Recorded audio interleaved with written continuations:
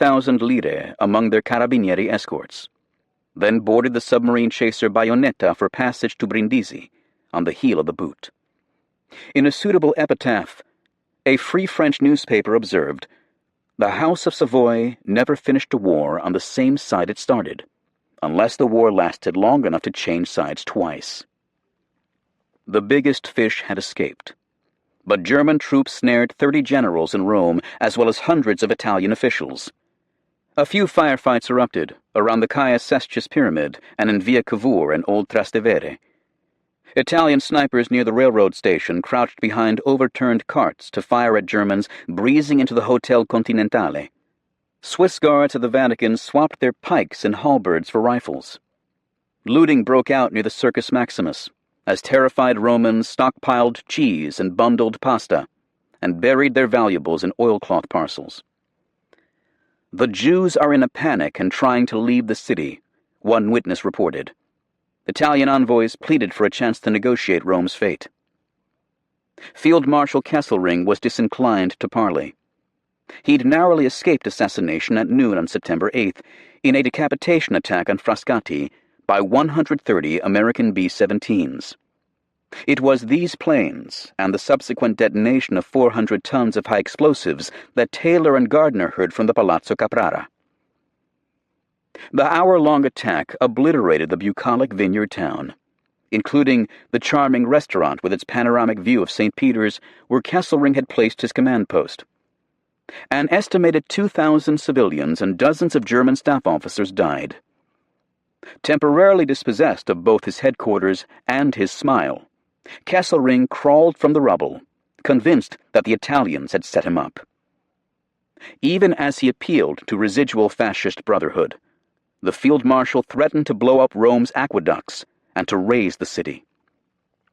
Among those trying to protect the capital, General Carboni mounted a brief, hapless defense.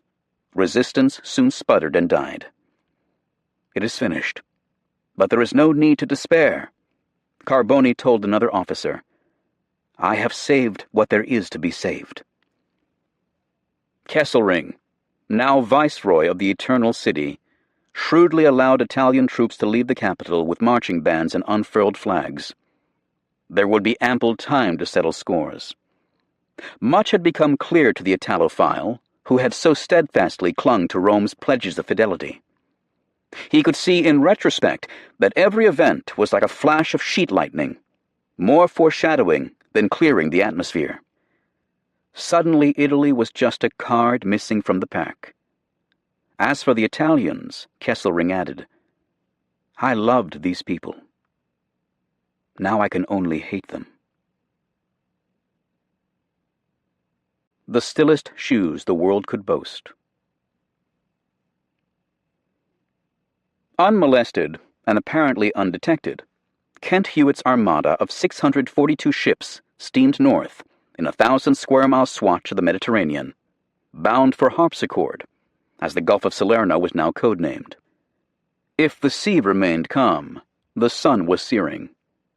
Little ventilation penetrated the packed troop holds, and few were as lucky as those aboard the converted Polish liner Sobieski, which had a swimming pool.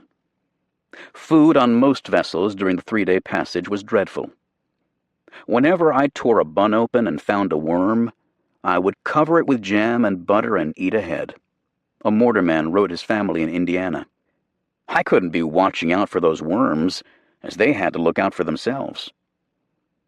Troops in the 3 assault divisions, 2 British and 1 American, packed and repacked their kit, stuffing a week's supply of salt tablets and atabrine pills in knotted condoms before scribbling just-in-case letters to be left with their battalion chaplains.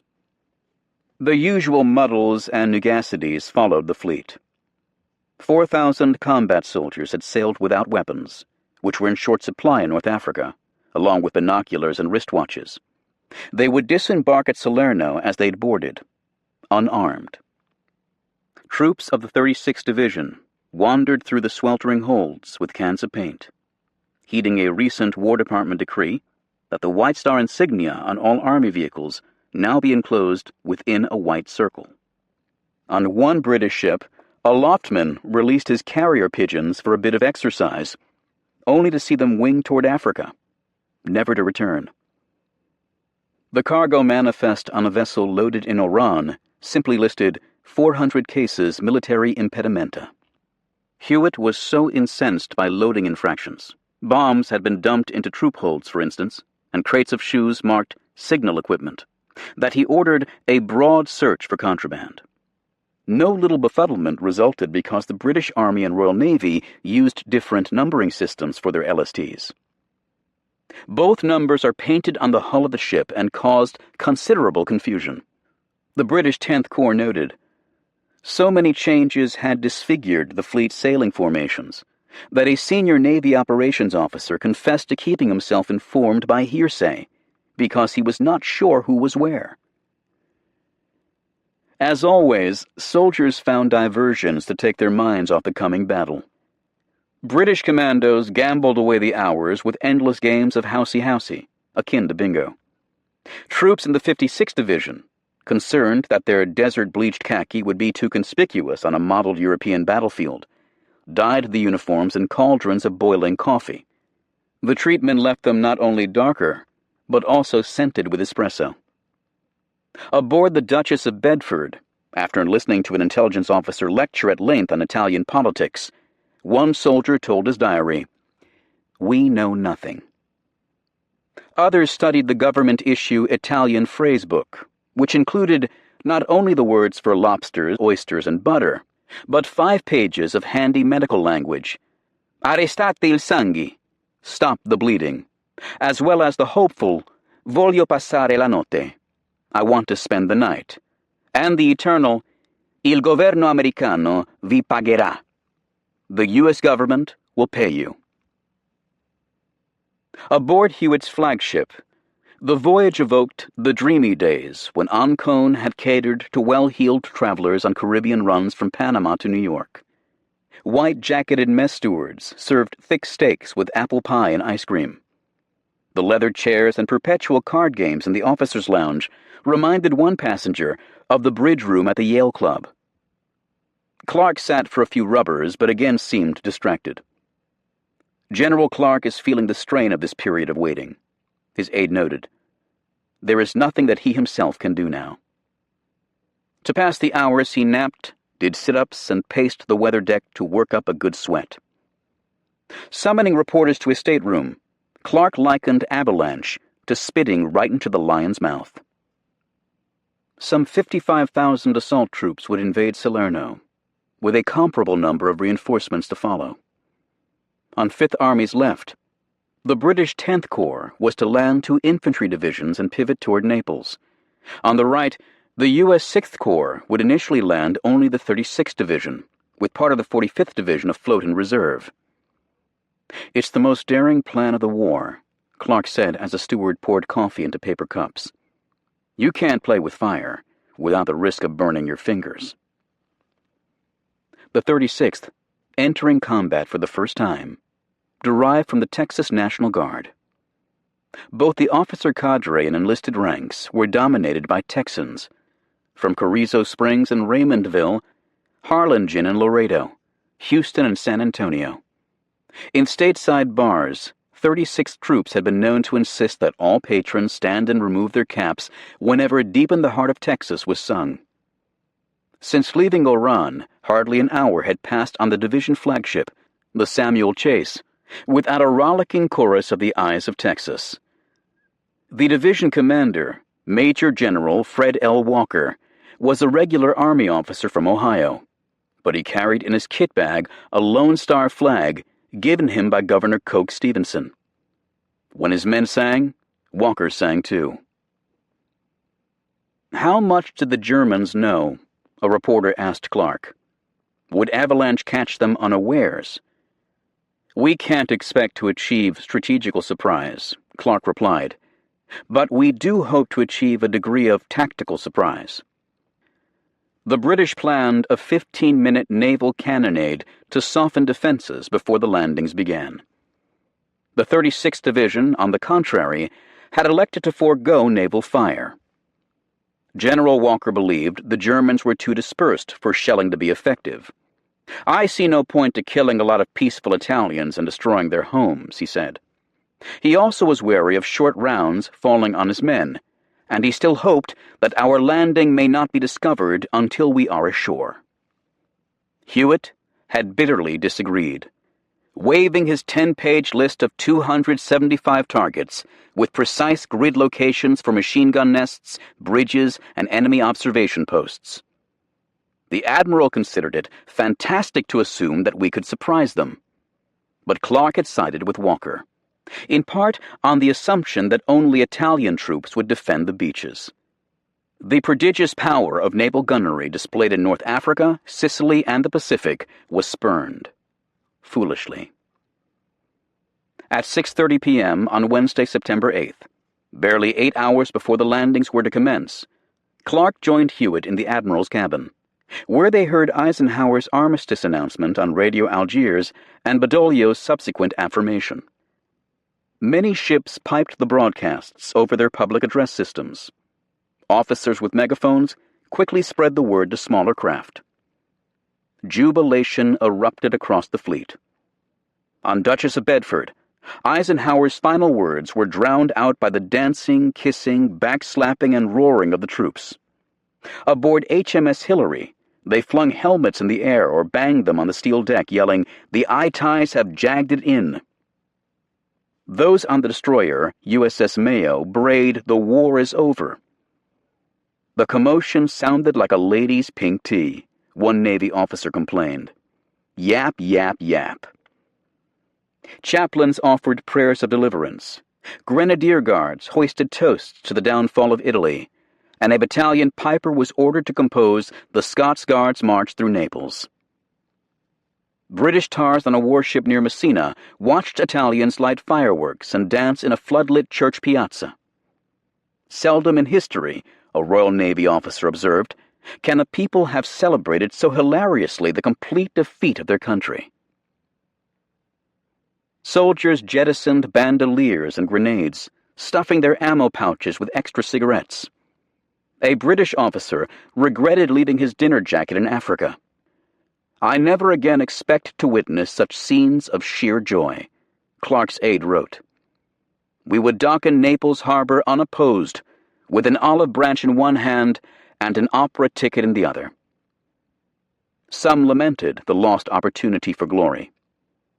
A 36th Division artilleryman wrote his father, "Our chance to prove ourselves had vanished." Hewitt noted with alarm that Fifth Army's keen fighting edge had been dulled.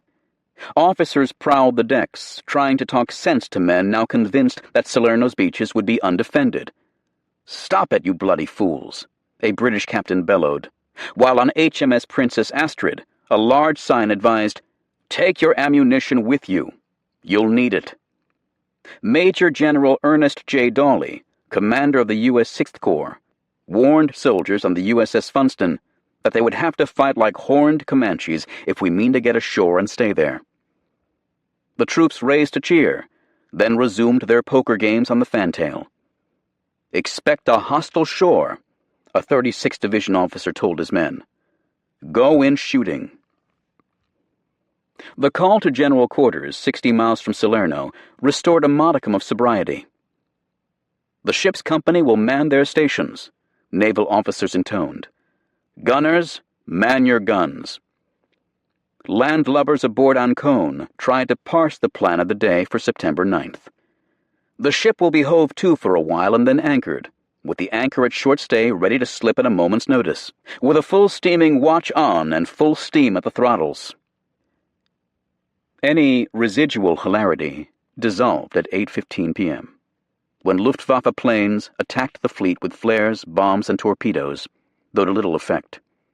As men blackened their hands and faces with burnt cork, a sergeant in the 143rd Infantry observed, "Imagination makes cowards of us all." John Steinbeck studied the pearly mists rising from the Mediterranean. "Each man, in this last night in the moonlight, looks strangely at the others and sees death there," he wrote. Just before 10 p.m., on the approach to Harpsichord, lookouts spied blue signal lights from the beacon submarine Shakespeare and the destroyer coal. "Do you think we've been spotted by the enemy?" someone asked Hewitt on the Ancon's flag bridge.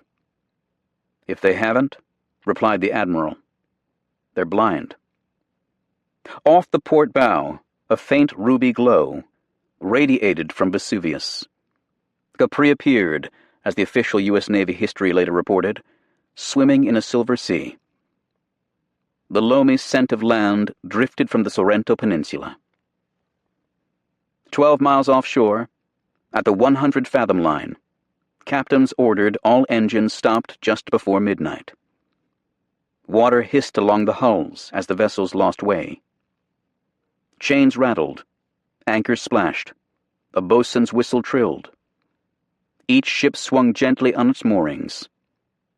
The night was bright and balmy, with barely a whisper of wind.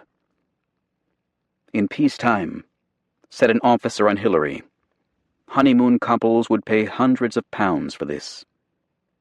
An eruption of tracer fire on the distant shore reminded Sergeant Newton H. Fulbright of a red beaded curtain rising in a theater. Someone murmured, "I think they know we're here."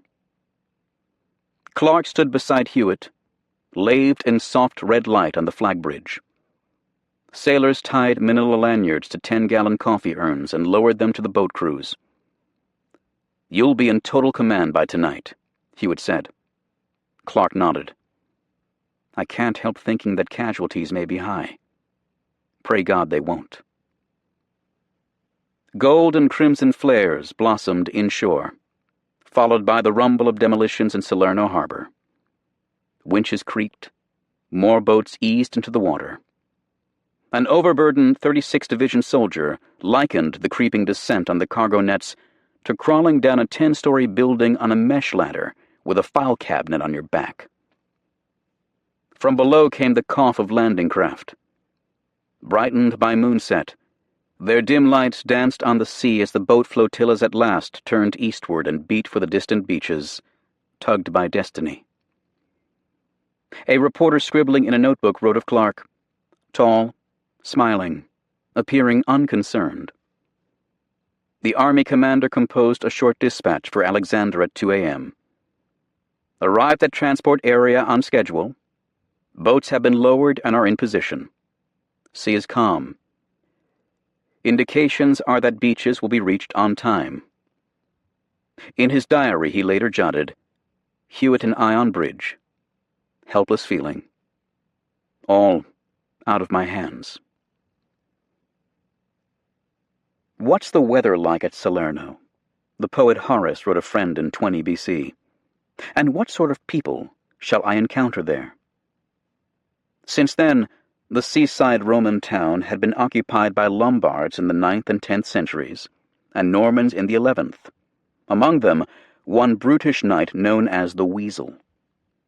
By the 12th century, Salerno's medical school was considered Europe's finest, lauded by Petrarch and St. Thomas Aquinas alike. Among the bones entombed in the local basilica were supposedly those of Matthew, the Roman tax collector turned apostle, who became the patron saint of bankers and bookies. The latter-day town had grown to 70,000 souls, with a handsome Corniche fronting the Corso Garibaldi and tunny boats bobbing in the harbor. War had already come to Salerno. Allied bombing raids sent terrorized women rushing through the streets, shrieking "Basta, basta, enough." Soon the vegetable market and the gelateria and the tunny boats were wrecked, and messages chalked on charred walls listed both the resident dead and new addresses for the survivors. Many had dragged their bedding into the hills, as their ancestors had a millennium earlier in flight from predatory Saracens and the Malaria. South of Salerno, the coastal plain was watered by the Selle and Calore rivers, which flowed parallel for 7 miles before converging 4 miles from the sea. Tobacco, olives, and teardrop tomatoes grew in the fecund lowlands. But the most singular feature lay on the southern lip of the plain, at Paestum, a 6th century BC Greek colony, famed in antiquity for its roses and violets, and still the grandest complex of Doric temples outside Athens. It was precisely here that the U.S. 36th Division planned to come ashore, while the British 10th Corps, comprising the 46th and 56th Divisions, landed 12 miles north, between the Selles Mouth and Salerno town. Darby's Rangers and British commandos would also fall on the Sorrento Peninsula, seizing the mountain passes from Naples. What sort of people shall I encounter there? On the morning of September 9th, 1943, certainly many Germans. Neither Kesselring nor his lieutenants believed that Montgomery's landing in Calabria a week earlier presaged an Anglo-American march up the entire length of Italy. In recent days, Salerno had seemed an increasingly likely place for the Allies to force open a back door to Naples and Rome. German reconnaissance on September 6th detected assembling British aircraft carriers, and a German naval analysis warned that a strike in the direction of the Gulf of Salerno is not precluded. Another convoy was spotted north of Palermo a day later. A mid-afternoon alert on September 8th cited a large naval force of more than 100 ships approaching the southwest coast. Following the capitulation announcement 3 hours later, Kesselring displayed the agility so characteristic of his generalship. With Hitler's authorization at 8 p.m., he invoked Operation Achse, a secret contingency plan drafted in August to disarm Italian forces and take over key fortifications. Confirmation that the Allied armada was closing on Salerno restored Kesselring's smile. At least he wouldn't have to fight an invasion force near Rome while also subduing the capital. The invaders must be completely annihilated, and in addition, thrown into the sea, he declared. The British and Americans must realize that they are hopelessly lost against the concentrated German might. That German might took the form of 10th Army, created in mid-August and reinforced with retreating units from Sicily. Army command fell to a veteran of France, Yugoslavia, and Russia. General Heinrich von Wiedinghoff, a capable Prussian infantryman with baggy eyes, graying temples, and a little Hitler mustache. Some 135,000 German troops now occupied southern Italy, and Kesselring channeled his resentment at Italy's betrayal. He called it a spiritual burden for me, into demands for swift vengeance. No mercy must be shown the traitors, he cabled Wiedinghoff. Long live the Führer. As Allied soldiers danced on the decks of their ships Wednesday evening, Wehrmacht troops burst through the oak door of the office belonging to General Don Ferrante Gonzaga, commander of the Italian Coastal Division at Salerno. "Hand me your pistol, General," a German major demanded. Gonzaga stepped back from his desk, fumbling with the Beretta in his holster. "A Gonzaga never surrenders," he shouted. "Viva Italia!" A burst of Schmeisser fire to the head and chest cut him down. He died as a great soldier, the major observed.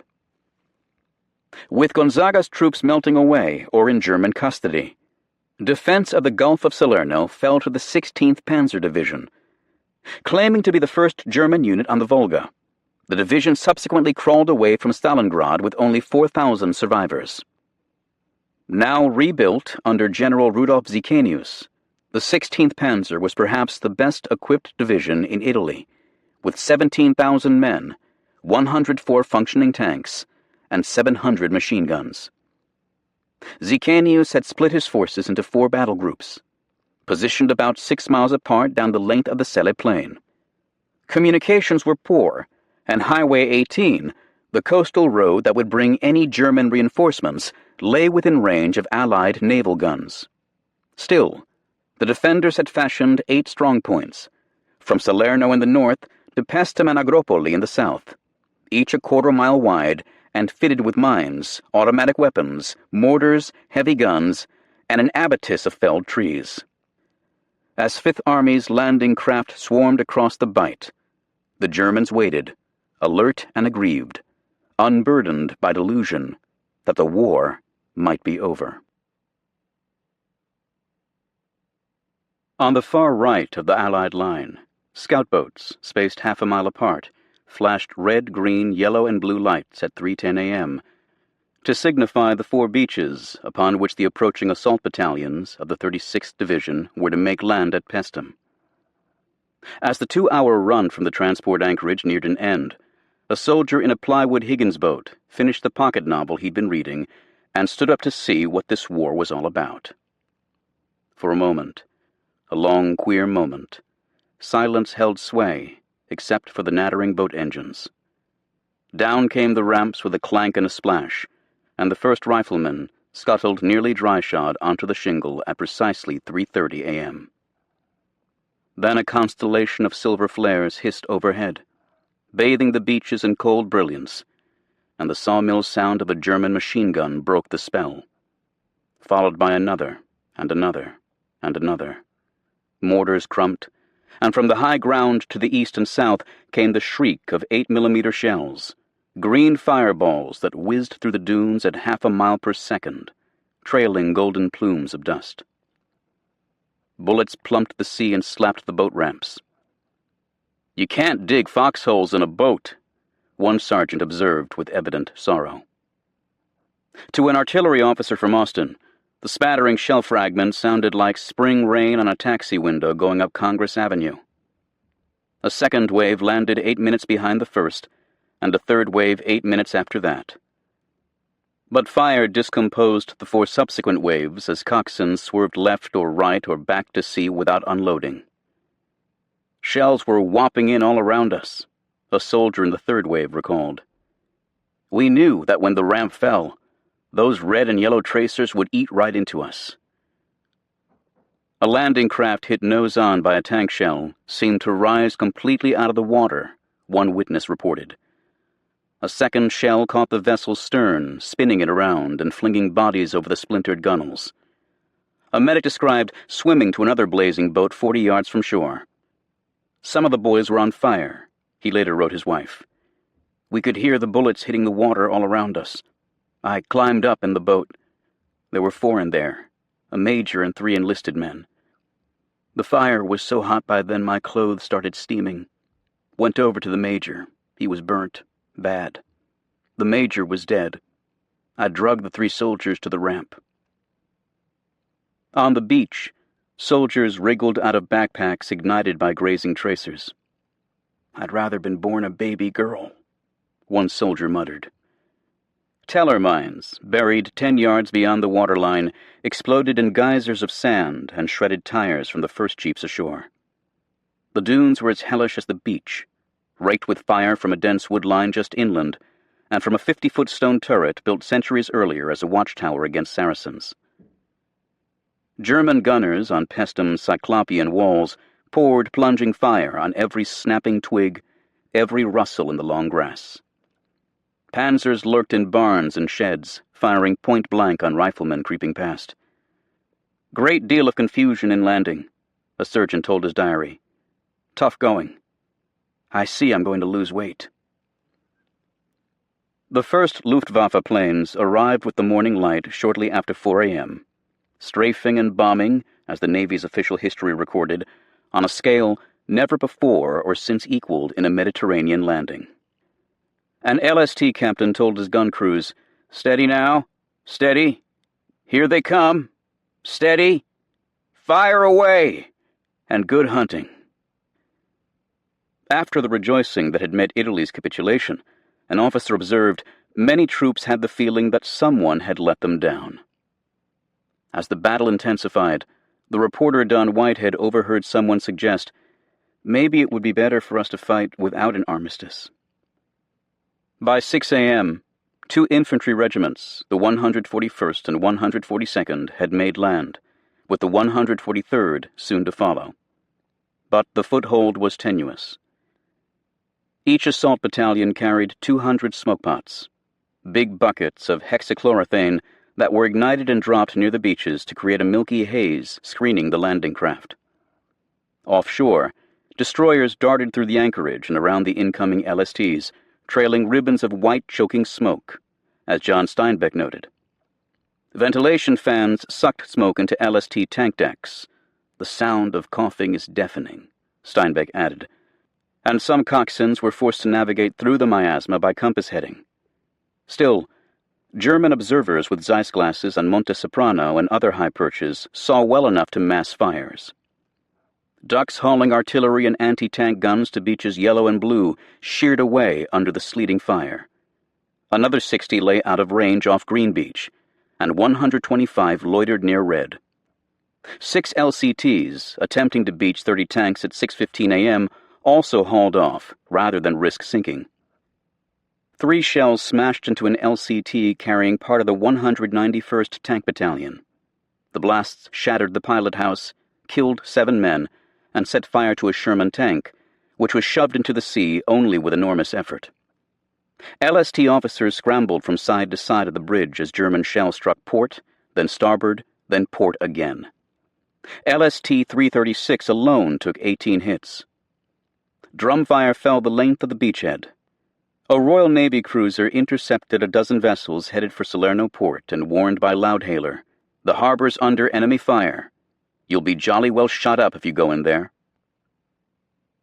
Avalanche planners had hoped the assault vanguard would be 4,000 yards inland by daylight, to secure the beaches from mortar and machine gun fire, and far enough by dusk on D-Day to exterminate German artillery still capable of ranging the waterline. Instead, by mid-morning the beachhead in a few spots hardly extended 400 yards. A bulldozer crew trying to scrape an exit from the beach was incinerated by an 88mm shell. They were completely black except for their teeth, which seemed whiter than living ones, a witness reported. On Blue Beach in the far south, a battalion was pinned to the dunes and would remain pinned for 20 hours. Hundreds of men burrowed into the laurel brakes and ice plant, filching ammunition from the dead.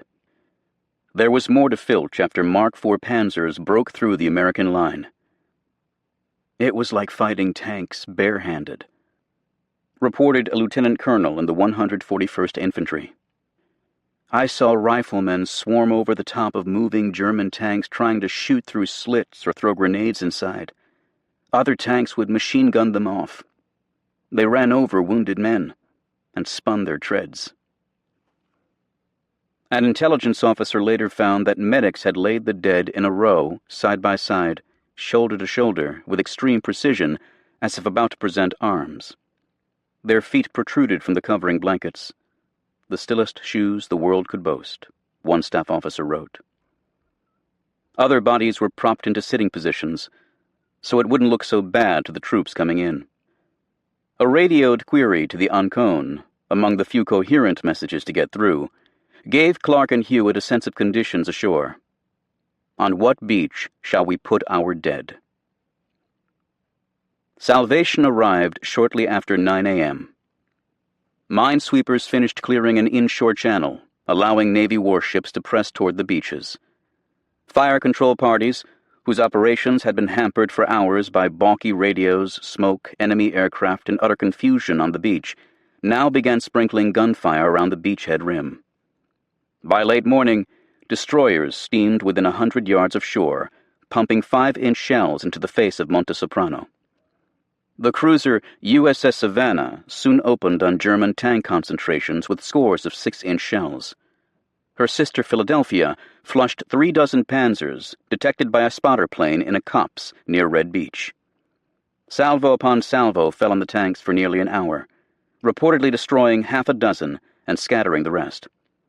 11,000 tons of naval shells would be fired at Salerno, almost comparable in heft to the bombardments of Iwo Jima and Okinawa later in the war, but no barrage was more timely than the D-Day shoot.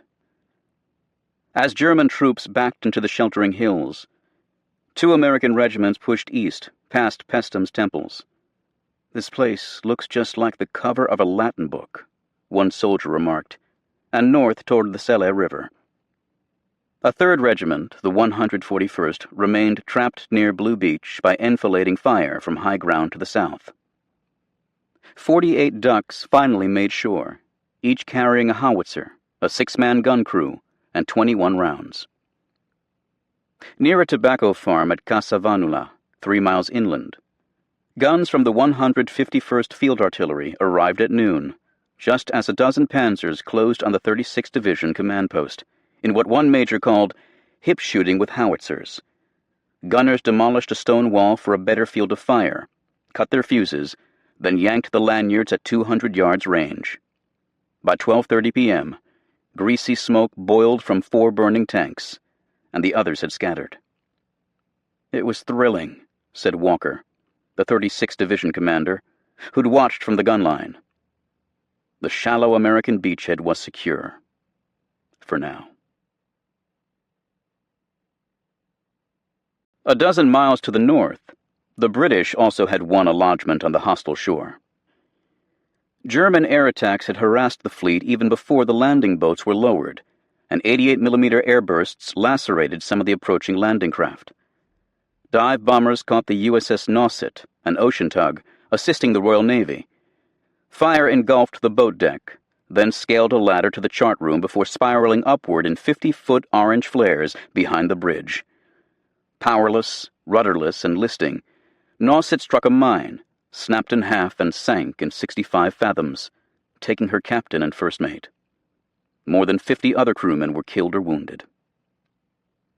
But the preliminary naval bombardment eschewed by the Americans helped clear beaches red, white, and green for the British. Hundreds of rockets flew from modified landing craft with a pyrotechnic swish, swish, swish that was quite terrifying even when expected. The 46th Division on the left and 56th Division on the right began wading ashore at 3:30 a.m. At the water's edge, a sailor escorting the Coldstream Guards stood waving a huge flag, urging, "This way to Naples, boys." Among the essential assault stores, first rolled from the landing craft ramps, was a piano, soon followed by crated chickens, geese, and turkeys, all lashed to jeep hoods, as well as a sow for the officers' mess. By the day's end, 10th Corps would land about a third of its strength, 23,000 soldiers, 80 tanks, and 325 guns, despite what one chronicler called unutterable confusion on some beaches as subsequent waves intermingled the two divisions. Besides the usual lost coxswains, confused soldiers, and fuming beachmasters, German gunfire soon intensified. LST-375 caught 9 88mm rounds with many near misses. LST-357 suffered 24 casualties. LST-365 collided inshore with LST-430, knocking her beam on to the beach. Enemy shells wounded 430's skipper in all 4 limbs, sprayed steel through the tank deck, set fire to an ammunition truck, and terrorized wounded soldiers as they hobbled aboard for evacuation from the shingle. Beyond the beaches, the invasion unfolded with heady initial promise. Tommies rushed 3 miles inland to seize Montecorvino airfield, the preeminent D-Day objective. Astonished Luftwaffe pilots pelted across the runway to their cockpits, only to be shot down by tanks and self-propelled guns that blew apart 36 parked planes. Yet, the field remained within easy range of German guns, a misfortune discovered by an unwitting American Air Force colonel, John G. Ayling, who landed in a B-25 with a cargo of radio equipment. The aircraft had hardly taxied to a stop when 88mm shells riddled the fuselage, killing Ayling and his pilot, burning the plane to the spars, and, as it transpired, ending Allied hopes of using Montecorvino for the next 11 days. For every heartening advance, the British front suffered a disheartening setback. The 5th Battalion of the Royal Hampshire Regiment had pushed 600 yards inland down a narrow lane hemmed in with high stone walls when a German counterattack caught 2 companies and the battalion headquarters like sheep in a slaughterhouse chute. 3 assault guns fired point blank as the Hampshires clawed at slick stones soon made slicker with blood. Grenadiers and half-tracks rumbled through the lane, crushing the living and the dead alike. A Hampshire radio operator was found with working headphones on his ears and his legs flattened to the thickness of a table leaf. 40 Hampshires died, and more than 300 others were wounded or led away to German cages. Past Montecorvino, Tommies in khaki drill hurried east toward the town of Battipaglia, soon known as Batty P, a squat, melancholy fascist showcase straddling the key intersection of highways 18 and 19, 5 miles inland. The 9th Battalion of Royal Fusiliers capered forward by tractor, dray horse, barrow, and bicycle. Crossing dikes and tobacco fields, they entered Batty P shortly after midnight on Friday, September 10th, exultant but isolated. German infiltrators in camouflage face paint soon crept through swales and irrigation ditches to flank the British salient. One wary guardsman detected a feeling of looseness, of porosity, where all should have been tightly sealed. As another hot, luminous Mediterranean day dawned on Friday, German counterattacks added panic to that loose feeling. Fusiliers scoured westward past the Lombardy poplars and oleander, warning of tiger tanks like bloody great battleships. Some flung away their weapons, yelling, "Back to the beaches, we're overrun." By Friday afternoon, a guards officer wrote, the small roads were full of frightened soldiers, many retiring pell-mell, regardless of officers. Short, violent scraps flared across the beachhead, gunfights rather than battles. Outside Battipaglia, at a 3-acre complex encircled with an 8-foot spiked fence, labeled Tabachificio on military maps, it was in fact a tomato canning plant. The 2nd Scots Guards made a valiant but bootless attempt to oust German squatters with grenade volleys and bursts of fire down darkened corridors. After reverses on the left flank, some grenadiers clung to an overloaded truck, shouting an alarm, "They're coming. They're through." They weren't coming, nor were they through.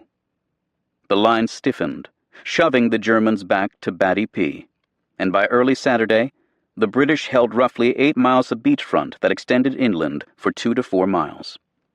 British commandos held a smaller, shallower adjacent plot at Salerno town, including the port. Every occupied inch was vulnerable to German guns. The demented choirs of wailing shells, as Wilfred Owen had written on a different battlefield. And those without shovels soon dug with their hands. As one artillery major observed, "We've got them just where they want us." Only on the extreme left of the Allied line could the invaders report unqualified success. Bill Darby's Rangers had captured the resort villages of Maiori, Minori, and Amalfi without opposition, then climbed a serpentine road through groves of thick-skinned lemons the size of a child's skull to seize the hogback crest of the Sorrento Peninsula. 5 hours after crossing the black sand beaches, Rangers held Chiunzi Pass, 6 miles inland and 4,000 feet up. If ever there was an artilleryman's dream, Darby later said, here it was. The wind-swept defile offered a panoramic view of Naples, Vesuvius's purple shoulders, and all German military traffic crawling south toward Salerno on Highway 18. "This is the place for fighting," said Robert Capa upon reaching Chiunzi. "It reminds me of Spain." Rangers nested like cliff swallows in the ridge face, then trimmed the chestnut branches for a better view and called for fire.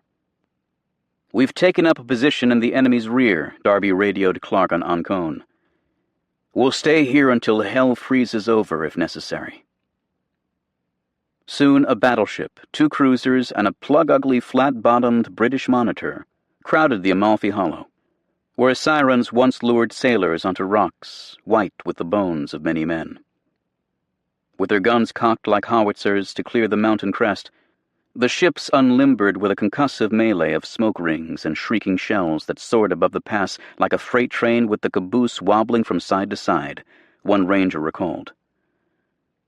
German infantry in long-billed caps furiously counterattacked Chiunzi, firing mortar barrages through holes chopped in farmhouse roofs below the pass and trying to flank the ranger pinnacles by scaling higher pinnacles.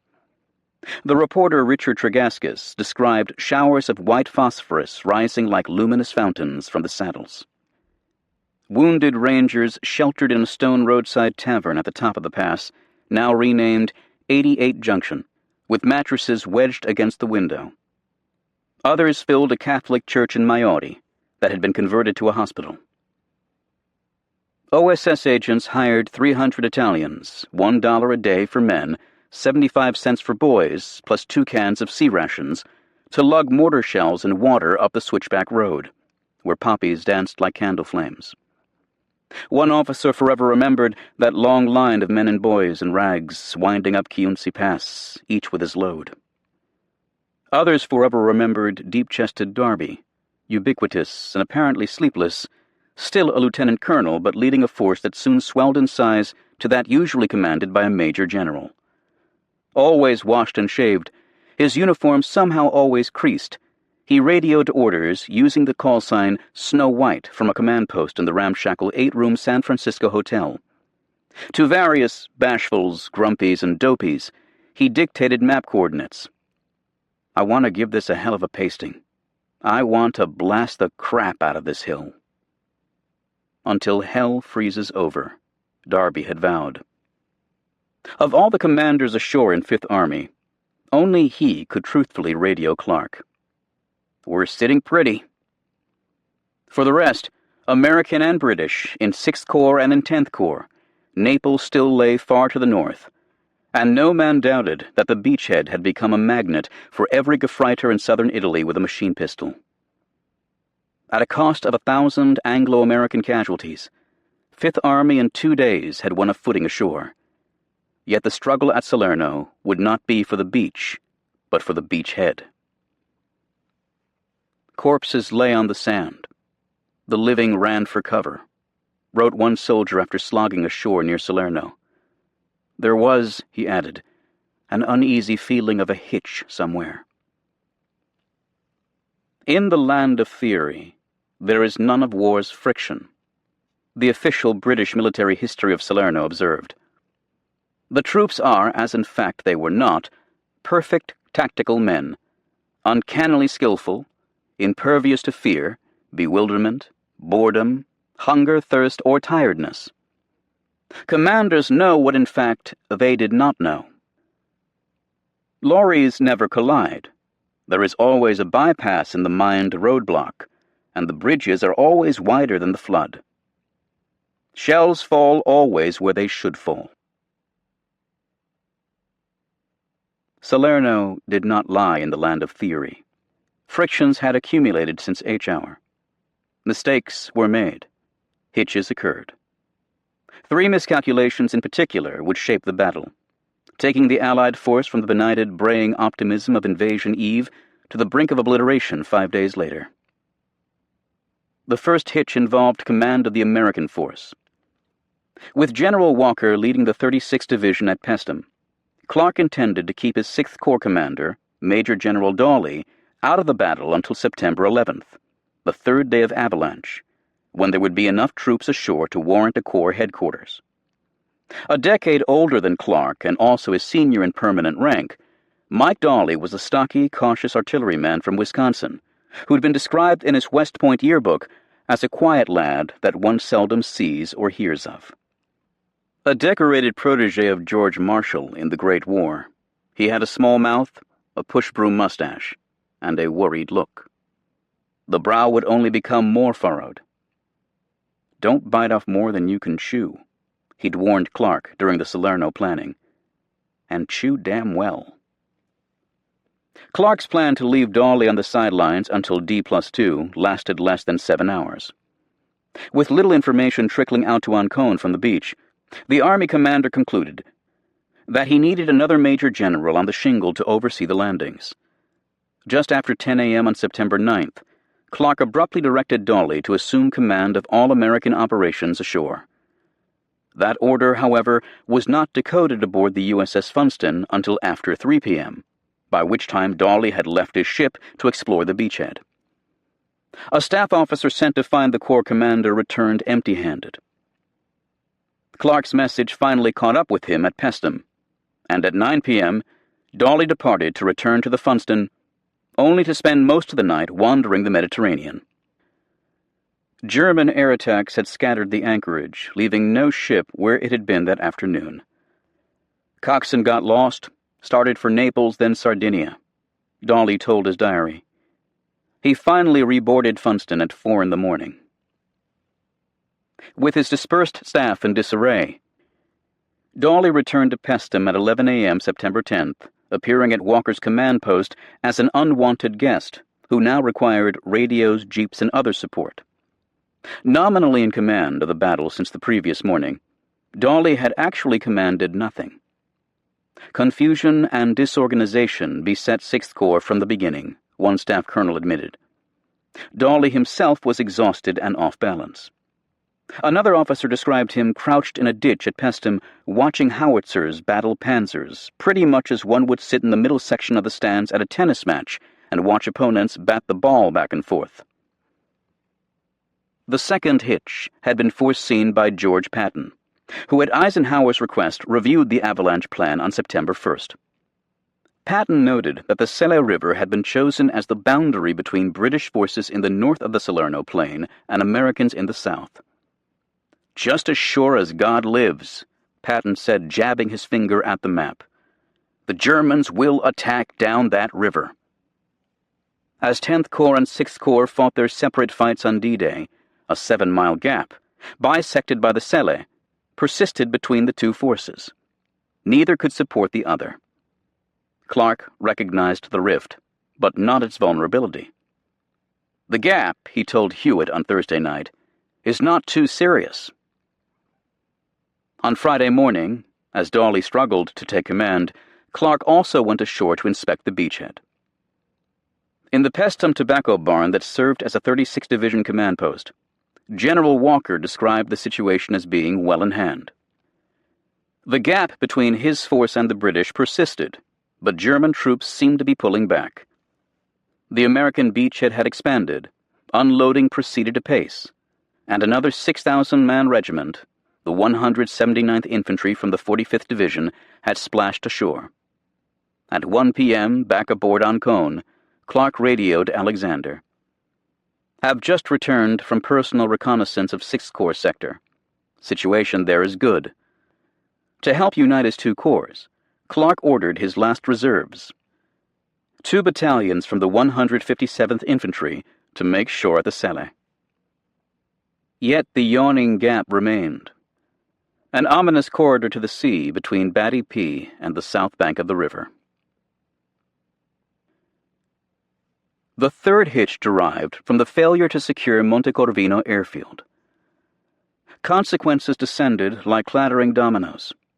Instead of having more than 20 Allied fighter squadrons ashore in short order, Fifth Army was forced to depend on aircraft from distant Sicily and on little escort carriers like HMS Battler and HMS Stalker, which had intended to withdraw on September 10th. Pilots grew fatigued, and the number of accidents soared. More than 40 carrier-based Seafires crashed, mostly during deck landings hampered by light winds, callow aviators, and flimsy undercarriages. The accident rate later improved after mechanics sawed 9 inches off each propeller blade, giving more clearance from the flight deck. When a naval officer told Ancon's crew over the public address system that the operation in the Bay of Salerno was going according to plan, a British pilot rescued at sea after bailing out heaved his shoe at the loudspeaker and barked, "Bloody nonsense." Using flashlights for illumination and the stars as reference points, aviation engineers worked nights to build 4 emergency strips at Pestham and elsewhere on the littoral. But even such heroic cow pasture engineering, filling ditches, felling trees, and chopping up rail fences for runway paving, produced only narrow, dusty, accident-plagued fields that were useless in wet weather. And although Allied air forces remained superior in quantity and quality, the Luftwaffe, which would fly 450 sorties against the beachhead on September 10th and 11th, now displayed a pugnacity unseen in Sicily. Hewitt reduced his anxiety to 4 words in a message from Ancon on Saturday. Air situation here critical. A death struggle had begun, between Allied forces trying to mass enough combat strength to burst free of the Salerno Plain, and German forces trying to mass enough strength to fling the invaders into the sea. "I feel that avalanche will be a matter of touch and go for the next few days," Eisenhower cabled the combined chiefs from Amilcar. "Our greatest asset now is confusion." That was a thin reed. With 5th Army's last reserves already committed, Alexander on September 10th urged 8th Army to make haste from Calabria. Montgomery cheerfully agreed to push on as soon as admin situation allows, while confiding to his diary that he intended to act carefully. Despite modest opposition, he issued no get-cracking orders, and on September 11th declared a 2-day rest for his 5th Division. The plodding march north resembled in one description a holiday picnic. On the other side of the hill, General Wiedinghoff had his own worries in the German 10th Army. 2/3 of 16th Panzer Division's tanks had been knocked out in the first day of combat, leaving less than 3 dozen still in the fight. German scouts wrapped their boots in rags to silence their footfalls, probed for seams in the Allied lines, but canals, stone walls, and those infernal naval guns hampered mobility. Allied bombers had pulverized most of the German airfields in southern Italy, and Kesselring's September 9th plea to divert 2 panzer divisions from Mantua in northern Italy to Salerno was denied by the Berlin High Command with profound consequences. Hitches plagued Wiedinghoff too. His 10th Army, only a few weeks old, had feeble quartermaster and signal units. Fuel worries persisted. A German tanker captain, fearing capture, had dumped his cargo into the sea. Supply officers underestimated the extra stocks needed to move in mountainous terrain, and Frascati had provided the wrong locations for fuel depots in Calabria. Still, reinforcements gathered in the shadowy glens east of Salerno, where confused villagers threw flowers at the passing panzers and shouted, "Viva English!" Wiedinghoff estimated that by Monday, September 13th, he would have 5 divisions ringing the beachhead, including Sicilian veterans like the Hermann Görings and 29th Panzer Grenadiers. Company by company, regiment by regiment, they clanked into position with the precision of a clenching fist. Within the Anglo-American beachhead, rumors flitted like small birds. That the British were in Naples, that the German garrison on Corsica had mutinied, that the Allies had landed in France, that Italian troops blocked the Brenner Pass, that the Germans were using poison gas. The savvy and the cynical soon credited only what their 5 senses confirmed. Few would dispute the 45th Division gunner who wrote in his diary, "From what we've seen, the surrender of Italy hasn't hindered the Germans too much." Fresh dead joined the older dead. Walker reported that in the 36th Division alone, 250 men had been killed in action by midday on September 10th. Burial details next to Dawley's headquarters quickly hit water, and the shallow grave became a regular feature at Pestum. Soldiers dug a trench 4 feet deep and 100 feet long, then straddled the trench line on planks to lower the dead with canvas straps. The first body didn't have a mark on him. All his bones were broken, and it was like lifting a bag of rags, recalled a 36th Division gravedigger. Soon dead men lay like railroad ties until the trench was filled and another trench was dug. Wooden wedges served as grave markers, with the apex hammered into the ground. Officers ordered a canvas screen erected around the Pestum cemetery to hide the forest of triangles growing there. They placed the graveyard, the latrines, and the kitchen all in the same area for the convenience of the flies. An Army engineer wrote, "Stretcher-bearers hurrying to the rear learned to walk off-step," John Steinbeck observed, "so that the burden will not be jounced too much." U.S. Army medical forms 52B, 52C, and 52D were tied to wounded soldiers with wire clasps.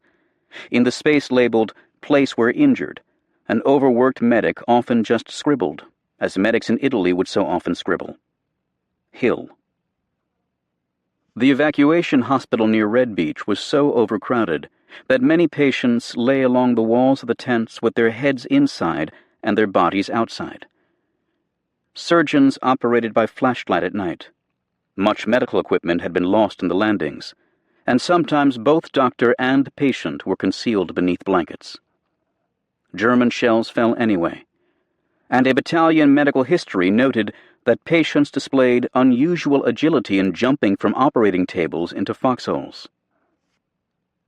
Not all. Richard Tregaskis watched a Catholic chaplain give extreme unction to a young soldier with a bullet in the throat.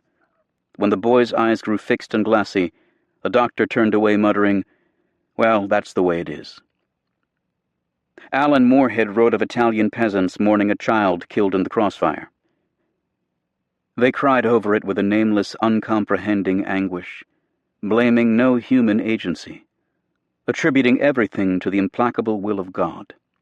This attunement to blind providence communicated itself to the soldiers.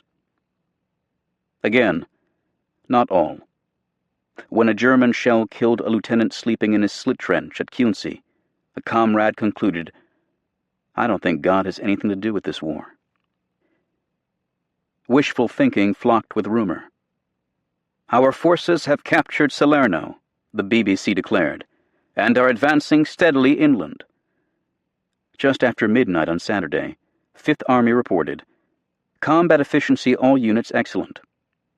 At 2 a.m., Clark radioed Alexander, "Am satisfied in both corps sectors." 5th Army was ready to march north toward Naples. As often occurred on even the fiercest battlefields, an odd lull briefly becalmed Salerno. "The worst is over," the 142nd Infantry commander told his Texans. "We are more than a match for all that can meet us." The moan of lost souls. As a gloriously warm and clear Saturday morning spread across the Gulf of Salerno on September 11th, Kent Hewitt harbored no illusions that the worst was over.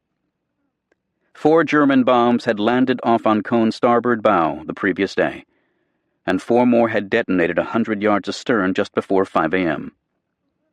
The ship's size and antennae made her conspicuous, like a sore thumb, Hewitt complained, and radio intercepts revealed that German pilots were specifically hunting the flagship. Trenchant scuttlebutt could be heard about whether General Clark ever intended to get off and get into the action by moving his headquarters permanently ashore, allowing Ancon to return to Algiers. 30 red alerts had sounded in 36 hours, and frequent hailstorms of spent anti-aircraft splinters forced sailors topside to flatten against the bulkheads.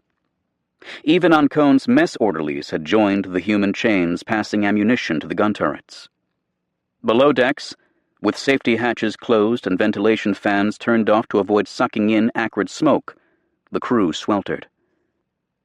At night, helmsmen tried to minimize the ship's silhouette by steering straight toward or away from the moon at 12 knots, slow enough to shrink her wake, but fast enough to complicate any U-boat captain's torpedo trigonometry. 3 days into Avalanche, Hewitt's cares had doubled and redoubled. The beaches were now so congested that fuel, food, and ammo lay heaped in the shallows, drawing enemy fire and impeding further unloading. Army and Navy officers argued bitterly over who outranked whom and which service bore responsibility for clearing the shingle. Drivers couldn't find their vehicles, surgeons their scalpels, mortarmen their mortars. Sailors playing cowboys and Indians aboard one of Ancon's barges had peppered floating crates, first with pistol fire, then with 20-millimeter slugs. The scouring action of LST and other landing craft propellers had created formidable new sandbars and runnels 150 yards offshore. Worst of all, Luftwaffe attacks had intensified almost hourly. Hewitt this morning had sent Admiral Cunningham an urgent plea for more air cover. Repeated alerts and shooting throughout the night rattled skippers and swabs alike. "All are jumpy and nervous and washed out now," one LCT commander told his diary. The cruiser Philadelphia reported that her crew was drinking a daily average of a gallon of coffee per man, and the ship's surgeon had begun distributing nerve pills. The demand for pills must have spiked at 9:35 a.m., when an enormous explosion 15 feet to starboard caused a very marked hogging, sagging, and whipping motion from Philadelphia's bow to her fantail. 9 minutes later, as Clark and Hewitt stood on Ancon's flag bridge, sorting through frantic reports of the mysterious blast, a slender 11-foot cylinder dropped from a Luftwaffe D-0217 bomber at 18,000 feet. Plummeting in a tight spiral and trailing smoke, the object resembled a stricken aircraft. In fact, as Hewitt soon surmised, It was a secret German weapon. A guided bomb with 4 stubby wings, an armor-piercing delayed fuse, and a 600-pound warhead. A radio receiver and movable fins permitted a German bomber pilot to steer with a joystick from his cockpit, tracking the falling bomb by the burning flare mounted on its tail. 4 years in development, the FX-1400, soon known as the Fritz X, or Smoky Joe, had first appeared in combat in late August, sinking a British sloop in the Bay of Biscay. On September 9th, 2 Fritz X's had sunk the Italian battleship Roma near Corsica as she sortied to join the British fleet at Malta. Allied intelligence would dispatch agents from Norway to Greece in an effort to capture one of the missiles, which an intelligence officer called the Holy Grail. For now, as Hewitt knew, the only defense against the Fritz X was to hope it missed, as the Philadelphia had been missed. Closing at 600 miles per hour with a terrific screeching noise, the bomb appeared to Clark to be aimed straight for Ancon. Instead, it swooped over the flagship toward a cruiser 500 yards to starboard. The USS Savannah had been lying to while awaiting the morning's shore bombardment assignment, but a red alert from Ancon caused her to ring for 20 knots and a hard left rudder. She had just leaned into her turn when calamity struck. It didn't fall like bombs do, an observer on Ancon later said. It came down like a shell. At a 20-degree angle from true vertical, the Fritz X hit just forward of Savannah's bridge, punching a 22-inch hole in the steel roof of turret number 3, and slicing through 3 more steel decks before detonating in the lower handling room, 36 feet down. No American vessel had ever before been struck by a guided missile, and no U.S. Navy warship in World War II would be struck by a larger bomb than the Fritz X that caught Savannah at 9:44 a.m. Another witness concluded that hit wasn't natural. A spurt of flame flared like a sulfur match from the turret. Quentin Reynolds on Ancon wrote, "The flame must have shot 80 feet into the air, and then, as it receded, men who'd been blown skyward fell with it, mingling with the flame and the orange smoke." Hewitt watched aghast as the explosion vented along the cruiser's port waterline. Savannah had been his flagship during North Atlantic convoy duty in 1941. The blast vaporized bulkheads, buckled decks, and shattered watertight doors, killing every sailor in turret number 3, and ripping a 30-foot hole in the ship's bottom. Flame licked through ventilation ducts, incinerating more men with flash burns. Poisonous gases rolled up powder hoists and piping. 8 magazines were wrecked, and a design flaw caused ducts from the magazines to vent on the 3rd deck rather than overboard, killing men in compartments that suffered little structural damage. 21 sailors died in a gunroom when visibility instantly dropped to 6 inches and toxic fumes overwhelmed them before they could escape through a rear hatch. Not least, gunpowder lay scattered 5 inches deep.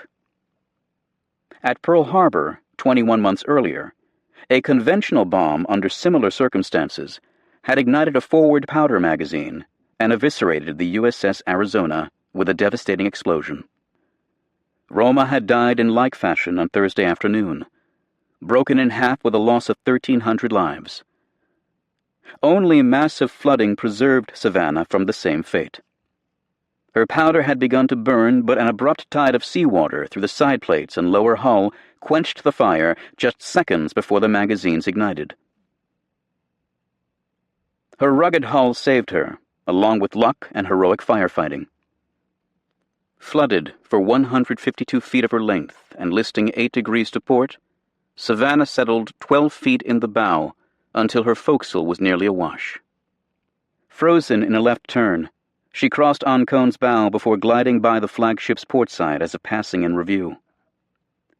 Detonating 6-inch shells and burning balsa rafts on the weather deck complicated the rescue efforts of men playing hoses down gun muzzles and through the violated roof of turret number 3. The Lucky died quickly, including one human torch who appeared on deck and leaped overboard. His body was never recovered. And a turret officer, naked and charred and entangled in phone wire, who passed within minutes. Others lingered for days. Among the unluckiest was boatswain's mate John M. Wilhelm, who had been transferred from his minesweeper to Savannah the previous day for treatment of a broken ankle. He died with 8 others in the sick bay and would be buried at sea. A deft shifting of fuel from bunker to bunker brought the cruiser to an even keel, and on Saturday evening, Savannah retired with a destroyer escort for Malta. Across the Salerno anchorage, sailors braced the rails, saluting. At Valletta, she would moor in Dockyard Creek, where rescuers hoisted bodies from the wrecked compartments below. Wrapped in sheets or olive-drab blankets, they covered the deck like toppled chess pieces. 4 men trapped in a radio room emerged alive after 60 hours, but 206 others had perished. Savannah's fight was finished, at least for a year, but at Salerno, the war continued. Hewitt desperately sought remedies against the glide bombs, pleading for more smoke generators from North Africa, and toying with electronic countermeasures by having sailors flip on their electric razors and other appliances during an attack. The experiment was said to improve morale without affecting the accuracy of the missiles. Fritz X attacks in coming days would also cripple the battleship HMS Warspite and the cruiser HMS Uganda, among 85 Allied vessels hit by German bombs at Salerno. In a few months, effective jamming transmitters would emerge from Navy research laboratories. But for the moment, every man afloat felt a dread vulnerability. To the relief of Ancone's crew on Sunday morning, September 12th, Mark Clark moved his Fifth Army headquarters from ship to beachhead. Clerks, drivers, and staff officers rowed a Royal Navy landing vessel to shore, where a witness described hundreds of soldiers streaming like ants to bring typewriters and filing cabinets up from the beach. Near Highway 18, in a pine grove southwest of the Sele Calore confluence, a conspicuous pink stucco palazzo with a lush garden was chosen for Clark's command post despite sporadic enemy artillery fire. The late summer landscape blended the pastoral and the war-torn. Blue grasshoppers whirred among rioting zinnias, and water buffalo grazed in the plashy fens near the carcasses of goats killed in the crossfire. Naval shells had splintered gum trees and cratered the meadows. But a cat dozed on the windowsill of an empty peasant house, where sweet peas and tomatoes and geraniums stretched toward the sun. Clark immediately drove south to General Dawley's tobacco barn headquarters, his long legs folded awkwardly into the jeep. Across his nose he knotted a bandana against the dust that soon powdered his uniform and whitened his eyebrows. At the Pestum Cemetery, corpses lay in windrows awaiting interment. Lots of dead piling up outside the wall and beginning to get ripe, Dawley's aide had noted in his diary on Saturday. Inside the 6th Corps command post, the rich fragrance of drying tobacco leaves and overhead flues masked the stink. Dawley tromped about in his cavalry boots, flicking a riding crop at the large mapboard covered with cabalistic red and blue symbols. 28,000 Americans were now ashore, with roughly twice that many British troops to the north. The Fifth Army beachhead stretched for 40 miles, at an average depth of 6 miles. Nowhere was it deeper than 11 miles, and near Battipaglia, the line had hardly advanced since the invasion began 4 days earlier. Montgomery's army still dawdled far to the south, and Clark could expect no significant reinforcements by sea until another infantry division and an armored division finished arriving in the 4th week of September. The American right flank seemed secure, but the center worried Clark. This morning, German grenadiers had infiltrated a battalion of the 142nd Infantry in the hilltop village of Altavilla, then cut the unit to ribbons. Driven from Altavilla and the terraced heights to the east, the battalion was reduced by 2/3 to 260 men. As described by a 36th Division soldier, Altavilla embodied another of those topographical truisms all too common in Italy, a height of some sort with the enemy looking down at us. The battalion commander was captured, and among the other casualties was his intelligence officer, a former Southern Methodist University football star named John F. Sprague, who'd played in the 1937 Rose Bowl. Bleeding from grenade fragments in his eyes and torso, Sprague told a comrade, "I'm a little hungry. Let's put on the pan and have some ham and eggs." Then, "I have a little headache. I wish I had an aspirin." With a flail of his arms and a final heave of his barrel chest, he died. Of still greater concern to Clark was the American left flank. The Celle corridor, codenamed Bryan, was even more vulnerable after the loss of Altavilla. As one officer noted, the Celle had become not just a river, but a tribulation. In the V-shaped bottoms where the Calore flowed into the Celle from the northeast, the 179th Infantry for the past day had fought desperately against panzers spilling from the dells below Eboli. One artillery battalion was reduced to 5 rounds, to be fired point-blank in the final emergency. And as riflemen fixed bayonets and formed a 360-degree perimeter, gunners made contingency plans to spike their tubes and flee through the brush. On a commanding rise just north of the Celle, a tank battalion had been ambushed by 16th Panzer Division troops this morning at the Tabacchificio Fiocche, a stronghold of 5 brick buildings with massive walls, red tile roofs, and small windows resembling gun ports. The tobacco factory would change hands several times through the afternoon, as tank rounds gnawed at the brick and machine gun bullets scythed the Celle rushes. After seesaw fighting, American troops occupied the Tabacchificio, digging in along the river and the dusty road to Eboli.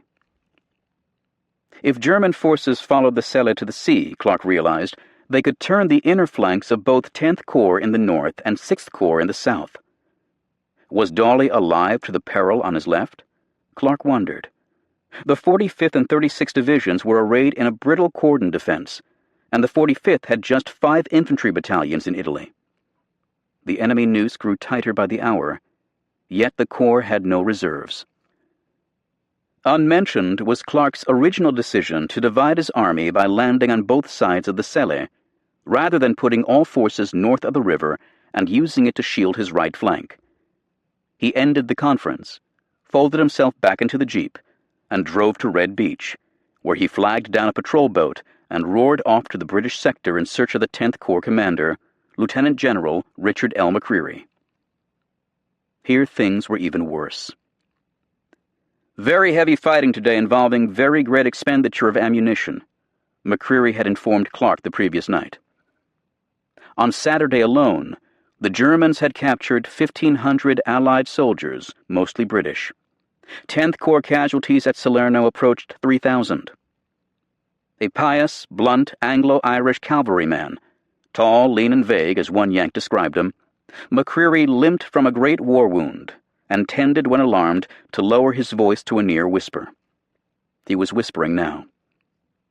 Hounded by panzers, the exhausted 56th Division was pulling back to a new line 2 miles west of Battipaglia, a town now pulverized and reeking of seared flesh. Grenadier and Coldstream Guardsmen were only 5,000 yards from the beaches. Some battalion officers had burned their secret documents and maps as a precaution against capture. "Shells whined swiftly over us like lost souls. Moan, moan, moan," they wept, wrote a young Coldstream officer named Michael Howard. The Scots Guards' official history later acknowledged a general feeling in the air of another Dunkirk. Shaken by the sight of the British war dead stacked in the dunes, Clark at dusk raced the failing light back to Paestum. His first order was to abandon the Pink Palazzo, now within earshot of panzer fire. The Army headquarters moved into a green calamity tent, hastily erected in a thicket just a stone's throw north of the 6th Corps barn. Under prodding, Dawley, who complained about my paucity of reserves, issued 6th Corps Field Officer No. 2 to shift his forces to the left. The 45th Division would sidestep north of the Celle, with 2 battalions on the far left of the American line stretching toward Batty P in an effort to seal the gap with the British. Walker's 36th Division now held everything south of the river on an exceptionally elongated 35-mile front. In his pencil-written diary, Dawley scribbled, "Situation bad." Grimy and dust-caked, Clark crawled into Al Grunther's small trailer for a few hours' sleep. Flares limned the horizon to the east, bleaching out the rising moon. Muzzle flashes twinkled along the ridgelines, and the nag of artillery rolled down the hills, echoing and re-echoing across the Sele tribulation. Situation unfavorable in 10th Corps, Clark warned Alexander before dropping off to sleep. It now appears I must await further build-up before resuming offensive. 2 hours after receiving Clark's message, Alexander scratched a note to Eisenhower on a blank sheet of white typing paper. The situation is not favorable, and everything must be done to help him. September 13th. Black Monday to those who outlived it, dawned so quiet that the crowing of a cock cut the ears. Mist drifted in the flats, wet and eerie. 8-foot tobacco fronds nodded on the morning airs. Somewhere a cow lowed, longing to be milked. All tranquility vanished at 6 a.m. 2 battalions from the 36th Division struck Altavilla through the peach and apple trees in a futile lunge for the high ground behind the town, especially a cactus-infested knob known as Hill 424. Ferocious German counterattacks with 20 tanks eventually drove the Americans down the terraced slopes, firing over their shoulders.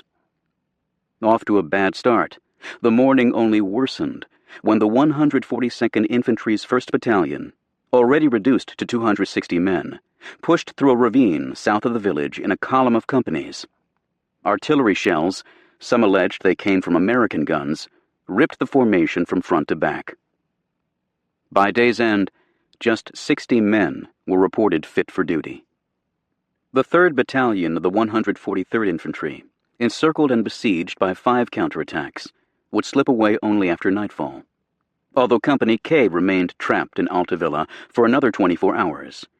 Fighting with desperate gallantry, 3 soldiers in the battalion earned Congressional Medals of Honor.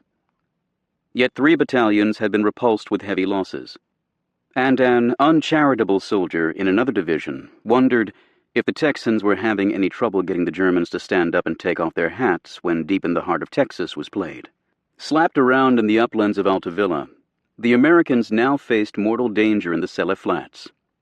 For only on Monday morning did General Wiedinghoff confirm that a rift ran through the center of Fifth Army.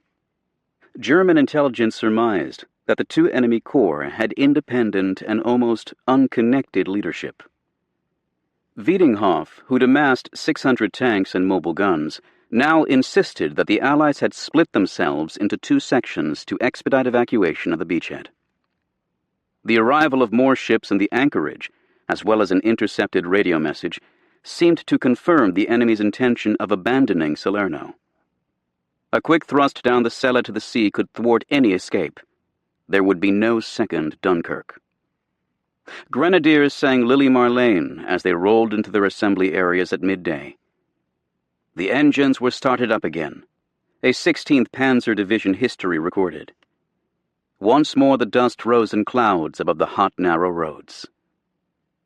Even in peacetime, the 5 stout warehouses of the Tabacchificio Fiocche offered scant shelter from the hard life of the Sele peasantry.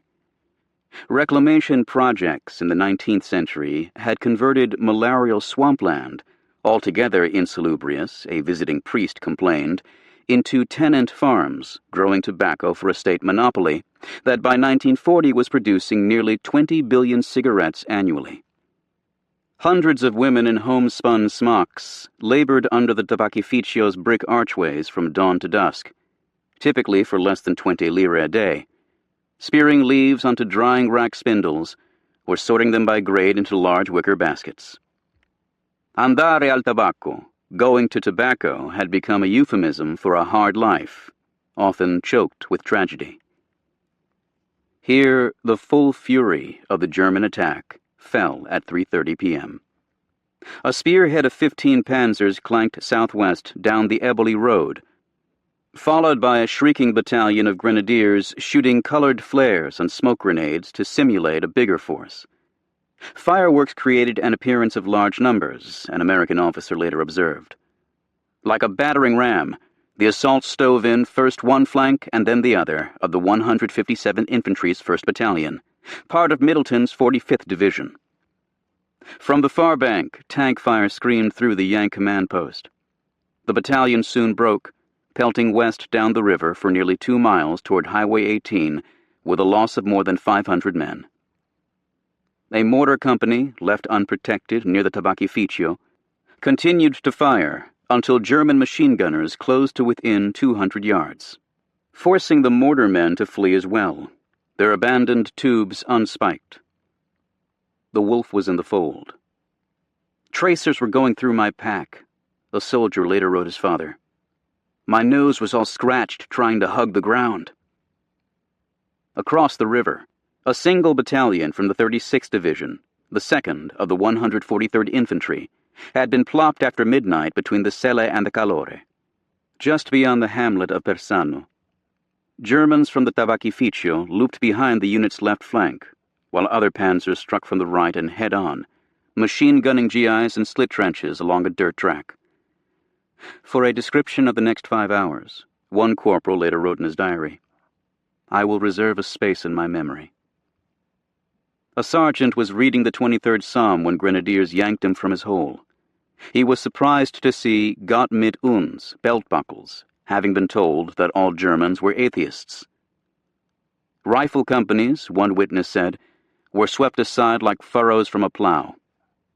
Of 842 men, 334 survived to fight another day.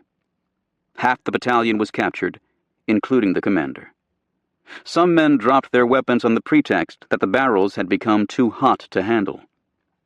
Poor coordination between the 45th and 36th Divisions resulted in gunners from one firing into the backs of soldiers from the other. All afternoon, panzers hunted GIs like game birds in the dense undergrowth. A major who escaped across the Calore summarized his report in 5 words. It was hell up there. And soon, back here. Situation worse. Enemy closing. Heavy tank and artillery action. A 179th Infantry War Diary recorded. Aid stations set up in haystack. The 191st Tank Battalion backed its Shermans into a semicircle to fire on 3 fronts. Quartermasters dumped ammunition in a hedgerow, and tank crews took turns scuttling back one by one to rearm. Dead men lay on a gravel bar in the Calore as if stunning themselves. A young major in the 179th Infantry told his men, Tonight you're not fighting for your country. You're fighting for your ass, because they're behind us. Enemy on the run, the German vanguard reported. Only a charred, demolished bridge across the Calore, 5 miles from the beach, momentarily stalled Wiedinghoff's drive to Pestum and the sea. Deep drainage ditches kept German tanks and armored carriers from veering off the narrow dirt road. Panzer commanders milled at the burned bridge, studying their maps. Then, on the southwest bank of the Calore, hard by the junction with the Sele, 2 field artillery battalions from the 45th Division, the 158th and the 189th, shouldered 24 guns into the brambles, and at 6:30 p.m., let fly volley after stabbing volley point-blank across the muddy stream. Drivers, bandsmen, and cooks crawled along the bank, and the crackle of rifle fire soon punctuated the roar of 105mm howitzers and the pumph of white phosphorus mortar shells springing from their tubes.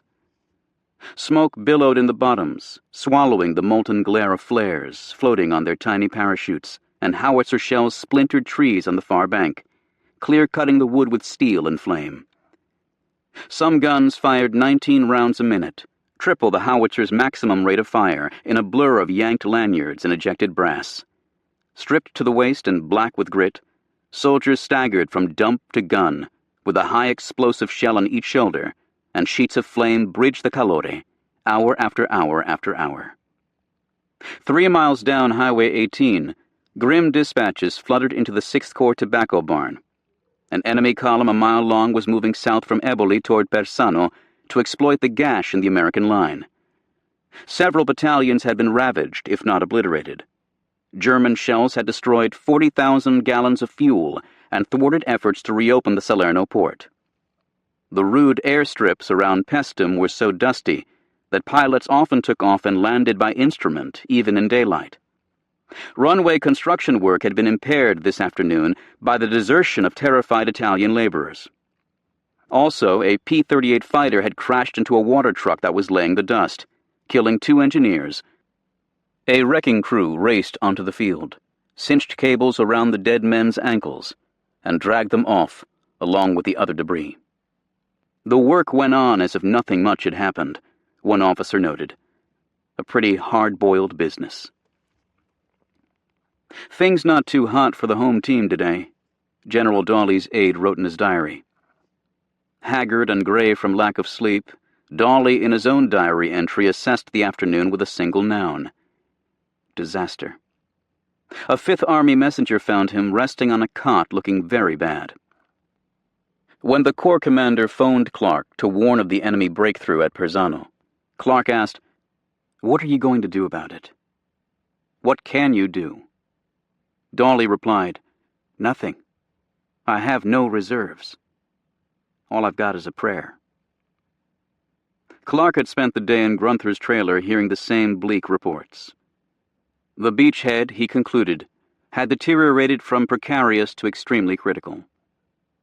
Not until this morning had Alexander issued an unambiguous hurry-up order to 8th Army, but Montgomery remained more than 60 miles away, despite annoying BBC broadcasts that portrayed him as heroically galloping to the rescue.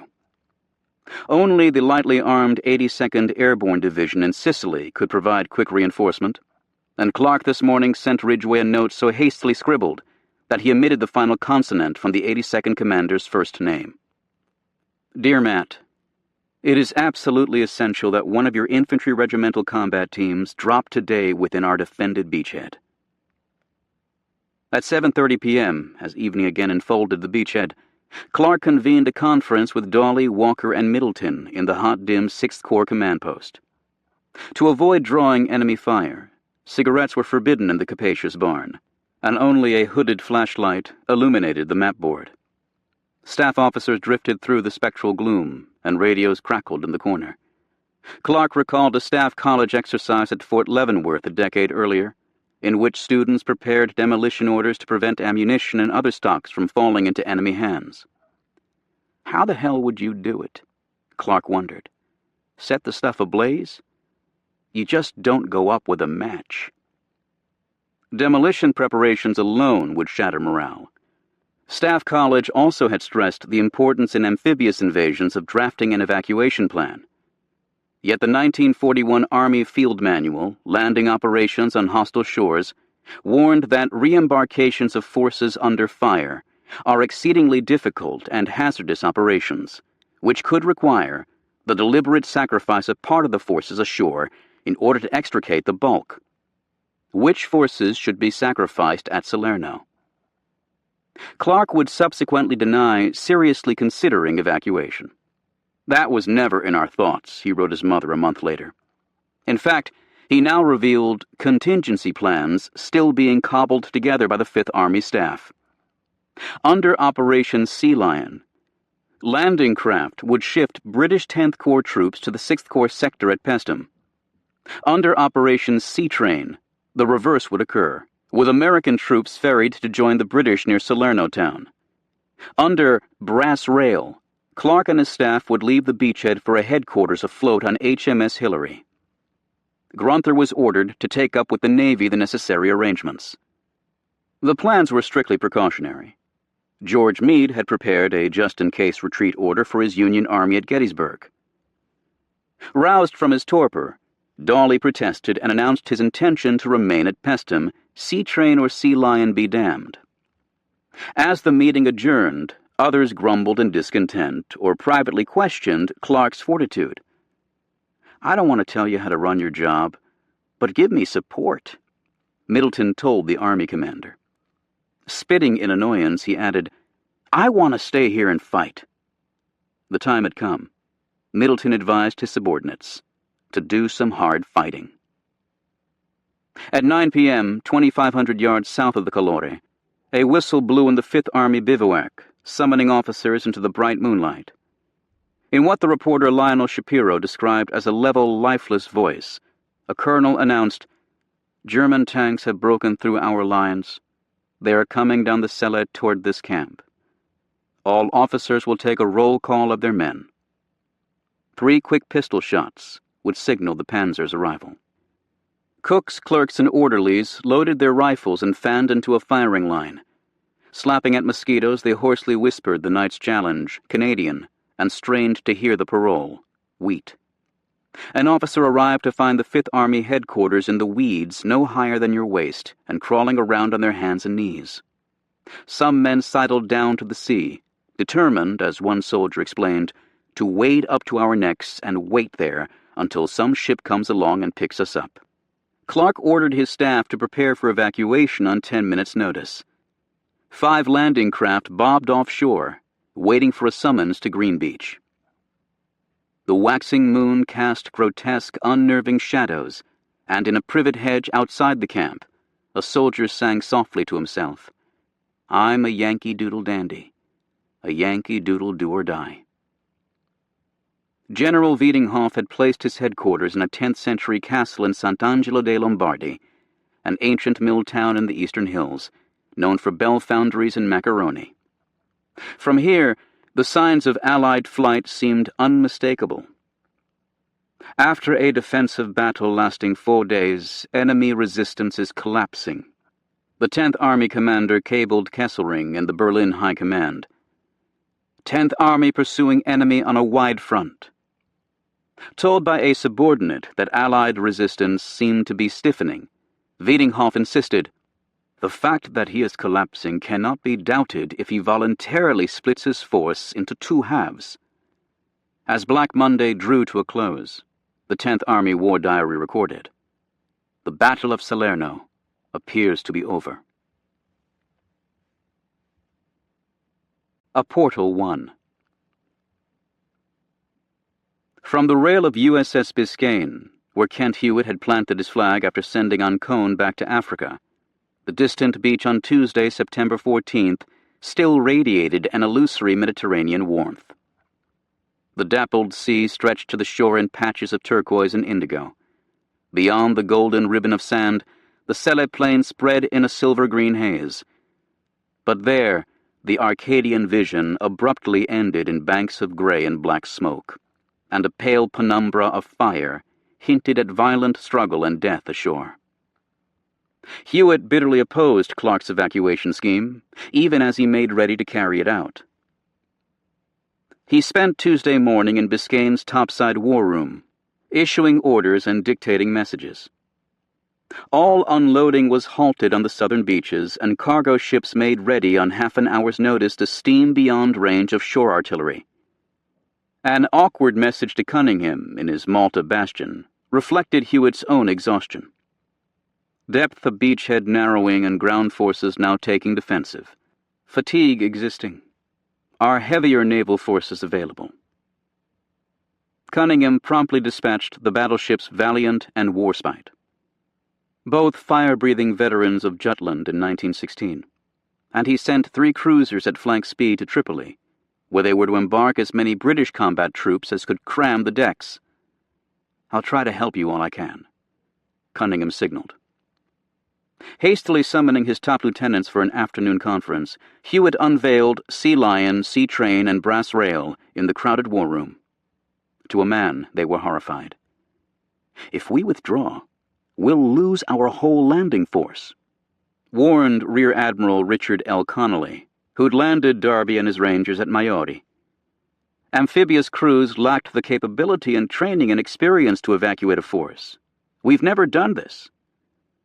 The additional tonnage added to landing craft in the shallows would cause them to settle lower in the water, and thus exceed the backing power of the vessel's engines.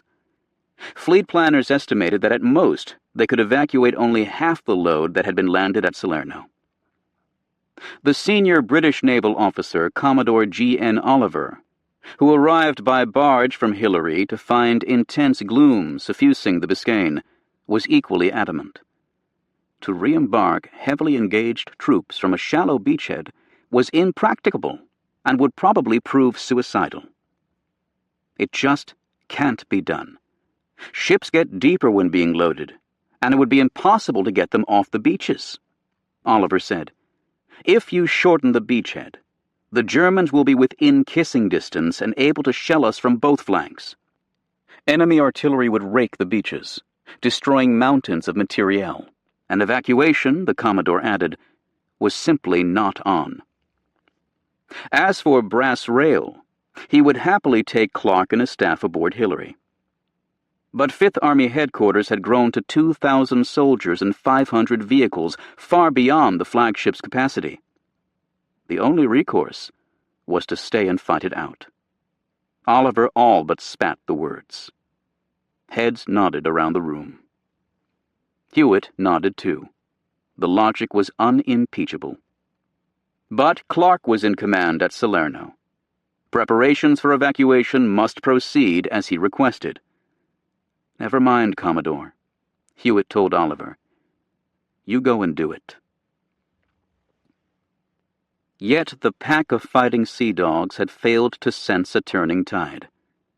Just as Fifth Army's plight had deteriorated from precarious to critical on Black Monday, now it ebbed back to simply precarious. The plucky stand at the burned bridge had checked German momentum. Then, just before midnight, a fleet of C-47s had appeared overhead, and an enormous letter T, with legs half a mile long, fashioned from pails of gasoline-soaked sand, abruptly burst into flame to mark the beachfront drop zone. Like a cloud of monster snowflakes, as one witness reported, the 82nd Airborne's 504th Infantry sifted into the beachhead, on time, on target, and without a single instance of the friendly fire that had decimated the regiment in Sicily 2 months earlier. 1,300 lightly armed paratroopers would hardly reverse Fifth Army's fortunes, but the boost to morale was incalculable. From their slit trenches and fluvial thickets, soldiers cheered themselves hoarse as they watched the snowflakes descend. "Men, it's open season on Krautheads," the 504th Commander roared as the soldiers headed for the corrugated uplands. "You know what to do." Perhaps to compensate for any faint-hearted behavior on Monday evening, Clark on Tuesday was conspicuously daring, demonstrating the physical courage that in fact would characterize his generalship. Exposing himself to fire below the Calore, he helped position his battered battalions to suture the seam between 6th Corps and 10th Corps. A German lunge south of Itabacificio Fiocche at 8 a.m. was met with a hot volley of flanking fire that left 7 panzers burning in the mist. Early in the afternoon, 45th Division troops threw back 2 more attacks, and by late in the day, 24 German tanks had been destroyed. In one case, an intelligence officer told his diary, the trapped crew had been broiled in such a way that a puddle of fat had spread from under the tank. South of the Selle, the 36th Division shortened its line along La Cosa Creek, scattering mines and unspooling barbed wire from the Calore to Monte Soprano, and halting the German drive through Altavilla. To the north, the British still fought furiously from Vietri to Battipaglia, but McCreary showed studied nonchalance in his signal to Clark at 5 p.m. on Tuesday. Nothing of interest to report during daylight. Wiedinghoff was loath to accept that he hadn't driven the Allies back to their ships. Yet, frictions had accumulated in 10th Army. A corps commander had been injured in a plane crash. Many German troops suffered from heat exhaustion, and Allied artillery was profligate. U.S. gunners alone fired 10,000 shells on Tuesday, and howitzers sniped at individual German soldiers. Berlin's refusal to release the 2 tank divisions from Mantua had also hurt the cause in Salerno.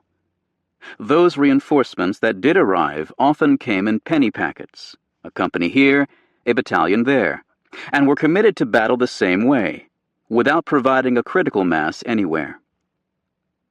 Attacking downhill brought certain pleasures, but also exposed the attackers to blistering fire that unhinged German formations. No fire blistered more than naval shelling, for which there was no antidote except to flee the literal. The heavy naval artillery barrages were especially unpleasant, a Hermann Göring division commander confessed. Hewitt ordered every boat with a gun barrel into the fight, led by the big warships dubbed the Murderous Queens. Steaming off the Selle's mouth, Philadelphia, from 9 p.m. Monday until 4 a.m. Tuesday, fired nearly 1,000 6-inch shells at roads, intersections, and German troop concentrations, then yielded to the equally murderous USS Boise. Guns grew so hot that hydraulic rammers slowed, barrel paint blistered, and the canvas boots that kept seawater off the gun mounts charred. To clear their decks, sailors took fire axes to empty shell cases and heaved the splinters over the side.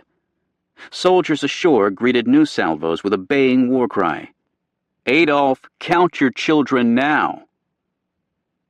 What naval shells missed, Air Force bombs hit. Several hundred bombers struck the Celle plain during daylight on Tuesday.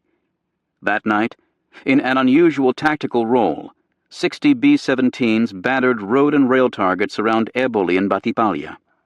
By late Wednesday, more than 1,000 heavy sorties had been flown at Salerno. Over the next 4 days, the heavies would drop 760 tons of high explosives per square mile, annihilating intersections, rail yards, and villages.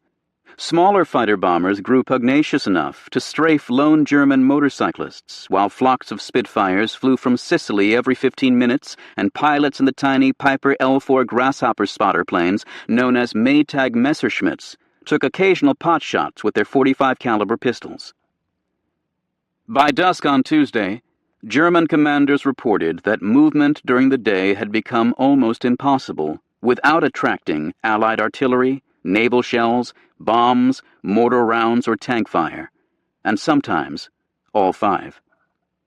Having seen such firepower in Tunisia and again in Sicily, Kesselring now doubted that 10th Army could mass enough combat strength to obliterate the beachhead. Still, the stakes made it worth one more try. Smiling Albert on Tuesday gave Wiedinghoff his marching orders. Make a final effort to throw 5th Army into the sea, but be prepared to march north, perhaps as far as Rome. The somber, if sketchy reports from Salerno had so incensed Winston Churchill that he threatened to set things right by flying to the beachhead personally. Instead, he sent his favorite Beau Sabreur, a man who'd reputedly built sandcastles under fire on Dunkirk Beach, and whose very name calmed tempests and stiffened spines. Harold Alexander, General Alex to buck privates and brigadiers alike, arrived in the roadstead aboard the destroyer Offa before dawn on Wednesday, September 15th, and clambered aboard the Biscayne to learn from Hewitt what all the fuss was about. "Quelle race," murmured a visiting French officer who watched Alexander at Salerno.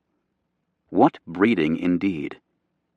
He was immaculate as always, with his bloused breeches, sleek mustache, and steep-peaked red-banded cap, worn with an upward tilt of the head that might be called supercilious if it were not so serene, John Gunther wrote. As always, he carried in his kit an Irish flag, which he intended to raise over Berlin. A talented draftsman, who'd been known to sketch a battlefield amid bursting shells, he evinced a calm, gentle, friendly presence whose influence, like an oil slick, spread outward, according to a fellow guardsman, the future military historian Michael Howard. He assumed that nothing ever went right in battle, and thus was rarely surprised by confusion or calamity. In Alexander's cosmology, chaos at Salerno reflected the natural order. Good chaps get killed and wounded, and it is a terrible thing, he once said of combat, though without great conviction. To him, war was simply homicide on a scale which transformed it into a crusade and an art, dignified by its difficulties and risks. Churchill adored Alexander, according to the Prime Minister's physician, because he redeemed what was brutal in war, touching the grim business lightly with his glove. In his hands, it was still a game for people of quality. No sooner had Hewitt laid out Clark's evacuation contingency than General Alex, in a rare flash of temper, cracked his bloused breeches with a swagger stick and stepped to the front of Biscayne's crowded war room. "Oh, no, we can't have anything like that," he said, bristling. "Never do, never do." All planning for Sea Train, Sea Lion, and Brass Rail would cease immediately, lest panic infect the ranks. Alexander looked about as if seeking sand to build a castle. "There will be no evacuation," he said. "Now we'll proceed from there." He and Hewitt found Clark awaiting them on the Pestham beach. Around a camp table in the Fifth Army headquarters thicket, an orderly served breakfast, while Philadelphia, back on the Sella station, unlimbered at targets near Persano, rattling coffee cups and shivering the tent canvas with concussion ghosts. Alexander and Clark vanished for a private conversation in the Army commander's little trailer. When they emerged, all evacuation schemes had been scrapped. Clark accepted the bucking up graciously, and managed to conceal his seething anger at Montgomery, who seemed impervious both to Alexander's exhortations and to the predicament of Fifth Army. This very day, the Eighth Army commander had sent a message both tactically and syntactically suspect, and with a misspelled salutation. "My dear Clark, it looks as if you may be having not too good a time, and I do hope that all will go well with you. We are on the way to lend a hand." In fact, Montgomery's 64,000 troops were still 50 miles from Pestham, patching demolished bridges and holding medal ceremonies. In nearly 2 weeks, only 85 German prisoners had been captured. The rearguard 26th Panzer Division was suffering just 10 combat casualties a day, and Montgomery's army on Monday reported a total of 62 British dead since arriving in Italy. Several squads of British reporters, chafing at the glacial pace set off by road for Salerno with their public relations escorts, flinging wild hand gestures and demanding of cheerful Calabrian peasants, "Dove Tedeschi? Oh, are the Allemans? Where the hell are the Germans?" This morning, the first jeep-load of hacks met American scouts south of Agropoli, having encountered nary an enemy soldier in 2 days. Not for another 36 hours would a British patrol make contact with the bridgehead, 35 miles south of Pestham, and no significant link-up would occur until September 19th. Clark, whose casualty list had swelled to nearly 7,000, swallowed his fury and replied to Montgomery, "It will be a pleasure to see you again at an early date. Here's situation well in hand." Of more immediate concern to Clark was General Dawley. "I would like you to go now and visit 6th Corps headquarters and look over Dawley," Clark told Alexander. "I'm worried about him." Shortly before 9 a.m., Alexander strolled into the big Corps barn where Dawley stood before his mapboard like a condemned man on the scaffold. After little rest in nearly a week, and no sleep at all for the past 48 hours, his voice cracked as he described, incoherently, both Corps dispositions and his future plans. Asked to pinpoint Walker's 36th Division, he gestured vaguely with a trembling hand to a much larger sector around the Gulf of Salerno than even the doughty Texans could occupy. "I do not want to interfere with your business," Alexander told Clark an hour later, "but I have some 10 years' experience in this game of sizing up commanders. I can tell you definitely that you have a broken reed on your hands, and I suggest you replace him immediately." "I know it, Alex," Clark replied. "I'm up there every day." He asked Alexander upon returning to North Africa to tell Eisenhower what he'd seen. With a hearty cheerio, Alexander sped off by patrol boat to the British sector, where McCreary had spread a checkered tablecloth on the beach with picnic platters of sandwiches and crackers.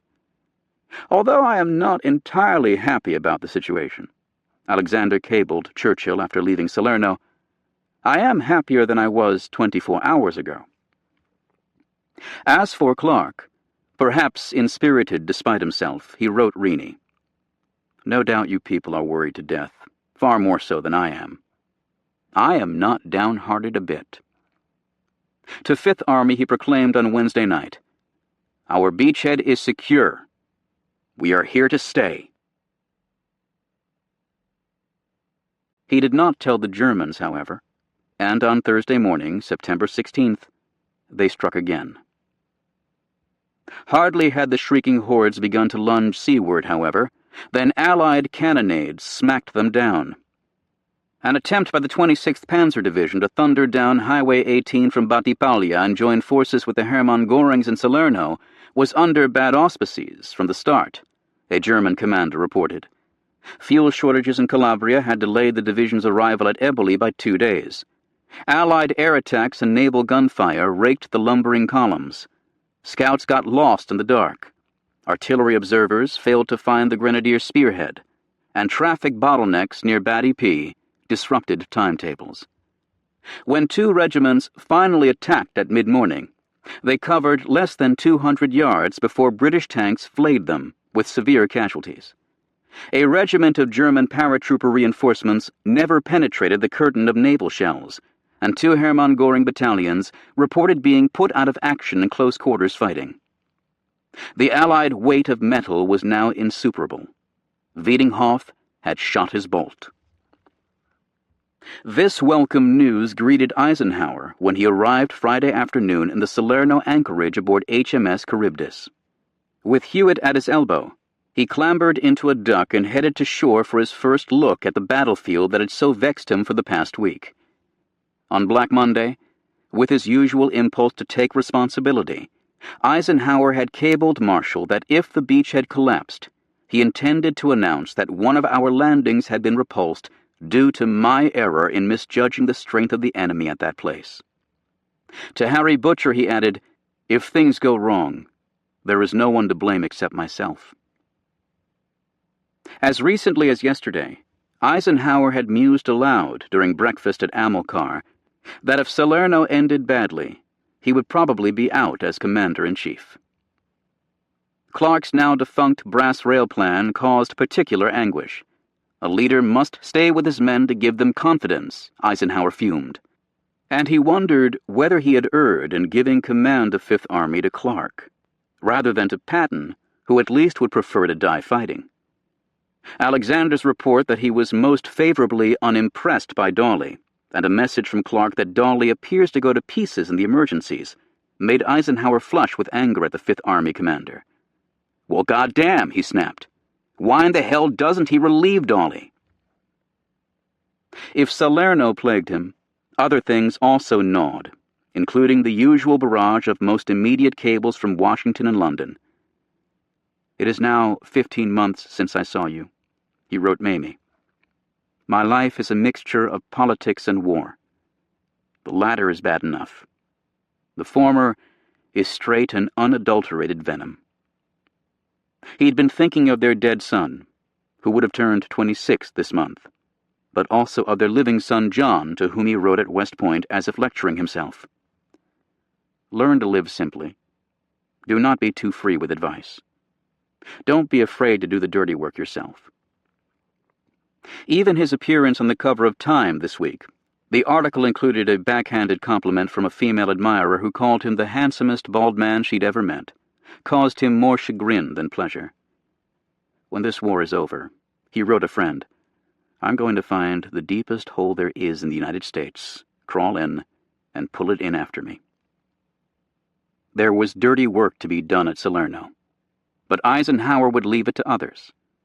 Though fretful, he kept his temper during a conference in the Sixth Corps tobacco barn. But after traveling by jeep to a farmhouse command post occupied by the 36th Division, he listened distractedly for a few minutes, then whirled on Dawley. "For God's sake, Mike," he said, "how did you manage to get your troops so fucked up?" Dawley sputtered in reply. "I'll back you up. Anything you do." Eisenhower privately told Clark, "I really think you better take him out of the picture." Later in the day, after Eisenhower had visited a gun battery and a field hospital, Dawley and Clark quarreled during a jeep ride back to Pestham, with Dawley deriding his younger superiors as Boy Scouts and boys in short pants. Clark expelled him from the jeep, then drove off in anger. The course was set. "I want you to go down and tell General Dawley that there will be an airplane in here for him at dawn. Clark subsequently told a staff officer. "Tell him to take it and go back to Algiers, and they'll give him transport back to the States." The messenger found Dolly napping on a cot under mosquito netting. "I know what you're going to say," the Corps commander said. "When do I leave?" He later added, with a shrug, "You can't fight City Hall." In his diary, Dolly described the day in a single misspelled word: relieved. After shaking hands with his staff, he left Italy forever, playing gin rummy on the long trip home, for which he was authorized a 55-pound baggage allowance and a $7 per diem. It was just as well, he later said. I couldn't work with Clark. He made decisions off the top of his head. Busted to his permanent rank of colonel, he would regain 1 star before the end of the war and eventually retire with both stars restored. "He's being promoted," Marshall ostensibly told a U.S. senator, as a reward for keeping his mouth shut.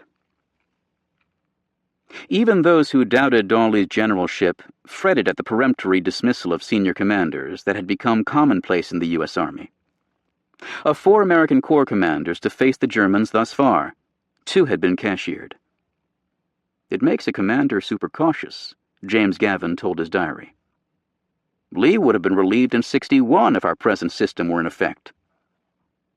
Major General Ernest N. Harmon, who was about to bring his 1st Armored Division to Italy, alluded to the oak leaf insignia of his own permanent rank when he wrote Clark in late September that Dolly's relief has had a rather dampening effect on us general officers.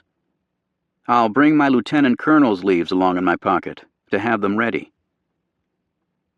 As Eisenhower left, so did the Germans.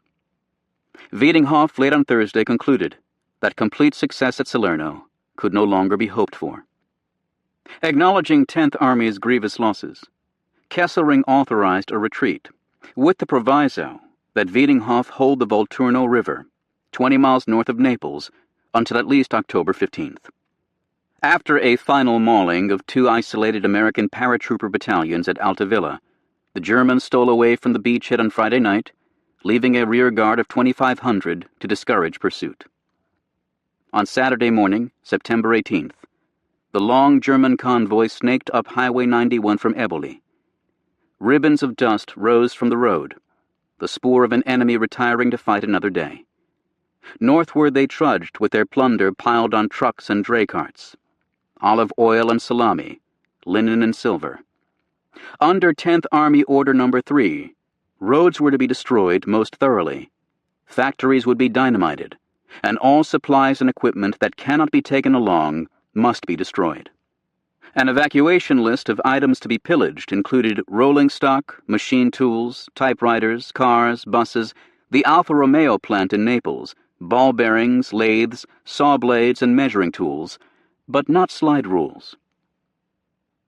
The scorching and salting of the earth had begun.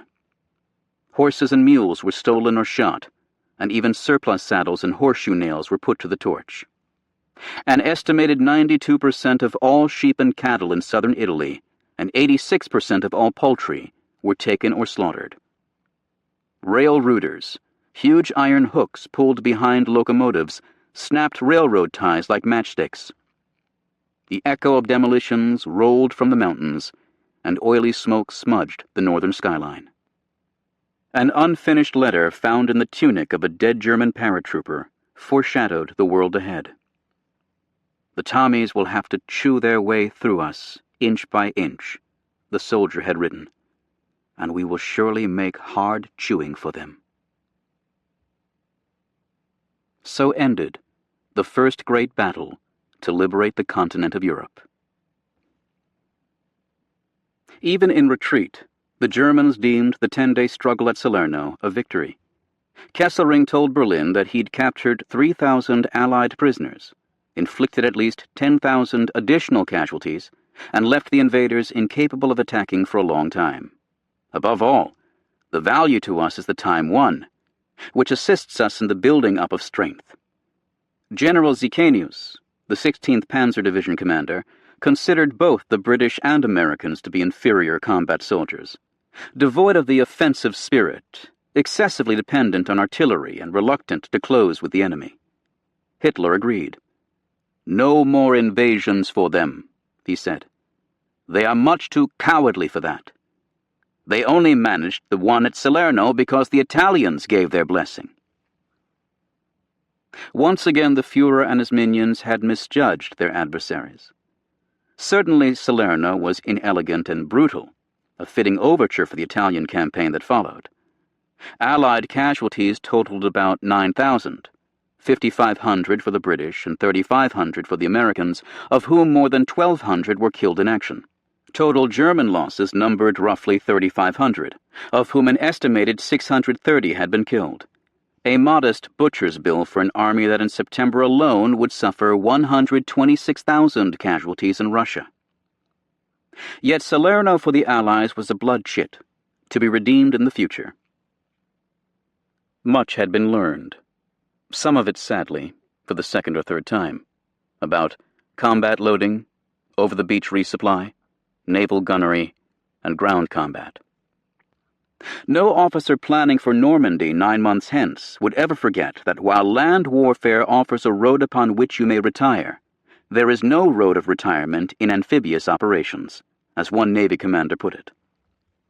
Eisenhower emerged from Avalanche convinced of the need to turn the scales by turning every ship and every aircraft on the vital battle area. He would also demand, when his hour at Normandy came round, absolute authority over air forces as well as those of the sea and land. But he'd again neglected to make demands of Alexander, to insist on cohesion between 5th Corps and 10th Corps, and between 5th Army and 8th Army. Alexander's handling of Montgomery was said, by his biographer, Nigel Nicholson, to resemble that of an understanding husband in a difficult marriage.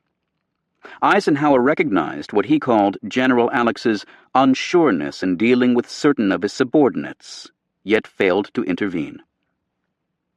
George Marshall had decreed that the vital qualifications for senior U.S. Army officers included leadership, force, and vigor. Too often such traits were most conspicuous in their absence. Dawley's deficiencies made him an easy scapegoat, but he was hardly the only senior officer still struggling to meet the chief's high standard. Mark Clark was also over his head at Salerno, as he showed in matters ranging from the confusion over H-hour to his approval of a plan that left a gaping hole between his corps. Salerno annealed Clark. He emerged stronger and wiser, if still so autocratic and aloof, that soldiers now called him Marcus Aurelius Clarkus. He's not so good as Bradley in winning, almost without effort, the complete confidence of everybody around him, Eisenhower wrote Marshall on September 20th. He is not the equal of Patton in refusing to see anything but victory in any situation that arises, but he is still carrying his full weight. Others wondered. Mark Clark really didn't have a true feel for what soldiers could and couldn't do, and how much power it took to accomplish a particular mission. James Gavin later wrote to Matthew Ridgway, "Whether Clark had the mettle of a great field commander was yet to be discovered, a central subplot in the unfolding drama that was the war in Italy. Still, the Allies were on the continent, never to be expelled again. An alert and skilled enemy, fighting on favorable terrain with the advantage of terrestrial rather than maritime lines of communication, had been cudgeled aside. A portal had been won, and through it poured men and materiel. From 2 divisions on September 3rd, the Allied host in Italy grew to 13 by the end of the month, with captured airfields that would contribute to pummeling the Reich. Precisely where they were going and what they would do when they arrived there remained in doubt. The avowed strategic purpose of the Italian campaign, to knock Italy from the war and to engage as many German divisions as possible, had been at least partly fulfilled. How to completely satisfy those war aims was as unclear in Salerno as it was in Washington, London, and Algiers. The strategic drift persisted. That was neither the province nor the fault of those who'd fought their way ashore. Perhaps only a battlefield before the battle is quieter than the same field after the shooting stops. The former is silent with anticipation, the latter with a pure absence of noise. Calm now settled over Salerno as the troops stood down, resting for the long march ahead. Cooks bolstered their army rations with Italian tomatoes, beans, and onions, while soldiers made our acquaintance with vino, Alberti gin, 40-octane cognac, and grappa. Staff officers moved into the fascist party headquarters in Salerno, slapping black paint across the gilt lettering of credere, obbedire, combattere, and other fatuous slogans. Civilians emerged from their hiding places to resume the interrupted harvest. Peasant women glided through vineyards with great baskets of blue and white grapes on their heads, or searched tomato vines for fruit overlooked by pillagers. An Italian farmer appeared at a command post with a note in English given him by retreating Germans. "The Americans will pay for the 2 pigs we took." George Biddle's artistic eye detected signs of life in the rubble. A man toting his framed legal diploma, a woman carrying an iron bedspring, an old man clutching a rabbit by the ears, another woman with a sack of potatoes, and on her head a straw hamper holding a baby. "The living searched for the dead by smelling them out," wrote one soldier assigned to a burial detail. "I covered my mouth and nose with a piece of parachute silk. When I returned to the company, no one would have anything to do with me because my clothes retained the smell of the dead and my own puke." Michael Howard described the hunched, urgent diggers, the sprawling corpses with their dead eyes in the cold dawn light that drained all color from the scene. So many civilian bodies littered the mountain town of Avellino that they were doused with gasoline and burned in a pyre. Altavilla was even more horrible. The bloated corpses of civilians slaughtered in the crossfire, including many children, burst from their clothing. The stench was terrible, a military policeman reported. Entire platoons of 36th Division soldiers, killed early in the battle, lay in shallow revetments, their faces black and hard like an eggplant. Bulldozers now dug the trenches at Pestum, and proper grave markers replaced the crude wooden triangles. A visiting general complained that a Star of David among a row of Latin crosses spoils the symmetry of the cemetery. Move it. A 36th Division chaplain refused. His boys held title to that ground.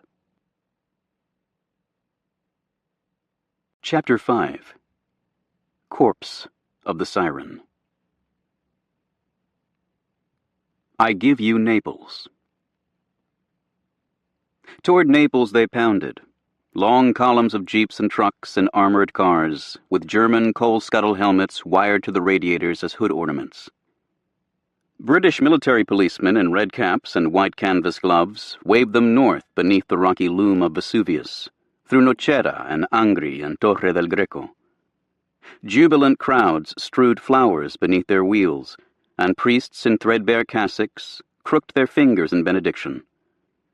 Refugees trudged along the road shoulders, including boys so dirty they didn't look human, and hatless truant Italian soldiers who carried their shoes to spare the leather and bathed their feet in hillside streams. Villagers who'd been to the States shouted denunciations of fascism in broken English, spiced with recollected American profanities, or recited the brands of toothpaste and laxatives they'd encountered in the land of opportunity. The reporter John Lardner found the Campanian countryside redolent of bandits and light opera, while another American insisted that southern Italy just stinks of the classics. After searching the ruins at Pompeii, a lieutenant from Indiana nodded toward the Roman amphitheater and observed, "They certainly make 'em to last." A squadron from the King's Dragoon Guards was the first Allied unit to enter Naples at 9:30 a.m. on Friday, October 1st, 1943. Mark Clark followed a few hours later. Much discussion had been devoted to arranging a triumphal entrance, but in the event, the procession had an air of hasty improvisation and slapdash stagecraft. On Highway 18, in the southern suburb of San Giovanni, Clark climbed into the open cockpit of an armored car with Ridgway, who clutched his Springfield rifle and squinted at the rooftops for snipers. Gavin led the convoy in a jeep, a city map spread across his lap, and the paratrooper battalion trailed behind in trucks. Laundry flapped from iron balconies, and geraniums spilled from their windowsill pots, but every door and window remained shuttered in what Clark called a city of ghosts. A team of OSS infiltrators warned that retreating Germans had mined at least 50 buildings, and Italian bodies lay in the streets of a city heavily scented with the sweet heliotrope odor of unburied dead, an OSS officer wrote. Now and then a gunshot echoed down the Corso Umberto, sharp as a single handclap. Partisans were hunting fascist collaborators.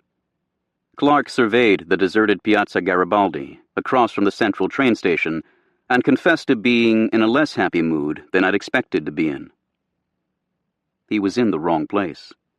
Thousands of joyful Neapolitans awaited their liberators barely a mile away, in the Piazza del Plebiscito, where conquering heroes traditionally appeared. As soldiers eventually tramped past the stately Palazzo Reale and into the semicircular plaza, a great shout went up. Viva, viva, the throng screamed. Grazie, viva. Weeping and genuflecting, they plucked at the uniforms of the passing troops or flung themselves down to kiss their boots. The pandemonium soon spread through the city. Walls of shouting faces leaned out at us, and arms pelted us with grapes and chrysanthemums, wrote the reporter Richard Tregaskis, who likened the crowds to ants swarming toward and over us. Naples has been taken by our troops, Clark radioed Alexander. City quiet. No indications of disease or disorder. The delirious welcome buoyed Clark's spirits, and to Rini he wrote, I give you Naples for your birthday. I love you. Wayne. It proved an odd gift, neither quiet nor lacking in disease and disorder. Insurrection had flared in Naples on September 26th, 2 weeks after Kesselring's troops occupied the city and began conscripting young men into labor battalions. A reign of German terror that featured public executions for minor infractions led first to gunplay by Italian snipers, reportedly as young as 9, and then to pitched battles in the railroad station and Piazza Carlo III. Rebels manhandled streetcars to build barricades and fought with shotguns, swords, ancient muskets, and roofing tiles. An estimated 300 locals died in the brawling, and the OSS believed that Neapolitan fury had forced German troops to quit the city 2 days sooner than planned. There were still Germans fighting in spots, Gavin later told his diary. But worse, the Italians were fighting each other, accusing friends and foes alike of being fascists or Tedeschi. Teenagers in tin helmets roamed the streets, armed with kitchen knives, tire irons, and German Lugers. Red Italian grenades dangled from their belts. Robert Capa photographed a schoolhouse converted into a morgue with 20 boys arrayed in 20 crude coffins, shouldered by men in black fedoras. Keening women blotted their eyes and held up photographs of their dead children. George Biddle took his sketchbook into the Ospedale degli Incurabili, where he found 150 dead civilians on stretchers and window shutters, slips of paper with their names and addresses tucked into their folded hands. There were no trucks to haul them to graveyards, nor was there water to wash their blood from the hospital floor. Families carrying clean shirts and white undergarments to dress the dead wandered about the corridor in the semi-darkness, holding mufflers or handkerchiefs over their faces, and peering at each body in dread of finding a familiar face. Naples itself, the most beautiful city in the universe in Stendhal's judgment, had been mutilated. German vengeance at Italy's betrayal foreshadowed the spasmodic violence that European towns, large and small, could expect as the price of liberation. Half of the city's 1 million residents had remained through the German occupation, but none now had running water. Wehrmacht sappers blew up the main aqueduct in 7 places and drained municipal reservoirs.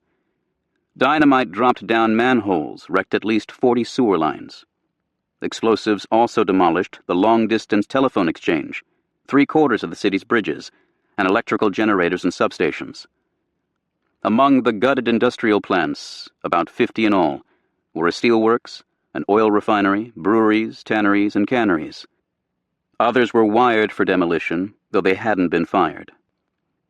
Saboteurs wrecked city trams, repair barns, and even street cleaners. A railroad tunnel into Naples was blocked by crashing 2 trains head-on. Coal stockpiles were ignited, and for weeks served as beacons for Luftwaffe bombers. The Germans had extorted ransom from Italian fishermen for their boats. A small skiff was worth 1 gold watch, and then burned the fleet anyway. Even the stairwells in barracks and apartment buildings were dynamited to make the upper floors inaccessible. The opportunities for cultural atrocity were boundless in a city so rich in culture. A German battalion burst into the library of the Italian Royal Society, soaked the shelves with kerosene, and fired the place with grenades, shooting guards who resisted and keeping firemen at bay. The city archives and 50,000 volumes of the University of Naples, where Thomas Aquinas once taught, got the same treatment, leaving the place stinking of burned old leather and petrol. Another 80,000 precious books and manuscripts stored in Nola were reduced to ashes, along with paintings, ceramics, and ivories. Worse yet was the sabotage around the Great Port, which compounded grievous damage inflicted by months of Allied bombing. Half a mile inland, the city's commercial districts remained mostly intact, although looters had rifled the Singer sewing machine showroom and the Kodak shop on Via Roma. But along the esplanade, where the corpse of the beautiful siren Parthenope was said to have washed ashore after Odysseus spurned her high-thrilling song, all was shambles. Bombs had battered the Castel Nuovo, the National Library, and the Palazzo Reale, where every window was broken, the roof punctured, and the chapel demolished by a detonation beneath the ceiling beams. Grand hotels, the Excelsior, the Vesuvio, the Continental, had been gutted by bombs or by German vandals who torched the rooms and ignited the bedding in courtyard bonfires. An American Port Battalion stevedore, Paul W. Brown, described waterside buildings that had been sliced in half, leaving the remaining halves showing exposed rooms with furniture intact or half hanging out, pictures on a wall, a brass bed slanting down toward the street, bed linen still in place. From the open side of a third-story room, the legs of a corpse dangled. Not a single vessel remained afloat in the port. A drowned forest of charred booms, masts, and funnels. 30 major wrecks could be seen, and 10 times that number lay submerged. All tugs and harbor craft had been sunk. All grain elevators and warehouses demolished. All 300 cranes sabotaged or toppled into the water. Vessels had been scuttled at 58 of 61 berths, often one atop another. An Axis ship with 7,000 tons of ammunition had blown up at Pier F, wrecking 4 adjacent city blocks, and fires still smoldered on October 2nd. At Mole H, slips were blocked by a dozen railcars, and a pair of 90-ton cranes shoved off the pier. Quayside buildings were dynamited so that their rubble tumbled like scree across the docks. To complicate salvage, German demolitionists had seeded the harbor with ammunition, oxygen tanks, and mines. Only rats still inhabited the waterfront, and hungry urchins with knife-edged shoulder blades, who reminded Paul Brown of small aged animals. Although U.S. Army engineers reported that the sabotage had been conducted by a man who knew his business, a closer inspection revealed that the Germans planned their demolitions for revenge, to wreck the economy of Naples, rather than to prevent Allied use of the port. As the Allies learned from each campaign, so did the Germans, and they would be less sentimental and more comprehensive when the time came to undo Marseille and Cherbourg. Still, the damage was monstrous. To sustain an army of 500,000 men, and Fifth Army would be half the size within weeks, required the monthly cargo equivalent of 68 Liberty ships. Only Naples, sad, scuttled, big-shouldered Naples, could handle such commerce. There was nothing for it but to get to work, and to bring the siren back from the dead. The capture of Naples gave Clark time to take stock of a campaign that grew bigger and dirtier by the day. Rommel's genteel Krieg ohne Hass, War Without Hate, was but a hazy memory from North Africa. The brutality of total war had long been felt on the Eastern Front, but as the Second World War entered its 5th year, the stains spread throughout Western Europe. Contrary to Clark's hopes, the Italian army contributed little to the Allied cause after Rome's capitulation. 29 Italian divisions in the Balkans and 5 more in France mostly surrendered to the Germans, sometimes duped by forged orders and sometimes reduced by force. "Every bomb is chipping a little piece off my heart," the Italian garrison commander on Rhodes radioed during a Luftwaffe attack. Those defending Italia proper proved just as impotent. Brave souls, and there were some, faced barbaric reprisals. On the rocky Greek island of Cephalonia in the Ionian Sea, the 12,000-man Italian army garrison fought for 5 days at a cost of 1,250 combat deaths before surrendering on September 22nd. On orders from Berlin, more than 6,000 prisoners were promptly shot, including orderlies with Red Cross brassards, wounded men dragged to the wall from their hospital beds, and officers executed in batches of 8 and 12. An Italian commander ripped off the Iron Cross given him by Hitler personally and flung it at his firing squad. The dead were ballasted on rafts and sunk at sea, or burned in huge pyres that blackened the Ionian sky for a week. Decades later, when the air grew heavy and clouds darkened before a storm, islanders would say, "The Italians are burning." The only Italian army that will not be treacherous is one that does not exist, said Field Marshal Wilhelm Keitel, the German Chief of Staff. Soon, 600,000 Italian soldiers were en route to Germany in cattle cars, not as prisoners of war, but as military internees to be used for slave labor in factories and mines. 10,000 German railway workers poured into Italy to ensure that the trains still ran on time. 3 improbable escapes marked the early campaign in Italy. The first had occurred as Clark's forces came ashore at Salerno before dawn on September 9th, when much of the Italian battle fleet fled La Spezia in northern Italy for Malta. A German radio intercept detected clandestine sailing preparations, but too late to prevent a sudden sortie for the open sea. The unfortunate battleship Roma would be sunk by the new radio-controlled glide bomb, and captains who, unable to flee La Spezia, scuttled their ships, were summarily executed. But by September 21st, 5 other battleships, 8 cruisers, 33 destroyers, 100 merchant ships, and many lesser tubs had found refuge in Allied waters, some flying surrender flags said to be the size of a tennis court. German forces managed to impound hundreds of smaller naval and merchant vessels, part of a vast catalogue of booty seized in Italy. 1.3 million rifles, 38,000 machine guns, 10,000 artillery tubes, 67,000 horses and mules, 9,000 tons of tobacco, 13,000 tons of quinine, 551,000 overcoats, 2.5 million blankets, 3.3 million pairs of shoes, and, in Rome alone, 60,000 motor vehicles. The second escape evoked unhappy memories of the Axis getaway from Messina a month earlier. Hitler on September 12th had ordered the evacuation of German forces on Corsica, including thousands who crossed to the island from nearby Sardinia. As French troops stormed ashore at one end of Corsica, German soldiers decamped from the other end, crossing 60 miles of deep water to northern Italy in transport planes and a cockleshell fleet of ferries. Mostly unmolested by Allied naval or air forces, which pleaded a preoccupation with Salerno, more than 30,000 enemy troops with their arms and vehicles reached safety by early October. Given the absence of Axis shore batteries or other defenses, the evacuation was even more astonishing than Messina had been, as the official U.S. Navy history later conceded. Surely, it was every bit as disheartening. The third escape was the most flamboyant.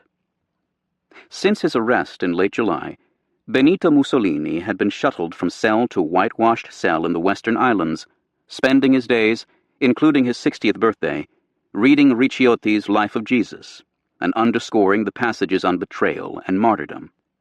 Hitler's search for his erstwhile ally included consultation with various occultists and astrologers, among them a certain master of the sidereal pendulum, as well as more conventional intelligence clairvoyance. In late August, the Duce was moved to the Hotel Albergo Rifugio, a vacated ski resort atop the Gran Sasso peaks in the Apennines, accessible only by funicular and guarded by 250 carabinieri. To his daily regimen, the prisoner added card games, strolls across the bleak heath, and endless carping about his ulcer.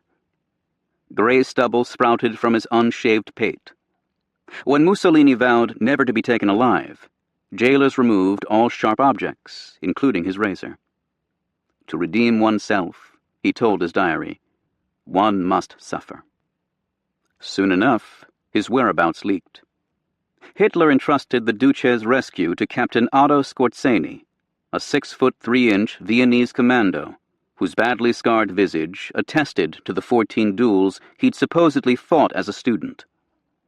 At 1 p.m. on September 12th, just as conditions at Salerno turned grievous, Skorzeny packed 108 men into gliders and took off for the Gran Sasso, carving a hole in the canvas floor of his craft, through which to watch for navigational landmarks.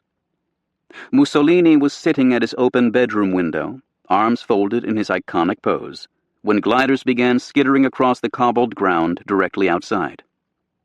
Skorzeny bolted up a staircase 3 steps at a time, flung open the door to room 201, and announced, "Duce, the Fuhrer has sent me to set you free." Off they went, wedged into a tiny Storch airplane, and saluted by the Carabinieri guards.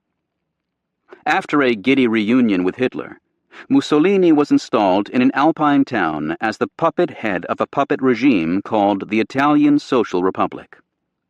Even the Germans, rarely celebrated for ironic sensibilities, recognized the pathos. The Fuhrer now realizes that Italy never was a power, is no power today, and won't be a power in the future, Joseph Goebbels told his diary. Whatever Mussolini's shortcomings as a world historical figure, he'd kept the Nazi Reaper at bay by refusing to allow the deportation of Jews. That moratorium had now ended.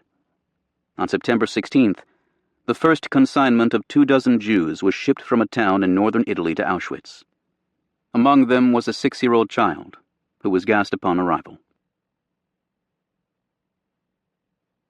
The liberation of Naples grew sanguinary again at 2:10 p.m. on Thursday, October 7th, when the first German time bomb exploded in the southwest corner of the main post office on Via Monte Oliveto. The first 2 floors were blown completely away, a witness reported. Chunks of steel and marble were thrown as far as 100 yards. The blast ripped apart an army work detail and Neapolitans begging for food along a mess line. A soldier, Robert H. Welker, described the carnage in a letter home. From the huge smoke pall, still hanging in the street, staggered a sergeant in fatigues, bloody about the face, barely conscious. The sergeant's head was rolling from side to side, and all he could mutter was, "What was it? What was it?" The blast killed and wounded 70 people, half of them soldiers. Rescuers shimmied into the post office basement to dig for survivors, while medical details shoveled up heads and limbs. Welker's first sergeant called the unit roll that night, reading out names by flashlight. "I shout a word and live," Welker wrote. Another cannot give the word and is accounted dead. Here now was mortal danger for us all. 3 days later, on Sunday morning, Clark, Ridgway, and several thousand troops were attending a Mass of Thanksgiving in the Duomo beneath the vivid frescoes of Paradise, when another muffled roar sent them hurrying to a nearby barracks. That blast, in the Corso Orientale, killed 23 combat engineers who'd fought with Darby's Rangers at Chiunzi Pass. The 2 generals helped extricate broken bodies, sacks of burlap in one paratrooper's description, as well as survivors. "Nice work, boys, thanks," said a soldier who was pulled from the rubble and hoisted to his feet before falling over dead. "It makes us all the more determined to crush them completely," Clark wrote Rainey that evening. A bomb squad delousing a different wing in the Prince of Piedmont barracks later found nearly a ton of explosives in stacked boxes with a ticking German fuse set to detonate at 7 a.m. on Tuesday, October 19th. Bombs would continue to explode for 3 weeks. Norman Lewis, a British intelligence officer in Fifth Army, described one demolished apartment building along Via Nazario Sauro in which survivors stood as motionless as statues, and all coated in thick white dust. A woman stood like Lot's wife, turned to salt. Others, in fetal curls, reminded Lewis of bodies overcome by the ash at Pompeii. Frantic sappers ultimately searched hundreds of buildings, disarming explosives in 17 of them. An official list of suspicious noises grew to 150 entries. Maledictions on the German fiend grew proportionately fervent, although rarely was it mentioned that Allied planes were dropping thousands of bombs with delay fuses. Fears that more hidden bombs would be triggered when electricity again surged through the repaired power grid led to a mass evacuation of western Naples in late October. Lewis watched men carrying their old parents on their backs and wounded soldiers being wheeled from hospitals. Any loud noise sent women and children stampeding in panic, leaving trails of urine. Another British officer, Malcolm Muggeridge, described the evacuees as a vast concourse gathered on the hills around the city, like a vision of the last day when all the dead arise. The lights winked on without incident, and the citizenry shambled home. Neapolitan life after liberation remained brutish for weeks. There are 57 varieties of grief, but only about 7 of that number that some flour wouldn't cure, an American officer told his superiors. These people are hungry. All the tropical fish in the municipal aquarium were devoured, and the city's cat population was said to thin dramatically. Brackish watering holes and even broken sewer mains drew thousands of parched residents with buckets, bottles, barrels, cauldrons, and coffee pots, George Biddle noted. Army engineers soon set up 24 faucets, but soldiers with bayonets were needed to quell the rioting. 26,000 tons of wheat would be sent from North Africa and the Middle East, but even famine relief had to compete with war materiel for scarce shipping space. The port's ruin complicated the task, and a third of the food in the initial shipments was stolen. Prices spiraled, sometimes quadrupling overnight. A spectacular black market flourished. Frank Gervasi catalogued the apparently limitless cupboard of luxury goods available even as Neapolitans grew gaunt and the first cases of typhus appeared in October. Silver fox capes in furriers' windows, ladies' hats, shoes, gloves, Venetian lace, perfume by weight. Citizens joked bitterly that when the Germans were here, we ate once a day. Now the Americans have come, we eat once a week. Reconstruction had begun on Neapolitan roads and railways on October 2nd, and an engineer team entered the harbor from the sea at noon on the same day to take soundings. Bulldozers, minesweepers, and salvage ships soon resembled an army of ants eating their way into the wreckage, in one admiral's description. Divers pumped compressed air into sunken wrecks to create buoyancy, and tugs then dragged the hulks from the harbor with huge slings. Dynamite periodically scared off the Italian workforce, and only 3 berths were opened in the first weeks. But within 3 months, Naples would claim more tonnage handled than New York Harbor. Potable water began flowing on October 13th. Italian submarines provided power for pumping stations, hospitals, and flour mills, and the sewers would be fixed by mid-December. As thousands of Allied soldiers poured into Naples, street life rekindled in one of the world's most flamboyant cities. Garbage men sang Rossini, and hunchbacks sold lottery tickets, permitting each buyer a stroke of the hump for luck. A few restaurants reopened, though the veal milanese often proved to be horse meat, and, as Norman Lewis observed, Italian patrons sat bundled in coats, made from our stolen blankets. Thievery, beggary, and harlotry flourished in a city that was desperately hungry. It wasn't safe to go to town without a gun, a paratrooper recalled, and GIs joked that if you dropped even your voice, an Italian pauper would pick it up. Thousands of Italian women turned to prostitution to avoid starvation. Little boys pimped for streetwalkers around the Piazza Garibaldi. Troops who paid with monopoly money, claiming it was occupation scrip, found the joke repaid with a strain of Neapolitan gonorrhea that proved resistant to sulfa. An airman told his diary on October 6th, "Fick can be had for chocolate." Some soldiers behaved badly. Troops quartered in the zoological laboratories at the University of Naples smashed specimen cases, rifled the mineral collection, and used rare seashells as candle holders. GIs drove about in jeeps adorned with stuffed toucans, parrots, eagles, and even ostriches from the collections. The custodian of the Palazzo Reale complained that Allied troops were carrying away anything that pleases them. Reuben Tucker, the commander of the 504th Parachute Infantry Regiment, ordered a bottle of champagne in a restaurant for 73 cents and toasted the capture of Naples. He drained his glass and smashed it on the table, a paratrooper reported. The rest of us did likewise. To the proprietor, Tucker said, "That's the price you pay for collaborating with the Germans." They were in fine fettle. High spirits infected all ranks after the grim struggle at Salerno. They now owned a major port and 300 miles of Italian boot. On the same day that Naples fell, Montgomery's 8th Army had captured the airdromes at Foggia, near the Adriatic, which would provide bases for the bombing of Austria, southern Germany, and the Danube Basin. Everywhere, Allied forces were on the march. In the Southwest Pacific, parallel thrusts in New Guinea and the Solomon Islands continued to pare away pieces of the Japanese Empire.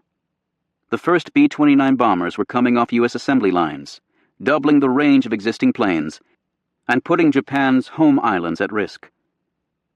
British and American bomber fleets from England were already pummeling German cities, though at a frightful cost in air crews.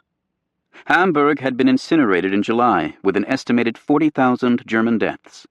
800 died in Berlin in late August, and massive raids would batter Mannheim, Frankfurt, Hanover, and other targets across the fatherland. On the Eastern Front, the Red Army in late September took Smolensk and crossed the Dnieper River, recapturing nearly half the territory seized by Germany since the summer of 1941. In the East, Hitler had already lost 500,000 dead and 2 million wounded. Goebbels told his diary, "We are still retreating and retreating." They were retreating in Italy, too. With Naples secure and the Allied vanguard approaching the Volturno River, Clark was keen to press the fight. "He always wants speed," Major General John P. Lucas, who'd replaced Dawley as the 6th Corps commander, observed in his diary. Clark, he added, has ants in his pants. Canadian soldiers proposed the slogan, "Rome by Christmas," but they were pessimists. "Alexander and I both believe we'll have Rome by the end of October," Eisenhower cabled Marshall on October 4th. Alexander thought Florence might fall by December, and some zealous troops began studying German to prepare for occupation duty. Churchill posited that the enemy lacked the strength to make a front.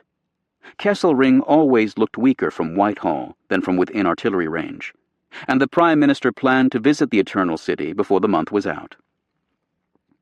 Even cautious Franklin Roosevelt, who had begun pushing for Allied forces to reach Berlin as soon as the Russians, was swept along on the optimistic tide. To Stalin he wrote, "It looks as if American and British armies should be in Rome in another few weeks." Watch where you step and have no curiosity at all. All blithe predictions of a promenade to Rome would be challenged soon enough. But first, the Allied legions faced a formidable obstacle 20 miles north of Naples. Here at the wide Volturno, Fifth Army would make its inaugural crossing in Europe of a contested river, with 6 divisions abreast opposed by 4 from Biedinghoff's 10th Army. Lucien Truscott had kept most of his 3rd Division guns quiet for nearly a week to conceal his strength, but at 1 a.m. on Wednesday, October 13th, gunners flipped back their camouflage nets and let fly a barrage that stamped and howled across the dells. Artillery rippled like chain lightning down the Volturno Valley, shaming the full moon that silvered the river. Flames soon guttered from the German-held hills and farmhouses north of the river. More guns barked downstream from the 3 British divisions joining the assault, and upstream, where 2 other American divisions on Truscott's right, the 34th and 45th, anchored a 40-mile front. From the 3rd-floor window of an abandoned hilltop monastery, Truscott's gray eyes searched the river below. German sentries had shouted taunts in English from the far bank. "Sleep, swine. We kill you all before breakfast." But now, the roar of gunfire swallowed all insults. Blue and white machine gun tracers swept like heated needles from enemy bunkers hidden in the orchards and stone quarries, and mortar bursts blossomed across the muddy fields on the south bank. American gunners flailed back with braids of crimson tracers, and riflemen popped away at the winking muzzles to the north. Here the Volturno was 200 feet wide, swift but fordable, and Truscott's sector stretched laterally for 7 miles in the center of the Allied line. Drawing on a cigarette with his hands cupped to hide the ember, he watched 2 regiments in a line of trees below the monastery make ready by moonlight. Soldiers cinched life vests scavenged in an Italian torpedo factory and coiled cotton guide ropes over their shoulders. Others stacked rafts borrowed from the Navy and crude canvas-bottom boats hammered together from scrap lumber and truck tarpaulins. Garish signal flares, gold, green, red, drifted above the German lines. Unfortunately, I'm beginning to realize the truth that Ike spake when he described his loneliness to me. Truscott had written in a beloved wife letter to Sarah as the division approached the Volturno. We are lonely. Never more than now, while watching men whom he'd perhaps ordered to their deaths.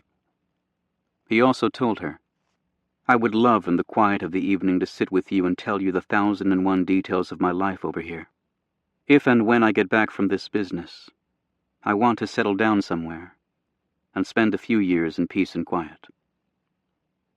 At 1:55 a.m., the gun batteries began to mix white phosphorus shells with the high explosives, training their tubes on the far bank. Silvery smoke soon boiled in a cloud 3 miles wide and 500 feet high. With a shout and a clatter, the troops below hoisted their rafts and their homely boats. Surging across the fallow fields, they slid down the 10-foot embankment and splashed into the muddy Volturno. It went well enough in the American sector, less well in the British. On the far left of the Allied line, 3 LCTs ferried a squadron of 17 British tanks across the river's mouth to the north shore. But mines and boggy ground kept them immobile.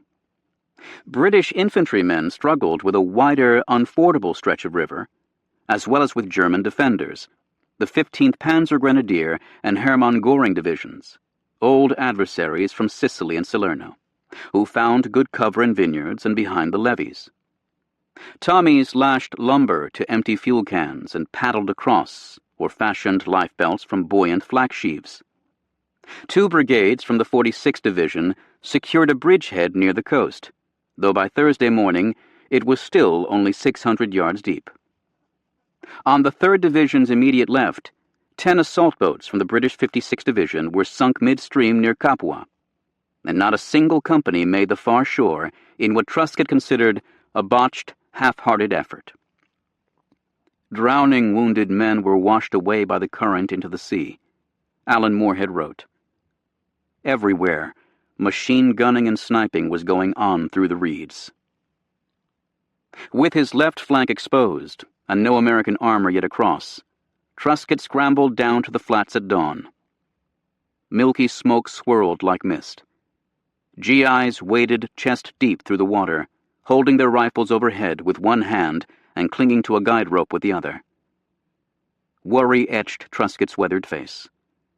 5 battalions occupied the far shore, and American spearheads had reached Monte Caruso, 4 miles beyond the Volturno. But without armor, they were vulnerable to counterattacking panzers. "Hurry!" he urged. "Hurry!" Hissing fragments from a German shellburst pocked the river.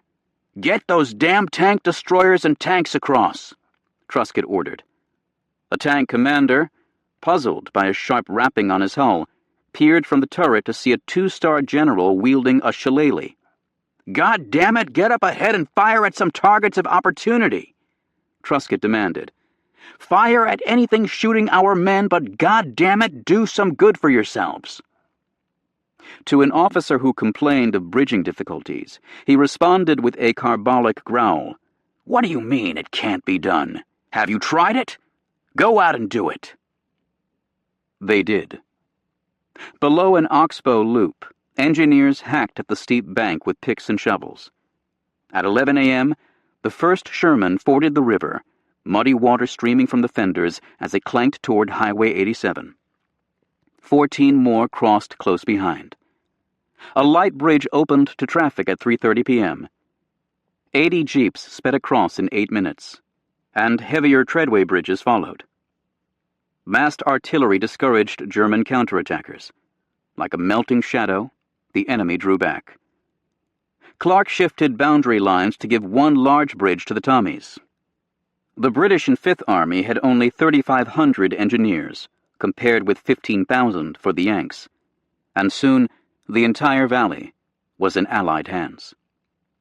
On the right flank, where the meandering river doubled back on itself and required some units to make 3 crossings, 34th Division soldiers asked whether every stream in Italy was named Volturno, or whether it was simply the longest body of water in Europe. Like the earthworm, I seem to bore into what's in front and leave debris in the rear, and am barely sensible of the passage of days and nights. Truscott wrote Sarah as the bridge had expanded on October 14th. Days of the week? I hardly know there is a distinction between them, he added. This business of killing Boche is an absorbing and all-consuming proposition.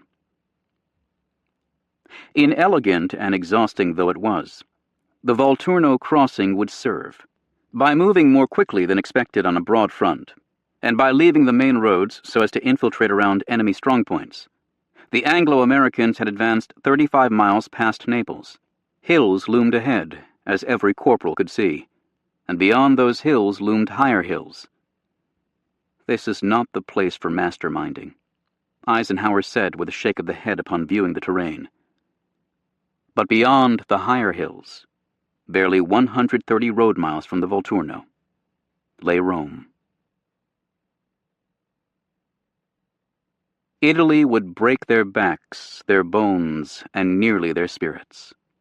But first, it would break their hearts. And that heartbreak began north of the Volturno, where the terrain steepened, the weather worsened, and the enemy stiffened. Allied casualties in Italy totaled 18,000 between September 3rd and October 20th.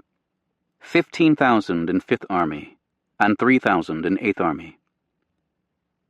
Yet that was only a down payment on the campaign to come. German demolitions had begun 5 miles from Salerno. No bridge or culvert seems too small to escape their eye, an army observer reported, and it soon became evident that Italy would be a battle of engineers. The speed of advance would be determined by bulldozers, if not by a nervous soldier on his hands and knees prodding for mines with a bayonet. An AFHQ study estimated that 1,000 bridges would be needed to reach the Po River in northern Italy, a disheartening number, given that for weeks the U.S. Army had only 5 prefabricated Bailey bridges in Italy. In the event, the Allies would erect 3,000 spans in 20 months, with a combined length of 55 miles. Some were built and rebuilt, as autumn rains put the Italian rivers in spate. The fickle Volturno soon rose 18 feet in 10 hours, sweeping away every hard-won bridge but one. The floods bring down quantities of debris, ranging from whole trees to bulls, the horns of which had a disastrous effect on the plywood sides of a pontoon. Fifth Army engineers reported. Ingenuity became the order of the day every day. When German sappers blew up stone houses to block narrow village streets, American sappers bulldozed new tracks across the rubble heaps, often at the level of the second stories, Truscott noted. Engineers reportedly filled road craters with broken bathtubs and statues and sinks and hairbrushes and fancy fedora hats. Bridge builders fashioned a pile driver from the barrel of an Italian 240mm gun, and the Allies built rolling mills, cement works, foundries, nail works, and enough sawmills to cut 9,000 tons of Altourno lumber a month. They used timber to corduroy muddy roads, as armies had for centuries. Yet no engineer could corduroy the weather. It got darker, colder, wetter, a 45th Division soldier recalled. Autumn rains began on September 26th, and soldiers soon realized why their Italian phrasebooks included piove in rovesci. It's raining torrents. Censorship rules forbade writing home about the weather. One may write of mist, a wag proposed, but not of rain, though nothing precluded bivouac grousing. No conversation, genteel or otherwise, can be carried on without mentioning the weather, a diarist in the 56th Evacuation Hospital noted in November. Campfires were banned after 5 p.m., so troops ate at 4, bolting their supper before rain pooled in their mess kits, then went to bed at 7:30. Craps games lasted until darkness obscures spots on the dice. Rain soon grayed the soldiers, making them one with the mud in which they slept and fought, until they seemed no more than clay with eyes. As Allied planners had misjudged the harsh North African winter, so they underestimated, perhaps less pardonably, the even harsher Italian climate. Rome shares a latitude with Chicago. The Desert War had made men forget the mud of Flanders, wrote the British General W.G.F. Jackson. But no veteran of Italy would ever forget Italian mud, which Bill Malden insisted lacked an honest color like ordinary mud. A private from Michigan complained, "The trouble with this mud is that it's too thick to drink and too thin to plow." Even in summer, the roads of southern Italy were barely adequate. Now the British and Americans would be canalized on the only northbound hard-surface roads, Highways 6, 7, 16, and 17, that could carry the prodigious traffic of armies. Foul weather-constrained maneuver obviated the advantages of motorization and undermined air superiority by halving the number of Allied bombing sorties. Churchill cursed the savage versatility of Italy's climate, but GIs simply called it German weather. Mines made it much worse. All roads lead to Rome, Alexander quipped, but all the roads are mined. So were footpaths, lovers' lanes, alleys, goat trails, stream beds, shortcuts, and tracks beaten and unbeaten. I never had a moment that I didn't worry about mines and booby traps, a 7th Infantry officer said. 40% of 5th Army battle casualties in early November came from mines.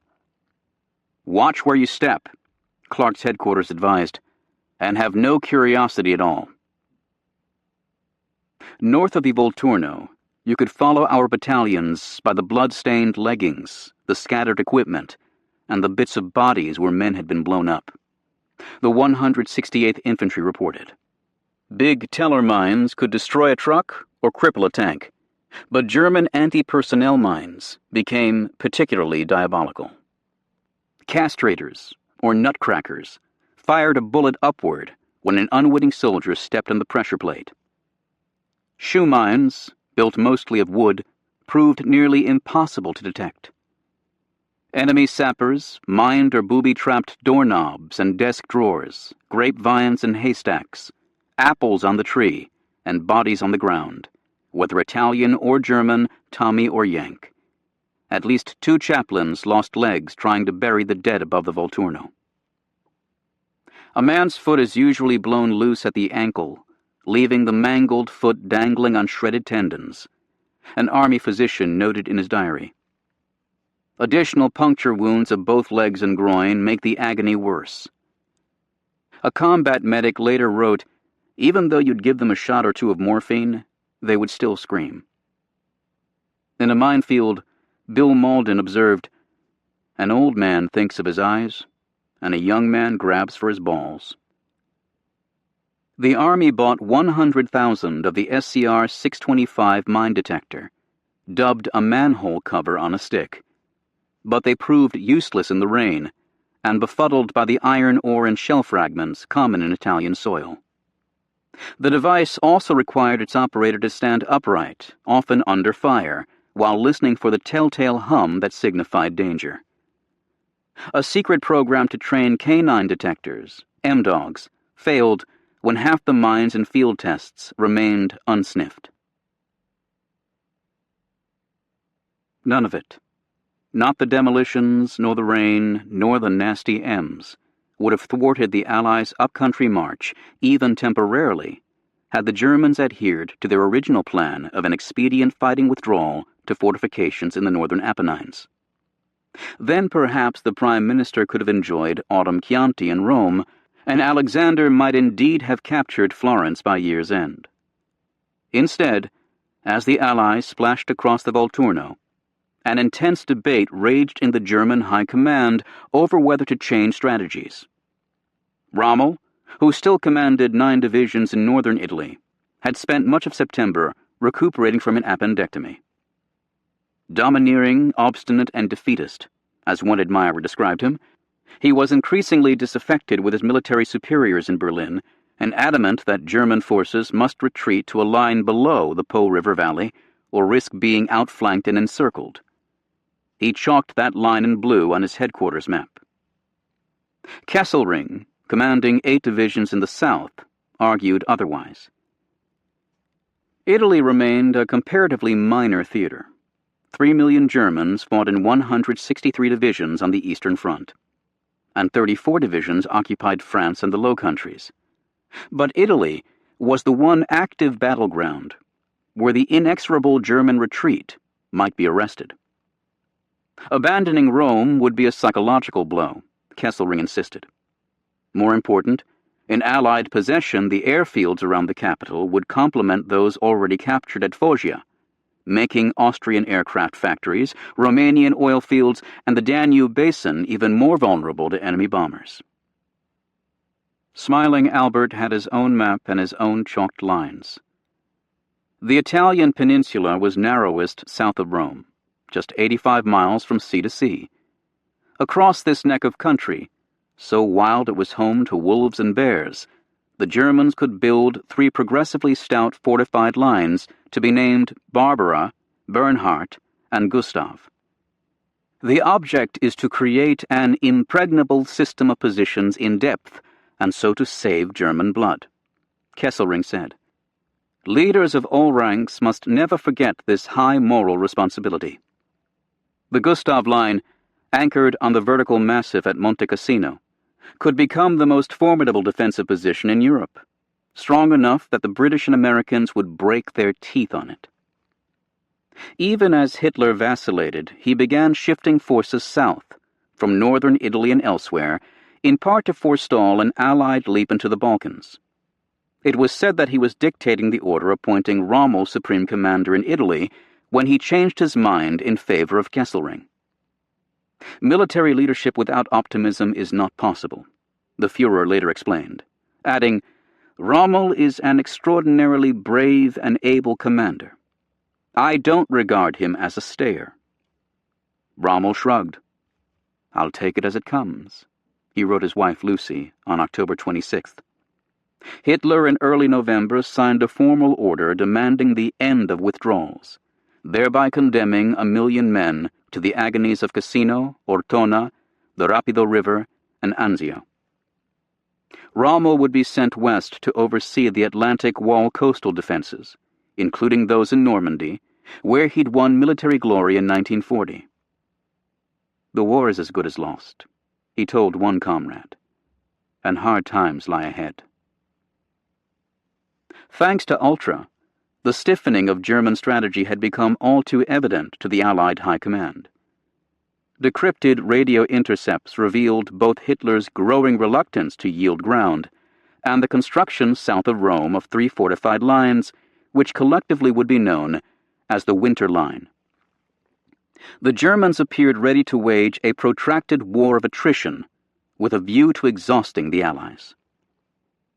The optimism of early October vanished, supplanted by extravagant despair. After reviewing the latest intelligence, Alexander cabled London on October 21st. "We are committed to a long and costly advance to Rome. A slogging match." The return of 7 Allied divisions to Britain for Overlord left, for the moment, only 11 facing a German force that had swelled to 23 divisions and could grow to the order of 60. The Allied buildup had dwindled too. Where 1,300 vehicles had been arriving in Italy each day, now only 2,000 came per week. The terrain was abominable, the weather filthy. 20 inches of rain would fall in the final 3 months of 1943. Fifth Army was advancing less than a mile a day and had yet to hit the main German line. On the Adriatic, 8th Army crept forward on a 35-mile front into what Alexander called a cul-de-sac of rather unimportant country. In supposing that Hitler would abandon southern Italy after losing Naples, the Allies had once again underestimated German resolve or capriciousness in the Mediterranean. Eisenhower saw no alternative to bulling ahead. "It is essential for us to retain the initiative," he cabled the combined chiefs on October 25th. Referring to the enemy, he added, "If we can keep him on his heels until early spring, then the more divisions he uses in a counteroffensive against us, the better it will be for Overlord." Nor did the High Command in Washington and London see a need to revise the rather vague strategic objectives in Italy. To engage as many German troops as possible, and although this goal remained more tacit than explicit, to liberate Rome. Churchill tried to sugar the pill by assuring Roosevelt on October 26th, "The fact that the enemy have diverted such powerful forces to this theater vindicates our strategy. The prospect of waging a bitter mountain campaign, rather than wintering in lovely Rome, pleased no one." Although the official British history later doubted whether anyone in high places fully understood what a winter campaign in Italy implied. Alexander translated the strategic objectives into a line on the map, roughly 50 miles above Rome and stretching northeast across the peninsula to the Adriatic, which he urged Clark and Montgomery to reach as soon as possible. Alexander's despondency was aggravated by a bout of jaundice, and his ecru complexion compromised efforts to put on a determined public face. "We'll just have to punch and keep Jerry on the run until we reach Rome," he told reporters. Privately, he saw no reason why we should ever get to Rome. Montgomery at least sensed what the Anglo-American legions were in for. He believed that Allied strategists needed to rediscover what W.G.F. Jackson called ancient truths about seasonal fighting in Europe. "I do not think we can conduct a winter campaign in this country," Montgomery wrote on October 31st. "If I remember, Caesar used to go into winter quarters. A very sound thing to do." The mountainous hinterland. Lieutenant Colonel Jack Toffee surely would have found sense in Montgomery's prescription had it reached his ear. "The road to Rome is a long one," Toffee wrote, "and in many respects like the road to hell, inclusive of the good intentions. Yet there would be no winter quarters, no sheltered wait for the roads to dry and the skies to clear, no Caesarean pause for a better day. Toffee commanded only one of 100 Allied infantry battalions scattered from the Tyrrhenian Sea to the Adriatic. But he and his men were of a piece with the larger army group. What they endured, many endured. What they suffered, many suffered. As Toffee was emblematic of the young commanders who carried forward the battle experience of Morocco, Tunisia, and now Sicily, so his unit, the 2nd Battalion of the 15th Infantry Regiment in Truscott's 3rd Division, typified others trying to chivvy the Germans out of the interlocking fortifications of the Winter Line. Under a different star, Toffee would have been aboard a troop ship bound for Britain with the rest of the 9th Division, with which he had served in Africa and Sicily. Instead, he was among 2,000 veterans transferred to the 3rd Division for immediate duty in Italy. Though he still dreamed of the day when he would never get disheveled again, he was pleased at the chance to serve once more under Truscott, whom he knew from Morocco, and proud to join both the 3rd Division, the best in the West he called it, and the 15th Infantry, whose antebellum alumni included George Marshall and Dwight Eisenhower. "Life is good," he wrote his wife Helen in Columbus. Having reached Italy during the final hours at Salerno, he felt that he was really soldiering again. During the Volturno crossing, he was inexhaustible, reported George Biddle, who joined Toffee's men for a month of sketching and watercoloring. He seemed to carry the whole battalion on his shoulders. Biddle admired Toffee's keen, sharp mind and tough, salty American humor. The young colonel, who possessed the bones and conformation of a steeplechaser rather than a racehorse, was ubiquitous, urging his men forward, directing artillery fire, interrogating prisoners, evacuating the wounded and the dead. For the last 2 weeks of October, they pushed north by northwest in Alexander's slogging match, following a rugged corridor between the upper Volturno and Highway 6, known ever more sardonically as Victory Road. American maps often label the terrain here simply mountainous hinterland. Through stone pines and flame-shaped cypresses, they trudged, past farm cottages with chimneys poking like snorkels above the red tile roofs. Peasants keened over their dead, or rummaged through their ruined crofts to salvage a copper pot or a rag doll. "Nothing I can do for him," a medic told Toffee, pointing to a prostrate old man. "He's as dead as he will ever be." German corpses, most from the 3rd Panzer Grenadier Division, flattened the weeds. Some had been carbonized by artillery fire. Others were simply carrion. GIs pocketed their Gott mit uns buckles and moved on. Across the cobblestones of Liveri and Rocca Romana and Pietravairano they plodded, past the town folk dressed in mourning weeds, and the bambini diapered in newspapers. Mines detonated, gunfights erupted, and all too often, Toffee stood over a dying boy whispering, "The stretchers are coming up, kid. Hang on." Turning to a squad leader during one brawl, he said, "I think we have the machine gun nest surrounded up there among the rocks. Go get 'em, and don't bring 'em back." At night they put the battalion command post in a fire-blackened cave or a farmhouse loft, sleeping on cold ground or corn shucks. Biddle sketched the tableau. Battle maps spread across a camp table, flickering candle stubs flinging monstrous shadows on the whitewashed walls, empty cans of Spam or sea ration peas tossed in a corner. A demi-john of rough red wine passed from hand to filthy hand. Cooks whipped up powdered eggs with powdered milk and powdered coffee. Soldiers insisted that the army would next issue powdered water. Sometimes the radio picked up Axis Sally, who closed her broadcasts by purring, "Easy, boys. There's danger ahead." Toffee slept with a field phone near his head, alert to calls for Paul Blue 6, his sign. For a few weeks, Biddle, a Harvard-educated World War I veteran whose brother was Roosevelt's Attorney General, gave Toffee someone to talk to, a rare prize for a commander.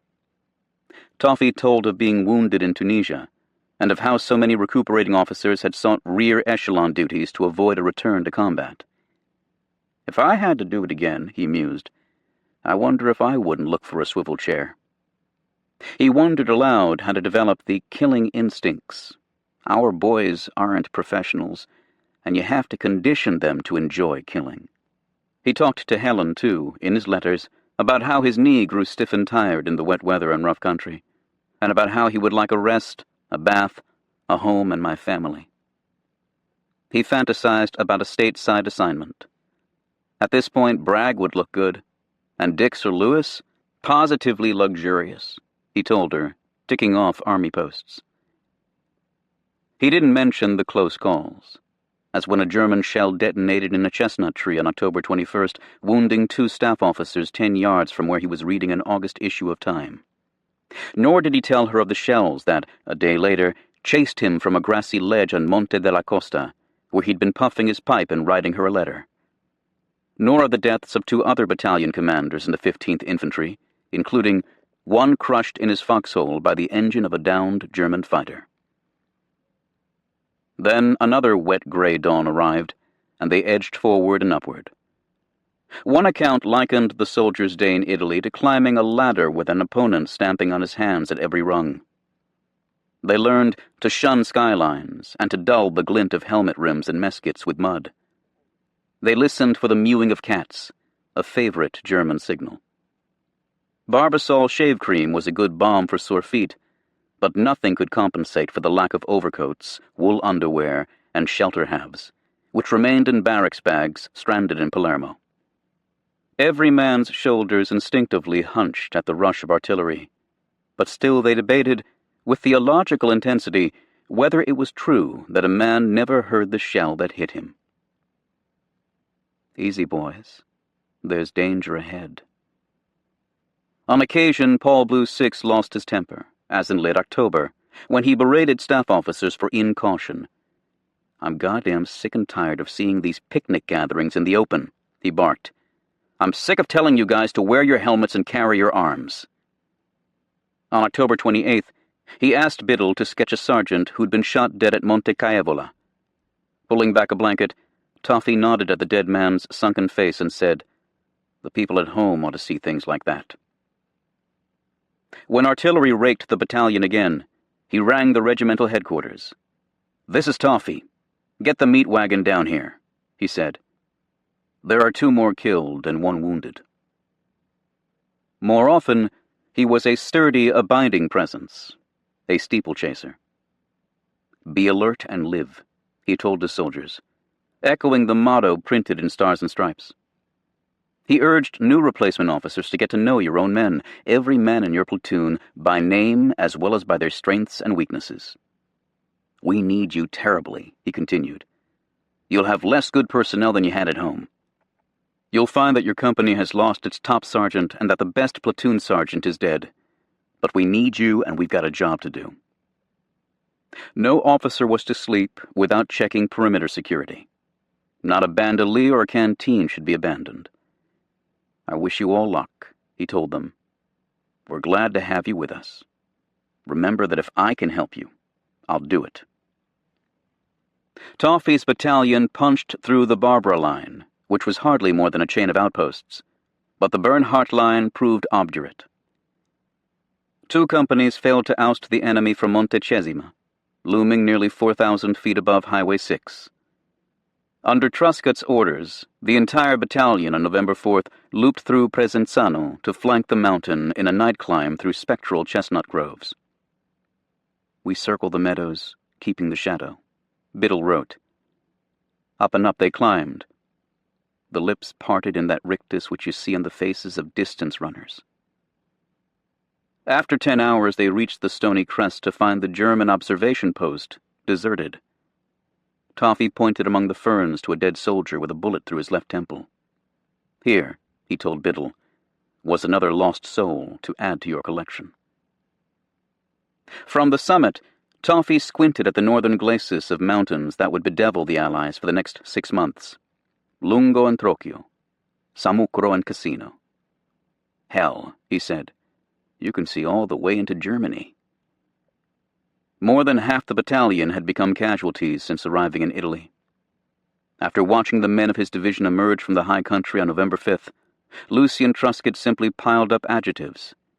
Haggard, dirty, bedraggled, long-haired, unshaven, clothing in tatters, worn-out boots. "Just so many dead," Biddle wrote. Below Monte Cesima, in the valley town of Mignano, he watched in the rain as gloved soldiers heaved the pallid corpses of American and German soldiers into a truck trailer, the living wrestling with the dead, until a full measure filled the bed. He added, "I wish the people at home, instead of thinking of their boys in terms of football stars, would think of them in terms of miners trapped underground or suffocating to death in a 10th-story fire.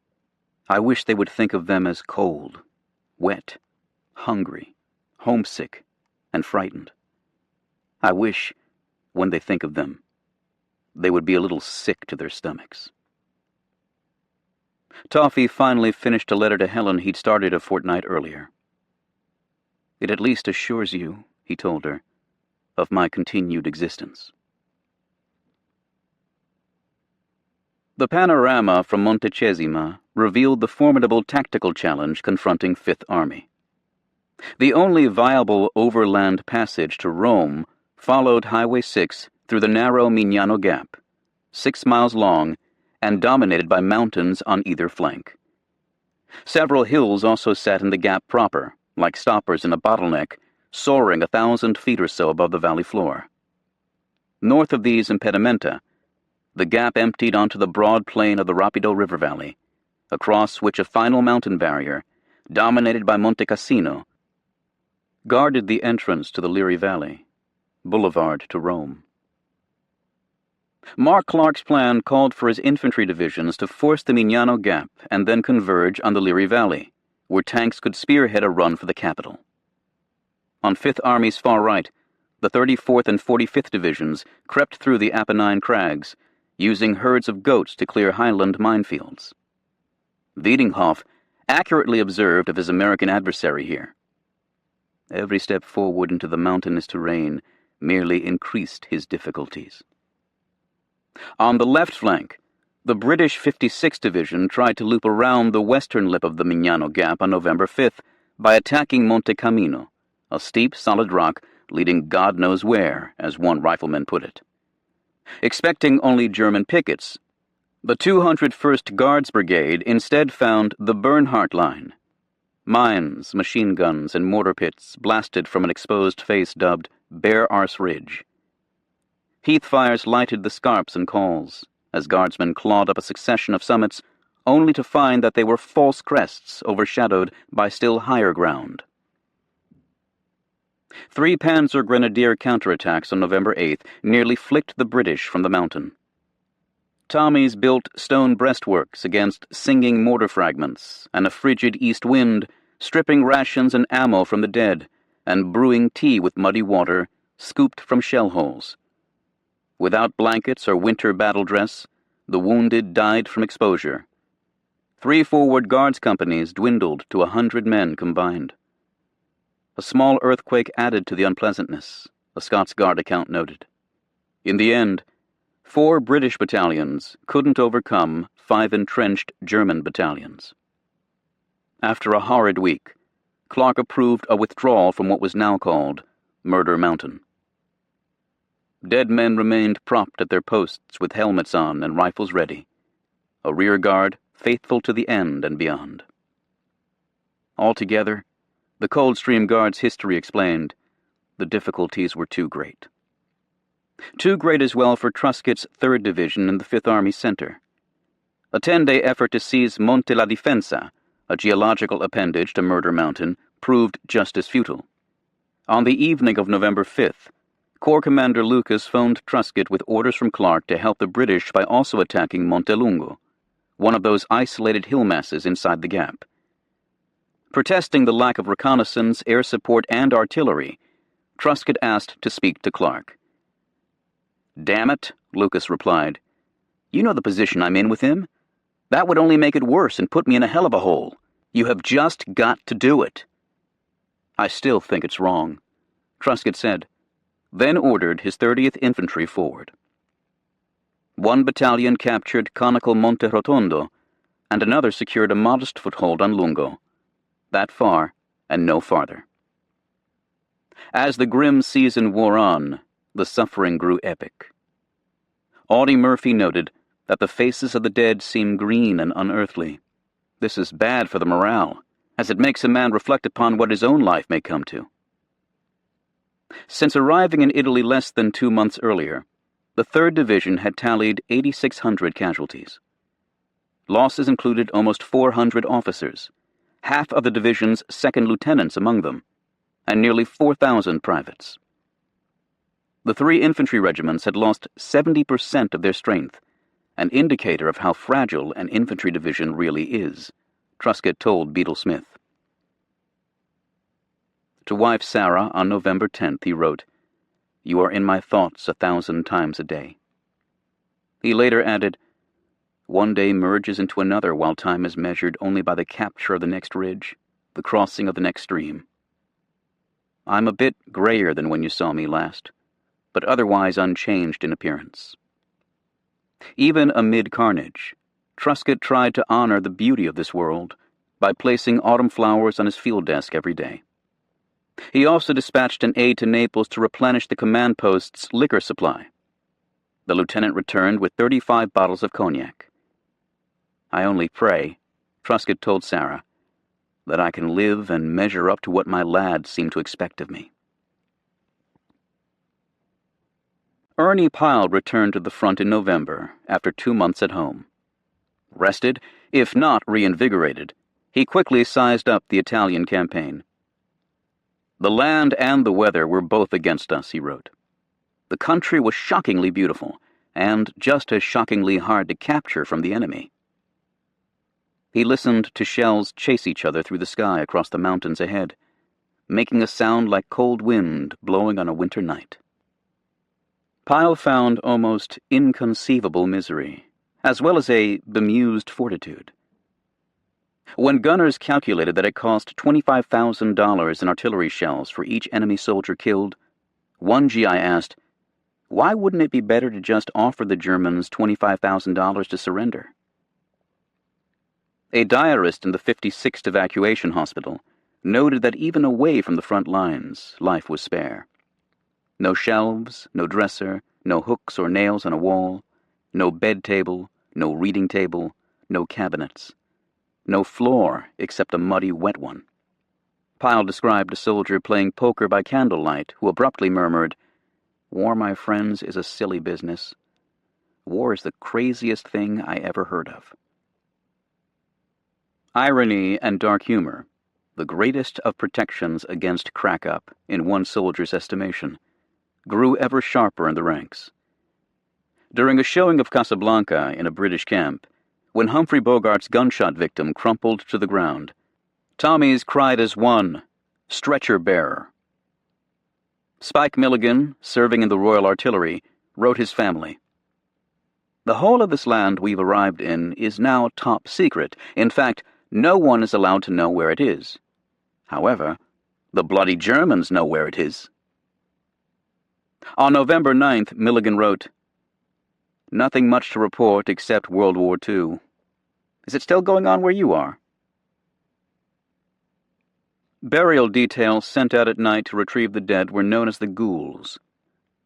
When a mobile shower unit arrived at one artillery battery, a quartet of naked gunners stood singing in barbershop formation for an hour.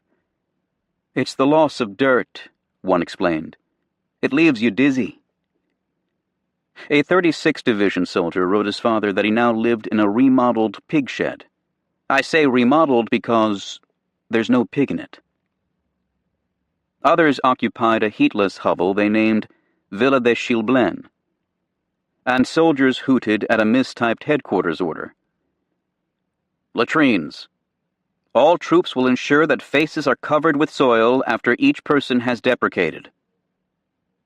A platoon leader who learned that his battalion commander's radio call sign was Big Six speculated that to ring the division commander, he should ask for Big, Big, Big Six, and to reach Eisenhower, he must request 6 to the maximum power.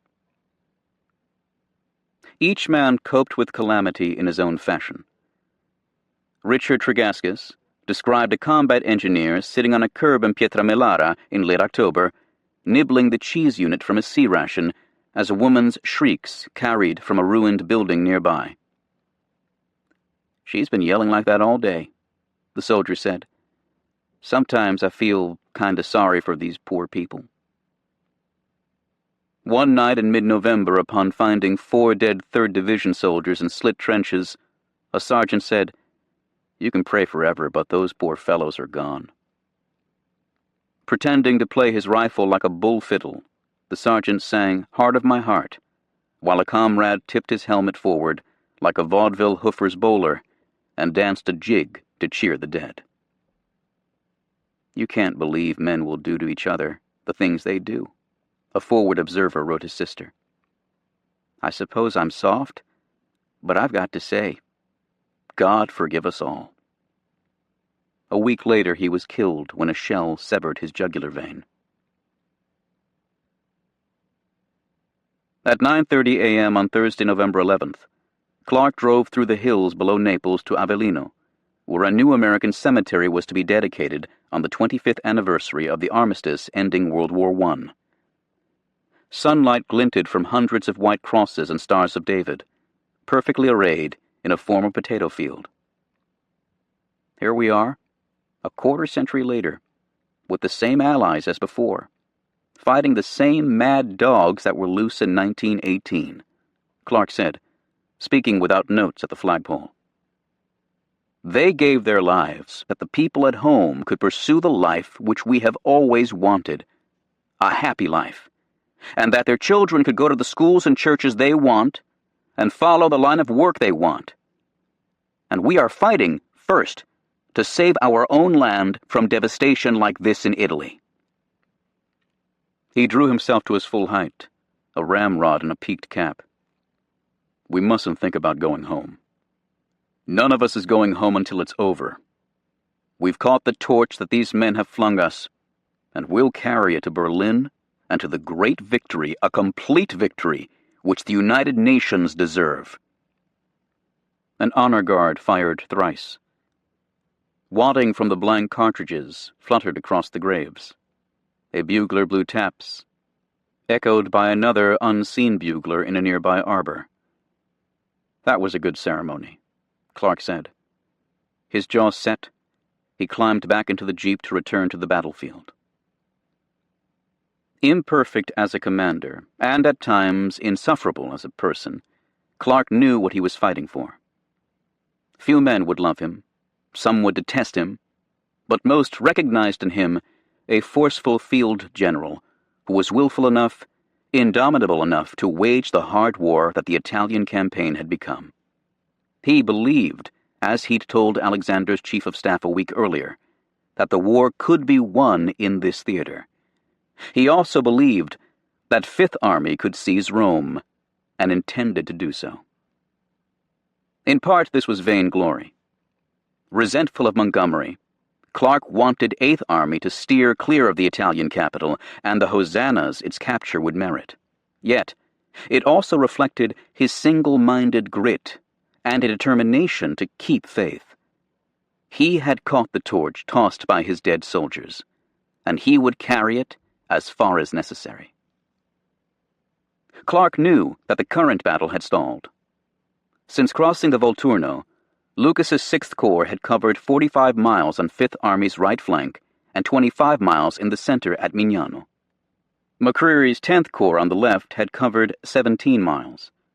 That yardage had cost the Army 10,000 casualties since mid-October, and the equivalent of 2 divisions since landing at Salerno, including more than 3,000 dead. Although the Liri Valley was barely a dozen miles ahead, it might just as well have been on the moon. MPs posted warning signs across the front, including "Nothing but Jerry beyond this point," and "If you go any further, take a cross with you." The British had disappointed Clark at the Volturno, and in the attack on Monte Cammino. "Why in the hell don't you get going?" he'd asked McCreary. Privately and unfairly, Clark believed that American units were the only ones I really could depend upon to slug it out. In truth, although Fifth Army now numbered 244,000 men, Clark lacked enough reserves of any nationality to exploit a breakthrough, even if he reached the Liri Valley. Getting that far seemed doubtful in itself.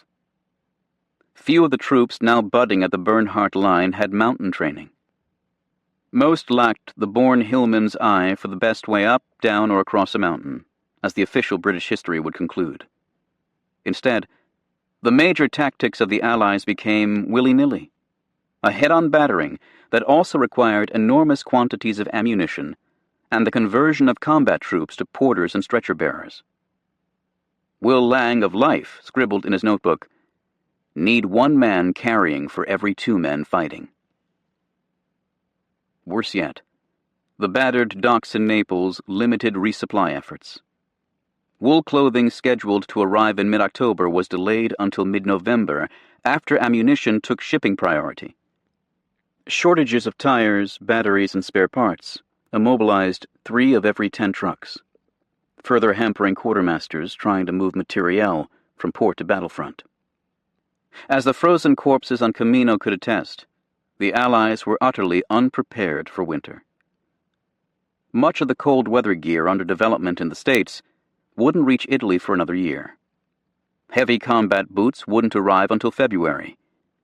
British units doubled the blanket allowance from 2 to 4, requisitioned sheepskin coats from Syria, and increased the daily sugar ration by 4 ounces for those fighting at altitudes above 2,000 feet. Too little, too late. Cold ground trauma injuries soared in November, including the first 1,000 cases of trench foot among American troops. Clark was aghast to learn that the British had begun breaking up a division every 2 months to field replacements. "I wish so many things weren't done on a shoestring," Lucas wrote. "This campaign was poorly planned in many respects. We should have at least twice as many troops." True, the Germans were also in a bad way, and there was always comfort in the misery of one's adversary. Kesselring had stabilized the front by throwing 2 more divisions into the fight, but the first 10 days of November cost him more than 2,000 casualties. "Under heavy artillery fire," a German NCO wrote in his diary, "my morale is gone." A captured letter from a soldier on the Adriatic front lamented, "The lice are at me now, and I haven't washed or shaved for a fortnight. All I'm doing is waiting for the war to end." Another letter, written by a German soldier in Poland to a comrade captured in Italy by the 3rd Division, included a grim confession. "We have already liquidated over 1,200 Jewish slaves. We sent them to another ghetto beyond the borders of life." Clark concluded that the time had come to pause. On Saturday, November 13th, he met his senior commanders at the 6th Corps command post and ticked off the battlefield realities. 5 of 5th Army's 7 divisions had been in the line almost constantly since Salerno. The British were stalled at Monte Cammino. Casualties and supply troubles kept mounting. The Army would hold to its present positions for at least 2 weeks. Commanders would ensure that the troops get all the rest possible. Planners would take the rest of the month to concoct a new scheme before the offensive resumed. "We mustn't kid ourselves," Truscott said, gesturing vaguely toward German lines to the north. "There's still a lot of fight left in the old son of a bitch." But Lucas provided the opposite epitaph for the first Allied assault in the winter line. "The weather is cold as hell, and the wind is blowing," he wrote in his diary. "War should be fought in better country than this." The entire world was burning. At 8:30 a.m. on Saturday, November 20th, 6 to the maximum power, otherwise known as Dwight D. Eisenhower, stood smoking a cigarette on the docks at Mers el-Kebir, the great French naval base 6 miles west of Oran. Snow crowned the majestic Atlas Mountains to the south, and a chill breeze swept the dockyard, where sailors in peacoats and dungarees bustled about the piers and warehouses. A brilliant winter sun gleamed from the African heavens, and the Mediterranean sparkled like buffed lapis. In the sheltered anchorage, the newly arrived battleship USS Iowa swung on her chains after her transatlantic passage, and Eisenhower watched through field glasses as a whaleboat descended from her port davits. He'd come to welcome the dreadnought's distinguished passengers, including a particular eminence codenamed Cargo. In a few minutes, even 6 to the maximum power would be substantially outranked. He welcomed the diversion. Autumn at AFHQ had been an anxious season. Sanguine predictions of a promenade to Rome proved fanciful, and the winter line battle now teetered toward debacle. "We are very much disturbed about the campaign in Italy," the British chiefs had cabled on November 4th, even suggesting that a stalemate there might require postponement of Overlord. Tart messages from Marshall, faulting Eisenhower for not cracking the whip and for misusing Allied air power, made him burn the air in frustration, Harry Butcher reported. His explications to Washington and London now had an occasional odor of martyrdom. By drawing the wrath of Kesselring's armies onto his own, he advised the combined chiefs, "It then makes little difference what happens to us if Overlord is a success." 5th and 8th Armies, segregated by the Apennines, continued to fight disjointed wars. But Eisenhower seemed powerless to contrive a better scheme. "I have sought in every possible way to avoid a mere slugging match along a wide front," he told Alexander on November 9th. In the years since the Torch invasions, Allied casualties in the Mediterranean had eclipsed 100,000. In exhortations to his troops, who would have disagreed that it makes little difference what happens to us, Eisenhower had been reduced to invoking prepositional deities. "The God of justice fights on our side." Politics in Falderall beset him still. Whether Capri should be an exclusive preserve of the Air Force, contrary to my policies, whether he disliked the photographer Margaret Bourke-White, absolutely untrue. Why a professed man of faith would sometimes cuss. Damn it, I am a religious man. Whether he would run for president, I ain't and won't. Some requests left him scratching his head, including an offer of £10,000 from a South African impresario, if you arrange for Mussolini's personal appearance on the stages of our Cape Town theaters. 3 weeks' engagement. Beadle Smith proposed creating a special AFHQ staff whose job would be solely to keep the home front frightened, since the Pentagon and Whitehall seemed more responsive when catastrophe threatened. It all wore him down, although at age 53 he still radiated vigor. He usually blew his top if anyone so much as intimated that he looked tired, Kay Summersby recalled. Most nettlesome in recent weeks was the rampant speculation over who would command Overlord, and suggestions that he and Marshall were rivals for the post. The topic made him acutely uncomfortable, John Eisenhower later wrote. Eisenhower denounced the rumors as false and malicious gossip, the quintessence of Falderall. The whaleboat drew close to the dock. Eisenhower picked out Marshall, King, Harry Hopkins, and General H. Hap Arnold, the Army Air Forces chief, standing at the rail. A grinning, sea-tanned figure in a gray fedora gestured with a cigarette holder at the bright sunshine and yelled from his wheelchair, "Roosevelt weather." Handshakes and a blur of salutes greeted the president and his chiefs. All the heavy maleness of the war, in Summersby's phrase. En route from Washington to strategy conferences in Cairo and Tehran, they planned to fly to Tunisia and spend the night before pressing on to Egypt. Secret Service agents lifted Roosevelt into an armored limousine where he was joined by Eisenhower and 2 of the president's sons, Elliot and Frank Jr., who were serving in the Mediterranean. During the 50-mile drive to La Senia airfield, south of Oran, Roosevelt described, with evident delight, the near sinking of the Iowa. On Sunday afternoon, November 14th, in fair weather, and following seas off Bermuda, he'd been on deck watching anti-aircraft gunners take target practice at drifting weather balloons when the ship's bridge announced, "Torpedo. Torpedo on the starboard beam." A sailor bellowed, "This ain't no drill." Much excitement ensued. Whistles, alarms, hoisted signal flags, a stampede to general quarters. Secret Service agents rushed about with drawn pistols. Iowa surged to flank speed and heeled sharply to port in evasion. "Take me over to the starboard rail," Roosevelt told his valet.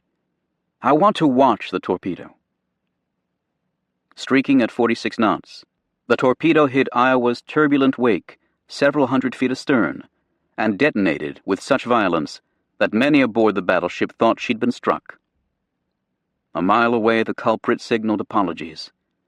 The destroyer USS William D. Porter, part of Iowa's escort, had accidentally fired tube number 3 during a simulated torpedo attack drill. Admiral King ordered the destroyer back to port with her entire company under arrest.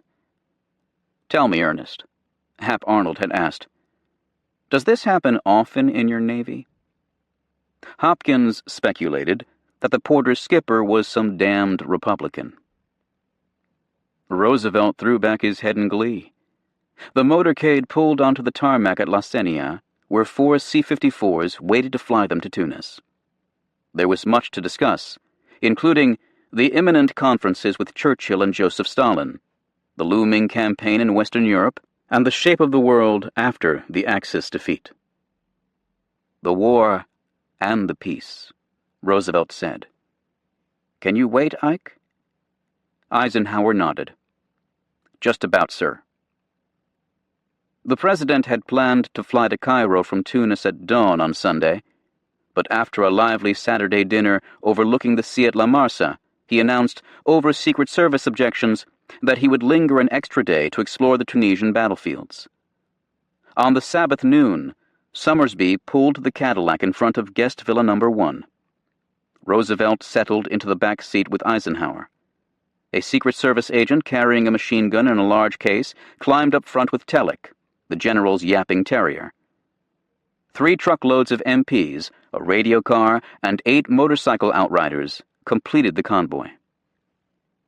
Past the Bey's Palace and the Roman aqueduct they drove, then turned southwest to follow the lush Majerda River Valley.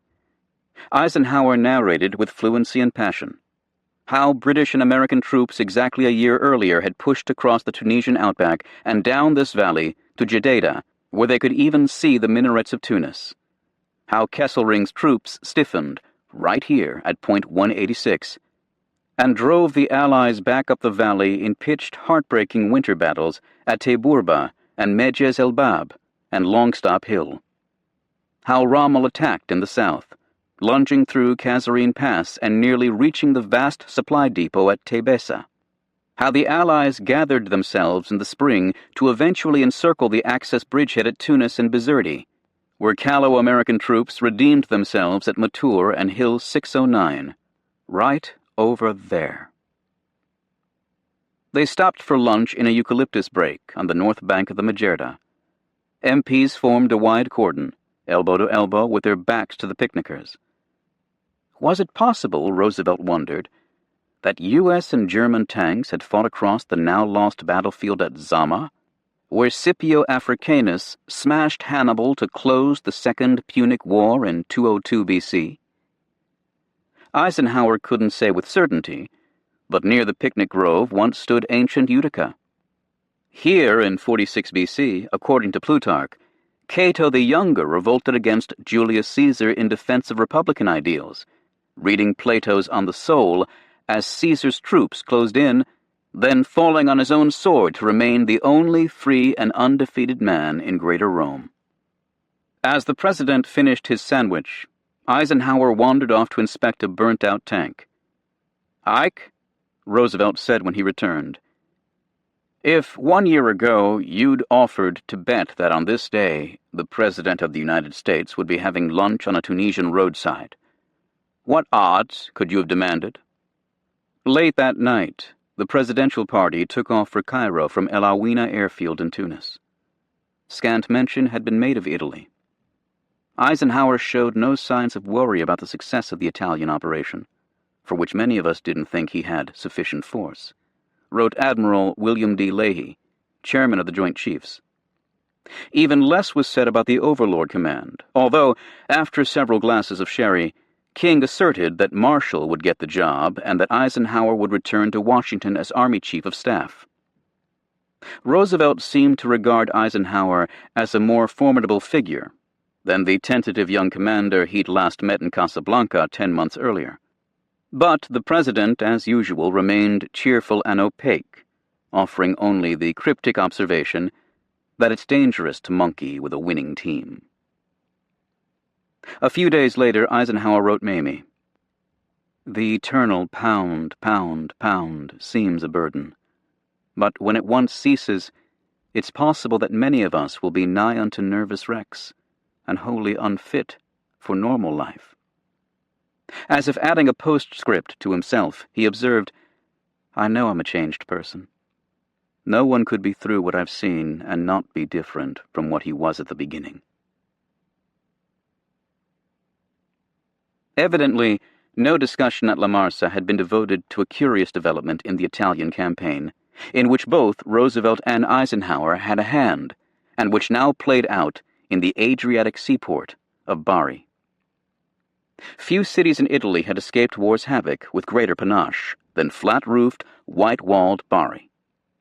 Once an embarkation point for crusaders headed east, it had been destroyed by William the Bad, restored by William the Good, and enhanced by the arrival of the bones of St. Nicholas, Father Christmas, which were stolen in Asia Minor by Bari seamen in the 11th century.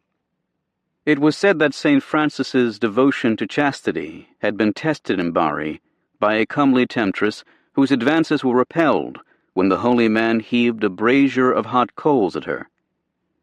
Horace called the town fish-famous, and stalls of clams, sea urchins, cuttlefish, and oysters still lined the breakwater, where fishermen smacked dead octopuses on the rocks to tenderize them. Peddlers wheeled their barrows through Bari's serpentine alleys, selling amulets against the evil eye, while toothless pilgrims at the basilica sought Nicholas's intercession. Netturbini with handcarts swept the gutters of garbage heaved overnight from upper windows. Unlike that of Naples, Bari's agile and ingenious criminal class consisted chiefly of small boys, wrote a British officer and novelist named Evelyn Waugh. Bari's newest landmark was the Bambino Sports Stadium, built by Mussolini as a reward for producing more male babies than any comparable city in Italy. Liberating Tommies had been greeted with flowers and speeches.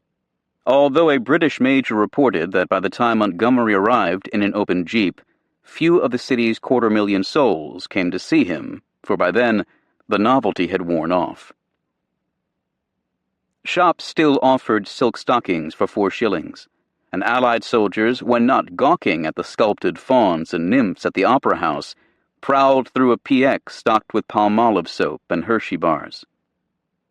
The large port, enclosed by a mole of cyclopean blocks weighing 350 tons each, had been captured in good condition, and 1,000 stevedores now labored around the clock.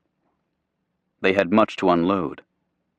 With Naples reviving slowly, Bari provided the main supply port for 8th Army, as well as for the Allied air forces now building 4 dozen fields at Foggia and elsewhere.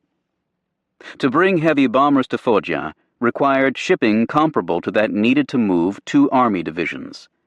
Keeping those planes flying would take a supply effort equal to the entire 8th Army's. To floor a single all-weather airstrip against mud, for example, took 5,000 tons of perforated steel planking. On December 1st, the newly created 15th Air Force opened its headquarters in Bari. The commander, a former professional bantamweight boxer, who also held both a doctorate in aeronautical engineering and the Medal of Honor, Major General James H. Doolittle, moved into a plush first-floor office on the waterfront in the former headquarters of the Italian Air Force. Doolittle's job was to augment the bombing of strategic targets, such as German aircraft plants and oil facilities now underway by British and American squadrons based in Britain. Doolittle had claimed that flying weather in Italy would be almost twice as good as that in the United Kingdom, a proposition sorely tested by the cancellation due to inclemency of roughly half his bombing missions in November. Still, Allied pilots now owned the Italian skies. German long-range bombers had flown only 8 times in Italy since mid-October, including 4 attacks on Naples in November. Nearly 3/4 of all Luftwaffe fighters had retreated to Germany, and the Allied pummeling of enemy airfields had become so intense that the raids were known as Reich Party Days. So cocky were Allied air commanders that on the afternoon of Thursday, December 2nd, Air Vice Marshal Arthur Coningham assured reporters, "I would regard it as a personal affront and insult if the Luftwaffe should attempt any significant action in this area." As Coningham issued this challenge to the fates, berth number 29 on the outer mole of Bari Harbor was occupied by an ordinary Liberty ship, SS John Harvey. She'd arrived 4 days earlier in a convoy of 9 merchantmen, after an odyssey that began in Baltimore, and included stops at Norfolk, Oran, and Augusta. Only her secret cargo was unusual. 1,350 tons of bombs, filled with a toxin known to chemists as dichlorophyll sulfide, and to Army chemical warfare specialists as HS, but more commonly called mustard gas. Several military port officials knew of John Harvey's lading, but other ships with medical supplies and conventional munitions took precedence, and she remained unloaded, nearly hull to hull with 14 other vessels moored at the Molo Nuovo. German torpedo boats infested the Adriatic, and investigators later concluded that the ship was at the time in as safe a place as could be found. No Axis chemical stockpiles had been discovered in North Africa, and AFHQ believed that gas warfare by Germany appears unlikely, except at a critical moment of the war, when such a course might be expected to be decisive. But Eisenhower wondered whether that moment was approaching. Relying on Italian intelligence, he warned Marshall in late August that Berlin had threatened that if Italy turned against Germany, gas would be used against the country, and the most terrible vengeance would be exacted as a lesson to other wobbly allies. Churchill also sounded the alarm in a note to Roosevelt. Fifth Army prisoner interrogations suggested intensified German preparations for chemical combat, and rumors circulated of a new egregiously potent gas. Many soldiers in the German army say Adolf will turn to gas when there is no other way out, a Fifth Army memo noted in mid-October. 19 plants in Germany were suspected of making poisonous gases, with others scattered across occupied Europe.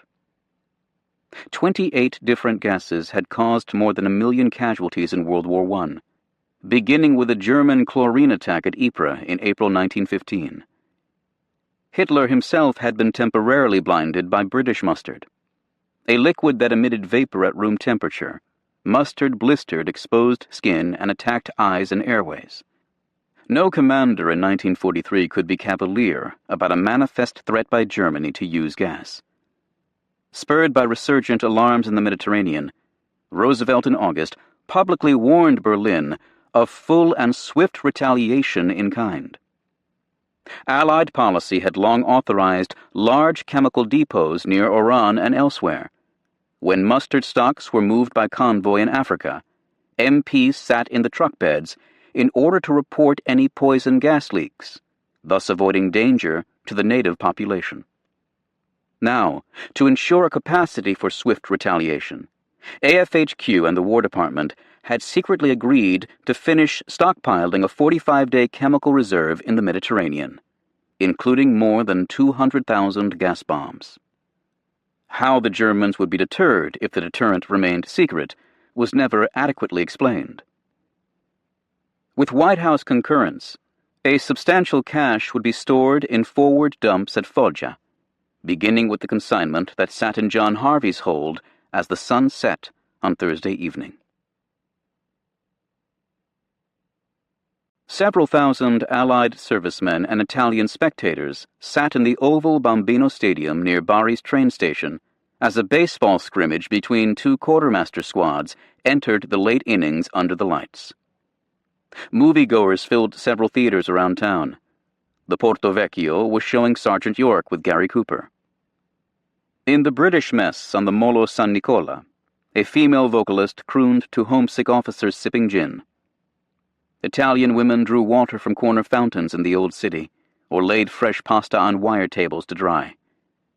Lights also burned atop port cranes and along the jetties.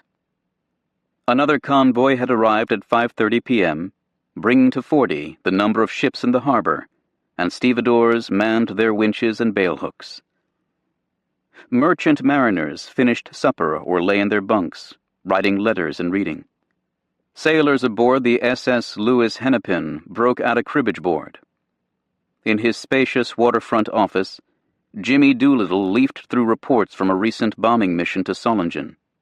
Hearing airplanes overhead, he assumed they were more C-47s, bringing additional men and materiel to Bari. It was 7:20 p.m. The first two Luftwaffe raiders dumped cardboard boxes full of tiny foil strips, known as Window to the Allies and Duppel to the Germans. The foil was intended to deflect and dissipate radar signals. The tactic confused Allied searchlight radars, but was otherwise wasted. The main early warning radar dish, on a theater roof in Via Victor Emmanuel, had been broken for days. British fighters sent up on routine patrol at dusk had already landed without incident. Ultra intercepts had revealed German reconnaissance interest in Bari, but no one guessed that Kesselring and his Luftwaffe subordinates had orchestrated a large raid on the harbor to slow both 8th Army and the build-up at Foggia. Risks such as were accepted in the port of Bari on this occasion must result in damage proportional to the risk taken, Eisenhower's air chief would tell him 3 weeks later. To avoid fratricide, a senior British officer had insisted that naval gunners not fire until fired upon. That moment soon arrived. Guided by the harbor lights and their own hissing flares, 20 Ju-88 bombers roared in at barely 150 feet. A few tracer streams climbed toward the flares above the harbor, but gunners blinded by the glare were reduced to firing by earshot at the marauding planes. The first bombs fell near the Via Abate Gima in central Bari.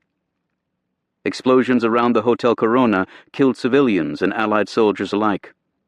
A woman screamed, "Non voglio morire, I don't want to die," but many died. Near the Piazza Mercantile, a house collapsed on a mother and her 6 sons. Baseball fans stampeded for the stadium exits. The door to Doolittle's office blew in and the windows disintegrated. Dusting himself off as bombs began to detonate in the flare-silvered harbor, Doolittle told another officer, "We're taking a pasting." Much worse was to come. Bombs severed an oil pipeline on the petroleum quay. Burning fuel spewed across the harbor and down the moles, chasing stevedores into the sea. The Joseph Wheeler took a direct hit that blew open her starboard side and killed all 41 crewmen. An explosion carried away half the John Bascom's bridge, blowing shoes from sailors' feet and watches from their wrists. Bascom's cargo of hospital equipment and gasoline ignited, burning away her stern lines so that she drifted into the John L. Motley, carrying 5,000 tons of ammunition and already holed by a bomb through the number 5 hatch. Engulfed in flame, Motley smacked against a seawall and exploded, killing 64 of her sailors and catapulting shards of flaming metal over the docks. The blast caved in the burning Bascom's port side. The ship did not have a chance to survive, a crewman noted, and generated a wave that swept over the breakwater, tossing seamen who'd climbed from the sea into the water again. A bomb detonated below decks on the British freighter Fort Athabasca, killing all but 10 of 56 crewmen. The Liberty ship Samuel J. Tilden caught a bomb in the engine room before being strafed by both a German plane and by errant anti-aircraft fire from shore. A British torpedo boat soon sank the drifting freighter, to prevent her from setting other vessels ablaze. 2 bombs hit the Polish freighter Lwów, sweeping her decks with fire. Half an hour after the raid began, the last German raider emptied his bomb rack and headed north. The whole harbor was aflame, the seaman Warren Bradenstein reported, with burning on the surface of the water, and ships were on fire and exploding. Among those burning vessels was the John Harvey at berth number 29 with her secret cargo. Shortly after Motley blew up, Harvey detonated with even greater violence, killing her master and 77 crewmen. A fountain of flames spurted 1,000 feet into the night sky, showering the harbor with burning debris, including hatch covers, ruptured bomb casings, and a derrick, which punctured another ship's deck like a javelin. The blast ripped apart the freighter test bank, killing 70 crewmen, and blew hatches from their frames aboard USS Aroostook, carrying 19,000 barrels of 100-octane aviation fuel. Windows shattered 7 miles away, including those in Alexander's headquarters, and tiles tumbled from Bowery roofs. A searing wind tore across the port. I felt as if I were bursting and burning inside, recalled George Southern, a young officer standing on HMS Zetland's forecastle, followed by another tidal wave that rolled the length of the harbor, sweeping flotsam along the jetties and soaking men with seawater, now contaminated by dichlorophyll sulfide. A sailor on HMS Vulcan described hundreds of chaps desperately swimming and floundering, screaming and shouting for help. To another sailor, it seemed as if the entire world was burning. Horrors filled the town. Civilians were crushed in a stampede to an air raid shelter. Others drowned when ruptured pipes flooded another shelter after shattered masonry blocked the exits. A young girl pinned in the rubble next to her dead parents was freed only after a surgeon amputated her arm. Soldiers had been attending evening services in a Protestant church when bombs blew the chapel's front wall into the street, toppling the pulpit and splintering pews. Gathering their wits, the men belted out, "If this be it, dear Lord, we will come to you singing." Dead merchant mariners and Italian port workers lay along the seawall or floated face down in the scummy water.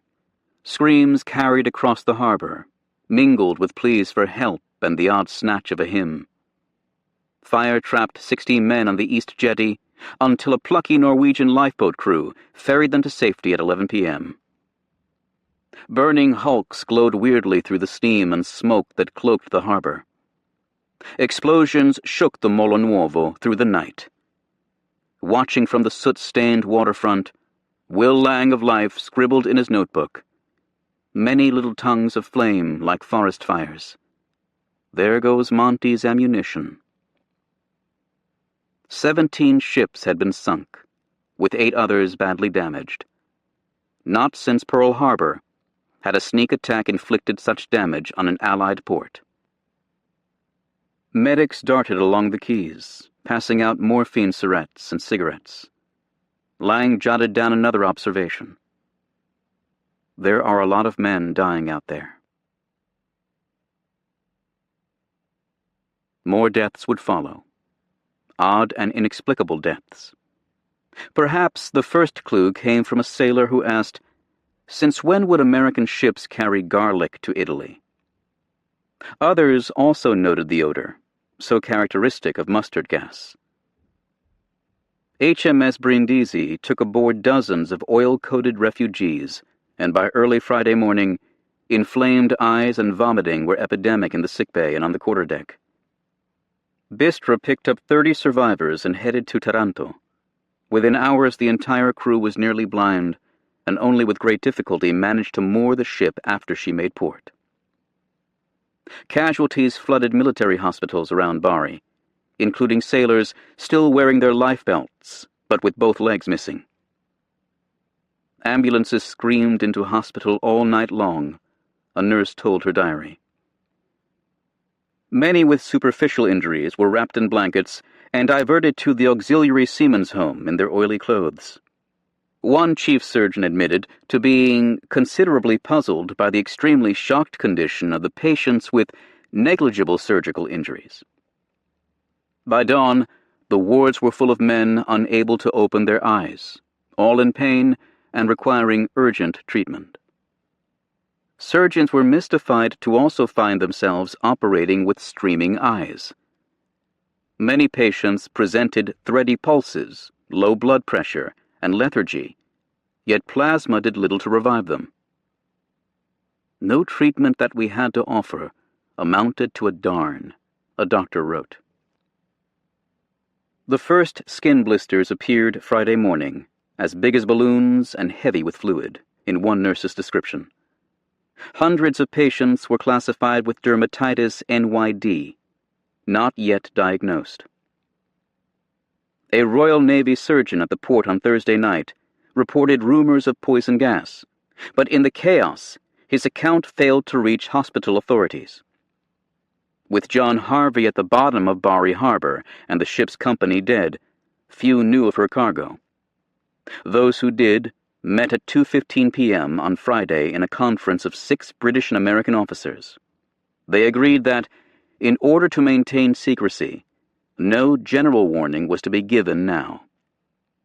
A ton of bleach would be dumped to disinfect the breakwater at berth number 29, and signs would be posted, "Danger, fumes."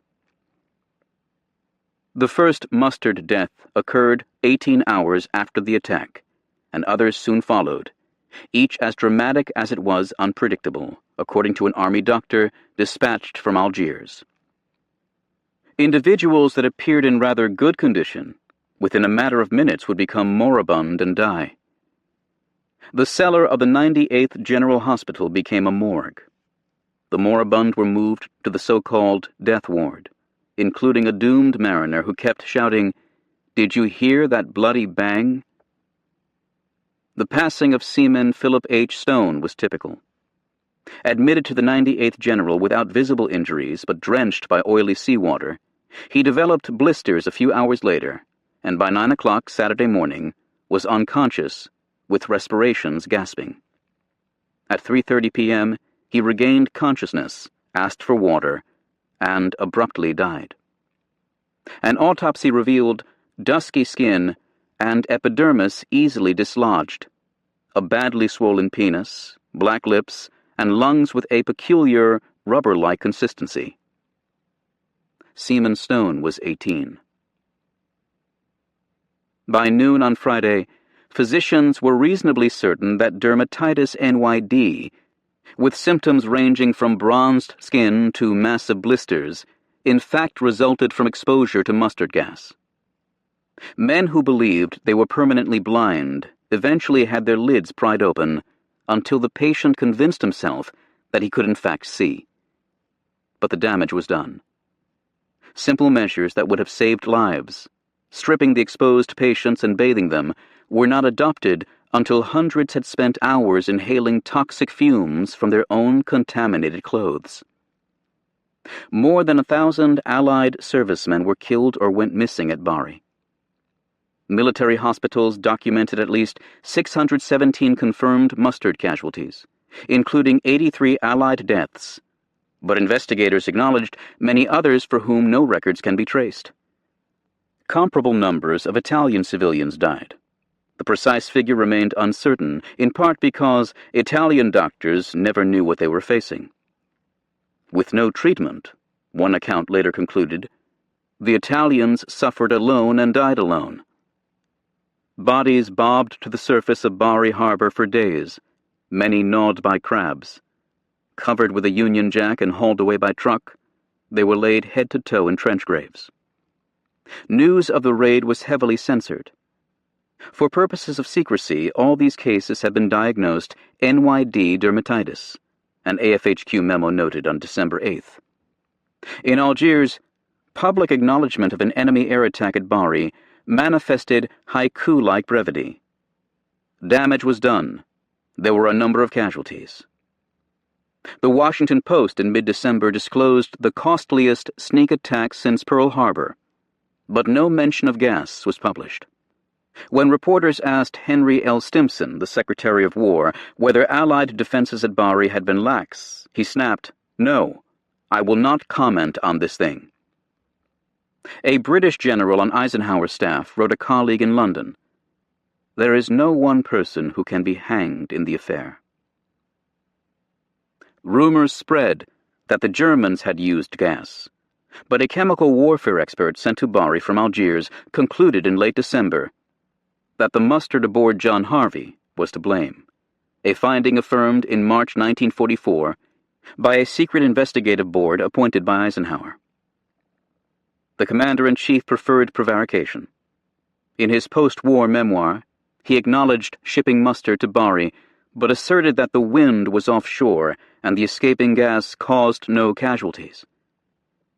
Churchill directed that British records be purged of mustard references, and all burns suffered on December 2nd were to be attributed to enemy action.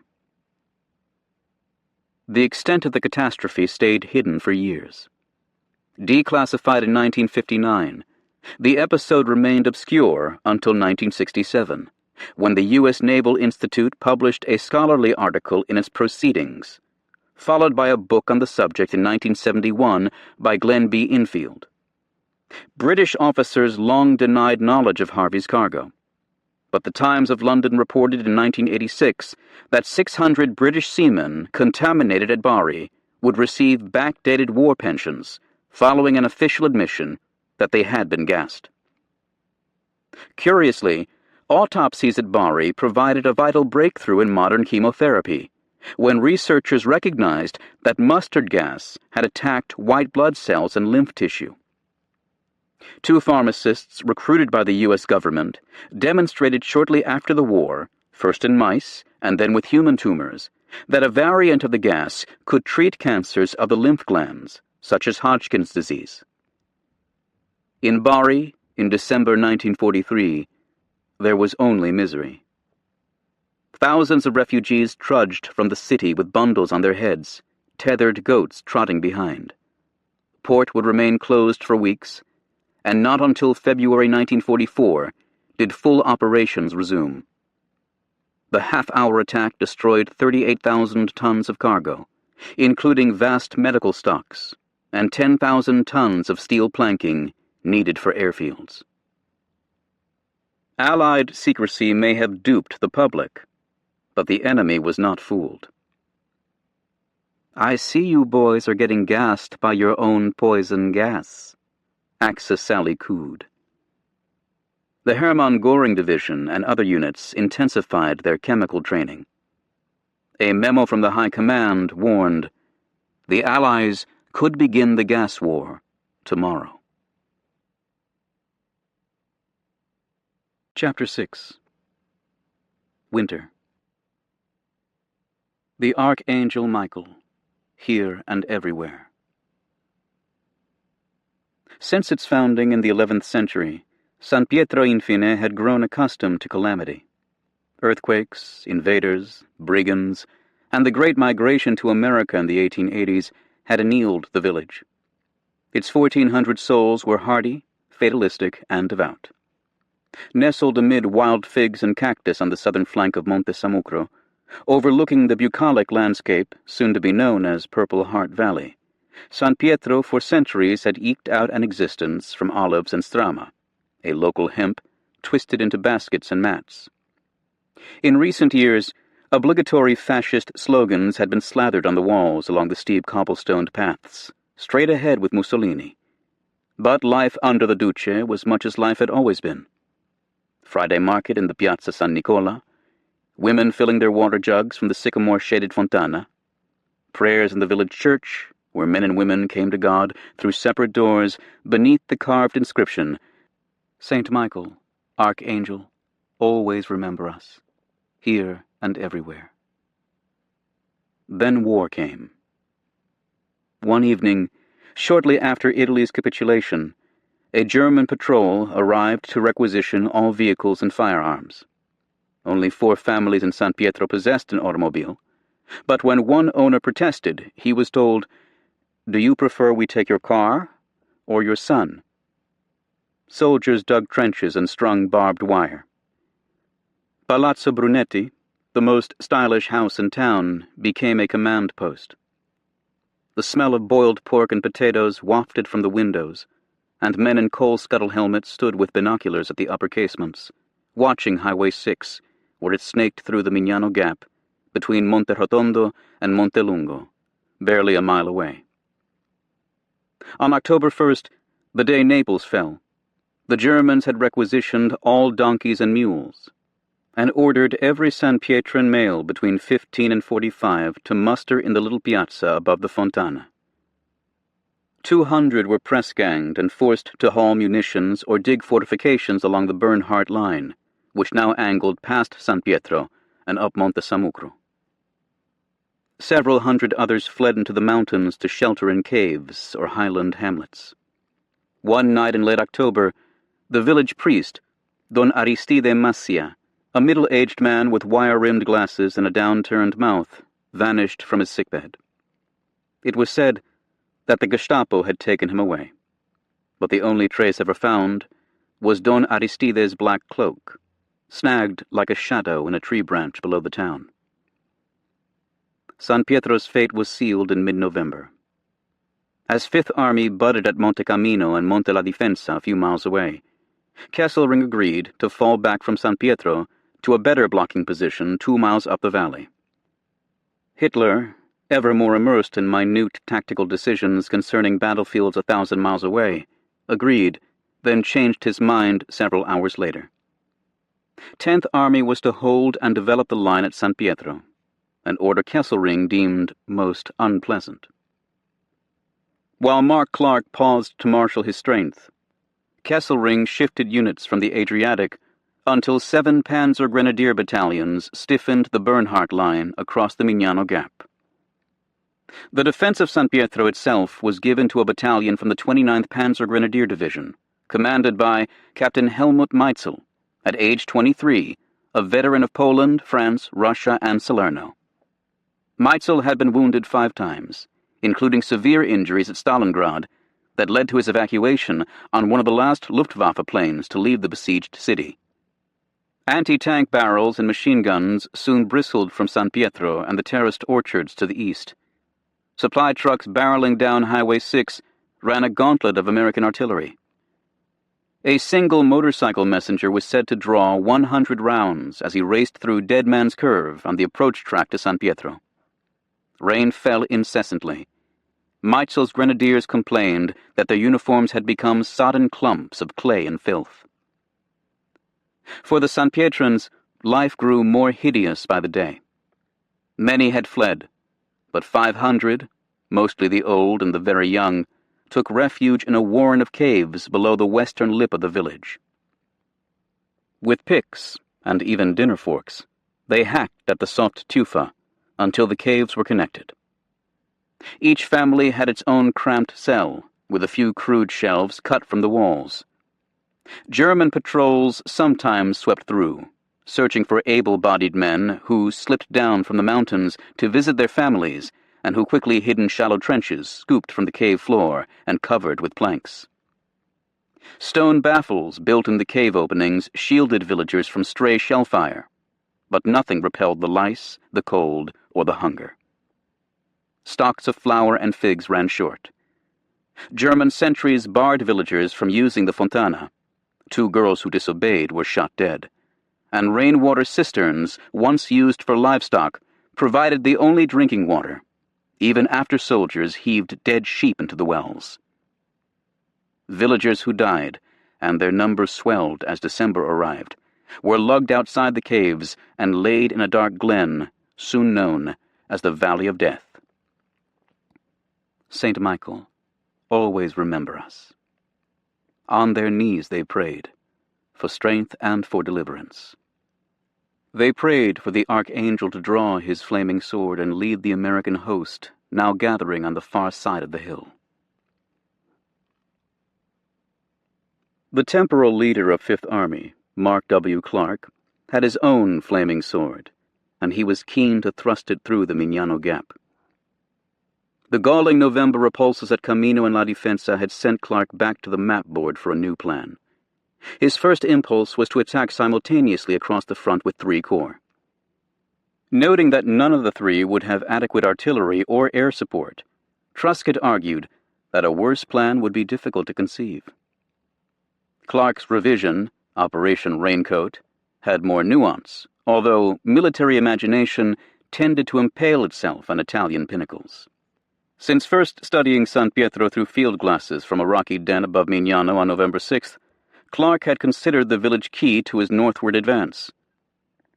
5 days later, he told subordinates that the critical terrain in the operation is the hill mass running north of San Pietro, Monte Sammucro, nearly 4,000 feet high, with rocky spurs radiating for several miles north and east. Raincoat called for an attack on the left by the British 10th Corps and the U.S. 2nd Corps, which had just arrived in Italy under Major General Jeffrey Keyes, Patton's former deputy, and now the successor to Omar Bradley. They would seize, respectively, Camino and La Defensa, the two wind-swept peaks that formed a single massif, 6 miles by 4, on the west flank of the Mignano Gap. A subsequent lunge by 6th Corps, including Walker's Texans in the 36th Division, which had relieved Truscott's 3rd Division, would grab San Pietro and Monte Sammucro on the Gap's eastern flank. The Allied force in Italy soon would reach 14 divisions. Clark's intelligence estimated that 185,000 German troops in 11 divisions now defended southern Italy, with another 12 divisions in the north. The Allied strategy of tying up German forces appeared to be succeeding, albeit through a war of mutual attrition. Every hour's delay here gave enemy sappers another hour to strengthen their main defensive fortifications around Cassino, 7 miles north. Yet Alexander worried at Clark's insouciance over the growing casualty lists in the winter line.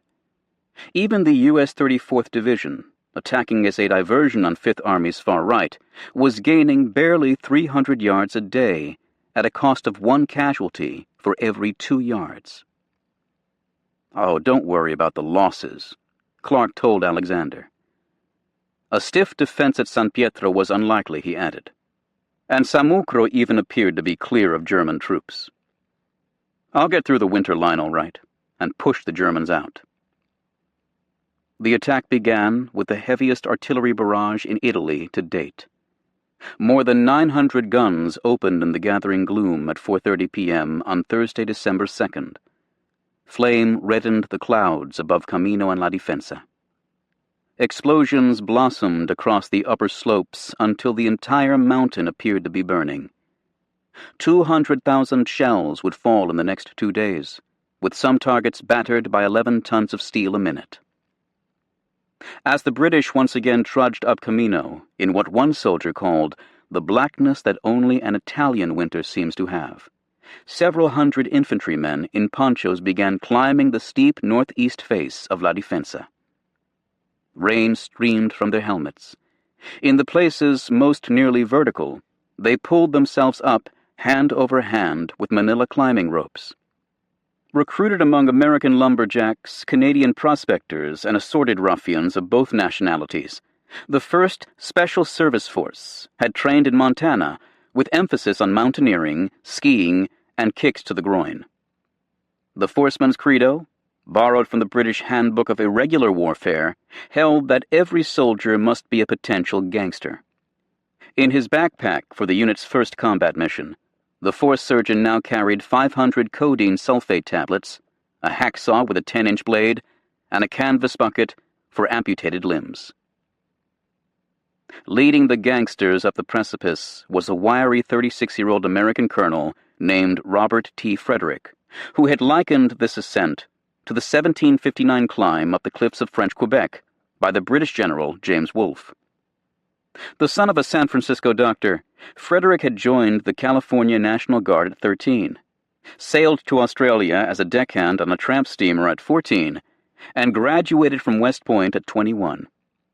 He was unusually fit, a classmate recalled. Kind of like a cat. It was said that Frederick had made his first parachute jump after 10 minutes instruction, wearing bedroom slippers. In combat, he carried only his rifle, Nescafé, cigarettes, and a letter in Latin from the Bishop of Helena, commending him as altogether worthy of trust. Though sometimes dogmatic, he'd purged the force of most French Canadians on the supposition that they lacked guts, By war's end, he would earn 8 Purple Hearts and a reputation as one of the U.S. Army's greatest soldiers. His casual indifference to enemy fire was hard to explain, a junior officer observed. Their barked fingers blew from cold. The forcemen had nearly reached the summit when the clatter of dislodged scree alerted the enemy just before dawn on December 3rd. Flares popped overhead, followed by the roar of machine guns and volleys of grenades and even thrown rocks. Through this fusillade, the attackers heaved themselves over the final shaly lip, faces peppered with rock splinters from ricochets. By 7 a.m., they'd seized the crest of La Defensa, a shallow saucer the size of a football field, 3,100 feet above sea level.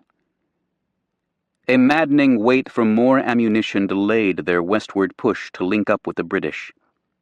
German artillery raked reinforcements scaling La Defensa with such fury that they suffered 40% casualties without firing a shot. On the summit, Frederick and his men huddled under lacerating mortar fire. "A German was with me in my foxhole," recalled one lieutenant. "He didn't bum any cigarettes or anything because he was dead." A direct hit killed a battalion commander, a former professor of history from New Brunswick, and a sergeant. "I looked back just in time to see them disappear," recalled one soldier. "It was just a red mist." A wounded private worked his way down the mountain praying aloud, "The Lord is my shepherd. He shepherds me hither, thither, and yon." Frederick passed word to supply officers below to send up whiskey for fortitude and condoms to keep rain out of the rifle barrels. Panzer Grenadiers counterattacked in rain and hail, pushing the forcemen back into their rocky saucer with machine gun fire so ferocious it resembled a huge shotgun blast. German snipers took a toll. A fatally wounded major plummeted over the cliff to the woods below, and officers soon smeared mud over their rank insignia to make themselves less conspicuous. Word spread that a captain had been shot in the face after an enemy white flag ruse. "The Krauts fought like they didn't have any intention of losing the war," recalled one lieutenant. "We didn't take any prisoners. Fighting like that, you don't look for any." A soldier told to escort a captured German officer down the mountain soon reappeared. "The son of a bitch died of pneumonia," he said. After 2 days on La Defensa, Frederick's senior subordinate couldn't quite speak properly and displayed extreme nervousness and indecision, according to several forcemen. Emptying 2 clips from his .45 caliber pistol at a sniper no one else could see, he scrambled down the hill and earned the nickname Foxhole Willie. By late Monday, December 6th, Frederick's men had pushed west through a barren saddle to capture Hill 907, vital terrain below Monte Camino.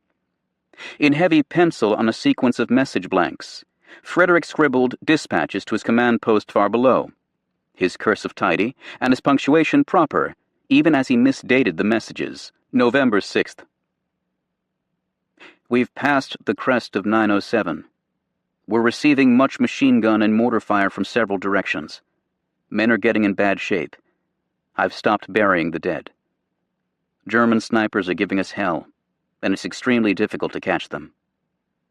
I'm okay," he added, "just uncomfortable and tired." Early on Tuesday morning, a British patrol emerged from the fog to report that 10th Corps now controlled Camino after a 5-day ordeal of attack and counterattack, in which a hilltop monastery changed hands repeatedly. Parched Tommies had licked the mossy rocks for moisture. Riflemen hauled up supplies on backs bent double by the incline and then hauled down casualties on stretchers whose 8 bearers slithered rather than walked, in Alan Moorhead's description. By noon on Wednesday, the last German defenders had slipped away through a valley to the west, firing a few defiant shots over their shoulders. The entire massif was at last in Allied hands, although no one felt particularly triumphant, a force historian wrote. Frederick scratched out a final message. "I expect to leave no wounded behind." Survivors hobbled into the rear encampment to be greeted by a brass band playing jaunty airs. the force had sustained 511 casualties, 1/3 of its combat strength, including 73 killed in action and more than 100 fatigue cases.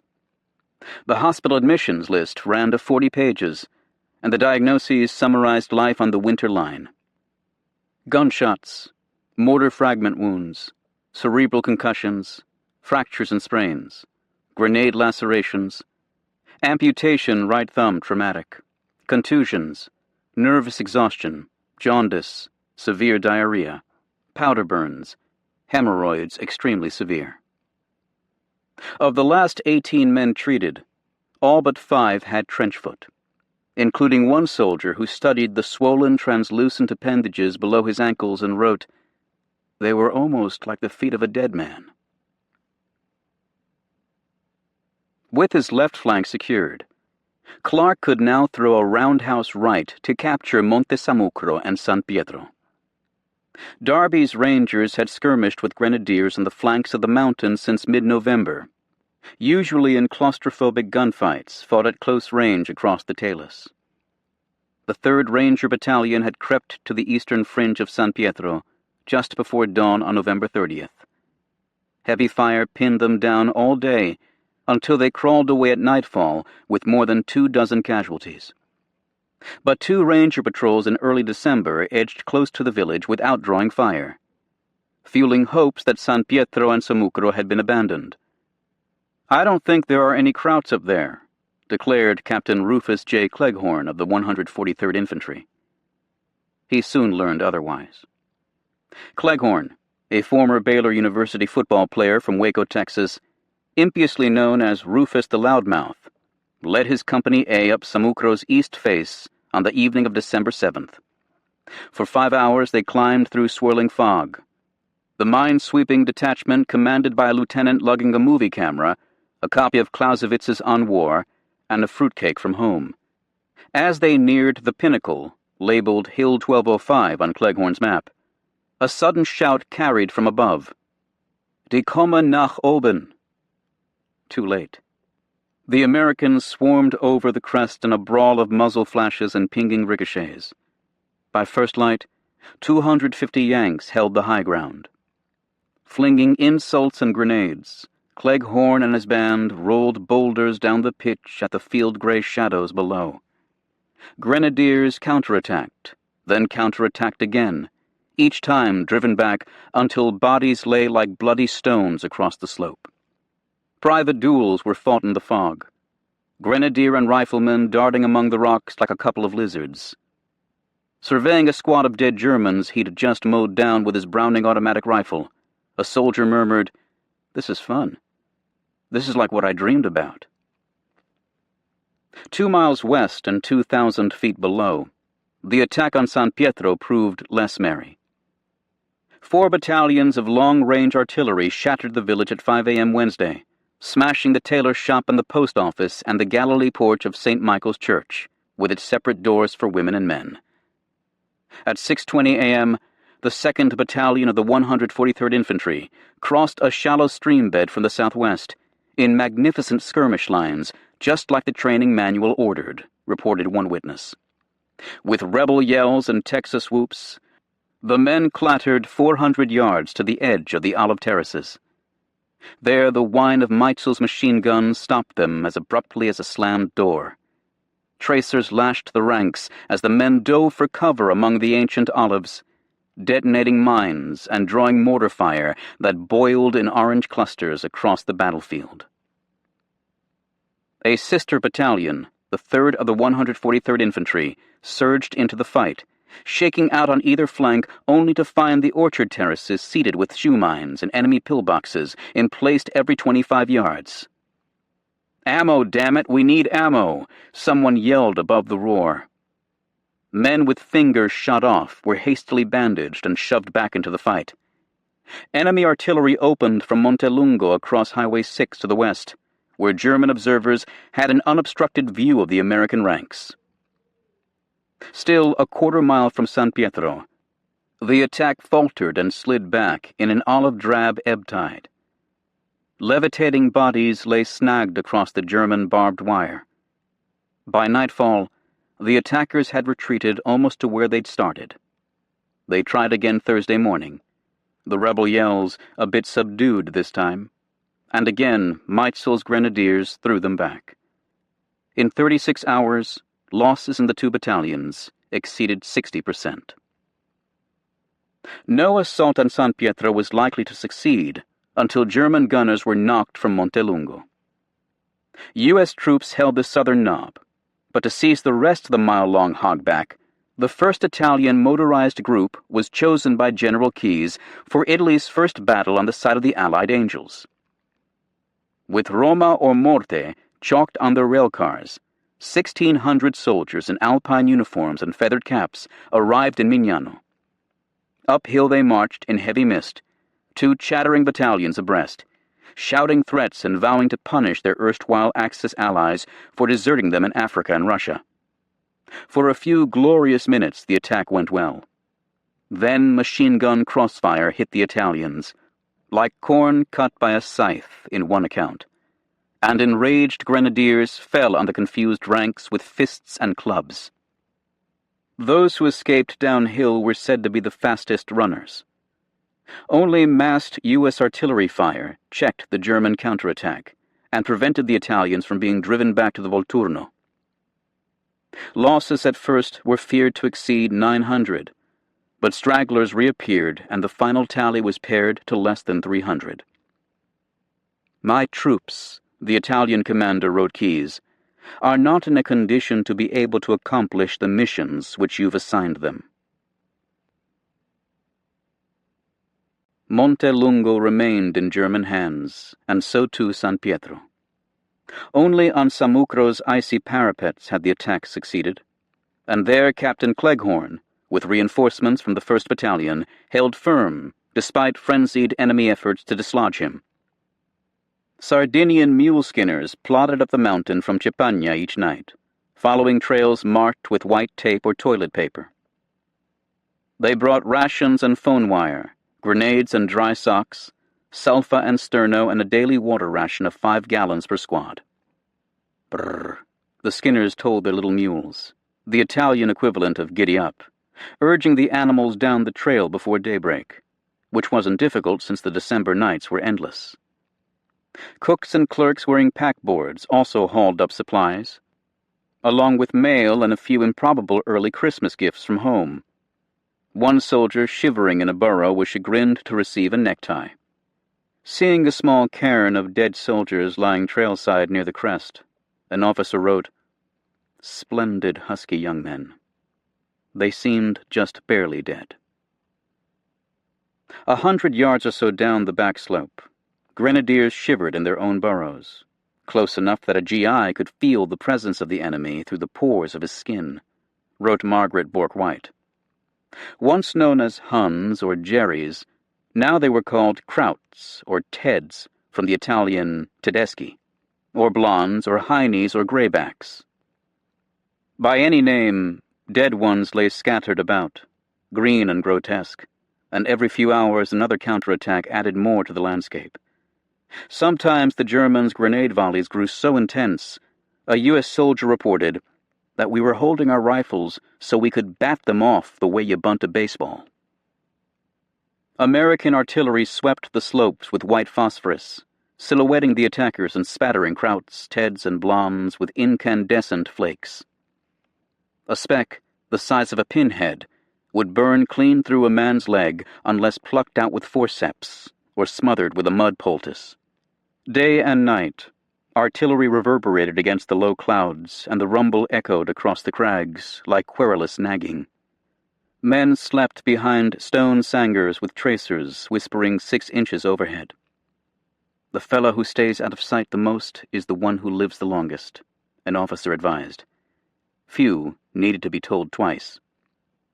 "I may be prejudiced," a soldier told his buddy, "but I don't like this place." Cleghorn's Company A had been reinforced by Company B, commanded by another Texan, a 25-year-old captain named Henry T. Wasco. Raised in the cotton country south of Temple, one of 8 children in a family of German Baptists, strapped enough to sew their clothes from flour sacking, Wasco was fair, blue-eyed, short and sober. A sweet little oddball, in the estimate of a school chum. He was never young, another classmate recalled, not in a crazy high school kid way. A teenage lay minister, Wasco took second prize in a statewide oratory contest, won the class presidency at Belton High School, and graduated with the highest grade point average in 20 years. At Trinity College, he joined the Texas Guard, in part for the dollar earned at each drill session, rising through the ranks on merit and zeal. At Salerno, Company B had fought with Darby at Cuncy Pass. "I guess I've always appeared as pretty much a queer cuss to all of you," Wasco had written in a just-in-case letter to his family as he shipped overseas. "If I seemed strange at times, it was because I had weighty responsibilities that preyed on my mind and wouldn't let me slack up to be human like I so wanted to be."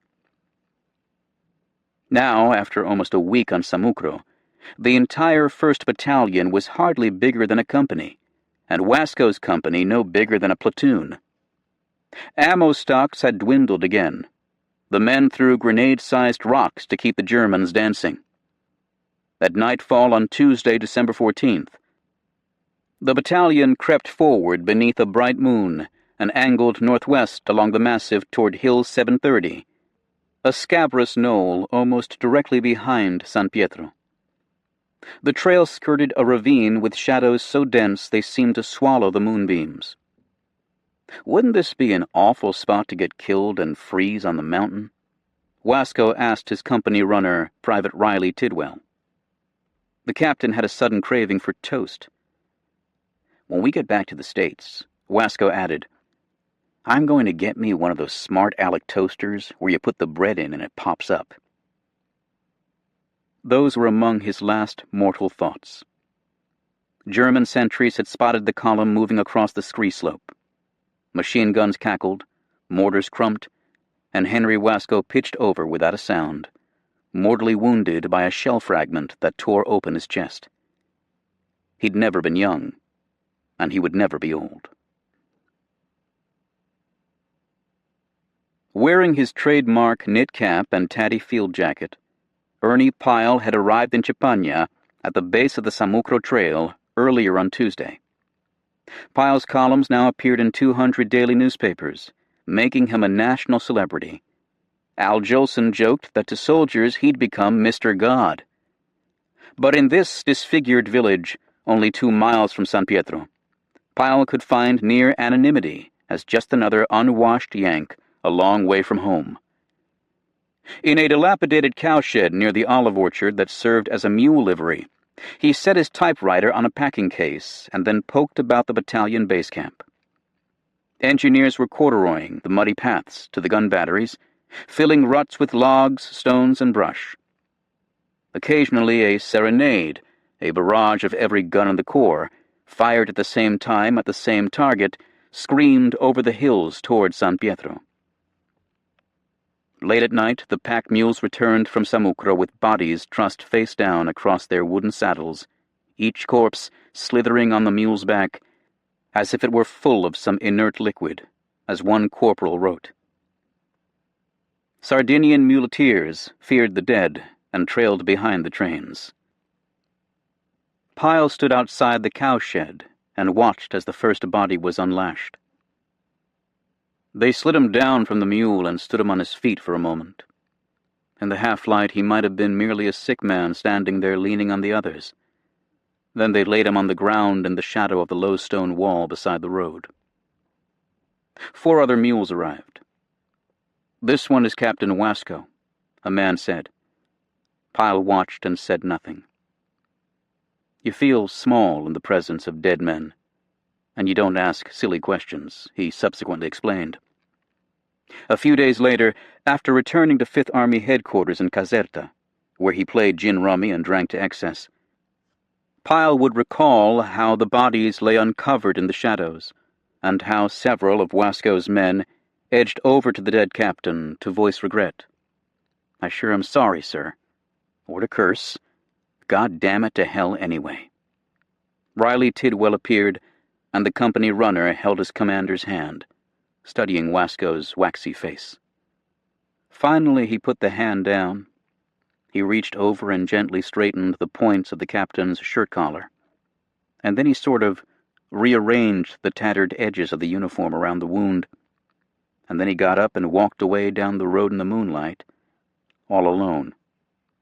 The rest of us went back into the cowshed, leaving the 5 dead men lying in a line, end to end, in the shadow of the low stone wall.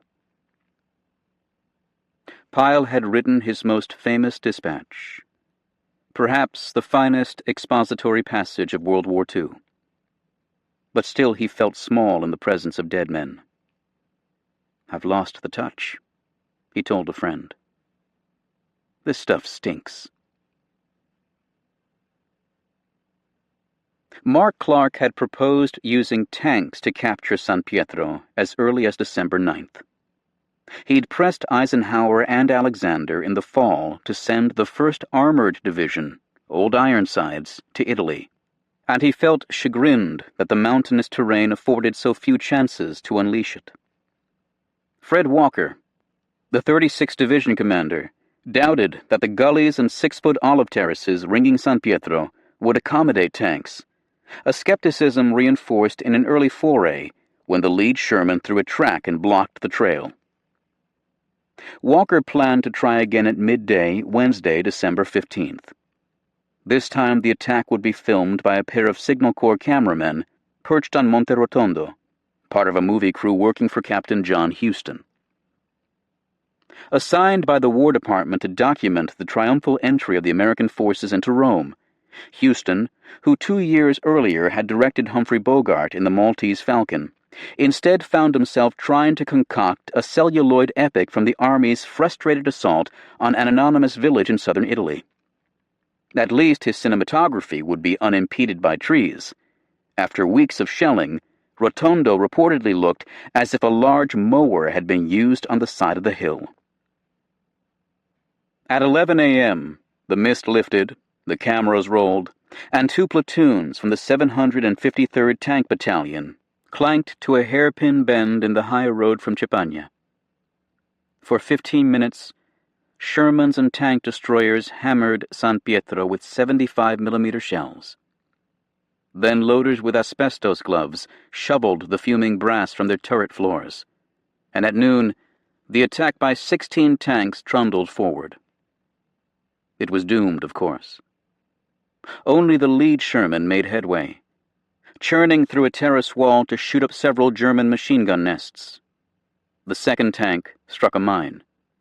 The next 3 closed to within half a mile of the village, only to burst into flames from German anti-tank fire. 3 more hit mines. By mid-afternoon, 4 surviving tanks were limping back toward Chipagna, with crews from the less fortunate Shermans clinging to the hulls like barnacles. 7 tanks had been destroyed, 5 others immobilized. Walker's foot soldiers had no better luck. The 141st Infantry's 2nd Battalion launched another frontal assault across open ground at 1 a.m. on Thursday morning. Dead and wounded marked the route of advance, a regimental account noted.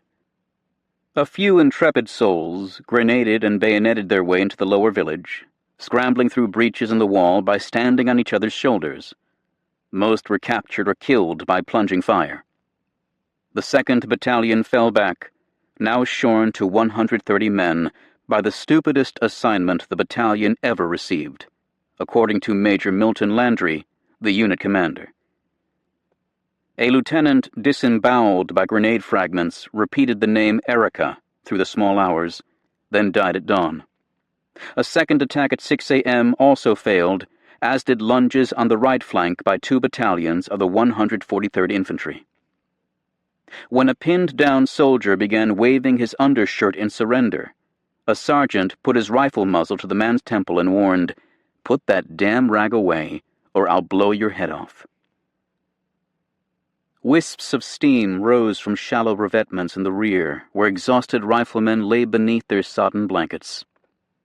Clark arrived at noon on Thursday, listening to the cacophony of mortars and machine pistols just ahead. Through field glasses he studied the charred tank hulks on the Chipanya road. "What troops are in front of you?" he asked the lieutenant. "Sir," the officer replied, "Germans." Clark uttered a few words of encouragement and drove off. The losses before the town had been heavy, Walker told his diary. Many wounded had to be abandoned within enemy lines. This is bad. And then it ended.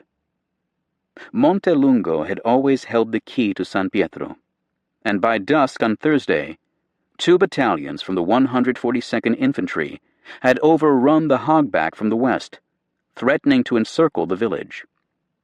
Captain Meitzel's grenadiers launched a brief counterattack from San Pietro to cover the battalion's withdrawal. At midnight on Friday, December 17th, a fountain of colored flares above the north slope of Samucro signaled retreat. German troops fell back 2 miles to yet another hillside village, San Vittore, which they would hold for the next 3 weeks. American riflemen creeping through the blue battle haze found San Pietro in ruins, one large mound of desolation in a gunner's description. The detritus of total war littered the rubble. Cartridge belts, stained bandages, dead pigs, a gray hand hanging limply from a sleeve. St. Michael's was reduced to a single upright wall, with a headless Christ hanging on his cross. The choir loft dangled above an altar now buried in masonry. The correspondent Homer Biggert also discovered a December 6th copy of the Völkische Beobachter, and inexplicably, a baseball glove. A few dozen wretched San Pietrans emerged from the ruins to huzzah their liberators. The dim, fetid caves below the village were the nearest thing to a journey in Dante's Inferno that I was to know in the war, wrote J. Glenn Gray, an Army intelligence analyst. Children were screaming, old men and women coughing or moaning, while others tried to prepare gruel over smoking coals. Some 140 San Pietrans were dead, 1 villager in 10. A baby's corpse lying in the mud was repeatedly run over by military vehicles before someone finally noticed, and a medic buried the remains. Graves registration men arrived with their leather gloves to police the battlefield, folding the hands of dead GIs across their chests before lifting them into white burial sacks. As the soldier-poet Keith Douglas wrote, "About them clung that impenetrable silence, by which I think the dead compel our reverence." Those who'd fought for the past 10 days supposedly slept where their bedding fell from the truck. San Pietro had cost Fred Walker's 36th Division 1,200 battle casualties and 2,000 non-battle losses. The 143rd Infantry Regiment alone lost 80% of its strength. Engineers, tankers, rangers, paratroopers, and the Italians who also fought for the village had hundreds more killed, missing, sick, and injured. At an evacuation hospital near Mignano, patients lay listening to the shriek of artillery, calling out the guns by millimeter. A chaplain played Ah, Sweet Mystery of Life on his Victrola. Margaret Bourke-White spied a small grim pile of amputated legs covered with canvas outside a surgical tent. When one dying Texas boy asked for watermelon, a surgeon replied, "They're not in season, son." To Bourke-White he added, "They often ask for their favorite food when they're near death." As the front lurched forward another mile or two, John Lucas advised his diary on December 18th, "We find the country thick with dead as we advance. I think the swine have taken a lacing." But the 6th Corps commander added, "Rome seems a long way off." A 36th Division soldier offered his own summary. "This is a heartbreaking business." For John Huston, the battle for San Pietro went on. The director's footage of the star-crossed tank attack was dramatic but incomplete. Although he later claimed to have done most of his filming during the actual battle, Houston, in fact, spent 2 months staging elaborate reenactments in olive orchards and on Monte Samucro, using 36 Division troops. Casualty scenes were staged in a hospital. A dead German in a foxhole was actually a GI actor in a grenadier uniform, and sequences inside the ruined village were filmed at another town, accidentally bombed by American planes.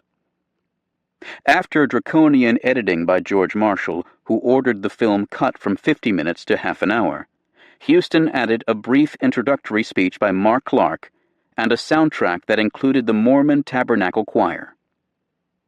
San Pietro would be released nationwide in the spring of 1945 to rhapsodic reviews. Time called it as good a war film as any that has been made. The telegram announcing Henry Wasco's death would arrive at his Texas home on December 29th, delayed by the War Department along with similar notifications until after Christmas. Henry's mother had been troubled with premonitions, and when the family appeared to break the news, she blurted out, "I was right, wasn't I? Henry's gone." Pyle's column would appear on January 10, 1944, covering the entire front page of the Washington Daily News.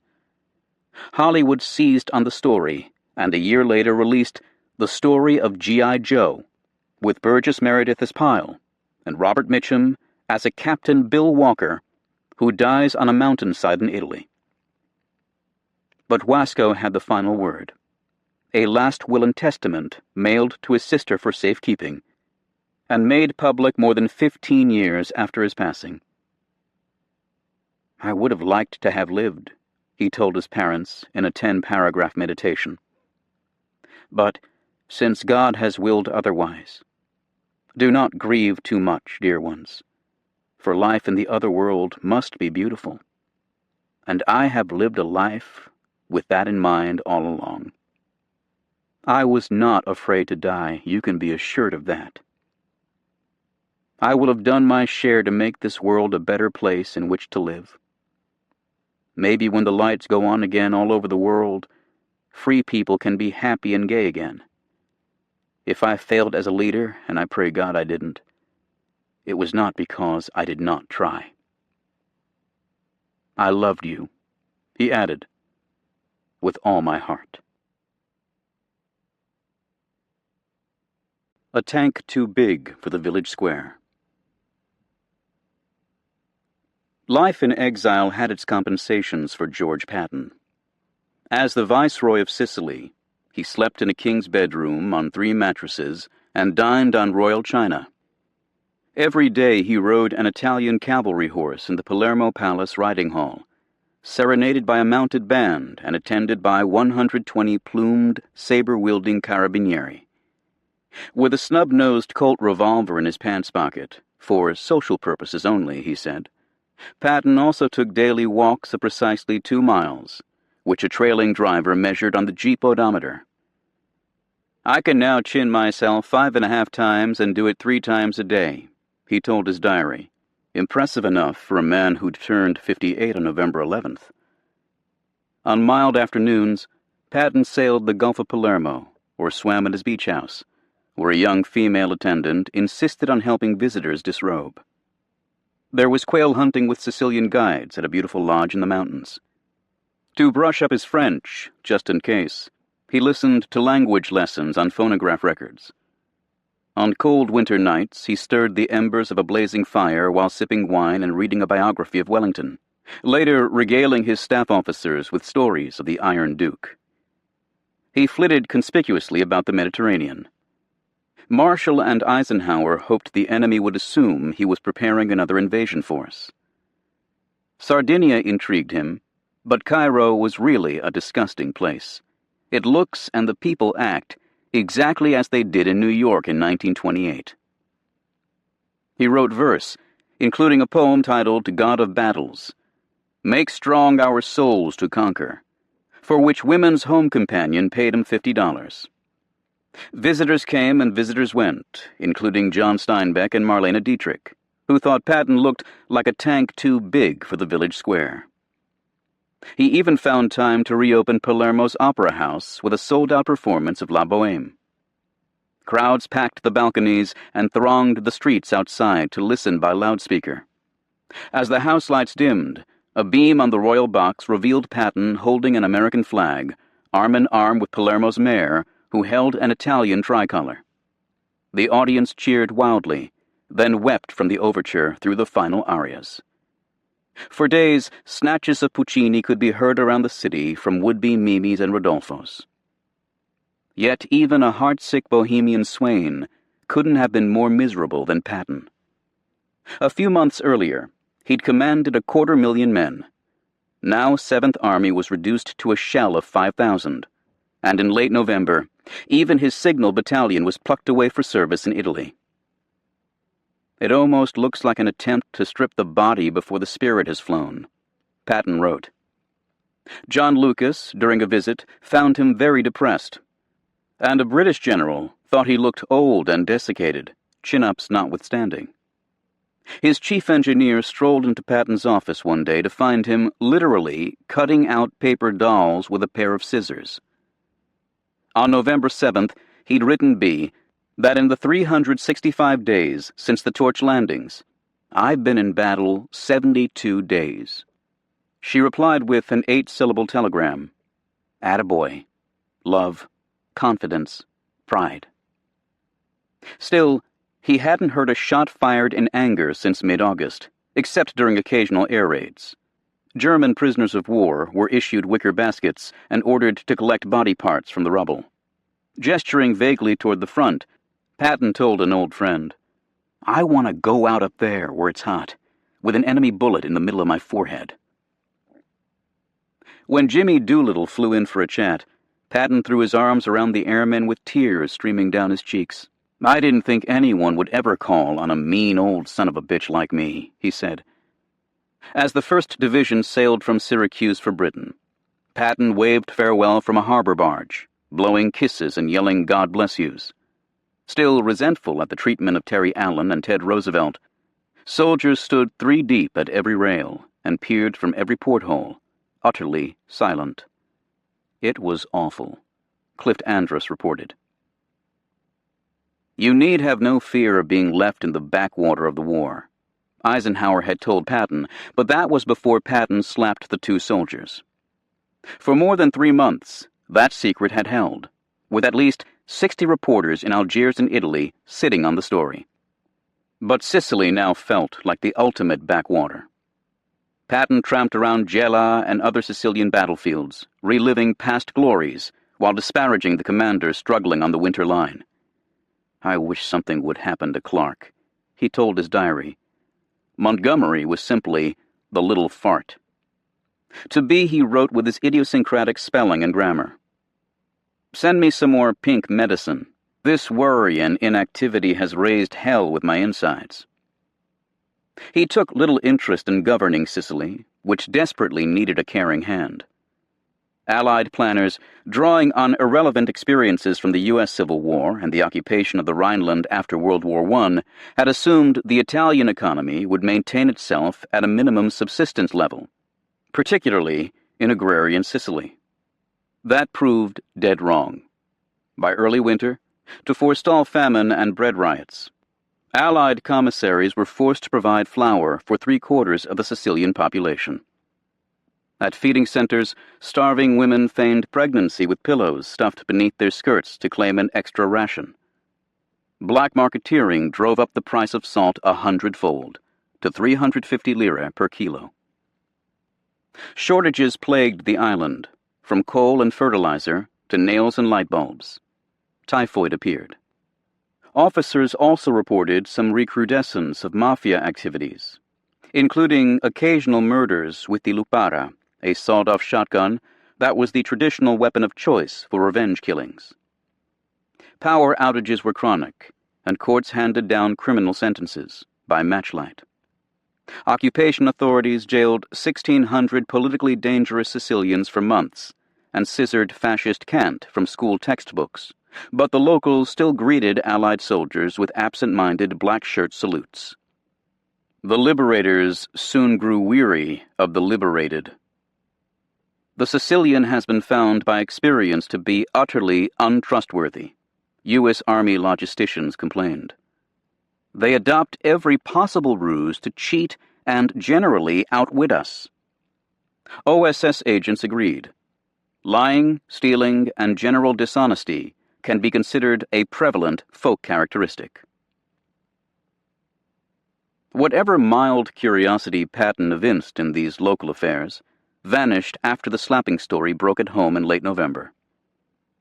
The Quaker muckraker Drew Pearson, apparently tipped off by an OSS source, broadcast a garbled but uncensored version of the incidents during his weekly radio show. Beadle Smith in Algiers made matters worse by disingenuously insisting that Patton had not been reprimanded, distinguishing between an official censure and Eisenhower's personal castigation in August. Politicians and the press were in full throat overnight. Army regulations specifically forbid this sort of thing, complained a former artilleryman from Missouri, Senator Harry S. Truman. Editorial opinion ranged from the condemnatory, the Raleigh News and Observer, a man who can't command himself lacks the supreme virtue, to the indulgent. The Seattle Post-Intelligencer held that allowances must be made for the feelings of a high-spirited man under the stress of battle. By mid-December, the White House and War Department had received 1,500 letters, pro and con, though a Gallup poll indicated that by a 4-to-1 margin, Americans opposed sacking Patton. "I'm not so sure that my luck is held," Patton told B on December 4th, adding, "The only thing to do is do nothing and make no excuses." In a conversation with Clark, he contemplated retirement, then privately complained that the Fifth Army commander treated me as an undertaker treats the family of the deceased. As usual, his contrition was inconstant, a blend of contumacy, repentance, and irony. Of Drew Pearson he wrote, "I will live to see him die." He told Kay Summersby, "I always get in trouble with my goddamn mouth, but if this sort of thing ever comes up, I'll do it again." When Lieutenant General Leslie J. McNair wrote that, "In all frankness, your temper has long threatened to undo you," Patton replied that in striking the soldiers, "I was putting on an act." Perhaps his most reflective moment came in a note to a friend in December. "Very few of us fail to make mistakes. This does not excuse mistakes, but it at least puts us in good company." Eisenhower had kept faith with his old friend, even as he recognized that personal foibles limited his utility in high command. While privately recommending Patton for another Army command, he told Marshall, "I doubt that I would ever consider Patton for an Army group or any higher position." In December, in the semi-annual evaluations of his chief subordinates, Eisenhower rated Patton superior and ranked him 5th among the 24 lieutenant generals he knew. Patton was impulsive and flamboyant, Eisenhower added, and should always serve under a strong but understanding commander. Deliverance came from Franklin Roosevelt, a strong but understanding commander-in-chief. On Wednesday, December 8th, en route to Washington after the conferences in Cairo and Tehran, the President landed at Malta for a quick inspection of the dockyard and then flew on to Sicily. Escorted by a dozen P-38 fighters, the aircraft touched down at 2 p.m. at Castelvetrano, 50 miles southwest of Palermo. Patton and Clark, who'd flown in from the winter line, braced at attention at the foot of the ramp. With the brim of his hat tipped up to catch a few final minutes of Mediterranean sun, Roosevelt took a jeep tour of the airfield before presenting the Distinguished Service Cross to Clark and several others for their heroics at Salerno. A receiving line formed, and as Patton shuffled past, a beaming Roosevelt grabbed his hand and held it for a long moment. According to Clark's later recollection, the President murmured, "General Patton, you will have an Army command in the Great Normandy operation." He'd been reprieved. In a secluded corner away from the President's entourage, Patton glanced about to be certain that he was alone, and then burst into sobs. For a full minute he wept, tears of relief, of regret, of gratitude, and surely of defiance coursing down his cheeks. Wiping his eyes, he gathered himself and strutted back to the jeep to join the president for cocktails at the officers' club. Official redemption would arrive several weeks later in a message ordering him to the United Kingdom to take command of the new U.S. Third Army. His country needed him, and the forces of righteousness also required him. Had Patton known that he had but 2 years to live, he hardly would have cared. He'd already heard the summons of the trumpet. "My destiny is sure," he would tell his diary on Christmas Day, "and I am a fool and a coward ever to have doubted it." A Gangster's Battle. The forces of righteousness also required Bernard Montgomery, but for the moment they required him in Italy, on the Adriatic front. While Clark's Fifth Army struggled up the west coast, Eighth Army, since invading Calabria, had traced the ancient Crusaders' coast for 400 miles. 5 divisions, Brits, Kiwis, Indians, and Canadians, armed with nearly 700 guns and 200 tanks, had pushed back 4 German divisions on a 40-mile front. With Fifth Army threatening Rome from the south, Montgomery intended to seize the seaside resort of Pescara, halfway up the Boot, before swinging west on Highway 5 across the mountains through Avezzano to approach the capital from the east. Alexander hoped that if attacked on a broad front from sea to sea, the enemy would be sufficiently stretched to prevent him massing for the defense of Cassino. That strategy still seemed plausible on November 20th, when Eighth Army attacked the Sangro River, establishing a bridgehead on the far shore and nearly obliterating the German 65th Division, whose commander forfeited his right arm during an air attack. By early December, with thousands of Allied planes providing support and British tanks deftly maneuvering through snowdrifts, the Sangro defenses had been unhinged. New Zealand troops pushed into the crossroads town of Orzonia, before panzers pushed them out again. "The Germans are in fact in the very condition in which we want them," Montgomery declared. "We will now hit them a colossal crack." He publicly announced, "The road to Rome is open." Alas, no. The Bernhardt Line defenses extended 9 miles deep north of the Sangro, in what Alexander came to call ridge and furrow country. Montgomery discovered, as Clark had, that superior Allied air, artillery, and armor could be checked by poor weather, hellish terrain, and a stubborn Feldwebel with an anti-tank gun. A British analysis warned that for Sherman tank crews, the average range of vision was about 50 yards, and the average range at which tanks were knocked out about 80 yards. To hesitate spells death. In one especially trying stretch, German axes felled a half-mile avenue of poplars, which had to be cleared from the road with bulldozers and chains at a rate of an hour per tree. Drenching winter rains abruptly widened the Sangro from 100 feet to 400 and more, sweeping away so many bridges that an official history damned this malignant river, rising to flood and fury. A half-dozen ambulances returning to an aid station were halted so long by a washed-out bridge that the medics ran out of morphine.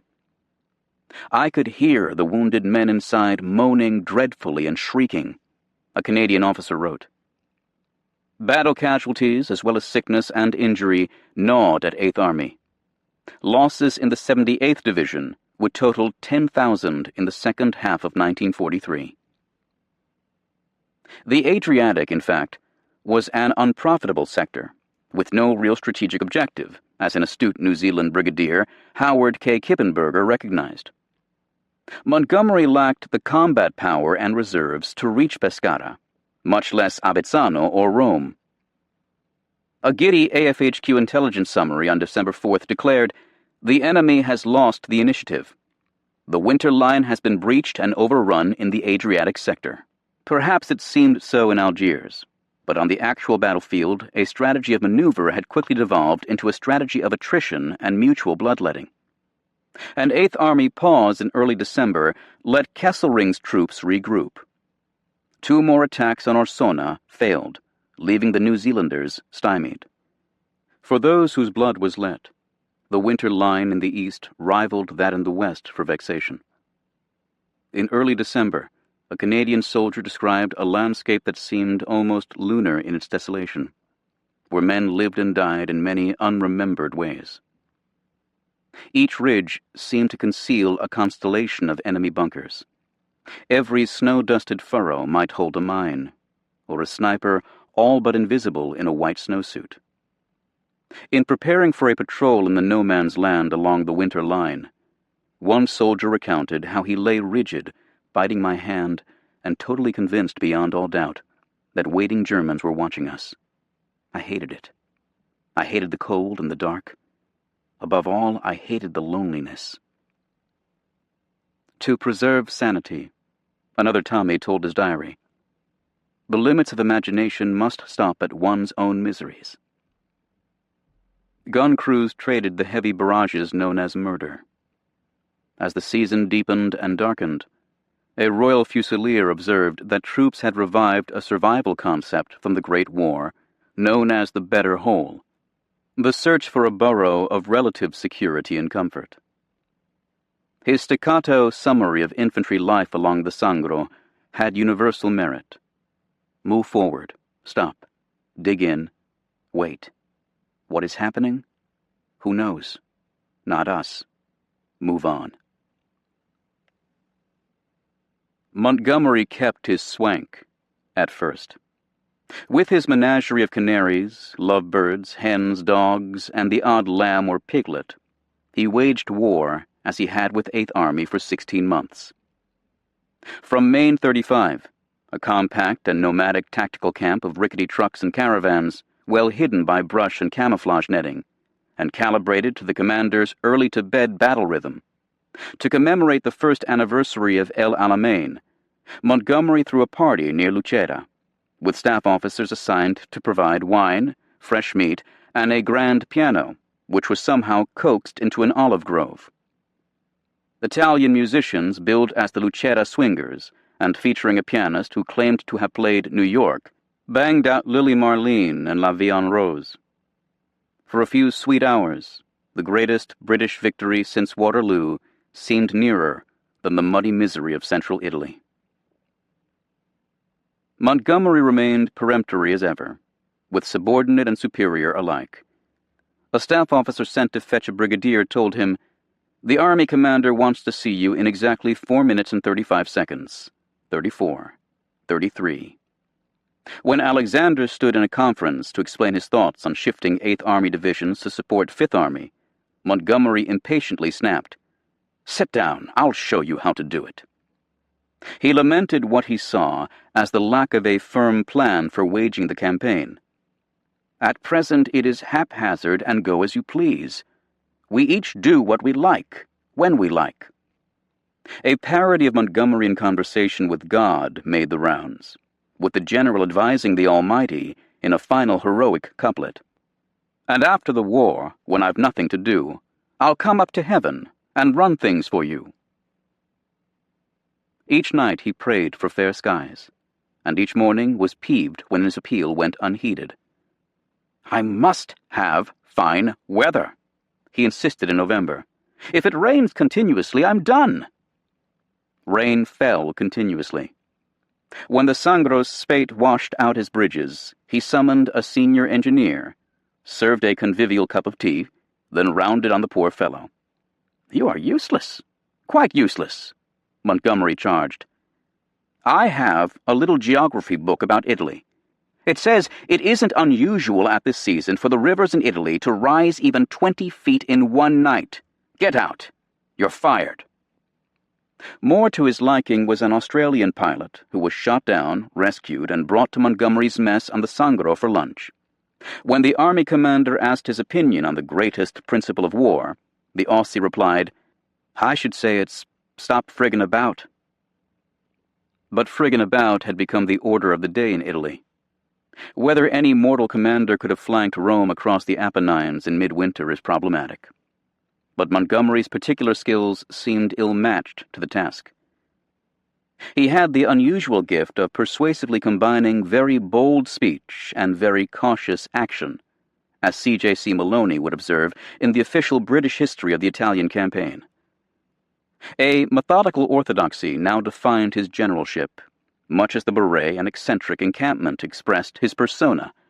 Again and again he chose limited objectives, which were attacked only after a painstaking accretion of men and materiel, in such quantities that he could scarcely fail, given time, to take that objective, as Maloney wrote.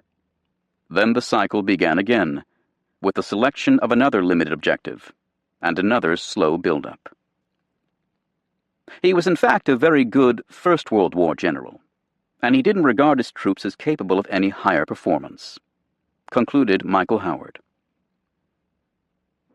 Years of calamity, in France, Norway, Crete, Singapore, and the Western Desert, had demonstrated the limits of this huge conscript army, including the capacity of staff officers and junior commanders to handle the immensely complex requirements of modern war.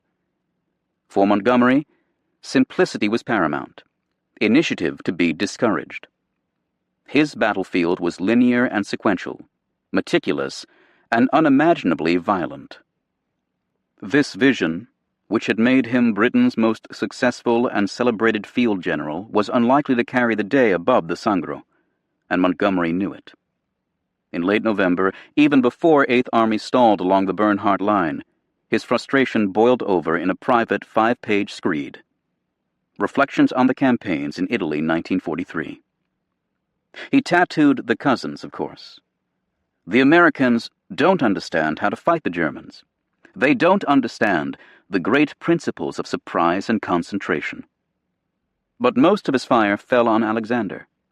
He has very little idea as to how to operate armies in the field. When he has a conference of commanders, which is very seldom, it is a lamentable spectacle. No one gets any orders, and we all do what we like. He worried that we may be led into further troubles in 1944 and will not finish off the war cleanly. In short, Montgomery concluded the war in Italy had become a detestable thing, untidy, and ad hoc. Montgomery's last best hope to avoid a stalemate fell on the Canadian 1st Division, which in early December was ordered to force the narrow coastal plain in a final effort to at least reach Pescara and Highway 5, the lateral road to Rome. Canada's hour had finally come. The country had entered the war in 1939 with fewer than 5,000 professional soldiers and a callow militia of under 50,000. Within 3 years, the force grew to 500,000, but Canadian troops had seen little action except for 9 murderous hours in the French coastal town of Dieppe, where in August 1942 a raid gone awry left more than 900 Canadians dead and nearly 2,000 captured. Canadian troops had fought with distinction in Sicily, but some feared that the war would end without a chance to avenge Dieppe or to prove the national mettle. That chance would come 15 miles south of Pescara at Ortona, a port town built on its Adriatic promontory by Trojans fleeing their burning, high-walled city in the 2nd millennium before Christ, or so it was said. Centuries of prosperity had ended in 1447, when Venetians fired Ortona's fleet and arsenal. Now a decrepit sandstone castle beetled over the harbor, and a few scraggly palm trees ringed the Piazza Municipale. But the more beguiling local landmarks included a domed 12th-century cathedral that held the bones of St. Thomas the Apostle, and an even older church founded by Mary Magdalene, or so it was said. Most of Ortona's 10,000 souls had fled to the mountains or toiled in German labor battalions.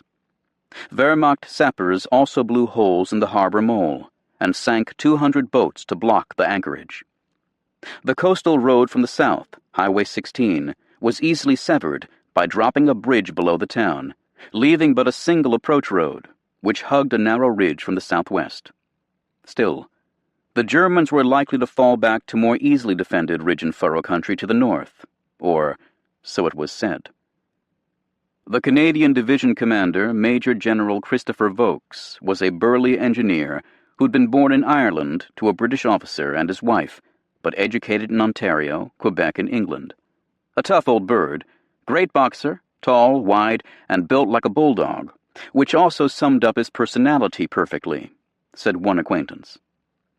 Given to roaring through his red push-broom mustache, Vokes, at age 39, was described as a roughneck by a Canadian reporter, who added, "I never knew a more profane man." Others considered him a pompous bully, who imitated Montgomery by carrying a fly whisk and affecting a British accent. He preached a bracing stoicism, claiming that a man's fate is written the day he's born, and no amount of dodging can avoid it. The tactical corollary of this eschatology appeared to be the frontal assault, which Vokes ordered in sufficient numbers at Ortona to be known thereafter as the Butcher. As commanded, the Canadians attacked across the Moro, a mustard-hued creek that emptied into the sea 2 miles south of Ortona.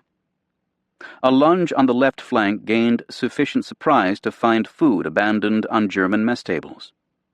Other thrusts met stout resistance.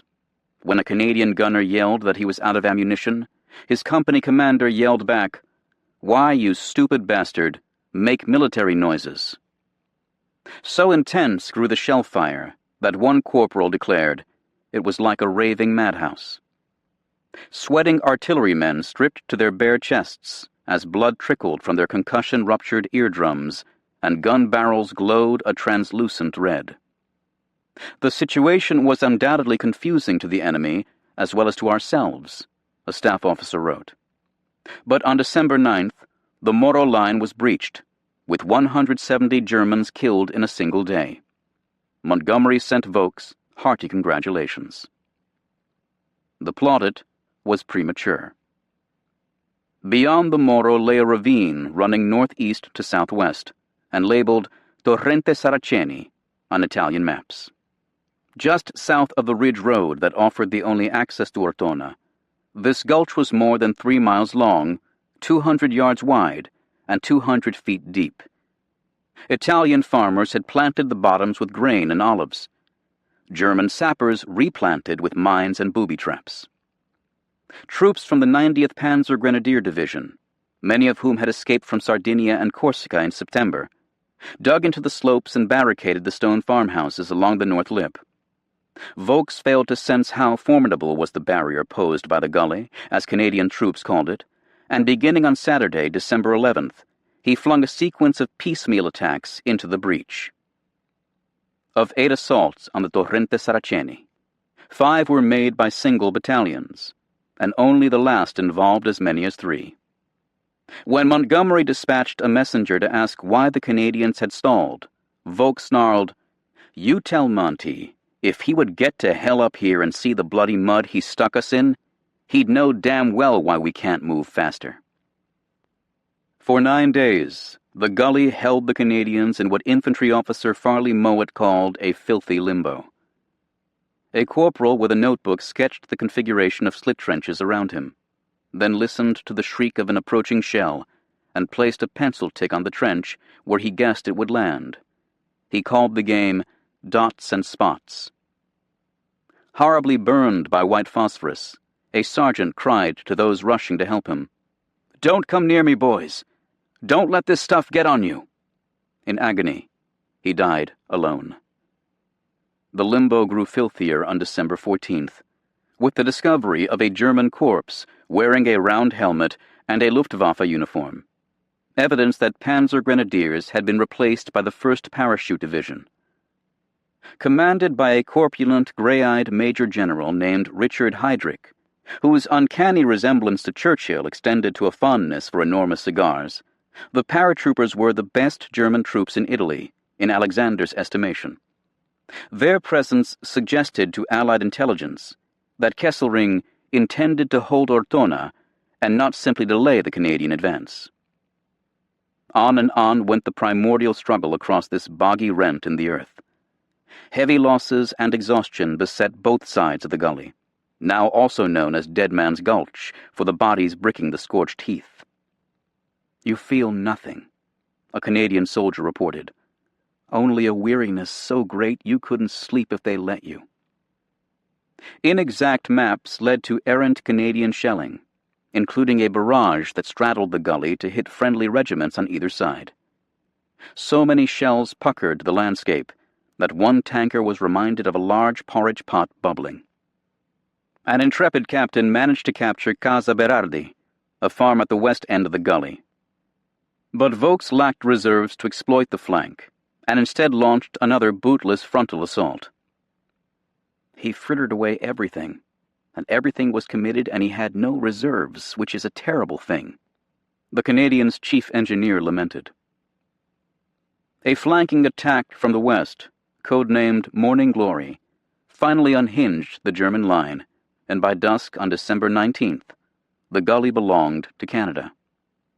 To plant the maple leaf flag had cost 1,000 casualties. 2 Canadian battalions were reduced to the size of companies, and one company was commanded by a corporal. The reporter Christopher Buckley entered a battered cottage to find an old woman, her eyes closed, her face the color of old parchment, moaning and keening to herself. Stretched out on the floor lay the corpses of 4 young children. A mile to the north, Ortona town still belonged to Germany. Any illusions that the enemy planned to quietly decamp should have been dispelled by a captured German paratrooper. Blinded by his wounds, he told his captors, "I wish I could see you. I'd kill every one of you." A man's fate is written the day he is born, and no amount of dodging can avoid it. Perhaps that also held true for towns, and if so, Ortona had been doomed from the moment those fabled Trojans shipped their oars off the beckoning promontory. As the burning towers of Troy presaged Ortona's ashes, so did Ortona's fate offer auguries for 100 towns to come. For here was fought the first large pitched urban battle in the Mediterranean. Not a skirmish against Italians as in Gela, or a village brawl as in San Pietro, but a room-to-room, house-to-house, block-to-block struggle that foretold iconic street fights with heavy weapons, from Caen to Aachen and from Nuremberg to Berlin. Ortona had been spared razing because of a wan hope in Montgomery's headquarters that it would fall quickly to become an Allied port and winter hostile for weary troops. That fantasy vanished in a great roar at dawn on Tuesday, December 21st, when German demolitionists blew up a watchtower adjacent to the cathedral, leaving St. Thomas's dome split in half like a butchered deer, in one witness's description. At the same hour, Canadian infantry and Sherman tanks rushed the town from the southwest, sirens wailing and every gun blazing. Machine gun bullets chipped the cobblestones in a spray of orange sparks as riflemen crouched in the doorways and fired at every window. Just after noon, Kesselring's chief of staff rang 10th Army headquarters to report that Berlin assumed the town was lost. "The High Command called me on the phone. Everybody was very sad about Ortona," he said. "Why?" a 10th Army staff officer replied. "Ortona is still in our hands." So it would remain for another week. Side streets proved too narrow for tanks, and German sappers blew up stone buildings to block the intersections and canalized Canadian attackers down the Corso Vittorio Emanuele. Anti-tank guns hidden in alleys shot the Shermans in the flank as they passed. Others, tucked in the rubble, shot the tanks in the belly when they crawled over street barricades. Booby-trap tripwires seemed to stretch across every stairway and from every doorknob. 2 Canadian regiments, the Loyal Edmontons on the left and the Seaforth Highlanders from British Columbia on the right, inched forward on a 500-yard front in fighting described as a gangster's battle that raged from cellar to loft, from one rubble pile to the next. Progress was measured in a house or two gained every hour, wrote the historian Mark Zolke. No man's land was measured in the width of an alley, and sometimes the width of a bedroom wall. For some unknown reason, a New York Times reporter noted, the Germans are staging a miniature Stalingrad in hapless Ortona. Soldiers told one another, only 3 more shooting days till Christmas. Rather than clear buildings conventionally, from the ground floor up, Canadian engineers perfected the art of mouse-holing from one adjoining building to the next without setting foot in the street. A beehive explosive charge was placed on a chair next to a top-floor wall. After the blast blew a hole in the abutting building, infantrymen stormed through the dust, spraying all cupboards and bedsteads with speculative fire from Tommy guns, then fought their way downstairs, floor by floor, grenading any room which gave reason for suspicion. Sheets draped from designated windows indicated a cleared house, which then required a small garrison to prevent Heydrich's paratroopers from reinfesting it at night. Farley Moe had observed that his men soon developed an architectural capacity to estimate the relative strength of a building at a single glance. The wall thickness, the firmness of the mortar, the number of rooms. "The stench here is dreadful," one soldier wrote. "I can't understand why the Germans decayed differently." Christopher Buckley spied a dead paratrooper with postcards spilling from his tunic, each featuring a photo of Hitler. An enemy sergeant, shot in the head and dying in a side street, told a Canadian in English, "We could beat you." Not for want of effort did they fail. 24 Edmontons were buried alive when a booby-trapped building near St. Thomas's collapsed. Germans showered would-be rescuers with stick grenades. Only 4 men were saved that day. A 5th, a corporal from Alberta, was pulled from the rubble 3 days later. And Canadian engineers retaliated by demolishing 2 buildings in which German voices were heard. "We don't want to defend Ortona decisively," Kesselring complained to General Joachim Lemelsen, who had taken temporary command of 10th Army after Wiedinghoff fell ill. "But the English have made it appear as important as Rome." "It costs so much in blood it cannot be justified," Lemelsen replied. "No," Kesselring said, "but then you can do nothing when things develop in this manner." And then, as such things do, the battle ended. Squeezed into the old quarter around the shell-torn castle, Heydrich's men waited until nightfall before slipping up the coastal road toward Pescara, leaving dead comrades spread-eagled on staircases and the grass-grown ramparts. "There is no town left," a German officer told his diary. "Only the ruins." A news sign posted at the city limits disagreed. "This is Ortona, a West Canadian town." Tacking up that sign had cost General Vaux another 650 casualties. Canadian battle losses for the month of December would exceed 2,300, including 500 dead. "Everything before Ortona was a fairy tale," Vaux said. In one typical battalion, of 41 officers who'd landed on Sicily in July, only 9 remained, and 6 of them had been wounded, according to the historian Daniel G. Dancox. A Canadian psychiatrist who made his rounds from camp to camp on a motorcycle reported an alarming number of gross hysterias with mutism and paralysis. Alexander's plan had miscarried. In 5 weeks, 8th Army had moved just 14 miles, averaging less than 30 yards an hour. Pescara still lay 10 miles to the north. Rome lay beyond the snowy Apennines, on the other side of the world. Montgomery recommended that the Adriatic campaign come to a halt, and Alexander agreed. In Ortona, above the Purple Sea, a Seaforth piper played the threnodic Sky Boat Song in memory of those fallen.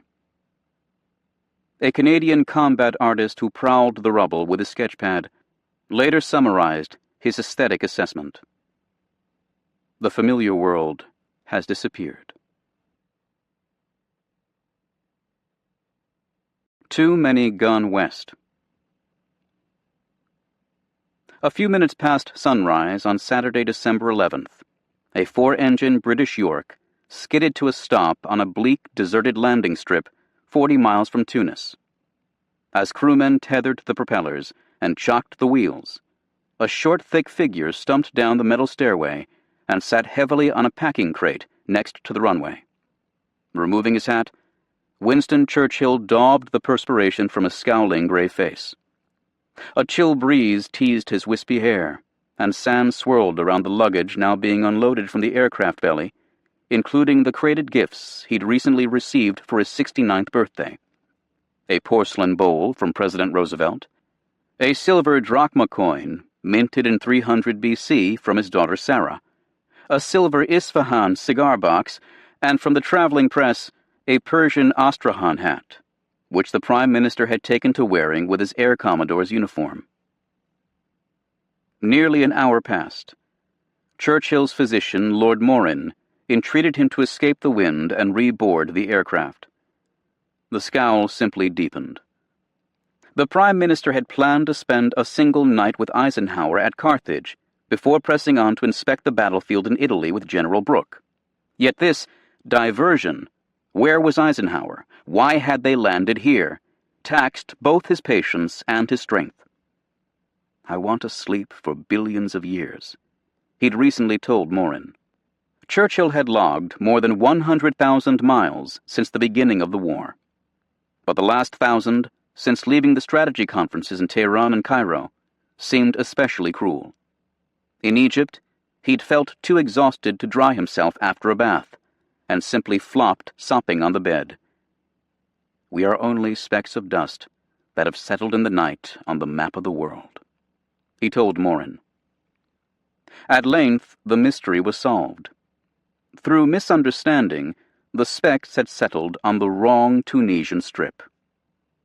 Baggage and shivering passengers were bundled back into the square-windowed York, and 15 minutes later, Churchill felt the grip of Eisenhower's hand at El Awina Field, where the worried general had been pacing for 2 hours. As he settled into the rear seat of Eisenhower's sedan, Churchill confessed, "I'm afraid I shall have to stay with you longer than I'd planned. I am completely at the end of my tether."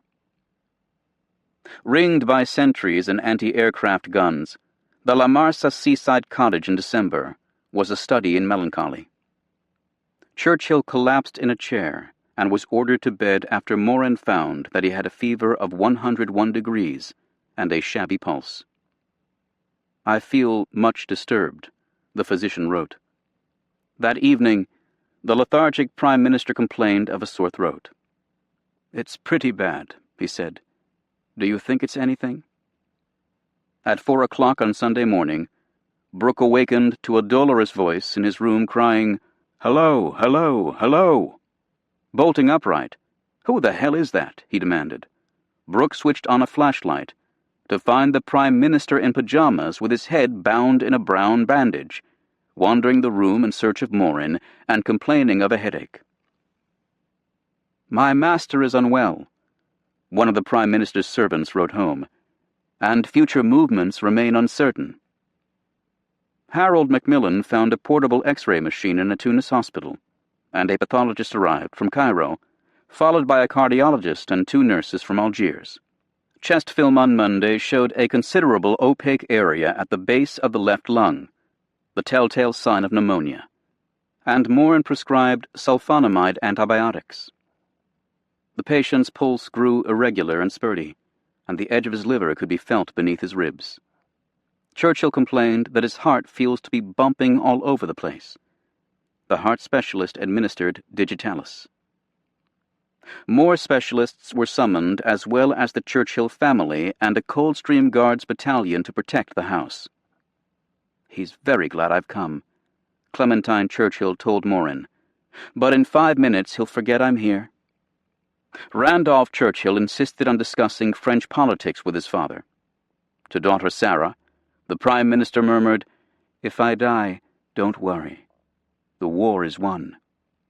Confessing to being tired out, body, soul, and spirit, he flung out his arms and cried, "In what better place could I die than here, in the ruins of Carthage?" More heart fibrillations followed, and more digitalis. Morin, who found the patient very breathless and anxious-looking, feared that Winston Churchill had indeed come to the end of his mortal tether. The preceding fortnight could have killed anyone, particularly a proud aging Tory whose overarching war aim, to preserve the imperial construct of His Majesty's realm, now seemed jeopardized less by Britain's enemies than by her friends. The Allies had met in 3 distinct sessions, first in Cairo, where Churchill and Roosevelt were joined by the Chinese leader, Chiang Kai-shek, then in Tehran, where the Anglo-Americans met for 4 days with Stalin, then in Cairo again, in a conference exclusive to Yanks and Brits. The Epicurean excess had taxed even Churchill's iron constitution. There were bottomless glasses of vodka and cognac with the Russians, of course.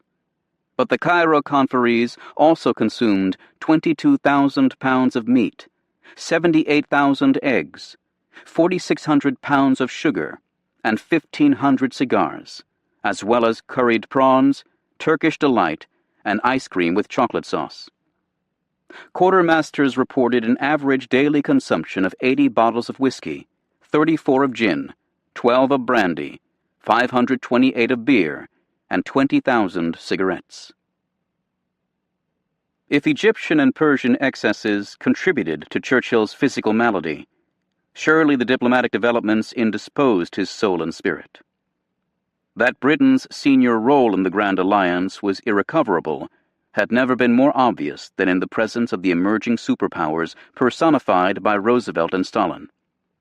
Even Churchill could see the tracings of a bipolar world that had no room for 19th-century empires. He and his small nation were overshadowed. No wonder he was sick at heart. Much had been achieved in 2 weeks, but as usual, all progress first required the spilling of fraternal blood. Brooke got nasty and King got good and sore. One witness in Cairo, Lieutenant General Joseph W. Stilwell, wrote in his journal. King almost climbed over the table at Brooke. God, he was mad. I wish he'd socked him. When Churchill urged a British and American invasion of Rhodes, muskets must flame, he thundered, grasping his lapels in both hands. Marshall replied, not one American soldier is going to die on that goddamned beach.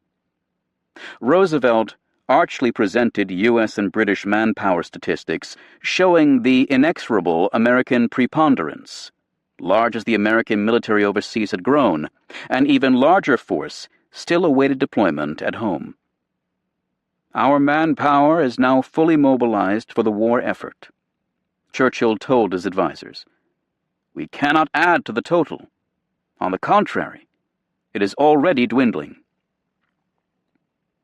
Perennial American suspicions that Churchill intended to sidetrack Overlord by subordinating the cross-channel invasion to peripheral and indecisive ventures in the Mediterranean were again inflamed by British suggestions that a stalemate in Italy might require a postponement in France. The time had come, in Marshall's phrase, for the British to fish or cut bait. Churchill had privately urged Brooke to swing the strategy back to the Mediterranean at the expense of the Channel. An alert Henry Stimson, who as War Secretary prayed every night for a cross-channel attack, warned Roosevelt that the Prime Minister was prepared to stick a knife in the back of Overlord. An ill-advised autumn campaign by the British in the Aegean, the debacle cost more than 5,000 casualties and 26 ships, added to the distrust. The British had long justified the Mediterranean campaign as a vital antecedent to the death blow to be struck in northwest Europe. But, as Michael Howard observed, London now regarded the Mediterranean theater not as subsidiary, but as an end in itself, the success of whose operations was its own justification. Major General John Kennedy, a British planner, later conceded, had we had our way, I think there can be little doubt that the invasion of France would not have been done in 1944. They didn't have their way. Stalin gruffly threw his support behind Roosevelt, insisting on both Overlord and a concomitant invasion of southern France. It was said that Vyacheslav Molotov, the Soviet foreign minister spoke only 4 words of English: yes, no, and Second Front.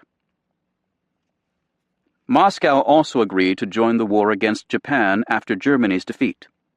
Roosevelt left Tehran convinced that Stalin was gettable, susceptible to the president's charms. The Russians are perfectly friendly, Roosevelt insisted. They aren't trying to gobble up all the rest of Europe or the world. Outnumbered and outmaneuvered, Churchill had little choice but to agree that Overlord, now scheduled for May 1944, would have first claim on the resources of the Allies worldwide. The strategic drift had ended. As the historian Mark A. Stoller later wrote, after 2 full years of controversy and more than 90 days of meetings, the Allies had adopted a unified, coordinated strategy for the defeat of the Axis. Roosevelt capped the decision by selecting Eisenhower to command the Western invasion, telling Marshall, "I couldn't sleep at night with you out of the country." Eisenhower, the president concluded, is the best politician among the military men. He is a natural leader who can convince other men to follow him. As for Italy, London and Washington agreed on the capture of Rome and a subsequent advance limited to the Pisa-Rimini latitude, 200 miles above the capital. Churchill had at least won that concession. Despite the frictions, the fortnight had also seen renewed brotherhood and mutual affection. Large families are usually more closely united than small ones, Roosevelt proclaimed in a dinner toast. The president had roared with laughter when an army band struck up a tune and Churchill danced with Pa Watson, the burly White House aide. Yet even before the second Cairo meeting adjourned, things were changing. A British staff officer, Brigadier Ian Jacob, later recalled. It was all too clear that by the end of the war, there would only be 2 great powers, Jacob said. From that moment on, I would say we were nothing so close as we had been.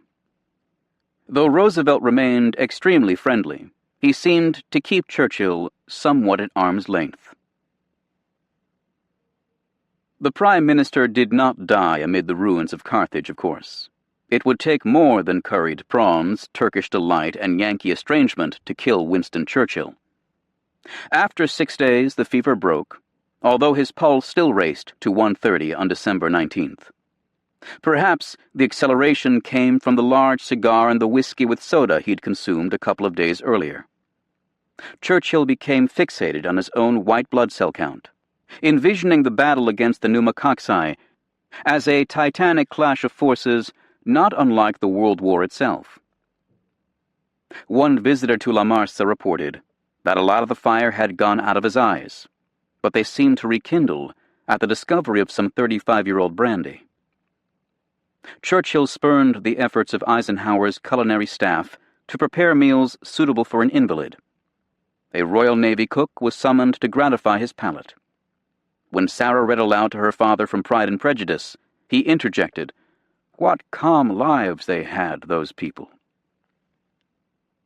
"The Bible says you must do just what Morin orders," Roosevelt cabled from Washington. "But at this moment, I cannot put my finger on the verse and chapter." Couriers came and went from La Marsa Cottage at all hours with war news, including landing craft tallies from the Indian Ocean and dry dock status reports in the Mediterranean. Churchill had taken a keen interest in launching another amphibious landing to outflank the winter line. "The stagnation of the whole campaign on the Italian front is becoming scandalous," he cabled the British chiefs. When Beadle Smith and a gaggle of staff officers came to Churchill's bedroom, he peppered them with questions about available landing craft before snapping, "You don't seem to know much. You're no use." Not until late Friday afternoon, December 24th, did he rise from his sickbed. Wrapped in a padded silk Chinese dressing gown with blue and gold embroidered dragons, he scuffed to the dining room in slippers, stitched with his initials in gold thread across each foot. Looking in his strange costume rather like a figure in a Russian ballet, as Macmillan put it, he joined Alexander and other senior British officers at the table for a discussion that lasted until midnight. When they broke, Christmas had come, and with it, a consensus that an amphibious assault in Italy must be carried out on a sufficient scale to ensure success. The most promising beaches lay southwest of Rome, on the Tyrrhenian Sea, near a resort town called Anzio. Churchill telegraphed the news to the British chiefs in London, then scribbled a note to Roosevelt in hope of the president's concurrence. This, he wrote, should decide the Battle of Rome. Christmas had come, and across the Mediterranean, 1 million soldiers far from home opened gifts that, however impractical or improbable, made them long for home all the more. Black silk socks, cologne, lifesavers, canned Spam, slivers of pre-war soap, a volume of Lytton Strachey, polka-dot neckties, cherry blossom boot polish, straw house slippers, Brasso, louse powder, a carefully wrapped bottle of Coca-Cola, and crumbling loaves of war cake, baked without benefit of sugar or shortening, but larded with love. Had he been home in Ohio, I would be fussing with tree lights, or a tree stand, or doing my last-second shopping, or coming home from an office party. Lieutenant Colonel Jack Toffee wrote Helen on Christmas Eve. As far as I'm concerned, it's time for me to see you all again. Sutlers shipped 170 tons of turkey to the troops, along with 90 tons of apples and 112 tons of Sicilian oranges. Combat units also received morale crates that implied a certain rear echelon misapprehension of life on the winter line.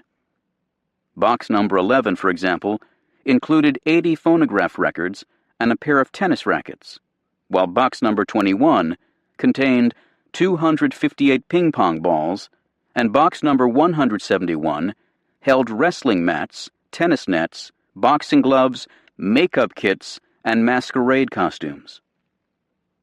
In Naples, shoppers and boulevardiers swarmed along the Via Roma. Harbor restaurants offered decent black market meals for 140 lire, or $1.40. Soldiers polished their shoes for a dance at the enlisted club and wished one another merry typhus. The disease had become epidemic. MPs prowled the streets, fining officers caught with their hands in their pockets. Sergeants who'd removed their chevrons at the front to confound snipers now risked $10 per stripe for not sewing them back on. The city evinced the spurious brightness which you find whenever there's a rapid turnover of money, Christopher Buckley wrote. There was a general atmosphere of jolliness. Jolliness faded farther north. Mark Clark, on Christmas Eve, gave a carton of cigarettes to each man in his 5th Army headquarters, which now occupied the enormous royal palace at Caserta. He then served eggnog to his staff officers during a round of caroling. After attending a concert by the Royal Artillery Band, he mingled with revelers at the Red Cross Club and went to midnight mass in the packed Royal Chapel.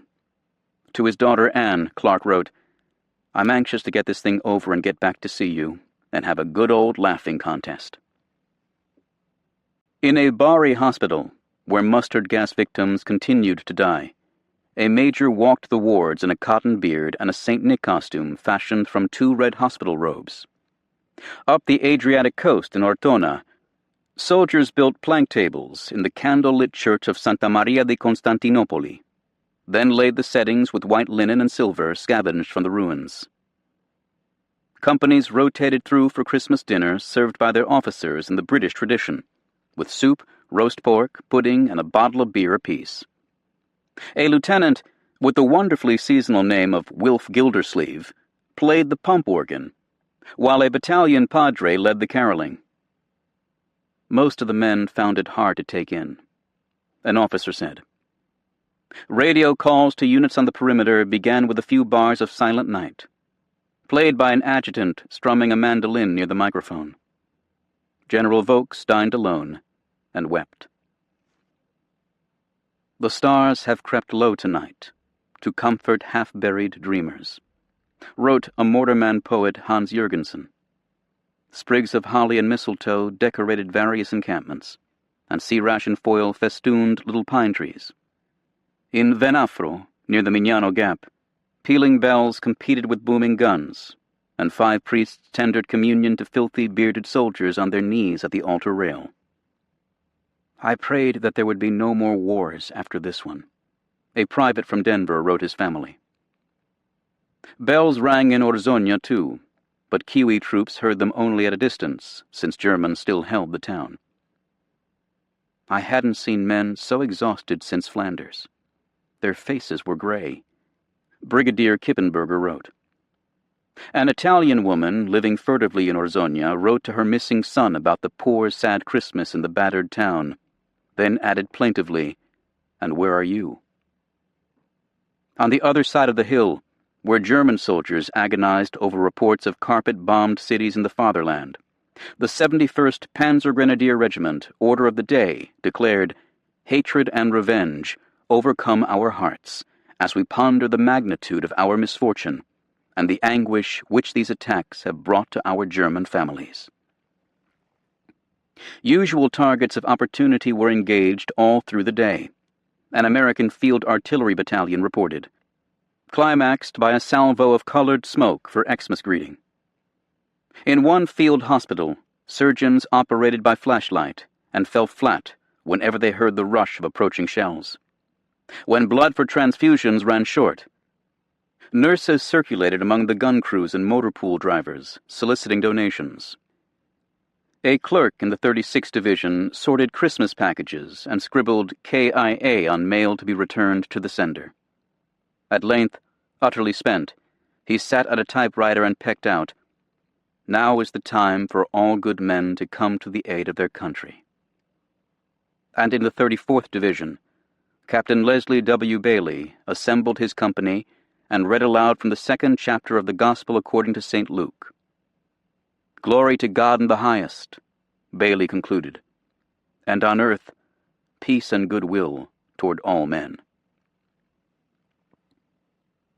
The bottom of the year brought the Allied camp more hope than despair, even if it delivered neither peace nor universal goodwill. The war is won, Churchill had told his daughter, and War Department analysts now forecast Germany's defeat in October 1944. If too optimistic by 8 months, optimism seemed warranted. Life magazine noted in a year-end editorial that American factories already planned to resume production of consumer goods on a modest scale in 1944, including bobby pins, baby buggies, hot water heaters, and 2 million irons. On all battlefronts, with the notable exceptions of Italy and Burma, Allied forces were advancing. In the Pacific, the outer perimeter of Japan's empire had been pierced in the Gilbert and Marshall Islands, and the inner ring of the Carolines and Marianas would soon loom in American crosshairs. General Douglas MacArthur continued to angle toward the Philippines, which would provide a springboard to Formosa and the Chinese mainland. Allied domination of the seas, among the signal achievements of 1943, was further demonstrated on December 26th, when the Royal Navy trapped and sank the German battleship Scharnhorst, off northwest Norway. Nearly 2,000 German sailors were lost. On the Eastern Front, 175 German divisions continued their epic retreat. Italy was a different matter. "The campaign is heartbreakingly slow," John Lucas told his diary on December 26th. "We haven't enough troops to go very fast, and I'm afraid we'll get weaker instead of stronger as time goes on, because I figure this is becoming a secondary theater." Fifth Army's strength of 200,000 had hardly grown since October, and in December alone, the Army tallied 23,000 hospital admissions. Battle casualties had whittled away more than 10% of U.S. combat power since Salerno. For the British, the figure was 18%. The German High Command on December 31st noted with satisfaction that the Allied advance on Rome had been equal to about 6 miles per month. Moreover, the Anglo-Americans were stuck not only in the Italian mud, but also in the Mediterranean. More than 25 Allied divisions and 5,000 combat planes remained in the theater, with no shipping available to move them elsewhere, the Army concluded. Except for the 7 divisions already sent from Sicily, overburdened British ports couldn't handle additional transfers from the Mediterranean on top of the flood tide of Yanks now arriving from the States. Italy, as Martin Blumenson wrote in the official U.S. Army history, had become a war of position, static warfare at its worst. Dark thoughts intruded. One rather wondered what we achieved, admitted Major General Freddy de Gangon, the 8th Army Chief of Staff. We began to think about Passchendaele. Farley Mowat told his family in Canada, "Things have changed so much since Sicily. Too many pals gone west. Too many things that go whump in the night." Doubts about the battlefield leadership also intruded, among both high and low. Alan Moorhead decried a plan that was distinctly conservative and lacking in imagination. The Allied armies, he added, had come into Europe with very muddled ideas of what we were going to find. Now, when Alexander strolled into his war room to study the map in quiet reflection, some might wonder not what he was thinking, but whether he was thinking at all. The manipulation of an army group required weeks and months of forethought, not hours or days, as with smaller tactical units, his chief of staff later noted, and it was uncertain that Alexander possessed the capacity for such forethought. He had the average brain of an average English gentleman. He lacked that little extra cubic centimeter which produces genius. Said Lord Louis Mountbatten, commander of forces in Southeast Asia, and hardly a towering intellect himself. The disjointed attacks by 5th and 8th Armies allowed German forces to shift back and forth across the peninsula to parry the blows in turn. Thanks to Ultra, Alexander was better informed about his adversaries than any general in modern history. The Allies often knew almost as much about the enemy's formations as he did himself. A British intelligence history concluded. Yet the Allied brain trust seemed unable to overcome the old methodical way of war, as Kesselring put it. Discontent clattered down the chain. Eisenhower privately wished that Patton, rather than Clark, commanded 5th Army, although, given Patton's inattention to logistics and medical issues in Sicily, his mastery of the infinitely harder welfare issues in an Italian winter was hardly assured. Clark, in turn, groused about Lucas and threatened to sack Doc Ryder, commander of the 34th Division, while Lucas groused about Middleton of the 45th Division, and Middleton groused about his own subordinates. The battalion commander problem is serious. It is our weakest link, Middleton wrote in December. My battalion executives are no good. Fortunately for the Allied cause, the enemy had problems too. 23 German divisions were mired in Italy, with nearly 300,000 troops. Joseph Goebbels lamented that if the Wehrmacht had another 15 or 20 division to throw into the Eastern Front, we would undoubtedly be in a position to repulse the Russians. Unfortunately, we must put these 15 or 20 divisions into combat in the Italian theater. Even smiling Albert turned querulous. For 2 months now, Kesselring complained, I have not been able to exercise proper command because everything evaporates between my fingers. War was never linear, and in the Mediterranean, its roads seemed especially meandering and desultory. What will 1944 do to us? Lucas asked his diary. Yet, sometimes a soldier in a slit trench saw more clearly than the generals on their high perches. You got the feeling that you were part of a vast war machine which couldn't be defeated and would never retreat, wrote P. Royal, a Royal Artillery lieutenant in the British 78th Division. It had all been so different a year ago in Tunisia, when we were very much on the defensive and at times hanging on for dear life. For the Allies, things would continue to go whump in the night, and many more pals would go west. But the winter solstice had passed. Each night grew shorter. Light would seep back into their lives, bringing renewed optimism as well as firm ground and fair skies. A terrible year has ended. The monks in the Benedictine Abbey atop Monte Cassino wrote in their log on December 31st, "God forgive us our errors." The old year slipped away, lamented by no one. A ferocious storm with gale winds howled through Italy, destroying 40 spotter planes and uprooting acres of tentage. Undaunted, troops in the 36th Division commemorated New Year's Eve with a concoction of ethyl alcohol and grapefruit juice. The bitter weather made many nostalgic for a Texas Blue Norther. Soldiers across the front listened to German Radio Belgrade, which played Lily Marlene endlessly. "We'd pinched the enemy's song, pinched his girl in a way," said a British rifleman. Thousands wrote year-end letters to reassure their families. "We sleep plenty, eat plenty, and keep busy. So that's enough to keep a guy living." John S. Stradling, the 7th of 8 children, told his mother. "And when the mail starts coming through, what else could a guy want besides a discharge?" In 3 weeks, Stradling would be dead, killed by a mine. Truscott's 3rd Division headquarters roasted a piglet, then threw an Auld Lang Syne party in an abandoned church. Officers danced with 30 nurses and Red Cross workers until midnight, when fireworks, machine gun tracers, mortar shells, and very lights welcomed the new year. The festivities continued until dawn, ending with a champagne breakfast. "Thought I might as well let them get it out of their systems because it will be a long time before they have another fling," Truscott wrote Sarah. He added, "The road to Rome is one on which one does not make speed, at this season at any rate. After all, Hannibal spent 14 years on the road." Out with the old year went 2 familiar faces from the Mediterranean theater.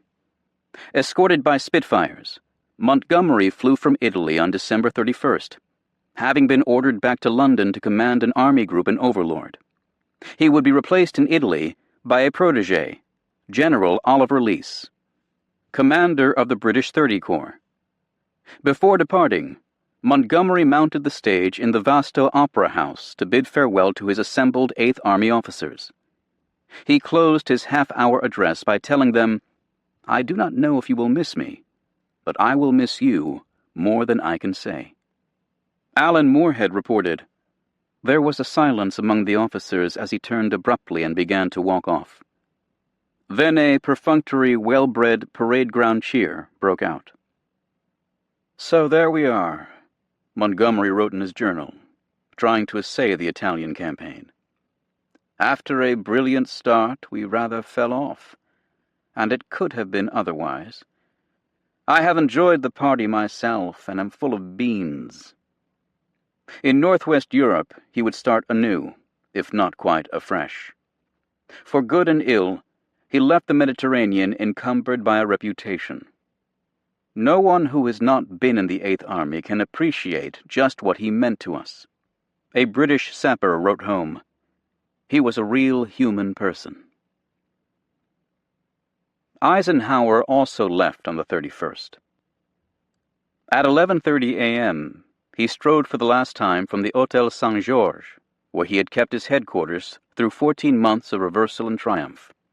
An hour later, he lifted off from Maison Blanche Airfield, bound for Washington via Morocco, the Azores, and Bermuda. Roosevelt, a week earlier, had announced Eisenhower's appointment as Supreme Commander of the Allied Expeditionary Force, and Marshall insisted that he come home for a brief rest before traveling to London. "Allow someone else to run the war for 20 minutes, Marshall urged.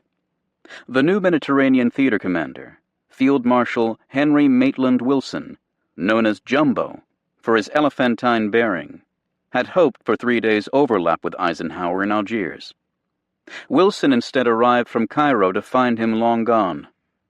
Most of Eisenhower's inner circle would follow him to England, including Beadle Smith, Harry Butcher, and Kay Summersby. Some believed his departure overdue. He has lately been rather going to seed here, Harold Macmillan confided to his diary.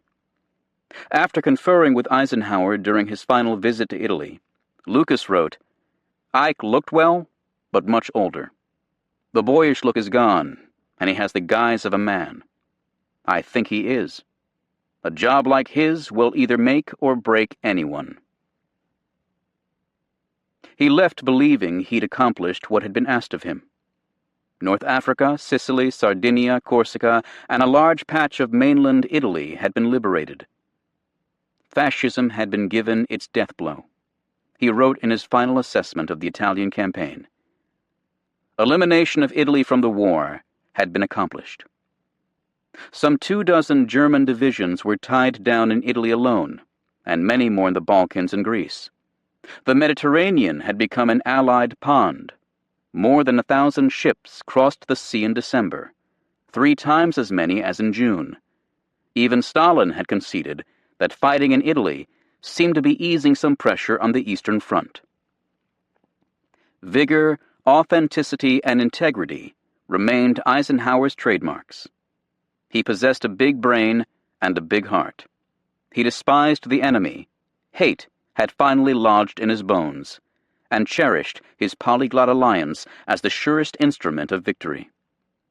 From Algiers, he would take the template for an Allied headquarters and use it to build SHAEF, the Supreme Headquarters, Allied Expeditionary Force, and eventually NATO.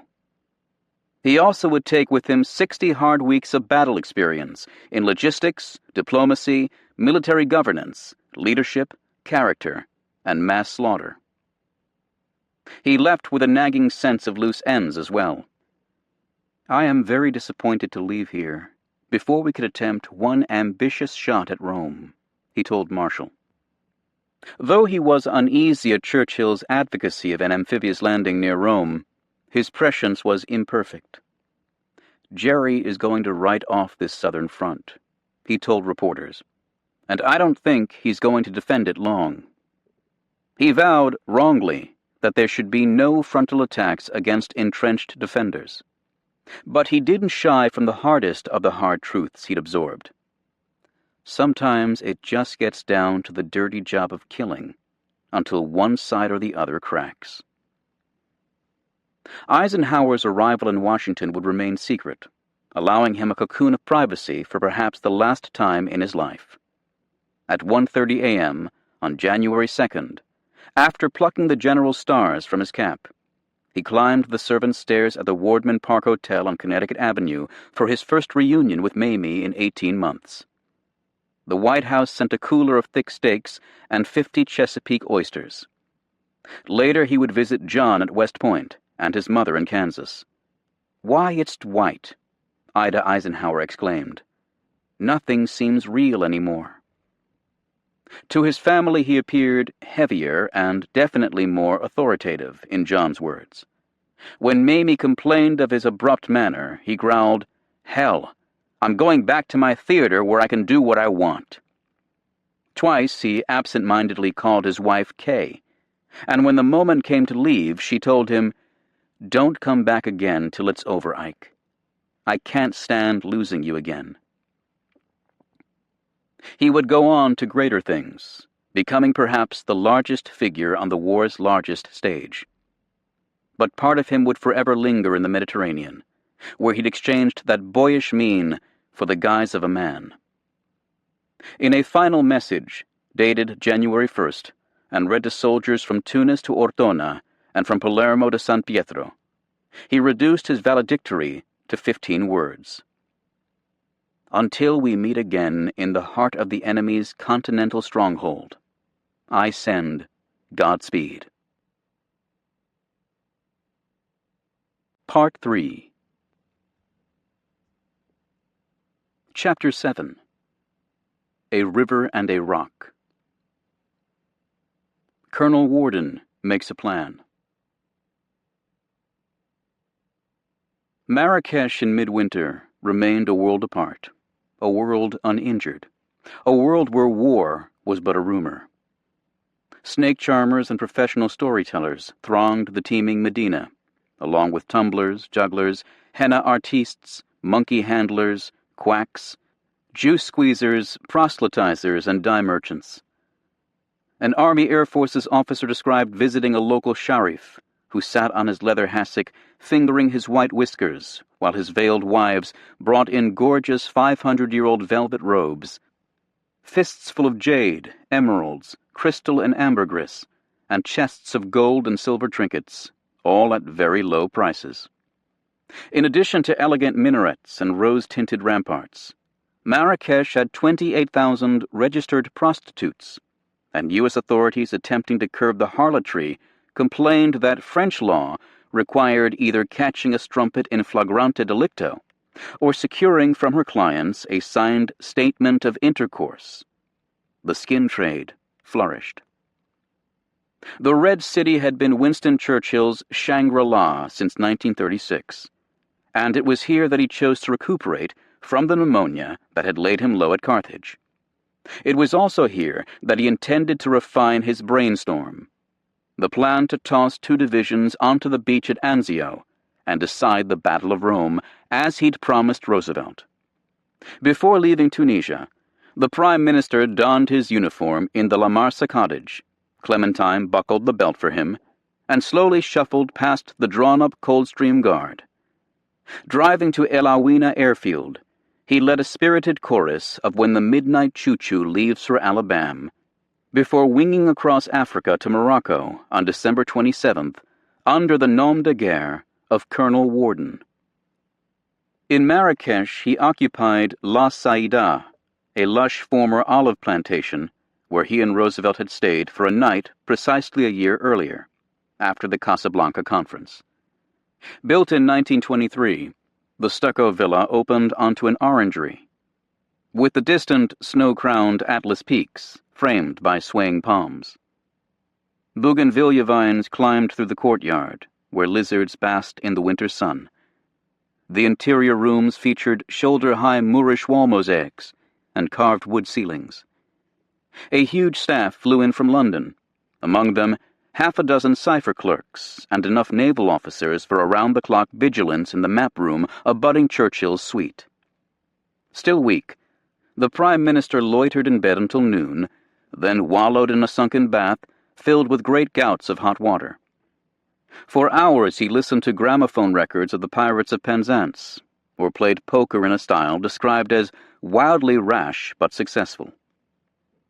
At sunset, aides improvised a sedan chair and lugged him up the winding staircase at La Saïda's 6-story observation tower.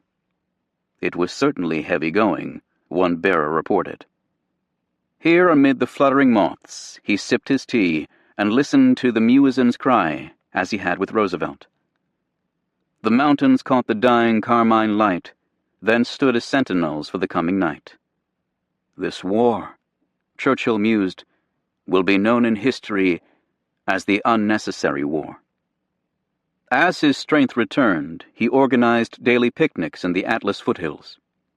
The borrowed Cadillac roared through native villages, trailed by a retinue of servants, boon companions, and American MPs in open jeeps. Wearing a huge sombrero, Churchill flashed his V for victory at gaping Moroccan peasants, who soon began flashing it back. We tear after him over the red plain in clouds of red dust, Morin reported. Deck chairs and hampers are piled on top of the cars. Arab children gather round like sparrows waiting for crumbs. Scrambling down a steep path to lunch beside a mountain brook, the Prime Minister found the return climb too arduous. We took the white tablecloth, folded it like a rope, and put it round his middle, Morin added. 2 soldiers tugged him up while 2 of us pushed from behind, and a 3rd carried his cigar. By early January, Churchill was again master of all he surveyed. "Can't I ever get any commanders who will fight?" he complained to one senior officer. "You don't care if we lose the war. You just want to draw your pay and eat your rations." Patting his staff officers on the shoulder, he told them, "Be good boys and write me a nice plan." But when logisticians carefully documented the shortfall of landing craft needed to carry out his various amphibious schemes around the globe, he replied, "Magnificent, but negative as usual." In his Air Commodore's uniform, he mounted a reviewing stand to take the salutes of parading French colonial troops bound for Italy. Black as pitch in reddish uniforms with red fezzes and bayonets on their rifles, one witness reported. Hopelessly out of step, but obviously tough soldiers. The jubilant crowd huzzaed him with shouts of "Vive Churchill!" Finding that he could easily phone Algiers, he pestered AFHQ with calls despite warnings that the French had likely tapped the lines. Undue discretion was never one of the PM's faults, Macmillan wrote. In London, a peevish Brooke told his diary, "Winston, sitting in Marrakesh, is now full of beans and trying to win the war from there. As a result, a three-cornered flow of telegrams in all directions is gradually resulting in utter confusion. I wish to God he would come home and get under control." Not likely. As Morin noted, the PM has a bright idea. He is organizing an operation all on his own. Twice the picnics have had to be sacrificed to stern duty. When Morin observed that Hitler seemed engrossed not only in grand strategy, but also in the minute details of German war operations, the Prime Minister nodded. "Yes," he said with a smile.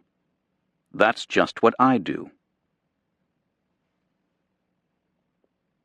Churchill's bright idea had been bandied about since shortly after the capture of Naples, when Fifth Army planners began studying the beaches southwest of Rome. Alexander, in a dreamy reverie, had envisioned 5 fresh divisions falling on the German flank. But when neither the troops nor the means to move them materialized, Clark proposed landing a single division, reinforced to 24,000 troops who would cling to the shingle for a week until relieved by their Fifth Army brethren arriving overland through the Gustav Line. The scheme, in fact, was codenamed Shingle. Truscott's 3rd Division was to be given the honor of landing alone 100 miles behind enemy lines.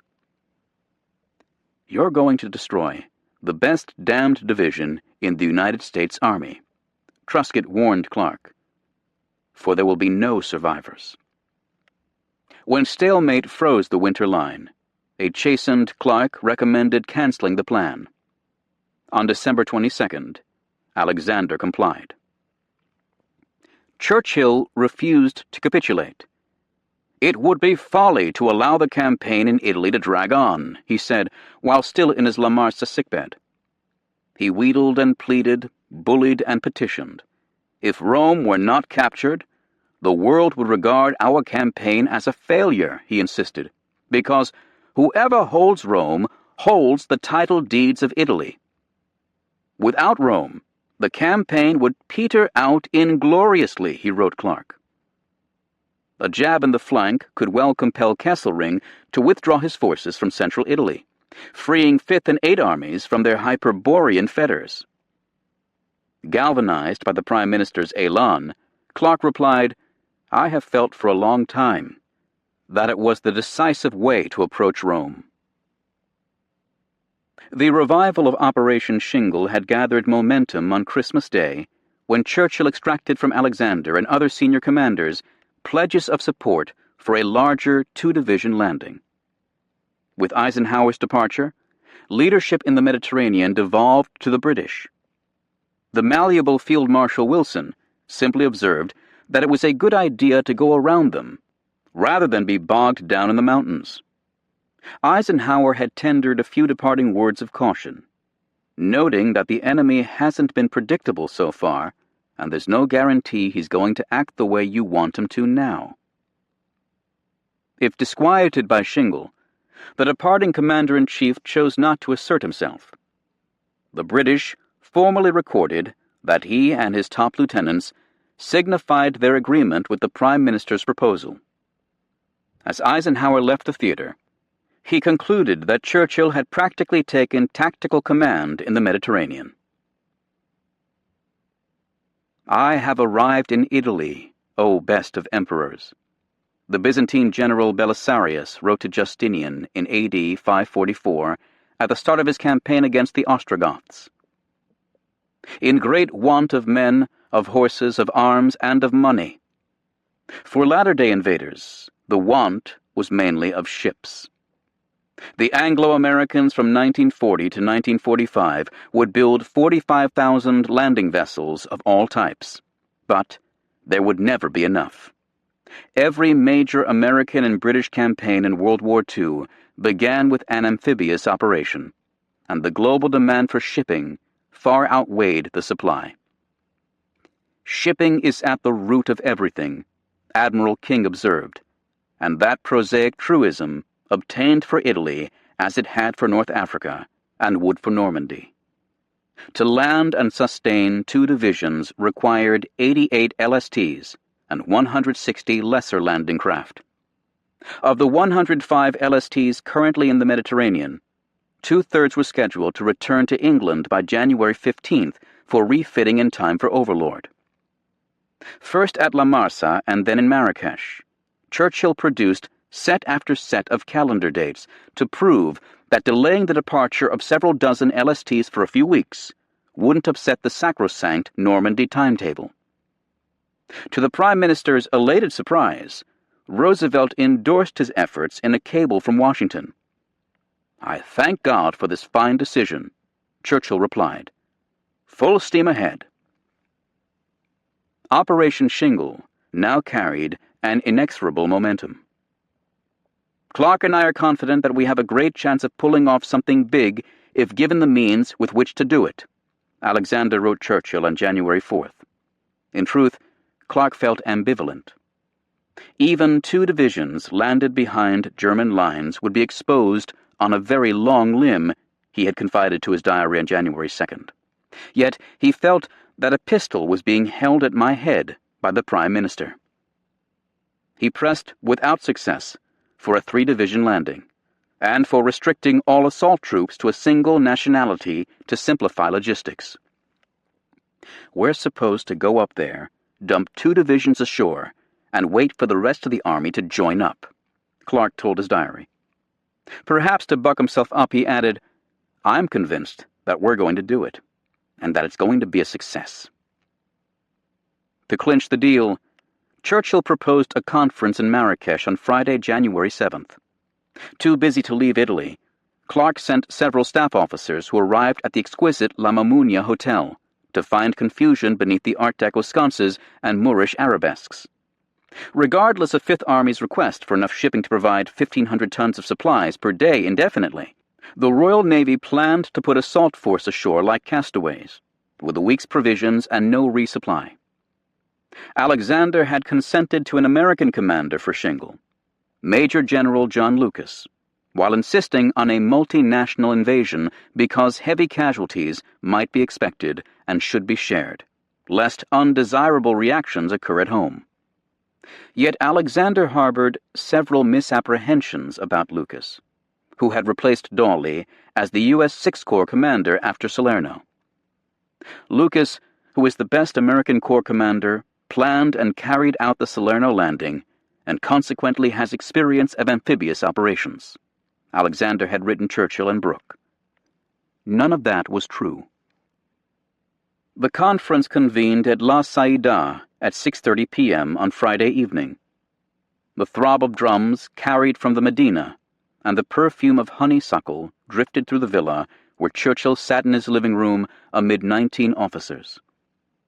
The Prime Minister quickly reviewed the history of Shingle, how the single-division plan had expired only to be resuscitated with a bigger, better plan that eventually would fling more than 100,000 Yanks and Tommies into the enemy rear, how at least 84 LSTs would remain in the Mediterranean until February 5th, landing not only the U.S. 3rd and British 1st Divisions, but reinforcements from the U.S. 45th and 1st Armored Divisions, how Kesselring would be forced to thin his defenses near Cassino to confront this threat to his supply lines on Highway 6 and 7, allowing Fifth Army to sunder the German line, how the quick capture of Rome would give the Allies those title deeds to Italy. Questions? There were a few. The AFHQ intelligence chief, Brigadier Kenneth Strong, wondered whether the landing force could achieve a decisive success in the face of certain German opposition. Strong also argued that the strength of the Gustav Leine casino was seriously underestimated. Churchill had already heard Strong's qualms at La Ceiba, and he was no more ready now than then to acknowledge what he called the seamy side of the question. When the dour new Royal Navy commander in the Mediterranean, Admiral Sir John H.D. Cunningham, agreed that the landing involves great risks, the Prime Minister snapped, "Of course there is risk. But without risk there is no honor, no glory, no adventure." Cunningham fell silent. A Fifth Army colonel proposed postponing the landing by 3 days, until January 25th, to permit a rehearsal he considered absolutely necessary. Churchill scoffed. All troops were trained and needed no rehearsal, the Prime Minister said. A single experienced officer or non-commissioned officer in each platoon would give the force a sufficiently honed battle edge. The conclave broke for supper, then reconvened for more discussion at the Mamounia without Churchill. Few cared to provoke the Prime Minister's caustic contempt with overt opposition to Shingle. You take the most gallant sailor, the most intrepid airman, and the most audacious soldier, put them at a table together, what do you get? The sum total of their fears, Churchill had recently complained. Hour by hour the officers edged closer to consensus. Minefields and shallow shore gradients had narrowed the landing site options to several beaches bracketing the resort towns of Anzio and Nettuno. Those beaches also had the virtue of not being overlooked by high ground, like those at Salerno. The Alban Hills, the southern portal to Rome, lay 20 miles inland. Initial photo reconnaissance showed Anzio to be heavily fortified, but analysts soon realized that the area had once been an Italian military training ground. Most defenses now lay abandoned. Could the Germans quickly reinforce the beachhead with troops from the north? This seemed unlikely, particularly given Allied air superiority. Would the beachhead force and Fifth Army be too far apart, at least 60 miles at the outset, to support each other? This was deemed an unavoidable risk.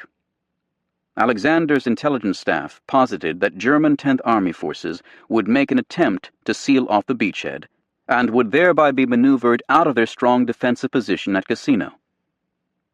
Field Marshal Wilson found the conversation so soporific that he went to bed. Beadle Smith, who remained the AFHQ Chief of Staff pending his departure for London, apologized for the Commander-in-Chief's early departure. After all, Smith quipped, he's getting old. Not until Saturday morning would Wilson learn that by 1:30 a.m. his minions had talked themselves into an invasion at Anzio. Skeptics remained, including Brigadier Strong and several logisticians, but a majority supported Churchill's daring gambit. Alexander voiced enthusiasm, but seemed to hedge his bets in a note to himself on Saturday. Take no chances. Keep a reserve. Bleary-eyed, they reassembled in the La Ceiba villa at 9:30 a.m. Saturday. Churchill had prevailed through intimidation, endurance, and imaginative panache, wearing them down like water on stone. It will astonish the world, the Prime Minister said of Shingle, and it will certainly frighten Kesselring.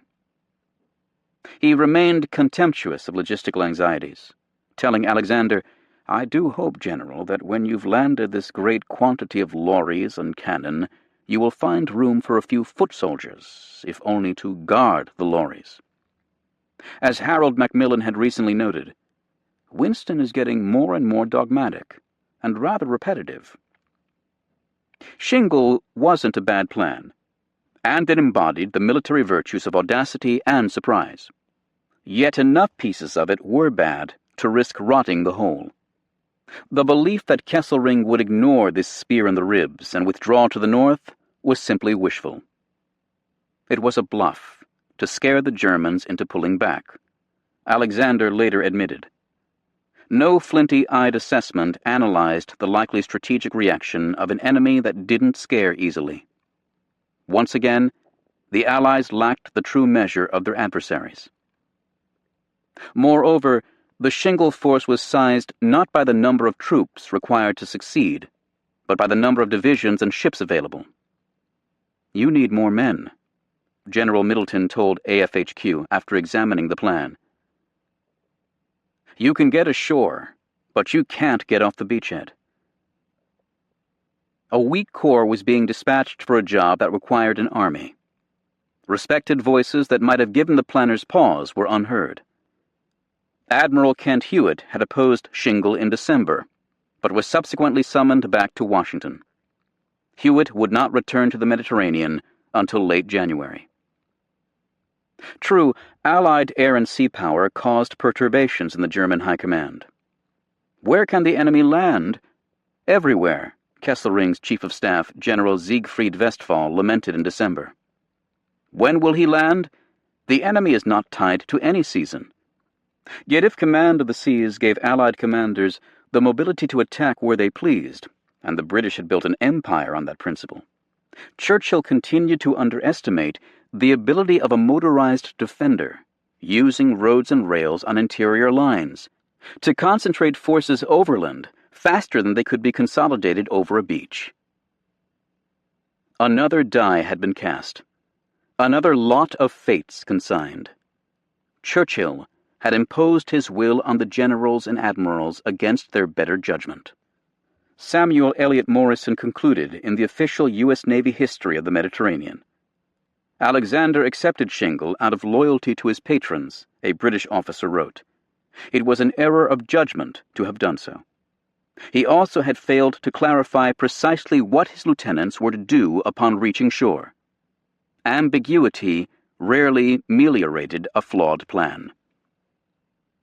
For now, a buzz and bustle took hold, a sense of possibility and purpose. "Operation Shingle is on," Clark told his diary on January 8th upon hearing the news. A chance to break the winter stalemate was at hand. Whatever ambivalence Clark harbored, surely the Prime Minister was correct. Without risk, there could be no honor, no glory, no adventure. As for Churchill, he was the lion redux. Morocco had restored his health, his verve, his roar. Soon he would fly back to England, ending a 2-month absence, and keener than ever to obliterate Nazi despotism from the face of the earth. On January 8th he cabled Roosevelt. A unanimous agreement for action as proposed was reached by the responsible officers of both countries.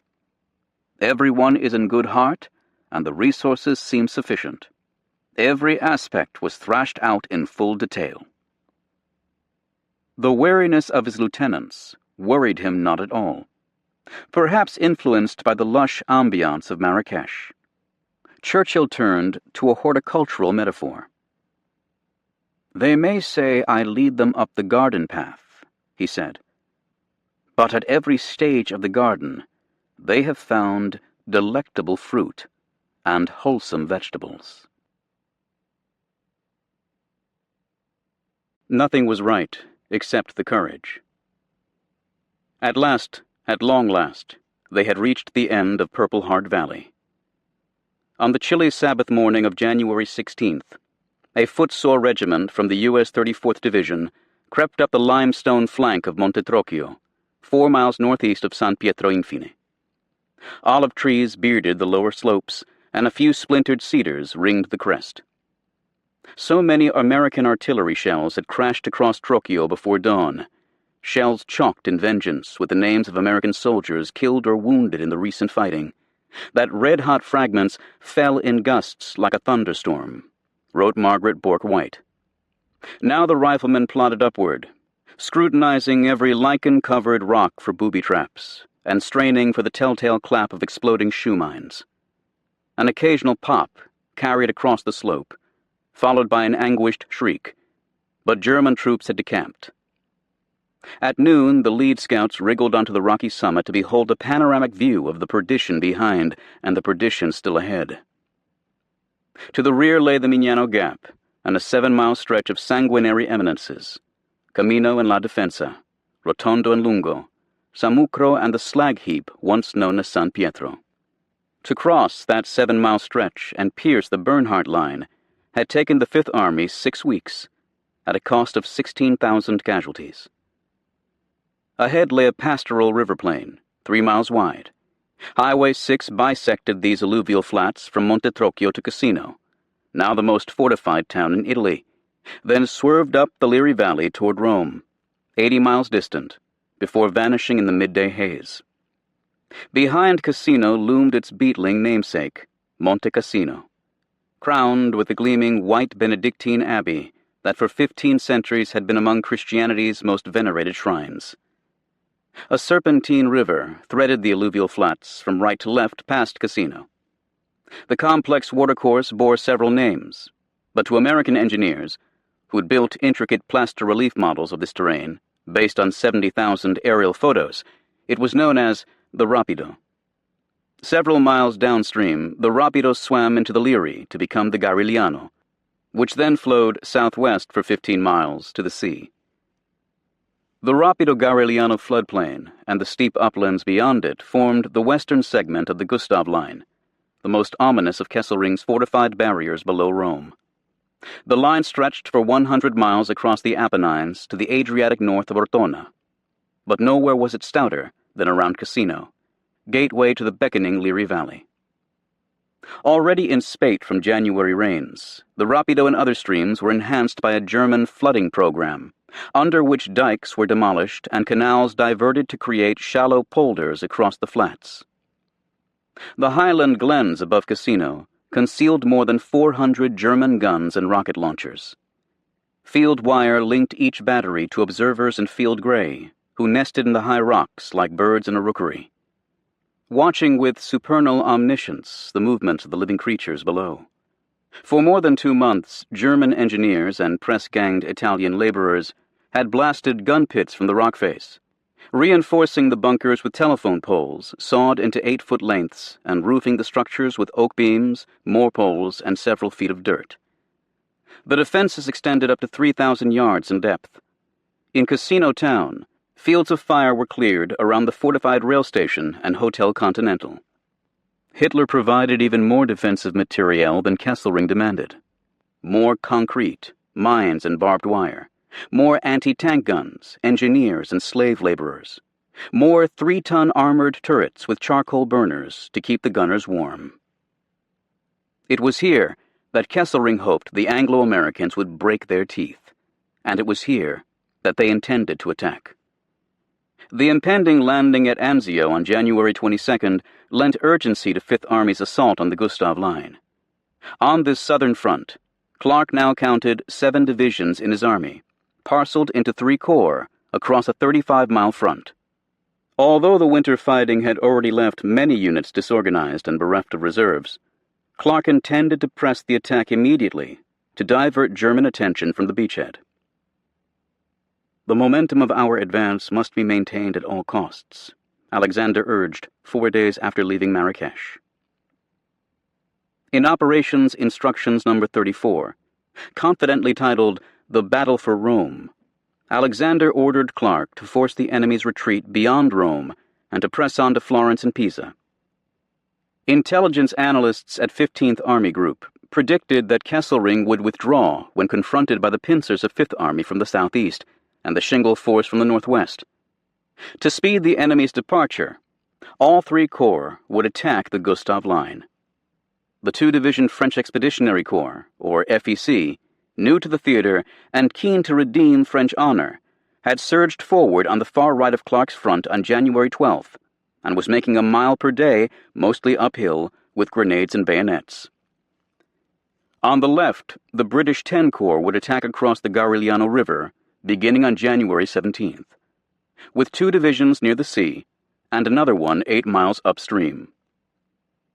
The heart of the assault would fall in the center. On January 20th, the U.S. 2 Corps was to cross the Rapido River, just a mile from Monte Trocchio and 3 miles downstream from Cassino. With a bridgehead secured by the 36th Division, the same Texans who'd fought at Salerno and San Pietro, tanks from Old Ironsides, the 1st Armored Division, would storm across 2 new-laid bridges, veer up the Liri Valley to Frosinone, and merge with the Anzio force for a grand entry into Rome. Clark later denied paternity of this plan, fingering Alexander instead. Yet it bore a striking resemblance to a scheme concocted by the 5th Army commander as early as mid-December. Like Shingle, it embodied audacity and tactical plausibility.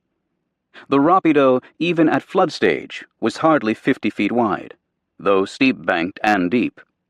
Here lay the most direct route into the Liri Valley, and thence to the beachhead and Rome. But also, like Shingle, the rapido plan had defects.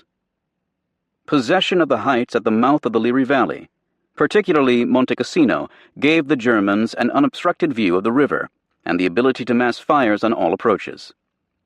Truscott, whose 3rd Division had briefly been considered for a rapido assault before being consigned to Shingle, told Clark in December that the attack would fail unless those heights were captured or attacked with enough fury to divert German attention. As long as this condition existed, bridges over the river couldn't long exist, and any of our troops that succeeded in crossing would be cut to pieces. Truscott's Chief of Staff, Colonel Don E. Carleton, later observed. But Clark seemed convinced that by some act of divine providence, the well-entrenched defenders at Cassino would fade away, and his tanks would go storming up the Liri Valley. The prospect of being cut to pieces displeased Major General Fred Walker, and it preyed on him body and soul. Since shortly after Salerno, and through the scalding fight at San Pietro, the 36th Division commander had eyed the rapido on the big map in his command post, sensing that destiny was tugging him toward this obscure creek below Cassino. By early January, he'd persuaded himself that the rapido resembled the Marne, where in July 1918, as a 31-year-old battalion commander, he'd earned the Distinguished Service Cross for repelling an attack across the river by 10,000 Germans. He'd never forgotten the sodden enemy corpses lining the muddy banks and drifting on the current. I don't see how we, or any other division, can possibly succeed in crossing the Rapido River. He confided to his diary on January 8th. A week later he added, "This is going to be a tough job, and I don't like it. There is nothing in our favor." Square-jawed, with a heavy brow and a large nose that made him seem bigger than his actual 5 feet 10 inches and 173 pounds, Fred Walker once was described as an amiable mastiff. Born in Ohio, he earned a degree in mine engineering from Ohio State, and enlisted as a private in 1911. After fighting in the punitive expedition against Mexico in 1916, he won fame and survived mustard burns in France. Walker was curious, alert, and ironic, a chess player, although not a good one, and an excellent dancer. He was the sort of man who jotted down unfamiliar words to memorize: factitious, cherry, pretentious, abjure, as well as quotes from Emerson and inspirational passages from Carl Van Doren's Benjamin Franklin. As an instructor at the Army War College in the 1930s, Walker had taught a young rising star named Mark Clark. Despite their 9-year age difference, the two became very good friends in Walker's estimation, and shortly before Pearl Harbor, the ascendant Clark had persuaded Lieutenant General Leslie J. McNair, the Army Ground Forces Chief, to give Walker command of the 36th Division. The very good friends had since drifted apart. Perhaps envious of his former protégé, Walker had also begun doubting Clark's tactical acuity while the division was still training in North Africa. After Salerno and San Pietro, his disaffection blossomed. In a black, cloth-covered diary with red corners, he recorded his disdain in the neat cursive he'd once used to scribble vocabulary words. Our wasteful policy or method of taking one mountain mass after another gains no tactical advantage locally, he wrote shortly before Christmas. There is always another mountain mass beyond with the Germans dug in on it. The reserved Clark kept his distance, disinclined to heed advice from his old mentor, yet admiring Walker's performance at Salerno. Clark suspected that Walker resented not receiving command of Sixth Corps after Dawley's relief at Salerno. Privately, he disapproved when Walker chose one son as his operations officer and another son as his aide. Soldiers grumbled that the division commander was keeping his kin out of harm's way. At 56, Fred Walker was now the oldest division commander in the field. Age and stress had taken a toll, which he carefully concealed.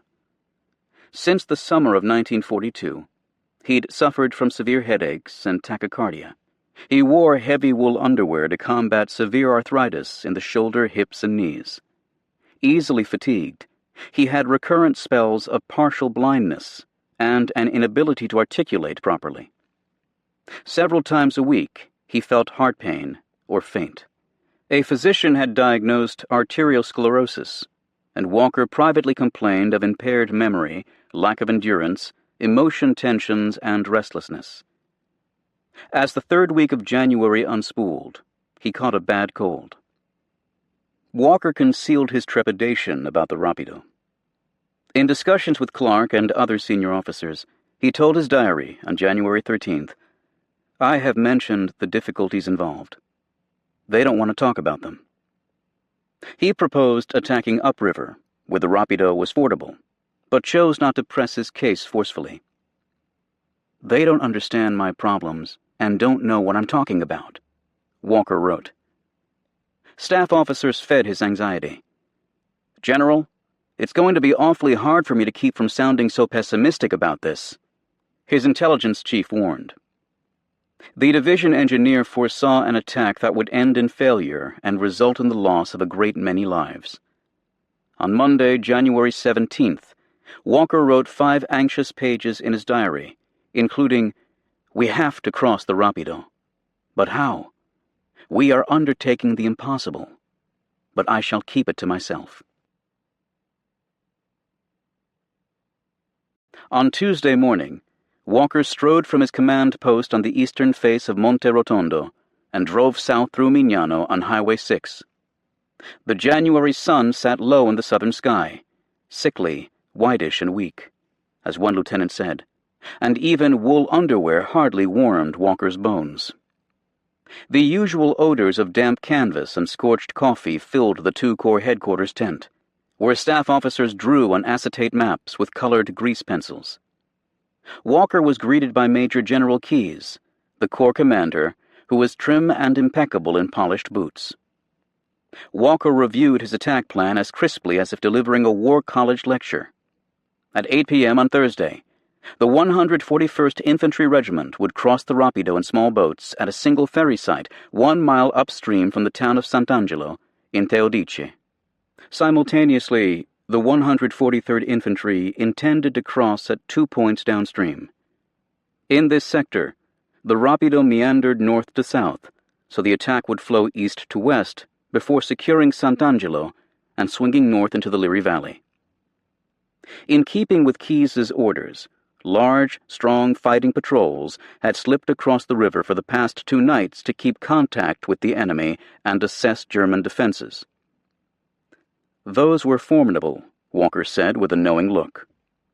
German troops from the 15th Panzer Grenadier Division, escapees from Sicily, who'd also fought at Salerno and Monte Cammino, were very well organized, wired in, and in depth, supported by automatic weapons, small arms fire, and prepared defensive fires of artillery, mortars. Of 7 patrol boats launched the previous night by the 141st Infantry, 5 had been lost on a current clocked at 4 miles per hour. Scouts reported a double apron of barbed wire beyond the far bank and a broad mine belt nearly a mile long. As expected, German demolitionists had blown the bridge at Sant'Angelo 3 days earlier. The river had been dredged 2 years before, and spoil lined both banks to form steep gravel dikes. Mud remained shoe-mouth deep despite recent dry weather. 6-man mine removal teams crawled about on their hands and knees each night, but German sappers sneaked over the river to reseed cleared approaches. Yesterday, a division surgeon reported an epidemic of traumatic amputations of one or both legs. As he finished sketching his plan, Walker again cocked an eyebrow. Keyes listened intently. He was careful not to betray his own doubts about the attack and about Walker. A frontal assault across the river was unsound, Keyes had warned Clark. Given German command of the high ground, the crossings would be made in a fishbowl. Even back in Sicily, Keyes had drafted alternative plans for precisely this tactical conundrum. His favorite, dubbed Big Casino, envisioned an assault across the Garigliano by both II Corps and the British X Corps, which then would scale the massif southwest of Cassino to outflank the fortified mouth of the Liri Valley. The scheme intrigued Clark, but Alexander and McCreary, the X Corps commander, considered it a tactical monstrosity. British troops had neither training nor equipment for mountain warfare. Clark sided with the British. He was increasingly intrigued by the image of American tanks roaring toward Rome, and Big Casino slid into a drawer. Keyes persisted. In late December, he proposed crossing the Rapido a day or two after the Anzio landings. If the enemy withdraws forces now on our front to oppose 6 Corps at Anzio, there is a chance that this corps can make a real advance, he wrote. Clark demurred, insisting that the Rapido attack proceed shingle. On January 13th, Keyes warned that the British 46th Division, which was to protect Walker's left flank, planned to cross the Garigliano with a modest 2-battalion assault. The effort of the 46th Division should be made by the entire division, Keyes wrote. Otherwise, it risked a gradualism that could leave the Americans exposed. Clark again declined to intervene. Jeff Keyes knew his business. He possessed, in the estimation of George Patton, the best tactical mind of any officer I know. Son of a cavalry officer, Keyes grew up on horseback along the Mexican border. 2 years ahead of Eisenhower at West Point, Keyes in one football game scored 2 touchdowns, kicked both conversions, and booted a 43-yard field goal to account for 17 points. The Academy's legendary master of the sword, Marty Marr, proclaimed him the only man who could stop Jim Thorpe on the gridiron. If there's a man in the Corps who is more universally liked than he, the Academy yearbook stated, we have yet to find him. Also a cavalryman, Keyes had attended the École Supérieure de Guerre in Paris and served as Patton's deputy during the invasions of Morocco and Sicily. The impetuous, vitriolic, histrionic Patton is considerably leavened by the calm, deliberate, circumspect Keyes, a War Department observer had reported to Washington from Palermo. Slender, pleasant, and tactful, Keyes was a devout Roman Catholic who attended Mass each morning and eschewed profanity. Not even hell or damn, one comrade said. Eisenhower unfairly described him as a man who has everything but a sense of humor. In fact, he possessed a puckish streak. Behind Patton's endorsement, Keyes in September took command of II Corps after Omar Bradley's departure for England. Don't be afraid to show pleasant reactions in your contact with your subordinates, Eisenhower told him. Every commander is made in the long run by his subordinates. We are all intensely human, and war is a drama, not a game of chess. Like so many American generals, Keyes distrusted the British, and his spare, bemused diary entries revealed an intense Anglophobia as the Rapido attack drew near. God forbid we ever have to serve with or near the British again, he wrote on January 16th. A day later he added, Clark insists we're not being sold down the river, but I am not convinced. Every move is a repetition of the slick maneuver of the British in planning Husky and the Sicilian campaign. On the day of Walker's visit, he wrote, the British are going to contribute nothing, as usual. As the conference in the II Corps command post drew to a close, much remained unsaid, and in that silence sprouted mistrust and discord. Walker privately considered Keyes too cavalry, with a Boy Scout attitude toward the grim infantry combat ahead.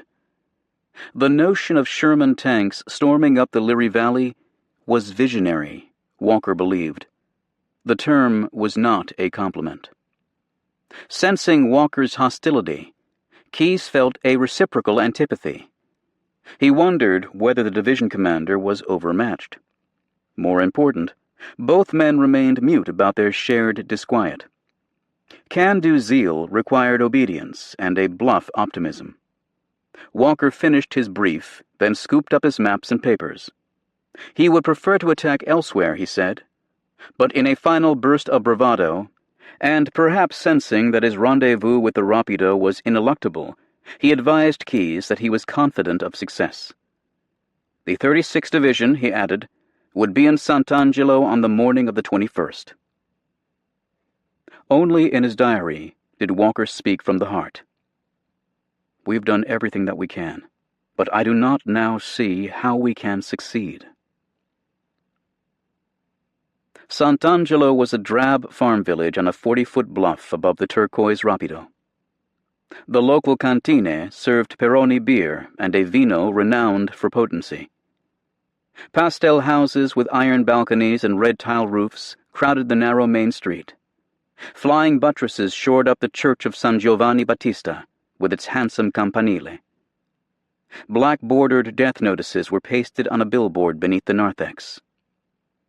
The notices had multiplied after the first bombs hit Sant'Angelo on September 10th, killing a 3-year-old girl and her parents. The Germans soon arrived from nearby Cassino, carrying large hooks with which to drag the haystacks in search both of contraband and of young men for their labor battalions. Electricity and running water became sporadic and then non-existent. Mail delivery ended. Phones went dead. Farmers toiled at night, hitching oxen to their plows and listening for what the locals called the she-wolf, the 6-barreled Nabel-Werfer mortar, which fired rounds that wailed in flight. As the Allied army drew closer, German sappers mined the local mill and demolished houses to fortify the town center, sparing the rectory, which had a deep cellar and became a command post. 300 impressed Italians dug trenches and cleared brush on the Rapido Flats for better fields of fire. German commanders now considered Sant'Angelo the strongest point of the defensive line. The river's west bank was defended by 2 battalions from the 15th Panzer Grenadier Division, described by Allied intelligence as the strongest single German division in the Italian theater, with a full roster and ample heavy weapons. Aggressive American patrolling kept them alert and edgy. Extensive enemy movements observed opposite left wing of 15th Panzer Grenadier Division. The 10th Army War Diary recorded on January 17th. The enemy has crept up to the riverbank. The Germans grew even edgier after the British attack began on the lower Garigliano at 9 p.m. that night. The 5th and 56th Divisions surged across the river, a dozen miles downstream from Sant'Angelo. The waiting is the worst part. The Royal Artillery signaller Spike Milligan had written as the assault began. "I oil my Tommy gun. I don't know why. It's already oiled." To the surprise of Jerry and Tommy alike, by dawn on January 18th, 10 battalions occupied the far bank. German commanders had doubted the Allies would attack on a moonless night. "Moving off in trucks with our hearts in our mouths," a Scots Guards lieutenant told his diary. "Passing very ominous blood wagons coming back the other way. I wonder if we look heroic filing away in the darkness." They gained the far bank, but not much more. The 10-Corps bridgehead barely extended 3 miles, and a ferocious German counterattack almost shoved the lead companies back into the river. The crossing sites would remain under German artillery fire for 3 months, and British soldiers complained that the alluvial plain resembled a mine marsh. Still, they had made a promising start. "I am convinced that we are now facing the greatest crisis yet encountered," Kesselring advised Wiedinghoff, his 10th Army commander, shortly before 10 a.m. on January 18th. The Americans, he added, would now likely attack below Cassino in an attempt to storm the Liri Valley. Not yet. On Wednesday night, January 19th, British 46th Division soldiers, drawn from Yorkshire and the North Midlands, crept through the Garigliano mists 4 miles downstream from Sant'Angelo. This was a bleak, disturbing place, a landscape of greys and blacks beneath scudding clouds. Assault troops cinched their May Wests, slung their rifles, and shoved the first boats into the dark water. Then, nothing went right, the Royal Hampshires reported. Far upstream, German engineers had opened a set of sluice gates, raising the water level several feet and turning the Garigliano into a mill race. Boats bucked and spun on the current, then vanished in the fog as exhausted oarsmen slapped their way back to shore a mile or more downstream. Again they tried, and then again. By early morning, despite only sporadic German opposition, a single company hugged the far bank. Gunfire riddled their vessels, and soon the isolated vanguard was besieged. A few survivors splashed back to safety beneath a smokescreen. At dawn on Thursday, enemy artillery sliced up the crossing site, and McCreary ordered the 46th Division to abandon further attempts. A few hours later, the burly British division commander, Major General John Hawkesworth, known as Ginger to his friends, appeared at Fred Walker's command post in the lee of Monte Rotondo. 3 old wounds from the Great War hobbled Hawkesworth, and he leaned on an ash plant stick. The attack had failed, he told Walker. The river had run higher than expected. A contumacious beast, really. No further attempt was possible. Walker's left flank would be exposed during the Rapido attack this evening. Hawkesworth was sorry, but there it was. Walker nodded and returned to his preparations. The British are the world's greatest diplomats, he told his diary, but you can't count on them for anything more than words. Keyes and Clark were both alarmed. Always the same story, Keyes wrote in his diary. Too few, too little practical preparations. This is serious for us tonight. Clark attributed the aborted British crossing to lack of strong, aggressive leadership at the division level. Fifth Army engineers reported that Hawkesworth had failed to properly reconnoiter the river or the crossing site. In a memorandum dictated on Thursday, Clark added, "The failure of the attack of the 46th Division to reach its objective was quite a blow. I was fearful that General Hawkesworth had a mental reservation." The Army commander dispatched Grunther to see McCreary, who warned that the Rapido attack has little chance of success and should be cancelled. Unmentioned was McCreary's growing concern at Clark's apparent willingness to accept high casualties for dubious gains. The British commander now thought of Clark as the man of destiny I somehow imagined he always wanted to be. That surely was unfair, although not untrue. With Eisenhower gone from the theater, Clark now stood in the footlights at center stage as the most prominent American commander in the Mediterranean. Yet the man of destiny was hardly a free agent. Clark had been ordered by Alexander to attack quickly and to eject the enemy from Rome. For all practical purposes, he also had been ordered by Churchill to plop 2 vulnerable divisions behind German lines the day after tomorrow. Were he to curtail the Rapido offensive, nearly 50,000 men now embarking for Shingle would face the full fury of a German counterstrike in isolation. Destiny held Clark in thrall, but not Clark alone. A great rolling tide of tragedy and fate and human folly swept them all along, like those fog-swaddled boats beating against the Garigliano current. It is essential that I make the attack, fully expecting heavy losses, in order to hold all the German troops on my front and draw more to it, thereby clearing the way for Shingle. Clark wrote on Thursday. The attack is on. Since the Salerno landings, 19 weeks earlier, war had gutted the 36th Division. Rifle company losses in the 141st Infantry exceeded 60%. In one typical 143rd Infantry Battalion, 3/4 of the officers had joined the unit in Italy. Texas drawls no longer dominated the division. We were no longer a team, a captain complained. Gone was the feeling that you knew you could rely on your people. Together, the two assault regiments mustered about 4,000 men. Many units were under strength, often by a third, and undertrained. New bazooka teams arrived at the front having never fired a bazooka. Training for a river assault was limited to paddling on the placid Volturno. A platoon leader in the 141st considered his soldiers unprepared physically, mentally, and morally.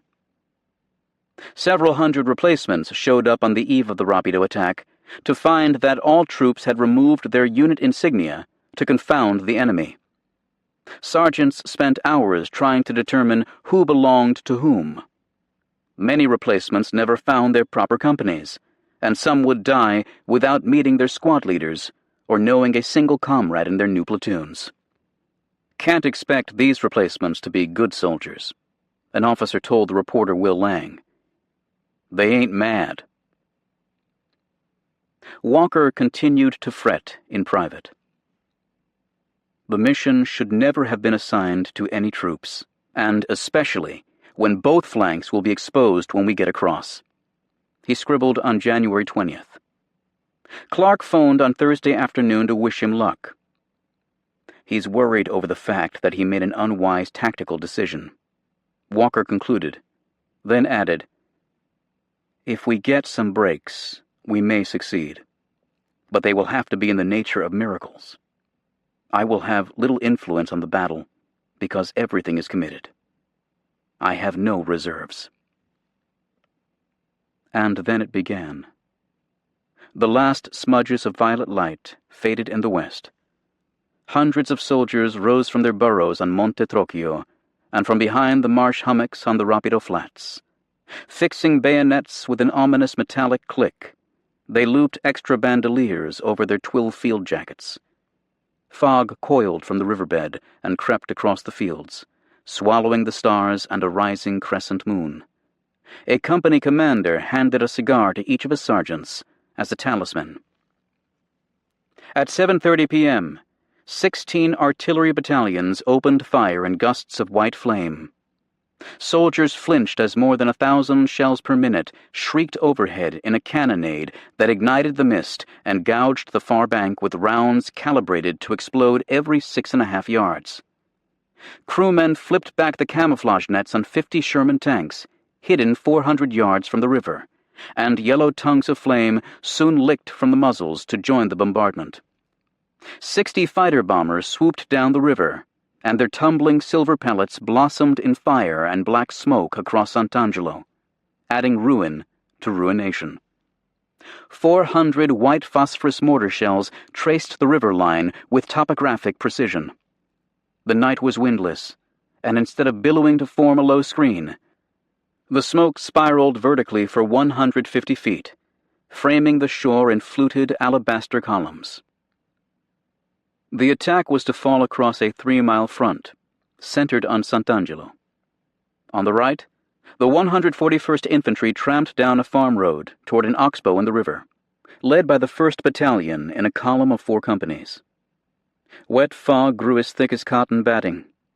Barely able to see their feet, soldiers bunched up to keep sight of the bobbing helmet ahead. Stragglers and shirkers melted away. When the column stalled, men dozed off and awoke to find that those in front had vanished.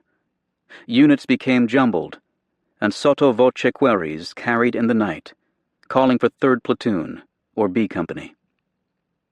Along the rail tracks south of Trocchio, boats had been readied in a hidden dump. Rubber dinghies that carried 24 men, of whom half would paddle, and M2 plywood scows, weighing nearly a quarter-ton each and capable of ferrying 12 men with a 2-man crew. German artillery that afternoon had already holed 20 rubber boats, and ugly gashes marred several M2s. Wooden catwalks also lay scattered about the dump. Laid across rubber rafts lashed together as pontoons, they would make footbridges. 2 sturdy Bailey bridges, dubbed Harvard and Yale, would subsequently be erected for the 200 tanks waiting behind Trocchio to storm the Liri Valley. Hoisting the heavy boats, their rifles banging against the gunwales, The men staggered toward the river on a narrow, muddy road. Enemy artillery now answered the American barrage, and the shriek of westbound volleys was exceeded by the rush of eastbound German shells and that she-wolf howling of naval Werfer rounds, also known as screaming Mimis, moaning Minis, and howling Heinies. It could damn near make your blood turn solid, one soldier confessed.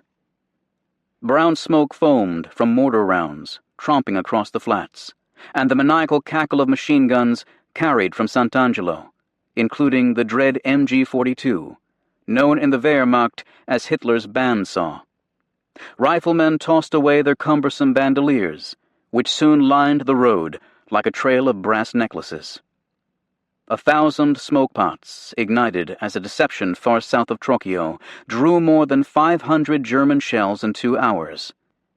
U.S. artillery battalions received a frantic order to check all shells for mustard gas, as such shells had been issued by mistake from an ammunition depot. No mustard was found or fired. Little else went right. An engineer guiding Company B to the Oxbow missed the path to the river by several hundred yards. As the troops and boats turned around for a reverse march, their clatter attracted a German volley that cut down 30 men, including the captain who'd distributed his cigars. Paddles, rifles, and human limbs rained across the road. Survivors scattered for cover, but the cleared corridors through the minefields were no longer visible.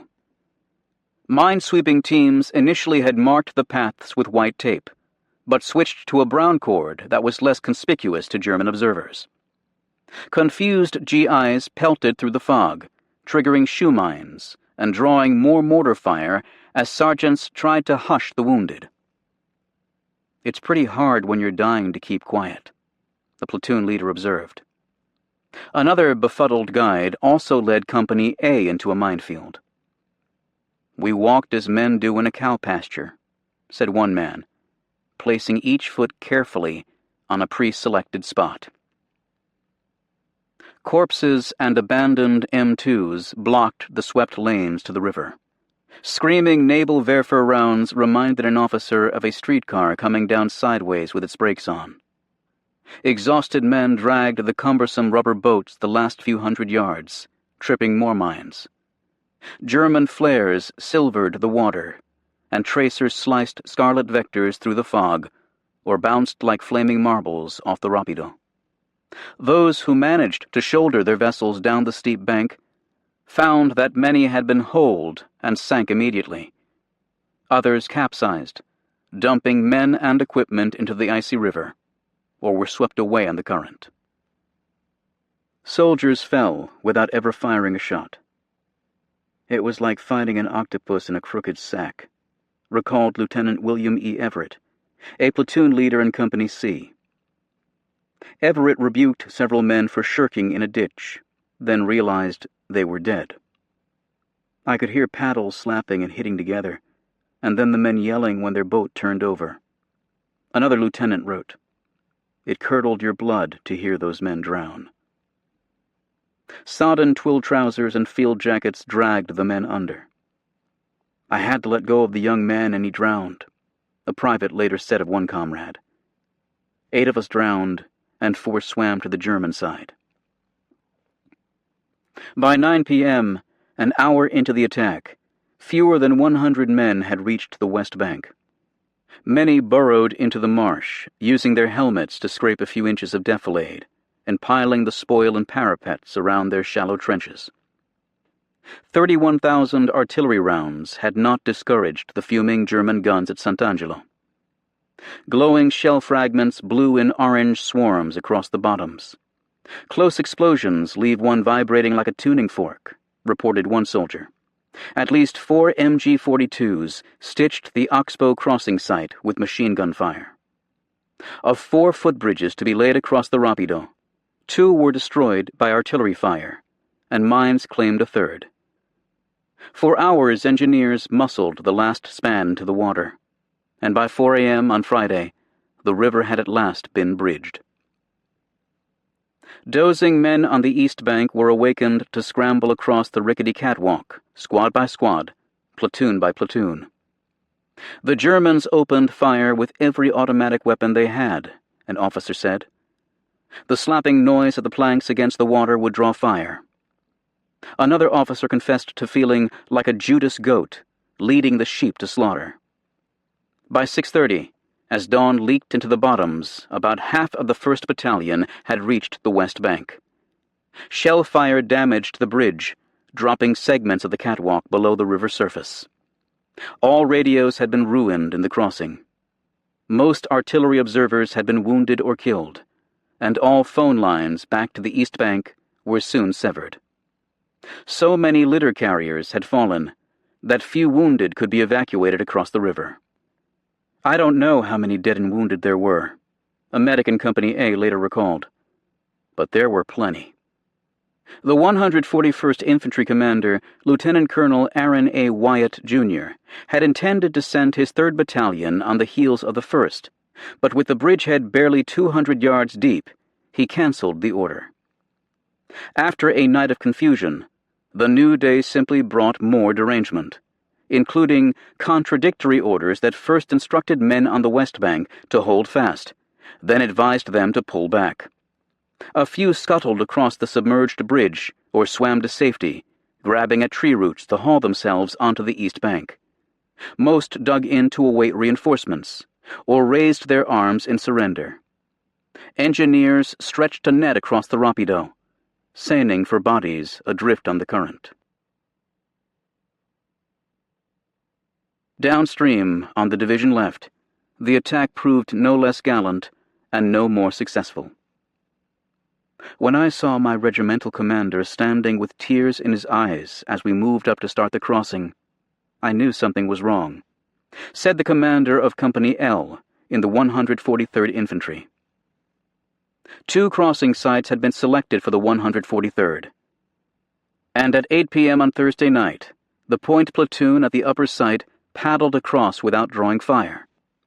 Then German gunners leaped to life, riddling the boats and wrecking a footbridge in progress.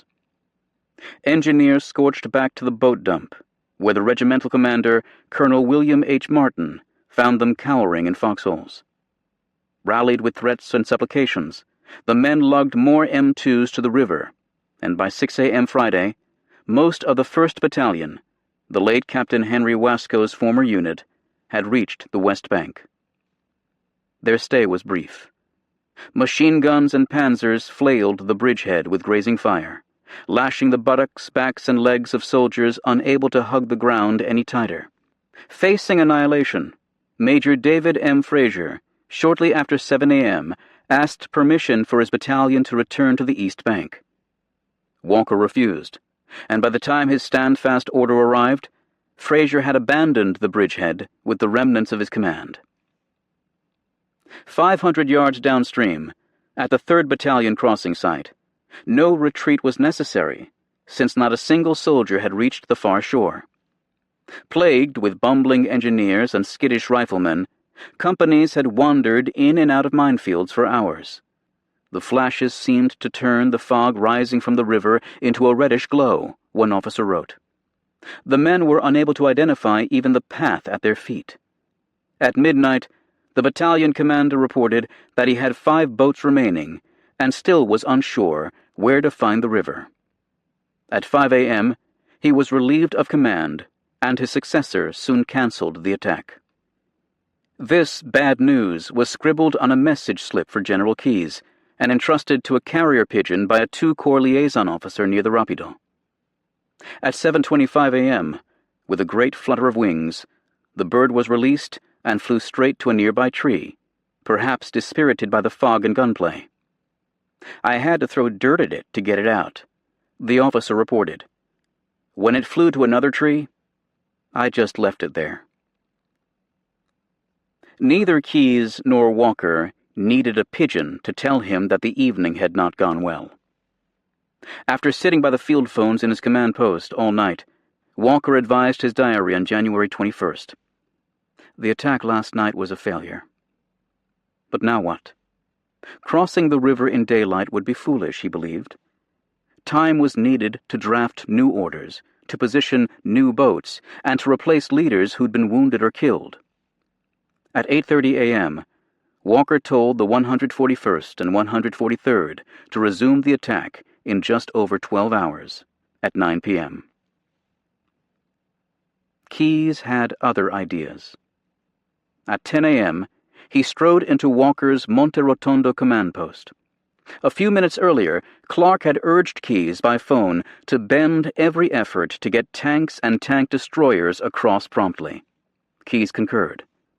Weren't there at least some troops from the 141st Infantry still on the West Bank? He asked Walker.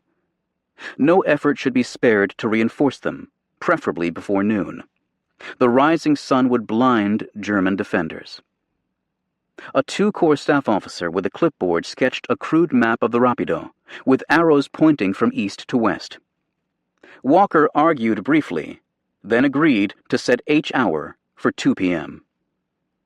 Anybody can draw lines on a map, he wrote after the Corps commander drove away. I felt like saying that battles are not won by wishing while ignoring the facts, but this was no place to court insubordination. Instead, Walker channeled his frustration into his diary. The stupidity of some higher commanders seems to be profound. Neither Keyes nor Walker was privy to the secret, but Fifth Army's attack had already fulfilled part of Clark's ambition. An ultra-intercept 2 nights earlier disclosed that Field Marshal Kesselring had ordered the 29th Panzer Grenadier Division near Rome, half of his reserve force, to reinforce 10th Army on the Garigliano. Another decrypt soon revealed that the other half, the 90th Panzer Grenadier Division, had also been ordered south, leaving the Anzio beaches virtually undefended. However ineffectual, the British 10 Corps attack had spooked the Germans. Kesselring believed that 10th Army was hanging by a slender thread.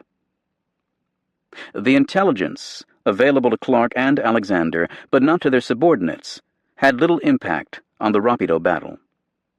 Pressing the attack would further distract the enemy from Shingle, Clark believed, and if Walker could punch through at Sant'Angelo, unleashing his armored horde up the Liri Valley, so much the better. Off they went, trudging like men sent to the scaffold. A soldier stumping down a sunken road toward the Rapido observed, there was a dead man every 10 yards, just like they were in formation. Close to the river, the formation thickened. Another soldier carrying a rubber boat later wrote, "It didn't seem what we were walking on was dirt and rocks. We soon found out it was dead GIs." On the division left, the 143rd Infantry crossed more adroitly on Friday afternoon than it had on Thursday evening. Confusion delayed the attack for 2 hours, but at 4 p.m., beneath the vast choking smoke bank, the 3rd Battalion began to paddle west. By 6:30, all rifle companies had found the far shore, and Colonel Martin ordered his 2nd Battalion to follow in train late that night. A quarter-mile upstream, the 1st Battalion also crossed at dusk, although the laconic battalion commander, Major Fraser, radioed, "I had a couple of fingers shot off." 3 battalions crowded a bridgehead only 500 yards deep and 600 yards wide. When twilight turned to darkness, one soldier later wrote, "I was thinking, this is my last old day on earth." On the division right, delay begat delay in the 141st Infantry. Not least, engineers neglected to bring an air compressor to inflate 50 rubber boats, and Colonel Wyatt, the regimental commander, postponed the attack until 9 p.m. without telling Walker. By 2 a.m. on Saturday, a pair of footbridges had been laid, and 6 rifle companies from 2 battalions soon crossed. They found no survivors from the previous night's combat. Engineers wondered whether the Germans had left the catwalks intact to draw more of our troops over. Some soldiers balked at crossing the river, or deliberately tumbled into the water. Others displayed uncommon valor. Company E of the 2nd Battalion, the unit roster boasted mostly Spanish surnames, Trevino and Gonzalez, Rivera and Hernandez, advanced with bayonets fixed through sleeting fire from 3 sides. "Fire wholeheartedly, men! Fire wholeheartedly!" cried their commander, Captain John L. Chapin, before a bullet killed him. Corralled by minefields and barbed wire, the 141st held 25 acres of bottomland that grew bloodier by the hour. "Well, I guess this is it," a major told a fellow officer. "May I shake hands?" Moments later, a shard from a Panzer shell tore open his chest. He dragged himself to safety across a submerged bridge, and medics saved him. It was the only time, one witness said, I ever saw a man's heart flopping around in his chest. Artillery and naval Werfer drumfire methodically searched both bridgeheads, while machine guns opened on every sound, human and inhuman. GIs inched forward, feeling for tripwires and listening to German gun crews reload. "Get out of your holes, you yellow bellies!" an angry voice cried above the din, but to stand or even to kneel was to die. A sergeant in the 143rd Infantry described one kid being hit by a machine gun. The bullets hitting him pushed his body along like a tin can. Another sergeant wounded in the same battalion later wrote, "I could hear my bones cracking every time I moved. My right leg was so mangled I couldn't get my boot off, on account of it was pointed to the rear." German surgeons would remove the boot for him, along with both legs. A private sobbed as wounded comrades were dragged on shelter halves up the mud-slick east bank. Ambulances hauled them to a dressing station in a dank ravine behind Trocchio. Crowded tents smelled like a slaughterhouse, wrote the reporter Frank Gervasi. Outside a small cave in the hillside, a crudely printed sign read, "Pieces." Inside, stacked burlap bags held the limbs of dismembered boys. On average, soldiers wounded on the Rapido received definitive treatment 9 hours and 41 minutes after they were hit, a medical study later found. Nearly 6 hours to reach an aid station, followed by another 3 hours to a clearing station, and another hour to an evacuation hospital. The dead were easier. They were buried, fully clothed, without further examination. Certainly the doctors were busy enough with the living. Only 5 physicians manned the clearing station of the 111th Medical Battalion. They treated more than 300 battle casualties on Friday, often struggling to mend the unmendable, and they would handle nearly as many on Saturday. A wounded sergeant undergoing surgery with only local anesthesia later reported, "The doctor stopped in the middle of the operation to smoke a cigarette, and he gave me one too." Another sergeant from the same company told a medic, "Patch up these holes and give me a gun. I'm going to kill every son of a bitch in Germany." 300 German artillery rounds danced across Monte Rotondo before dawn on Saturday, causing casualties and disorder in the 36th Division command post. Dire reports from the river made the morning worse. Heavy losses, no troops yet on the bluff at Sant'Angelo, ammo shortages, bridges wrecked.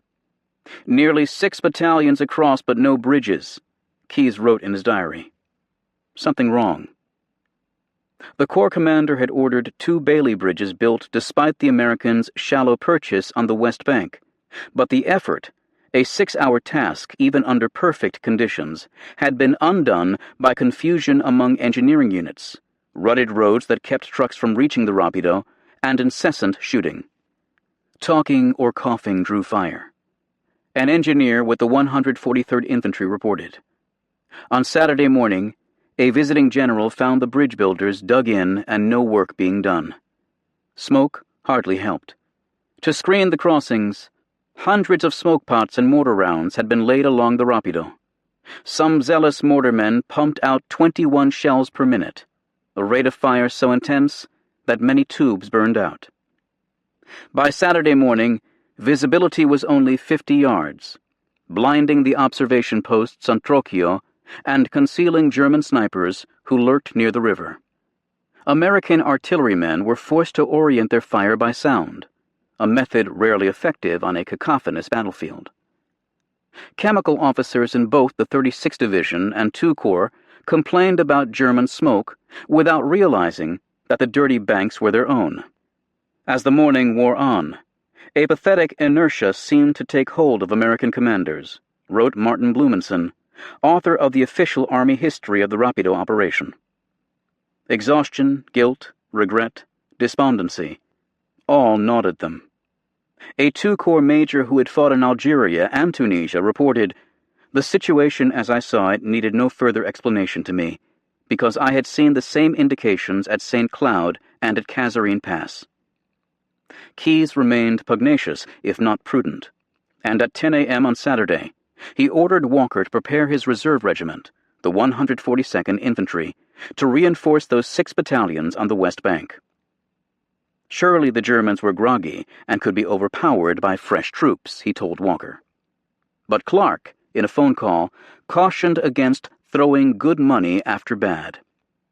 To Keyes's vexation, the 142nd also reported that it needed almost 15 hours to get ready and couldn't attack until early Sunday.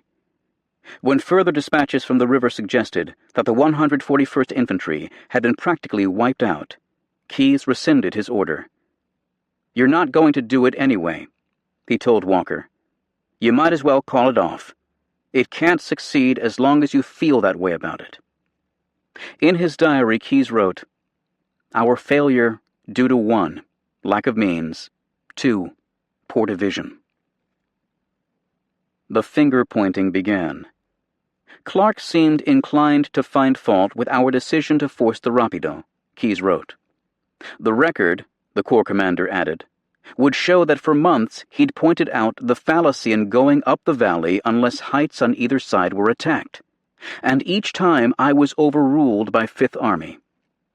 For his part, Walker was furious at Keyes's suggestion that he was disloyal and disobedient. "I've done everything possible to comply with his orders," he wrote. During a brief visit to the 760th Tank Battalion, parked a quarter-mile from the river, Walker told a tank crewman, "I knew from the beginning that this would never work. Too many damned Germans over there." Clark seemed to recognize that recriminations would be unseemly, if not toxic. Joining Keyes and Walker at Monte Rotondo for lunch, he was affable and solicitous. "Tell me what happened up here," he said. Keyes replied that the attack had appeared worthwhile, risky but warranted. Clark interrupted. "It was as much my fault as yours," he said. But were the regimental commanders up to the task? How had the division staff performed? As soon as Clark and Keyes drove off, Walker asked his assistant commander, Brigadier General William H. Wilbur, to write an affidavit documenting the conversation, including Clark's admission of culpability. "I fully expected Clark and Keyes to can me to cover their own stupidity. But they weren't in a bad mood," Walker wrote. He taped Wilbur's memorandum into his diary, just in case. While the generals dined and discoursed, the remnants of 2 regiments struggled to extract themselves from the Rapido kill-sack. By midday on Sunday, every commander in the 141st Infantry, except for a single captain, was dead or wounded, along with all battalion staff officers. The 143rd Infantry was hardly in better shape. Orders to fall back filtered across the river. Major Milton J. Landry, commander of the 2nd Battalion, who was spending his 30th birthday at the Rapido Oxbow, had survived 3 wounds, including a hip dislocation produced by a shell fragment the size of a dinner plate, and a steel shard in the chest that was partly deflected by the Parker pen in his blouse pocket. Hobbling about with a pair of paddles for crutches, Landry went down again when machine gun fire hit him in the legs, nicking an artery and severing a sciatic nerve. "Major," a medic told him, "I don't believe there are enough bandages this side of the Rapido to cover all the holes in you." Evacuated to the East Bank, Landry heard another medic say, "You've got a boot on the end of something out here. I guess it's your leg." Landry survived. So did a soldier who swam the river with 1 foot blown off. As dusk fell, A few dozen more struggled back, clinging to flotsam as bullets frothed the water. By early evening on Sunday, the division log estimated losses at 100 officers and 1,900 enlisted men. Gunfire dwindled to a mutter. From the darkness came an occasional plea for water or faint cries for a medic. But both sides had grown inured to supplication. Then silence. It was reported, the log noted at 8:30 p.m., that American firing had ceased west of the river. A rifleman from the 143rd Infantry, who regained the east bank, later reflected, "I had turned into an old man overnight. I know I was never the same person again."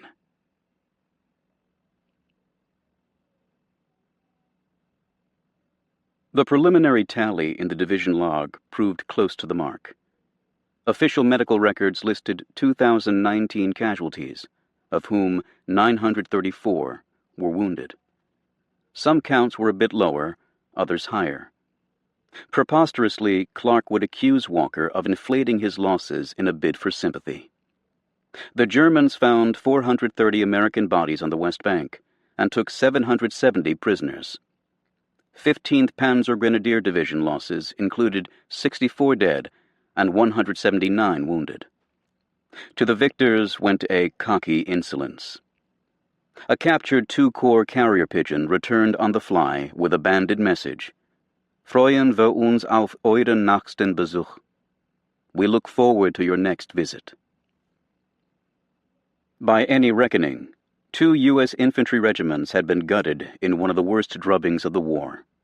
The losses were comparable to those suffered 6 months later at Omaha Beach, except that storied assault succeeded. I had 184 men. A company commander in the 143rd Infantry said. 48 hours later, I had 17. If that's not mass murder, I don't know what is. 2 Scarecrow battalions of the 141st, when merged under the command of a captain, could barely muster 200 riflemen. Engineers reported scavenging 8 M2 boats, 323 paddles, and 4,100 feet of half-inch manila rope in a bad tangled mess. After pinning a silver star on a double amputee, Walker told his diary, "When I think of the foolish orders of the higher command which caused those broken bodies and deaths unnecessarily, it makes me feel like crying halt." Clark soon summoned Walker for a conference at Mignano. The 2 men shook hands and then strolled down the road in the morning sun, the tall, bony Army commander towering above his stocky former instructor.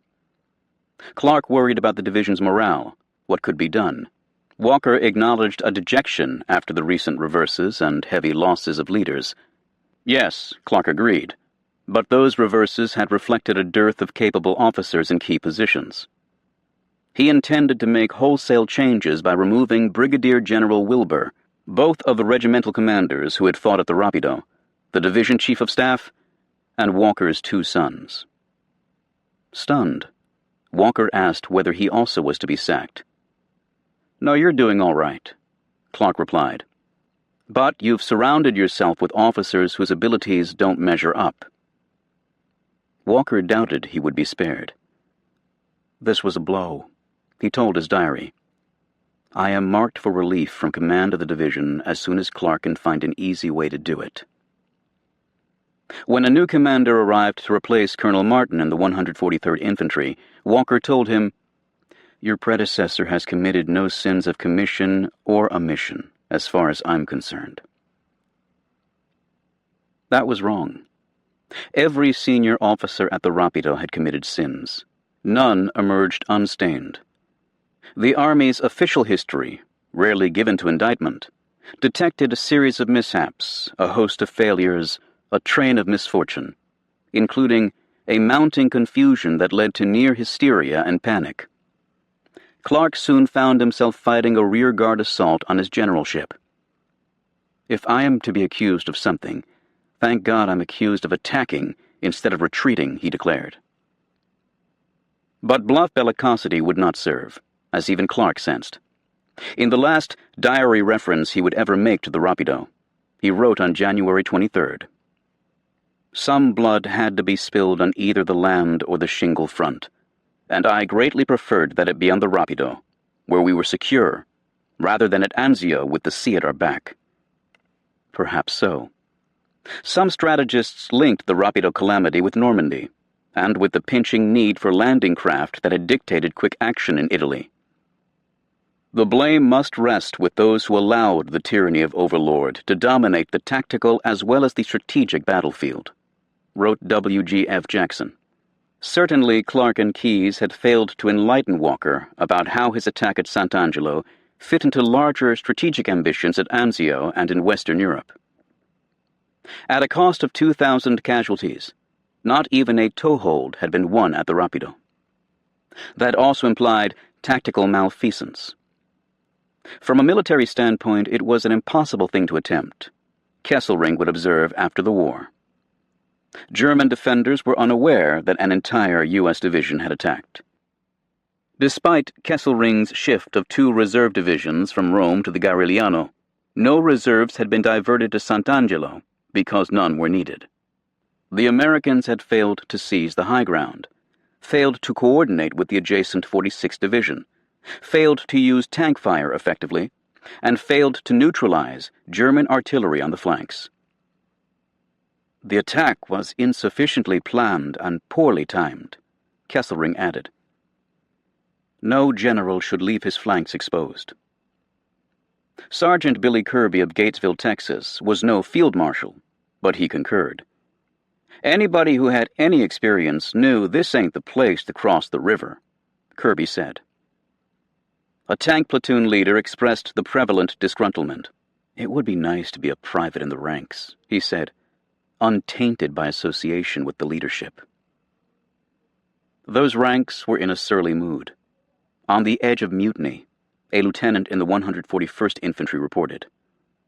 Some resented being used as cannon fodder, as the departing Colonel Martin put it, and many shared his conviction that a fine National Guard division was being destroyed on faulty orders from a West Point commander, presumably Clark.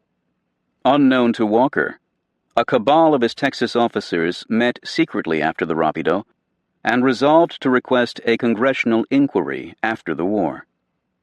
That resolution would be revived in January 1946, when the 36th Division Association demanded an investigation into the fiasco. The Texans accused Clark of being inefficient and inexperienced and willing to destroy the young manhood of this country. Both the Senate and the House of Representatives held hearings, which generated more heat than light. If the Texans blamed Clark, Clark blamed Walker. Walker's mental attitude that a defeat was inevitable was a decisive factor. Clark would tell the Pentagon. The Secretary of War determined that the Rapido attack was a necessary one and that General Clark exercised sound judgment. The investigation ended, but the controversy endured for decades, a nasty, suppurating wound. For now, as accounts of the carnage spread across Italy, officers shook their heads and thanked their lucky stars to have been spared that particular agony. Brigadier Kippenberger, whose New Zealand troops were still recovering from their own ordeal in the Winter Line, studied the field reports and concluded nothing was right, except the courage. Some hours after the final shots faded on the Rapido, a captured American private, who'd been released to serve as a courier, stumbled into the 141st Infantry Command Post, carrying a written message for den englischen Kommandeur. The Panzer Grenadiers proposed a 3-hour ceasefire to search for the living and retrieve the dead. GIs fashioned Red Cross flags from towels and iodine, and even before the appointed hour, paddled across to both regimental bridgeheads. They found a few survivors, including Private Arthur E. Stark, known as Styx, who'd carried a battalion switchboard across the river for the 143rd Infantry before being hit by shell fragments. For 3 days he'd lain exposed to January weather. "Did you have a big Christmas? You should have seen mine. He'd written his 11-year-old sister Carol earlier that month. The little boys and girls over here didn't have much Christmas. Styx lingered for 2 days after his rescue, then passed over. Other cases ended better. A forward observer with half his face blown away appeared to be dead, but a medic noticed the lack of rigor mortis. Surgeons would reconstruct his visage from a photograph mailed by his family. For 3 hours they gathered the dead, reaping what had been sown. Wehrmacht medics worked side by side with the Americans, making small talk and offering tactical critiques of the attack. German photographers wandered the battlefield, snapping pictures. An American reporter studied the looming rock face of Monte Cassino with its all-seeing white monastery. Sooner or later, he said, somebody's going to have to blow that place all to hell. The short peace ended. Dusk rolled over the bottoms. The mists reconvened. A final clutch of medics emerged carrying a long pole with a white truce flag that caught the dying light. More than 100 bodies had been retrieved, but hundreds more remained, and would remain for months, carrion for the ravenous dogs that roamed these fens. Here, the dreamless dead would lie, leached to bone by the passing seasons, and waiting, as all the dead would wait, for doomsday's horn. The show must go on. Much had happened through antiquity in the half-moon port, once known as Puteoli. Just inland, at Lake Avernus, Aeneas reputedly entered the underworld, crossing the river Styx to find in the fields of mourning those souls consumed by the harsh, wasting sickness, cruel love. On the Puteoli wharf, St. Paul had at last arrived in Italy aboard a grain packet after his shipwreck on Malta. The Roman amphitheater, third largest on the peninsula, featured 60 trapdoors that could be lifted as one to release wild beasts purchased from theatrical agents in Africa. It was said that the lions here refused to eat Saint Gennaro in AD 305, and authorities were forced to cut off his holy head. Modern Puteoli, renamed Pozzuoli, in January 1944, was home to a skinny 9-year-old girl called Stuzzicadenti by her schoolmates. After the war, skinny no more, the toothpick would be better known as Sophia Loren. Pozzuoli also was the temporary home for thousands of Allied soldiers. Here, 10 miles northwest of Naples, the staging for Shingle neared completion, even as the first sketchy reports arrived of fighting on the Rapido 50 miles north. The Anzio Assault Force and Sixth Corps comprised 2 infantry divisions, the U.S. 3rd and the British 1st, plus paratroopers, American Rangers, and British Commandos, for a total of 47,000 men and 5,500 vehicles. Another 11,000 soldiers would follow immediately, including an armored brigade. The 400-ship armada now loading in Pozzuoli and 3 other ports near Naples included 4 Liberty ships, 84 LSTs, 84 LSIs, and 50 LCTs. U.S. Navy and Royal Air Force meteorologists for days had studied their barometers and weather charts with the intensity of augurs scrutinizing entrails. Their forecast for H hour on Saturday morning, January 22nd, was heartening. Light airs, calm seas, haze, 55 degrees Fahrenheit. A festive mood infused the docks. Along the Pozzuoli waterfront, LSTs had beached with bow doors yawning on the flat rocks used by fishermen to spread their nets. Columns of jeeps and overloaded trucks snaked through the crooked alleyways toward the ships. Italian vendors sang out from the street corners, offering fruit, wine, and to the dismay of security officers, postcards of Anzio. Irish guardsmen marched to their ships as a band played St. Patrick's Day. Their commander took his troops' salute while teetering on a statue pedestal. Supplies sufficient for 15 days of combat were hoisted into the holds, and, upon discovery by vigilant quartermasters, some extraneous items were hoisted out, including a portable organ and several thousand hymnals. Bombboats swarmed through the anchorage, peddling oranges to Royal Navy tars with shouts of good luck.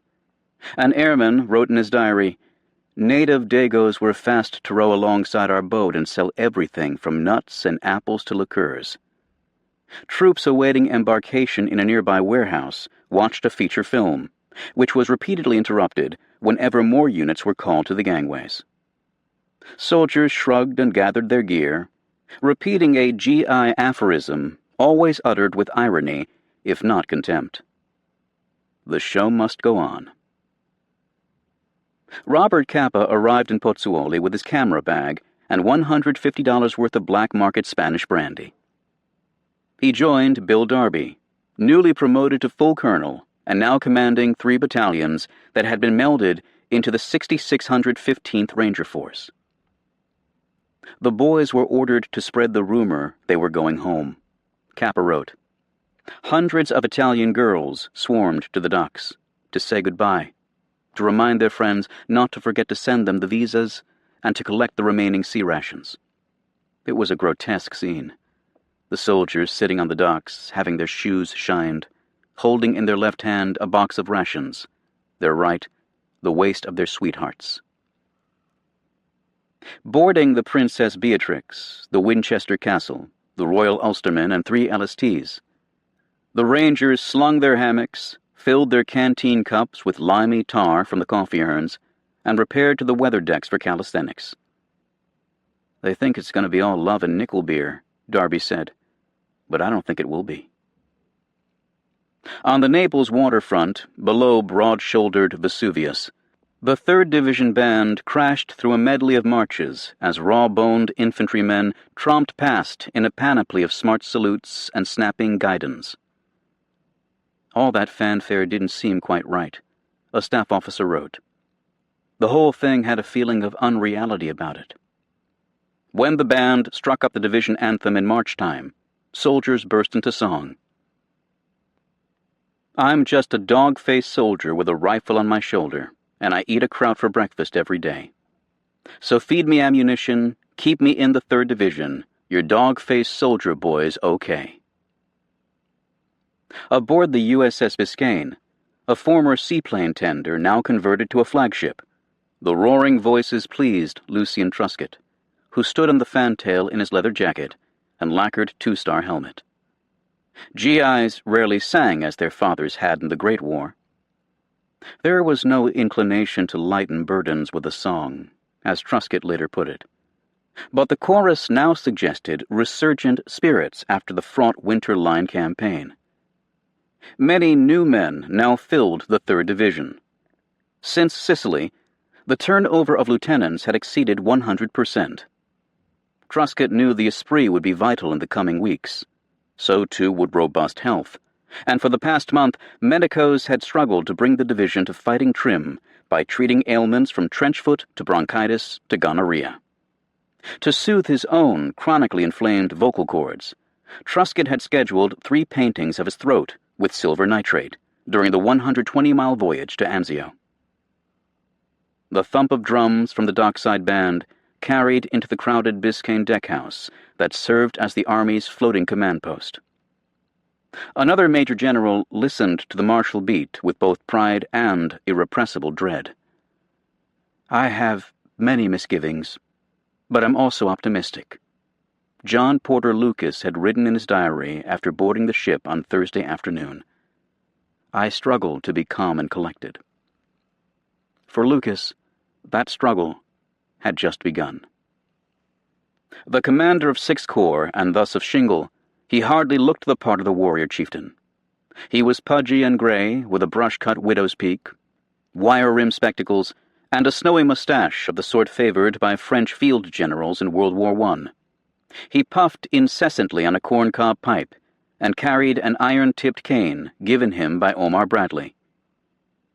54 years old today, Lucas had told his diary on January 14th, and I am afraid I feel every year of it. One Tommy thought he seemed 10 years older than Father Christmas. Lucas gave an Irish guardsman the impression of a pleasant, mild, elderly gentleman being helped out of layers of overcoats. Born in West Virginia, he was commissioned as a cavalry officer at West Point in 1911, then rode into Mexico with Pershing's punitive expedition before being wounded in France at Amiens. Lucas later commanded the 3rd Division at the time of Pearl Harbor and served as Eisenhower's deputy in North Africa. This was his 3rd Corps command, including a brief stint as Bradley's successor at 2 Corps, before Marshall and Eisenhower picked him to replace Dawley at Salerno. Clark had privately preferred Matthew Ridgway, but accepted Lucas with a shrug. Lucas drove a Jeep named Hoot, quoted Kipling by the yard, and had accumulated several nicknames, including Old Luke and Sugar Daddy. At Anzio he would acquire more, notably Foxy Grandpa. Although he considered the Germans unutterable swine, one staff officer wrote that he never seemed to want to hurt anybody, at times almost including the enemy. A British general thought Lucas possessed absolutely no presence. A Grenadier Guards commander confessed that when Lucas visited his battalion billets above Naples Bay, our spirits sank as we watched this elderly figure puffing his way around the companies. An odd rumor circulated that he was suffering ill effects from a defective batch of yellow fever vaccine. For Lucas's malady, there was no inoculation. Empathy might ennoble a man, but it could debilitate a general. "I think too often of my men out in the mountains," he'd written during the winter campaign. "I'm far too tender-hearted ever to be a success at my chosen profession." A few days before boarding Biscayne, he added, "I must keep from thinking of the fact that my order will send these men into a desperate attack." Upon hearing that shingle had been authorized, Lucas portrayed himself as a lamb being led to slaughter. Accordingly, he revised his last will and testament. The sanguine assurance of his superiors baffled him. "By the time your troops land, the Germans will have already pulled back past Rome," Admiral John Cunningham, the British naval commander in the Mediterranean, had told him. Alexander claimed that the capture of Rome and subsequent hell-for-leather pursuit northward meant that Overlord would be unnecessary. Could Alexander and others, he wondered, have additional intelligence that spawned such confidence? AFHQ asserted that it was very questionable whether the enemy proposed to continue the defensive battle south of Rome much after the middle of February. Fifth Army Headquarters also claimed that enemy strength was ebbing due to casualties, exhaustion, and possible lowering of morale. 4 days after landing at Anzio, the Shingle force would face no more than 31,000 Germans, according to Fifth Army analysts, and nearly 2 more weeks would pass before the enemy would be able to move even 2 more divisions from northern Italy. The designated military governor of Rome had already requested $1,000 for an entertainment fund in the capital. Lucas beheld a different vision. His 6 Corps intelligence analysts believed the Germans would muster a dozen battalions and 100 tanks at Anzio on D-Day, which would grow to 29 battalions within a week and to more than 5 divisions and 150 tanks by D+16. 6 Corps also estimated that even under favorable conditions, reinforcement of the beachhead from the casino front cannot be expected in under 30 days. Lucas confided to his diary, "This whole affair has a strong odor of Gallipoli." The disastrous British amphibious invasion of Turkey in 1915. An old friend shared his premonitions. George Patton flew from Palermo to bid Lucas farewell before returning to Britain for his new army command. "John, there is no one in the army I hate to see killed as much as you. But you can't get out of this alive," Patton told him. "Of course, you might be only badly wounded. No one ever blames a wounded general for anything." Patton advised reading the Bible. To Lucas's aide, he added, "If things get too bad, shoot the old man in the back end." Lucas's milquetoast demeanor obscured a keen tactical brain. He recognized, as did too few of his superiors, that the exalted ambitions for Shingle exceeded the means allocated to achieve them. Worse yet, Those ambitions were muddled and contradictory, particularly with respect to the vital high ground northeast of Anzio, known as the Colli Laziali, or Alban Hills. Under Alexander's instructions to Clark on January 12th, the Shingle force was to cut the enemy's main communications in the Colli Laziali area southeast of Rome, and to threaten the German rear on the Cassino front. The two Allied forces were then to join hands at the earliest possible moment and hie through Rome with the utmost possible speed. Yet the Fifth Army order issued later the same day instructed Lucas to seize and secure a beachhead at Anzio, then to advance on Colli Laziali. Clark remained deliberately vague about whether Sixth Corps was to surmount the Alban Hills or simply amble toward them. Through painful experience, the Fifth Army commander now expected the Germans to fight hard, first for the beachhead, then for the approaches to Rome. Alexander might wish otherwise, but he was a peanut and a feather duster, as Clark told his diary, in an odd, impertinent blend of metaphors. In a private message, Clark advised Lucas to first secure the beachhead and avoid jeopardizing his corps, if the enemy proved supine. Then Sixth Corps could lunge for the hills to cut both Highways 6 and 7, the main supply routes from Rome to Kesselring's forces on the Garigliano and at Cassino. "Don't stick your neck out, Johnny," Clark told Lucas. "I did at Salerno and got into trouble." He added, "You can forget this goddamn Rome business." Fantasy and wishful thinking suffused Alexander's Shingle plan. Clark added realism, flexibility, and insubordinate arrogance. Now confusion clattered down the chain of command. The 12 Air Support Command, which would provide the invasion force with air cover, assumed that Shingle was intended to advance and secure the high ground. The British 1st Division commander, Major General William R.C. Penney, also had the impression that his troops were to advance north towards fulfillment of the Corps mission to capture Colli Laziali. But Lucas's Field Order No. 19, dated January 15th, lacked a detailed plan beyond the landings. Truscott's 3rd Division, for example, was told only to establish a beachhead and to prepare to move on order toward the hill town of Velletri. A baffled General Penney told his diary on January 20th, "Corps at least talking of plans to break out of beachhead." Small wonder that Clark's Deputy Chief of Staff, General Sir Charles Richardson, later observed, "Anzio was a complete nonsense from its inception." One other issue added to Lucas's unease. The rehearsals for Shingle, on the beaches below Salerno, had been fiascos. The British failed to disembark either brigade or division headquarters. The Americans, in an exercise codenamed Webfoot, did worse. The Navy abruptly changed the landing beach, and only 11 of 37 LSTs showed up. Rough weather and navigation errors on the night of January 17th kept the fleet 15 miles offshore, and 40 ducks making for land sank in the high seas, taking 21 howitzers, radio gear, and several men to the bottom. "I stood on the beach in an evil frame of mind and waited," Lucas reported.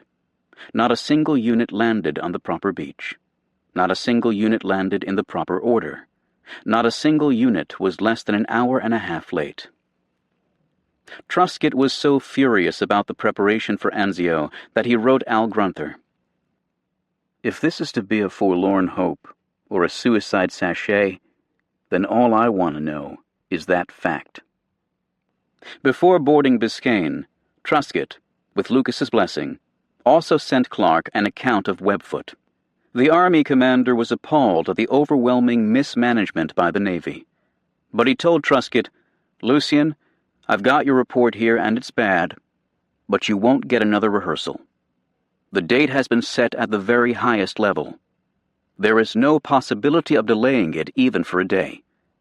You have got to do it." Italy for eons had been a land of omen and divination, of portents and martial prophecy. During earlier campaigns on the peninsula, it was said that 2 moons had risen in the sky, that goats grew wool, that a wolf pulled a sentry's sword from its scabbard and ran off with it. It was said that scorching stones fell like rain, that blood flowed in the streams, that a hen turned into a cock and a cock into a hen, that a 6-month-old baby in Rome shouted victory. It was said that soldiers' javelins in mid-flight had burst into flame. Modern men had no use for bodings or superstition, of course. Still, it was a bit surprising that the Shingle force ignored the ancient sailors' injunction against sailing on a Friday, the day of Christ's crucifixion. But at 5:20 a.m. on Friday, January 21st, the Anzio flotilla weighed anchor and made for the open sea after first fainting south.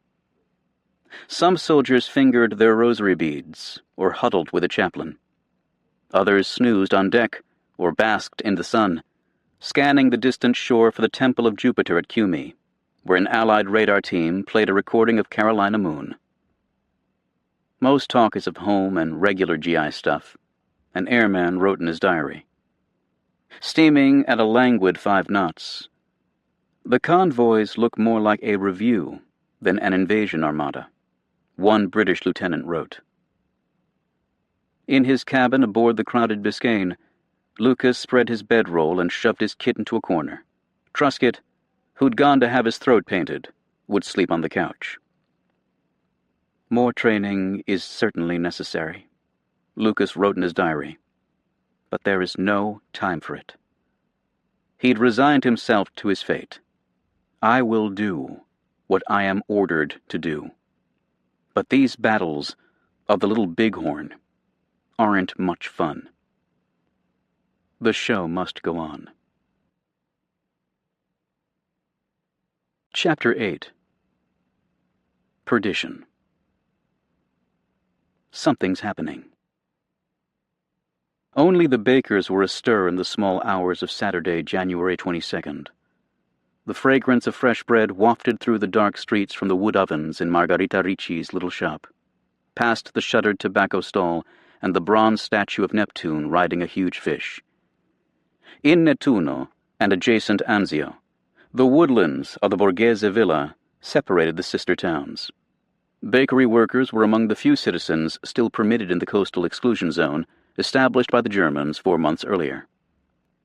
More than 15,000 exiles lived in shanties in the nearby Pontine marshes, or on the slopes of the Colli Laziali.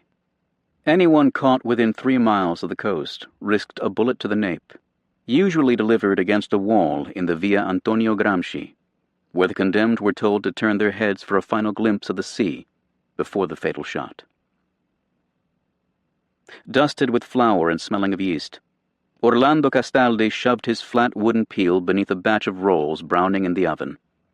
Castaldi had been in Sicily during the Allied invasion 6 months earlier, eventually fleeing to Nettuno, where his brother and uncle worked in another bakery just 200 yards north, in the Via Cavour. Brief but plucky resistance to the German occupation in September had been punished with executions, deportations, and the usual kidnapping of able-bodied men for labor battalions. Those consigned to the marshes had endured a bitter early winter, using ashes for soap and living on the loaves carted out from Ricci's each morning. Some chanced reprisals by sneaking into Rome to trade gold earrings or family linen for black market pasta or a few liters of cooking oil. Allied bombing along the coast had gnawed the waterfront and forced the removal of the Madonna of Graces, an ornate wooden statue of Nettuno's patron, to a basilica in Rome for safekeeping. Castaldi cocked his head, holding the paddle at high port like a halberd. Through the open window came a noise from the sea, a distant clamor. "Keep still a moment," he told 2 colleagues. "Something's happening."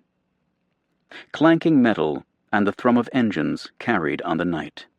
Castaldi recognized the sound from Sicily.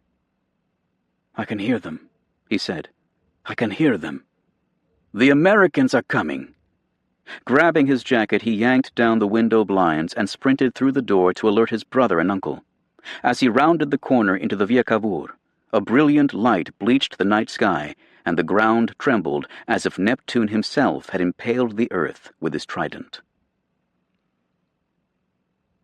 The Americans were indeed coming, and so too the British. 3 miles offshore, the Armada had dropped anchor at 12:04 a.m., 4 minutes late, in a dead calm and diaphanous haze. Scout boats puttered toward shore, and at 1:50 a.m., just as young Castaldi darted into the street, a pair of British rocket boats opened fire with 1,500 5-inch projectiles intended to cow coastal defenders and detonate beachfront mines. The 5-minute bombardment made a tremendous noise, achieved no good results, and was prejudicial to surprise, an intelligence officer reported. Only silence answered the barrage, and shortly after 2 a.m., the 1st Infantrymen swarmed onto the beach, bent on adding injury to the rocket's insult. Before the war, before the killings and the expulsions and those last sad looks at the sea, Anzio Nettuno had been a thriving resort, just 2 hours from Rome by fast fiat, with a fine harbor and garish bathhouses. In waterfront eateries known for their zuppa di pesce, patrons could watch the fireworks on feast days. Nettuno had grown a bit larger in modern times, but Anzio, ancient Antium, had greater notoriety. Nero and Caligula had both been born here. The former's fiddling, during the conflagration of Rome, was said to have occurred in Antium's theatre, and the patrician rebel Coriolanus supposedly was slain here in 490 B.C. Silver-throated Cicero owned a villa in Antium. Trajan had enlarged the port, and various emperors bred elephants along the coast.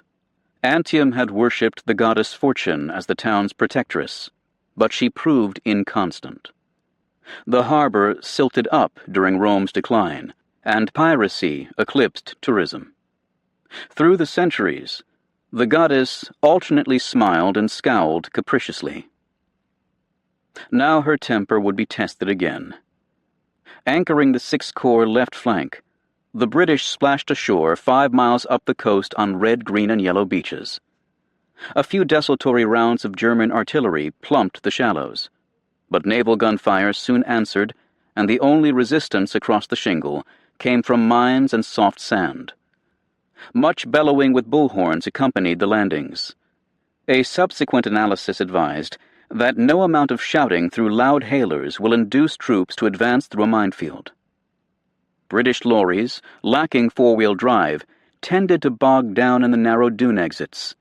The waste of time was fantastic, a beach commander lamented, and tempers flared. When a landing craft coxswain scraped the hull of the flagship HMS Bololo, a naval officer roared, "Don't stand about like a half-plucked fowl. Cast off." Soon enough, 12-foot lanes were cleared through the mines and marked with luminous paint. Hundreds and then thousands of Tommies scuffed into the piney Padiglione woods, searching in vain for an enemy to overrun. 3 Germans were found sleeping in a cowshed amid plundered bottles of Italian perfume and nail polish. One surrendered in his underwear, though the other 2 escaped in an armored car. It was all very gentlemanly, calm, and dignified, the Irish Guards reported. Carrying a large black umbrella as he arrived in a dock, the Irish Guards commander stepped ashore with the air of a missionary visiting a South Sea island and surprised to see no cannibals. No cannibals appeared on the right flank either. Truscott's 3rd Division made land just south of Nettuno, while Darby and his Rangers beat for the white dome and terraces of the Paradiso, a casino overlooking Anzio Harbor.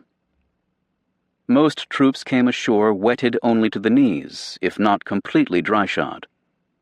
A few spurts from a flamethrower encouraged shrieking surrenders in an anti-aircraft battery. 19 enemy soldiers emerged hands up from a bunker that still sported a scraggly Christmas tree. Engineers found more than 20 tons of explosives stuffed in the docks and doorways. But winter weather had corroded the charges, and a new German plan to blow up the mole had not yet been effected. Prisoners trickled in, including Wehrmacht rustlers captured while searching for cattle to feed their unit. After watching through field glasses from the Biscayne, General Lucas advised his diary that he could not believe my eyes when I stood on the bridge and saw no machine gun or other fire on the beach. At 3:05 a.m., he sent Clark a coded radio message. Paris, Bordeaux, Turin, Tangiers, Bari, Albany, which meant weather clear, sea calm, little wind, our presence not discovered, landings in progress. Later in the morning, Lucas signaled, "No angels yet, cutie Claudette." No tanks ashore, but the attack was going well. It continued to go well through the day. Truscott made for shore in a crash boat at 6:15 a.m., mute with laryngitis and so miserable from his inflamed throat that he lay down for a nap in a thicket near the beach. His men hardly needed him. All three regiments pushed the beachhead 3 miles inland, exchanging a few gunshots with backpedaling German scouts, and then blowing up bridges across the Mussolini Canal to seal the right flank against a panzer counterattack that never came. By sunrise at 7:30, Rangers occupied Anzio. Paratroopers soon after reported that Nettuno also was secure. Local bakers, including the gleeful Orlando Castaldi, were ordered to bank their oven fires to prevent German gunners from aiming at the smoke. Soldiers liberated 6 women found chained to tethering rings in the Piazza Mazzini stable. They'd been sentenced to death 4 days earlier while returning by train from Rome with black market food purchased in the Piazza Vittorio. The Americans gave them powdered milk, chocolate, and underwear, then sent them home. Ducks rolled through the streets like parade floats. Prisoners in long green field coats trudged to cages on the beach, dusty, sweaty, and non-committal, as one witness put it.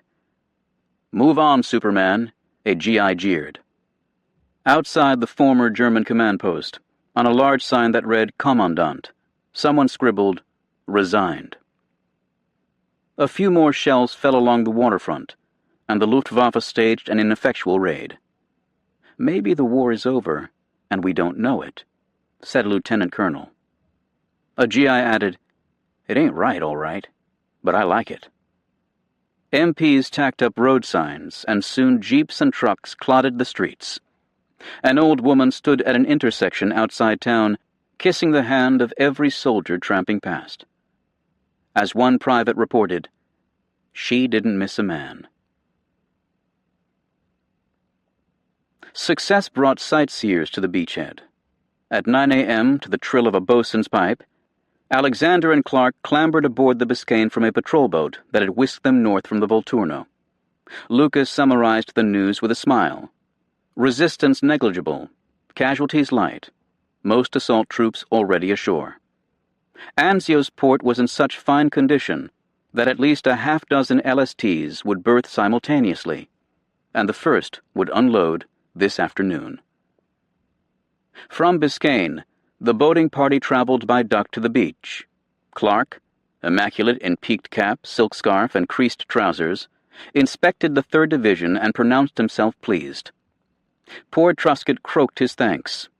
Alexander, no less comely in red hat, fur-trimmed jacket, and riding breeches, motored among the British battalions in the turret of an armored car. To a Scots guardsman he resembled a chief umpire visiting the forward position and finding things to his satisfaction. General Alex, in fact, told a British colonel precisely that. "I am very satisfied." Reconvening on Biscayne, the 2 men complimented Lucas on his derring-do, then hopped back into the patrol boat and sped off toward Naples, leaving neither orders nor a sense of urgency in their wake. As one wit commented, "They came, they saw, they concurred." Left alone to command his battle, Lucas decamped from Biscayne to Piazza del Mercato 16, a 2-story villa in Nettuno, with 4 bedrooms and an upstairs fireplace. Sycamores ringed the little square, framing the sculpture of Neptune straddling his fish. The previous occupant of number 16, the German commandant, had bolted so quickly, only to die on the beach in the early minutes of the invasion, that a sausage and half-empty brandy glass remained on the dining table. The Allies had won what they at least expected to win: complete surprise. By midnight on D-Day, 27,000 Yanks, 9,000 Brits, and 3,000 vehicles would be ashore in a beachhead that was 15 miles wide and 2 to 4 miles deep. Only 13 Allied soldiers had died. As one paratrooper wrote, most soldiers found it very hard to believe that a war was going on and that we were in the middle of it. Lucas also found it hard to believe. From the north window of number 16, he could plainly see his prize. 15 miles distant, the Colli Laziali rose above the myrtles and umbrella pines, burnished by the setting sun that kissed the red-tile rooftops before plunging into the Tyrrhenian Sea. White haze scarped the hills, which rose 3,000 feet above the coastal plain in a volcanic massif nearly 40 miles in circumference. Wind-tossed chestnut groves softened the tufa ridges, providing haunts for cuckoos and dryads and ancient enchantresses. Here, too, lay Castel Gandolfo, the Pope's summer home, where in years past the pontiff could have been seen riding a white mule among the cypresses, trailed by cardinals robed in scarlet. Dusk sifted over the beachhead. Lights winked on in up-country villages, and convoy headlights drifted in tiny chains across the hills like ships steaming on the far horizon. In his tidy contained cursive, Lucas wrote, "We knew the lights meant supplies coming in for the use of our enemies, but they were out of range, and nothing could be done about it." 34 miles from this window lay Rome, known in Allied codebooks as Botany. 2 routes crossed the hinterland, as the British called the landscape beyond the beachhead. One road angled northeast from Nettuno, across the Pontine marshes to Cisterna, 12 miles distant, and then 15 more miles to Valmontone, astride Highway 6 in the Liri Valley. The other road, known as the Via Anziate, ran due north for almost 20 miles from Anzio to intersect Highway 7, the 23-century-old Appian Way, at Albano. Both roads led to glory, and Lucas intended to follow both. The world seemed to believe that Botany was all but his. The Sunday edition of the New York Times reported the Allies only 16 miles from Rome. Radio broadcasts heard in the beachhead were even more optimistic. "Alexander's brave troops are pushing towards Rome," the BBC reported on Sunday, "and should reach it within 48 hours. Neither the Times nor the BBC had consulted Field Marshal Kesselring. The first alarm had come from a German corporal, a railroad engineer sent to Anzio to buy timber. At 4 a.m. on Saturday, breathless and mud-spattered, he roared into Albano aboard a motorcycle, babbling about enemy ships as far as the eye could see. A major phoned the news to Rome, where panicked officers began to pack their bags and burn official papers. "The landing," a German naval log noted, "has come at a very bad time for us." Certainly it was unexpected. Hardly a week earlier, Hitler's intelligence chief, Admiral Wilhelm F. Canaris, had told the Berlin High Command, "There is not the slightest sign that a new landing will be undertaken in the near future." Kesselring's chief of staff, General Siegfried Westphal, subsequently advised senior commanders in Italy on January 15th, "I consider a large-scale landing operation as being out of the question for the next 4 to 6 weeks." Thus reassured, Kesselring had dispatched his reserves, the 29th and 90th Panzer Grenadier Divisions, to confront the Garigliano threat on the southern front. Just 3 battalions and 41 guns remained to guard a 40-mile coastal stretch from the mouth of the Tiber River to below Nettuno. Few combat commanders were enjoying World War II more than Albert Kesselring. Having been bombed out of his Frascati headquarters in September, he now occupied a new command post in the Sabine Hills, 20 miles northeast of Rome, on the western lip of Monte Sorate, which Lord Byron once described as a huge wave about to break. The views of the upper Tiber Valley were breathtaking, and local wines proved equal to the Frascati whites. Kesselring often hosted dinner parties for visiting dignitaries and diplomats.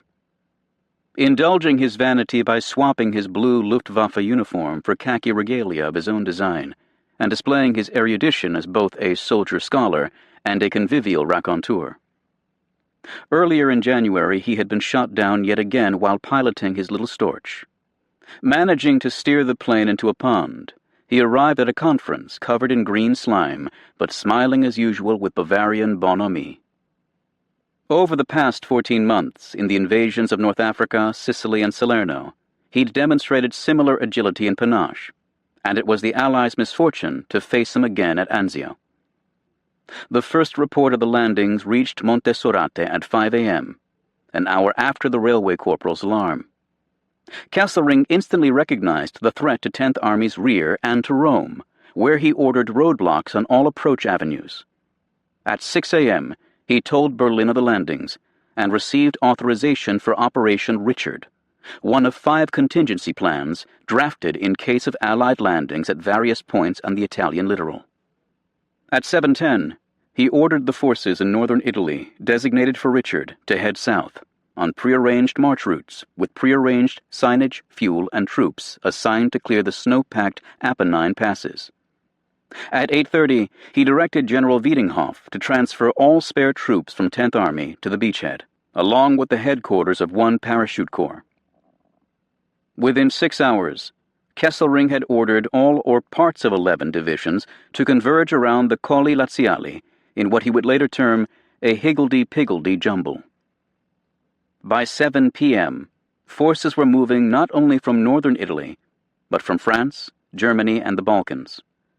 Well-wishing Italians would toss flowers to Wehrmacht soldiers rolling toward the beachhead from Croatia.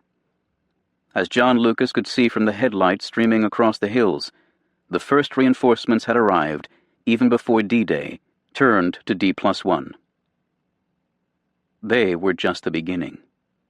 Allied air strategists had asserted that the Italian rail system could be disrupted by aerial bombardment to prevent German forces from concentrating around Anzio. The Mediterranean Allied air forces now had more than 7,000 aircraft, compared with fewer than 600 Luftwaffe planes in the entire theater. Yet, carpet bombing of marshalling yards proved ineffective, to the pleasant surprise of German logisticians who nimbly rerouted trains around blocked lines and organized truck convoys on back roads. Most Italian rail workers remained at their posts, and within 3 days, portions of 8 German divisions would be at or near the beachhead, with 5 others en route. They found terrain that favored the defender, as usual. From the Colli Laziali, as the Grenadier Guards' history lamented, on clear days it was possible to see the surf breaking on the shore, and almost every movement in the open country between. The German gunners could mark the fall of every shell. Muzzle flashes betrayed the position of Allied guns, and the flat ground had few folds to conceal men or artillery. To organize the higgledy-piggledy jumble, Kesselring ordered the commander of the 14th Army, General Eberhard von Mackensen, to shift his headquarters south from Verona.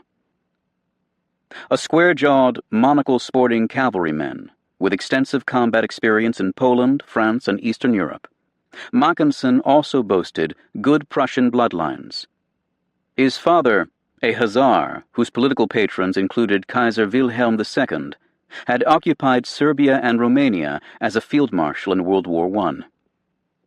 Kesselring had expected the Allies to seize the Colli Laziali, but by Sunday evening he told Wiedinghoff in a phone call that the danger of a flying column severing his supply lines on Highways 6 and 7 had passed. He guessed that 6 Corps' strength included 3 infantry divisions and an armored division, in fact it was less, which Kesselring considered insufficient for an attack on a strategic objective like the Alban Hills, given the need to also protect the exposed beachhead flanks. Moreover, the Allies suffered from what Kesselring called a Salerno complex. Only when overwhelming combat power had been amassed, he surmised, would the enemy venture far from the beaches and protective naval gunfire. Before the build-up gained momentum, Mackensen must strike across the entire Anzio front to throw the enemy into the sea. Hitler agreed, and advised, in his own inimitable idiom, the battle must be waged with holy hatred. Please answer the following questions at once. Clark radioed Lucas on Monday, January 24th. How far have your patrols worked? What are your intentions for immediate operations? What is your estimate of enemy situation? The Fifth Army commander had warned, don't stick your neck out. But now he confided to his diary, Lucas must be aggressive. He must take some chances. In reply, Lucas correctly surmised that the enemy will attempt to contain our forces pending arrival of reinforcements with which to counterattack the beachhead. Few tanks had been included in Shingle's initial waves because the Allies had expected a sharp infantry fight on the beaches. Yet the invasion to date had resembled a camping expedition. Guards Brigade officers slept in pajamas and played bridge, while their troops brewed tea, chain-smoked, and stamped their feet to keep warm. Rime glazed the marsh grass at night, and thin panes of ice coated the puddles. Owl hoots carried through the quiet woods. Soldiers found it easy to dig in the sandy soil if they didn't dig too deeply. Slit trenches soon grew wet from the high water table. That hardly seemed to matter. An officer in the 56th Evacuation Hospital pointed to the northern horizon and proclaimed, "All those hills are ours, men. No need to dig foxholes." In the weeks to come, 56th evac soldiers often greeted enemy barrages and air attacks with a sardonic cry, "All those hills are ours, men." As Allied patrols were discovering, the hinterland between the beach and those hills was a strange, haunted place. Fed by streams from the Colli Laziali, the Pontine marshes for millennia had been a malarial dead zone. In 1928, a census of the entire plain found only 1,637 people and no permanent settlements. The area was said to be inhabited only by a few web-toed, fever-ridden cork-cutters living in straw huts. The Italian Red Cross reported that during the warm months, 4 of every 5 travelers who spent a single night in the Pontine marshes could expect to contract malaria. The English translations of local place names suggested a certain obsession with mortality. Dead Woman, Land of Death, Pool of the Sepulchre, and, to honor the sullen ferrymen of the dead, Karen. Mussolini had reclaimed much of the land with an ambitious program known as the Bonifica Integrale, intended to transform the marshes into smiling fields. Enormous pumps drained the bogs, aided by 10,000 miles of canals and irrigation ditches, and more than 1 million pine trees planted in windbreaks. 5 model towns were built, plus 18 satellite villages and hundreds of 2-story stone farmhouses, usually painted bright blue. Thousands of Italians seeking work and shelter during the Depression had moved to these virgin lands, which Mussolini envisioned as human nurseries for breeding the great rural warriors of a new Roman Empire. War wrecked the dream. Kesselring and his engineers saw the marshes as a potential barrier against Allied armies from the south. With Mussolini's apparent consent after his rescue from Gran Sasso, German hydrographers studied what measures could be taken to make this area rapidly and completely impassable by flooding. Demolitionists blew up pumping stations, blocked canals, and bulldozed dikes. Seawater flushed the fields. Eventually, 100,000 acres of reclaimed farmland were submerged. In some places, only trees and houses were visible, a Kesselring staff officer reported. The stout farm buildings would make admirable pillboxes. Not least, German malariologists knew that come springtime, the inundations would provide larval nurseries for Anopheles lebronchii, a pontine mosquito proficient at breeding in brackish water. The scheme remains the only known example of biological warfare in 20th century Europe, according to the Yale University historian Frank M. Snowden. Into this landscape of bog, bush, and water, as one soldier described it, the Allied force began to push. On the 6th Corps left, British patrols edged up the Via Anziate, past Italian farmers who shouted from behind their plows, "Niente tedeschi," no Germans, even as occasional shell bursts sent their white longhorn cattle bucking across the fields. Italian women clapped and waved handkerchiefs from their cropped doorways, leading a British captain to comment, "These peasants are really damned good people, aren't they?" Guardsmen with a squadron of tanks drove a Panzer Grenadier battalion out of Aprilia, one of those 5 model fascist towns, and captured 100 prisoners. By Tuesday, January 25th, the British 1st Division was halfway to Albano and the Highway 7 intersection. On the 6th Corps right, the Yanks also extended the bridgehead despite Truscott's lingering indisposition. The commanding general's throat is worse today, and he goes to bed early, after remaining in command post all day, the 3rd Division Chief of Staff had noted on Sunday. 4 companies cantered toward Cisterna on Monday, only to butt against unexpected resistance. A larger American force at dawn on Tuesday also found Hermann Göring Division troops with machine guns or anti-tank guns in nearly every farmhouse. Cisterna, through which Highway 7 also passed, remained 3 miles away. Still, high spirits prevailed. A ranger lieutenant rummaging through an abandoned villa emerged in a black stovepipe hat and a tuxedo. Another ranger dressed up as a butler to serve him lunch. Churchill cabled Alexander, "I'm very glad you're pegging out claims rather than digging in beachhead." Clark and Alexander came calling again shortly after noon on Tuesday. Now on D+3, 40,000 American and 16,000 British troops occupied the beachhead, along with almost 7,000 vehicles. While warning Lucas to brace for an inevitable counterattack, Clark also urged him to finish seizing Campoleone on the left and Cisterna on the right. Alexander seemed delighted with 6th Corps' progress. "What a splendid piece of work," he told Lucas. "This will really hurt the Germans." "I must keep my feet on the ground and my forces in hand and do nothing foolish," the Corps commander confided to his diary after his superiors left. "This is the most important thing I've ever tried to do, and I will not be stampeded."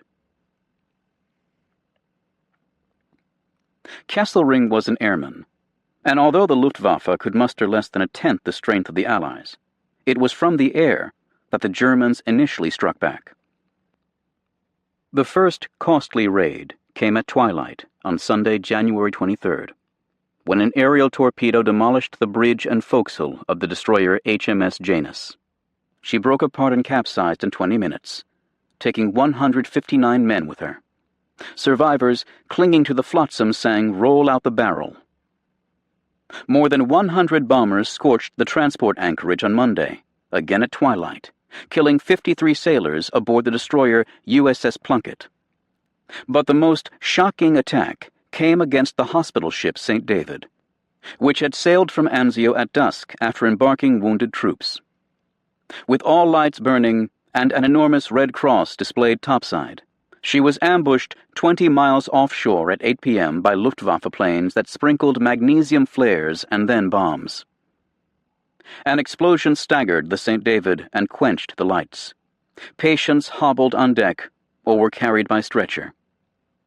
"The ship is sinking," a voice cried. "Jump."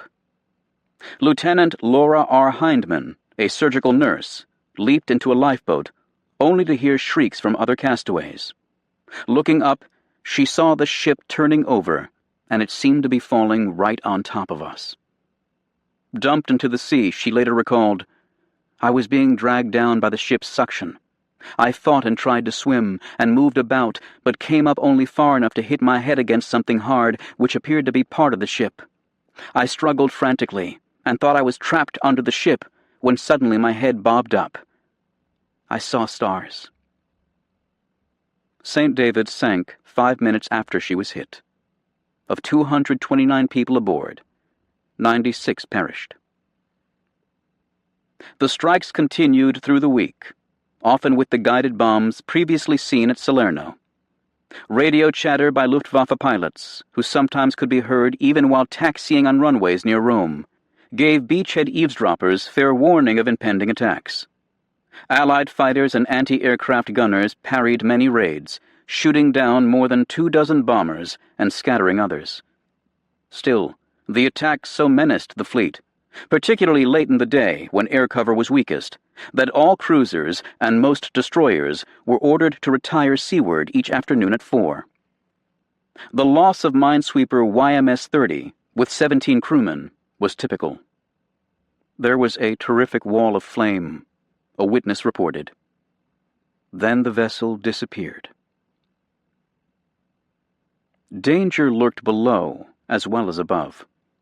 Shortly after 5 a.m. on Wednesday, January 26th, LST-422 lay anchored 12 miles offshore, waiting for a berth to open at Anzio Harbor. Built in Baltimore, but crewed by the Royal Navy, she had carried 700 men from Naples. Among them, 2 companies of the 83rd Chemical Mortar Battalion were to rejoin Darby's Rangers for extra firepower. Deteriorating weather had built 20-foot seas under a westerly gale that shoved the ship sideways, dragging her anchor yard by yard until she tripped a German mine. The blast tore a 50-foot hole in the starboard hull, igniting diesel oil and barreled gasoline. Flame licked through the ventilators. Within 2 minutes, the upper deck and bridge were ablaze. Most mortarmen were asleep in the tank deck, which simultaneously flooded and turned into a crematorium. Detonating rockets and white phosphorus rounds soared through an aft hatch, forcing those topside to cower behind the gun mount shields. With power lost and the ship engulfed, men tumbled into the frigid sea. Ships churning to the rescue played searchlights across the heaving waves. As LCI-32 approached, she too struck a mine and was gone in 3 minutes, taking 30 crewmen to the bottom. Heavy seas and high winds made it very difficult maneuvering ship alongside the unfortunates, the war log of minesweeper YMS-43 noted at 7 a.m. Using the boat hook was the best method, except many of the lifebelts tore under the strain. Survivors were drowning all around us. At 8:45, with hail falling like grapeshot, the minesweeper's log recorded, "No more floating bodies visible." The mortar companies lost nearly 300 men, among 454 U.S. soldiers and 29 British tars who perished. LST-422 broke in half and sank at 2:30 p.m. Recovered bodies were sewn into canvas bags, weighted with anti-aircraft shells, and consigned to the sea. The drowned included Private Billy C. Rhodes of Albia, Iowa, whose brother years later said of the fatal news delivered by telegram to the family's front door, "It really was a grief which Mother never was able to be rid of." As the air attacks intensified, so did German shelling. By midday, on January 26th, when sodden survivors from LST-422 arrived in Anzio, the beachhead had assumed the shape of an irregular rectangle, 7 miles deep and 15 miles wide. Trotskit's 3rd Division remained 3 miles from Cisterna, while Major General Penny's British 1st Division held Aprilia, but stood more than a mile from the rail and road junction at Campoleone, and 10 miles from Albano. Every square inch of the beachhead fell within range of German guns, and every square inch felt vulnerable. One shell hit a fragrance shop, perfuming the air with the odd scent of cordite and cologne. Another hit a British dump, firing ammunition as frantic Tommies dragged away leaking petrol cans. Everyone was dashing around like demented beings, a Grenadier Guards corporal named E.P. Danger told his diary. "The heavy shelling was beginning to shake us up a bit," Corporal Danger added. One of his American cousins agreed. "Anzio was a fishbowl," he wrote. "We were the fish." "I will not be stampeded," John Lucas had declared, and he would spend the rest of his life explaining that reluctance. Already skeptics had begun to wonder why the beachhead remained so compact, why the enemy hadn't been routed, why the campaign was not won. The senior Royal Air Force officer in the Mediterranean, Air Marshal Sir John Slessor, wrote a colleague in London 5 days after the landings. "I have not the slightest doubt that if we had been Germans or Russians landing at Anzio, we should have had Highway 6 2 days ago, and maybe Rome by now, and the whole right of the enemy line opposite the Fifth Army would have crumpled. Lucas also sensed that Alexander, despite his effusive praise during 2 visits to the beachhead, had grown uneasy, perhaps goaded by the impatient Churchill. As if seeking to persuade both himself and history, Lucas wrote in his diary, "Apparently, some of the higher levels think I have not advanced with maximum speed. I think more has been accomplished than anyone had a right to expect. This venture was always a desperate one, and I could never see much chance for it to succeed, if success means driving the Germans north of Rome." The excoriation of old Luke had begun, for want of pluck, of audacity, of imagination. Long after the war ended, he would be pilloried as the modern incarnation of George B. McClellan, the timid Civil War general who was said to have the slows.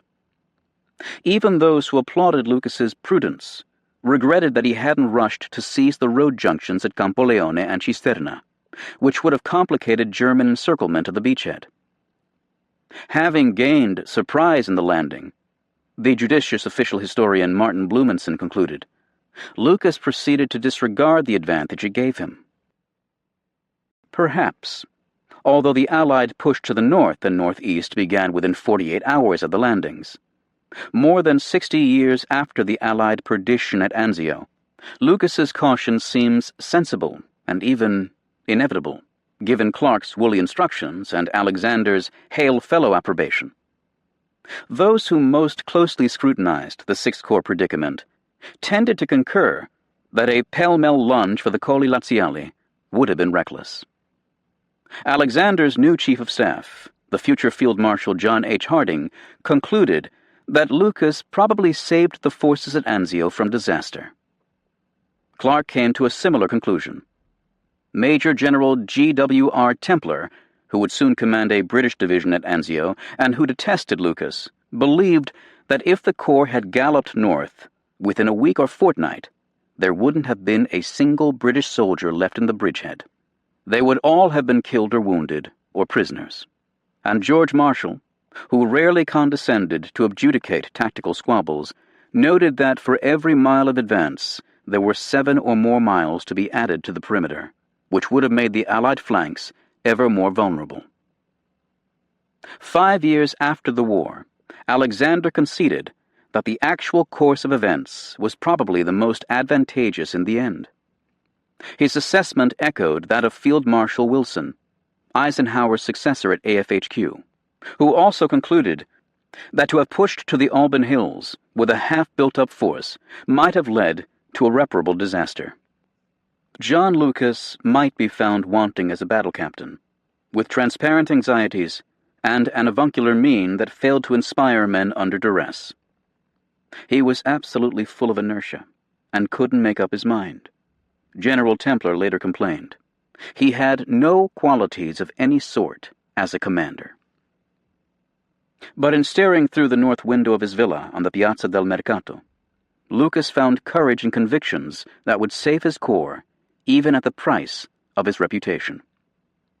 Had I been able to rush to the high ground, he wrote in his diary as German artillery and air attacks intensified, nothing would have been accomplished except to weaken my force by that amount, because the troops being sent, being completely beyond supporting distance, would have been immediately destroyed. The only thing to do was what I did. Through the Looking Glass.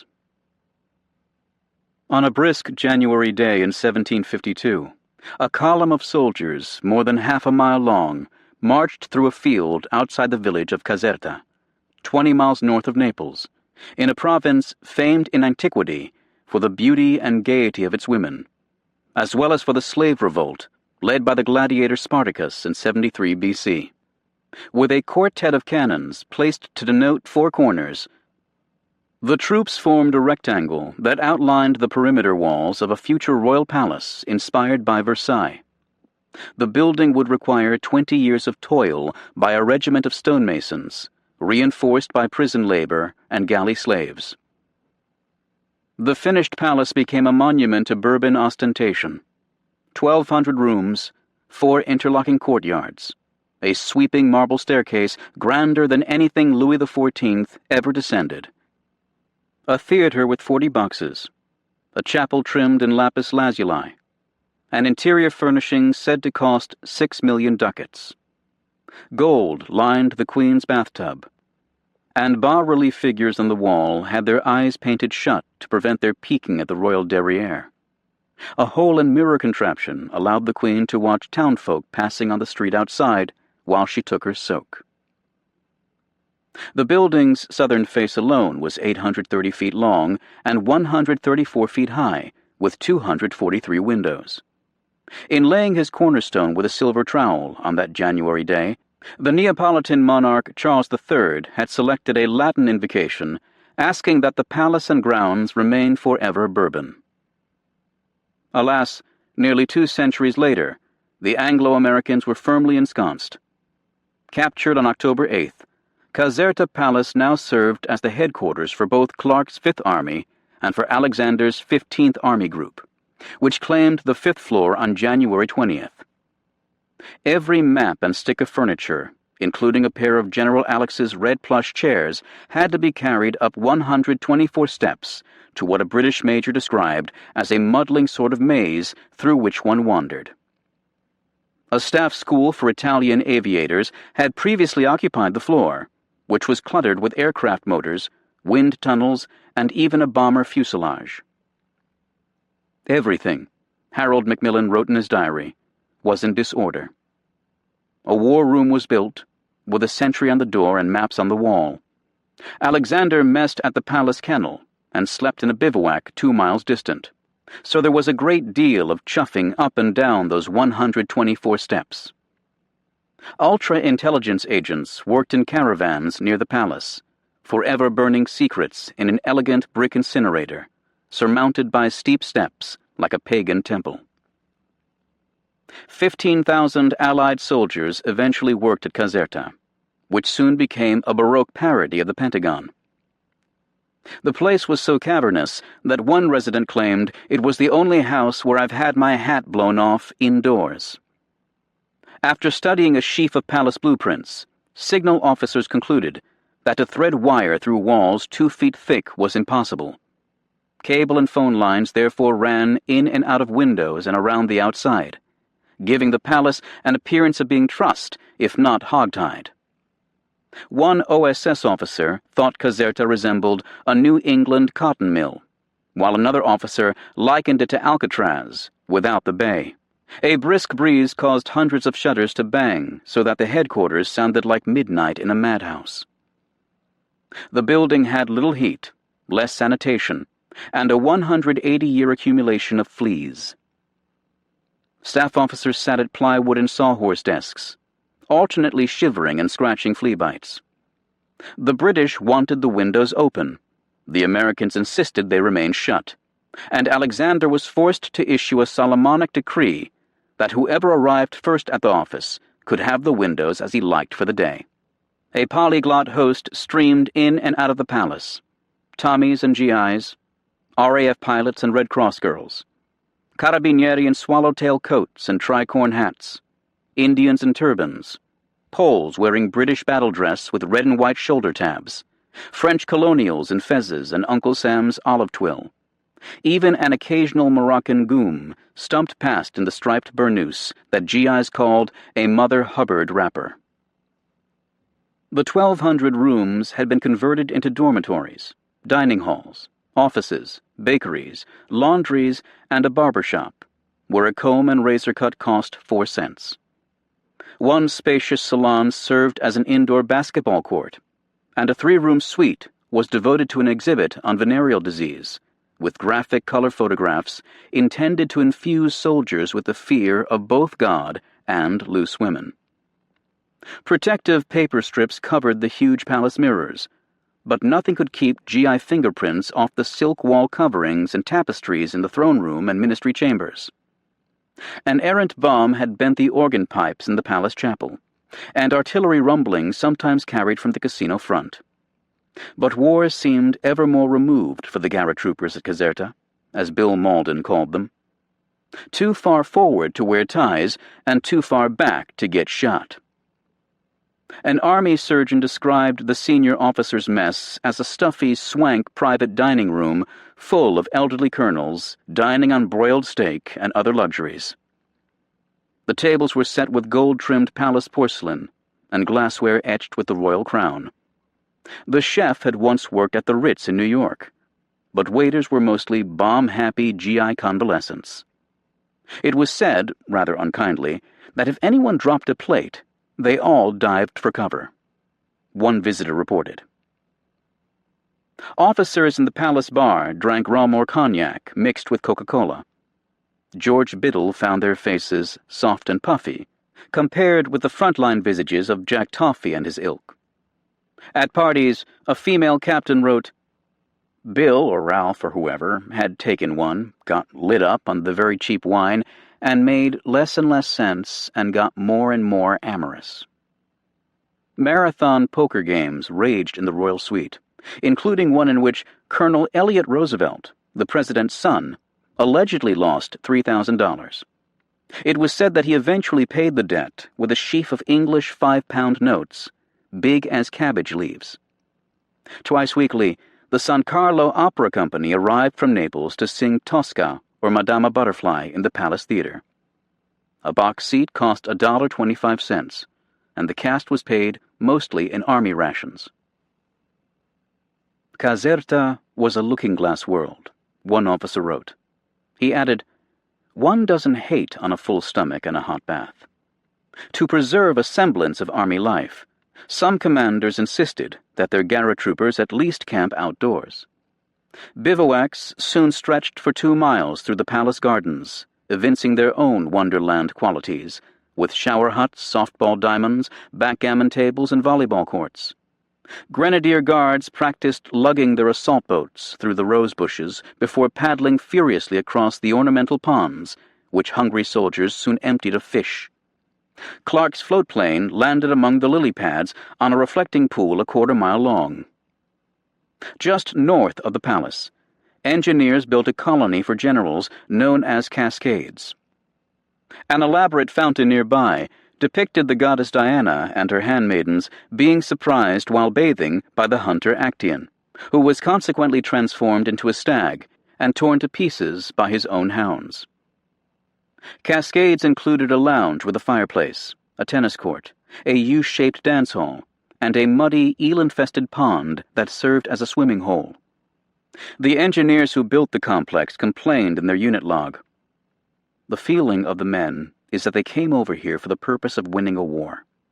The building of summer houses and swimming pools doesn't fall under this category.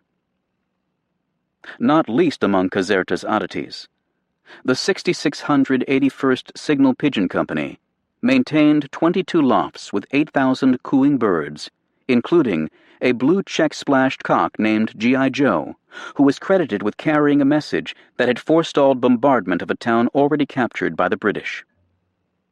Nightingales also filled Caserta's woods with music, leading one officer to write, "Everyone agrees that the nightingale's song is beautiful, but I've never seen it mentioned before that it's also extremely noisy." A British sergeant was blunter. "Wait till you've heard 'em every fucking night. The bloody sound they make will get in your bones." Clark rarely missed a chance to flee Caserta's fleshpots for the front, and at 3:45 a.m. on Friday, January 28th, he hopped in a staff car and sped down the grand driveway, past the silk mills and the rope factories, where hemp plants soaked in shallow pits to soften the fibers. 25 miles due west, near the mouth of the Volturno, a wallowing launch ferried him downriver, where a pair of 78-foot motor torpedo boats, PT-201 and PT-216, bobbed at anchor. After snagging on a sandbar, the little launch shipped so much water that Clark was drenched to the skin by the time he climbed onto a stool behind 201's bridge. As the first gray hint of dawn tinted the eastern sky, the triple screws of the 2 patrol boats hurled them northwest across the Indigo-Tyrrhenian for the 70-mile journey to Anzio.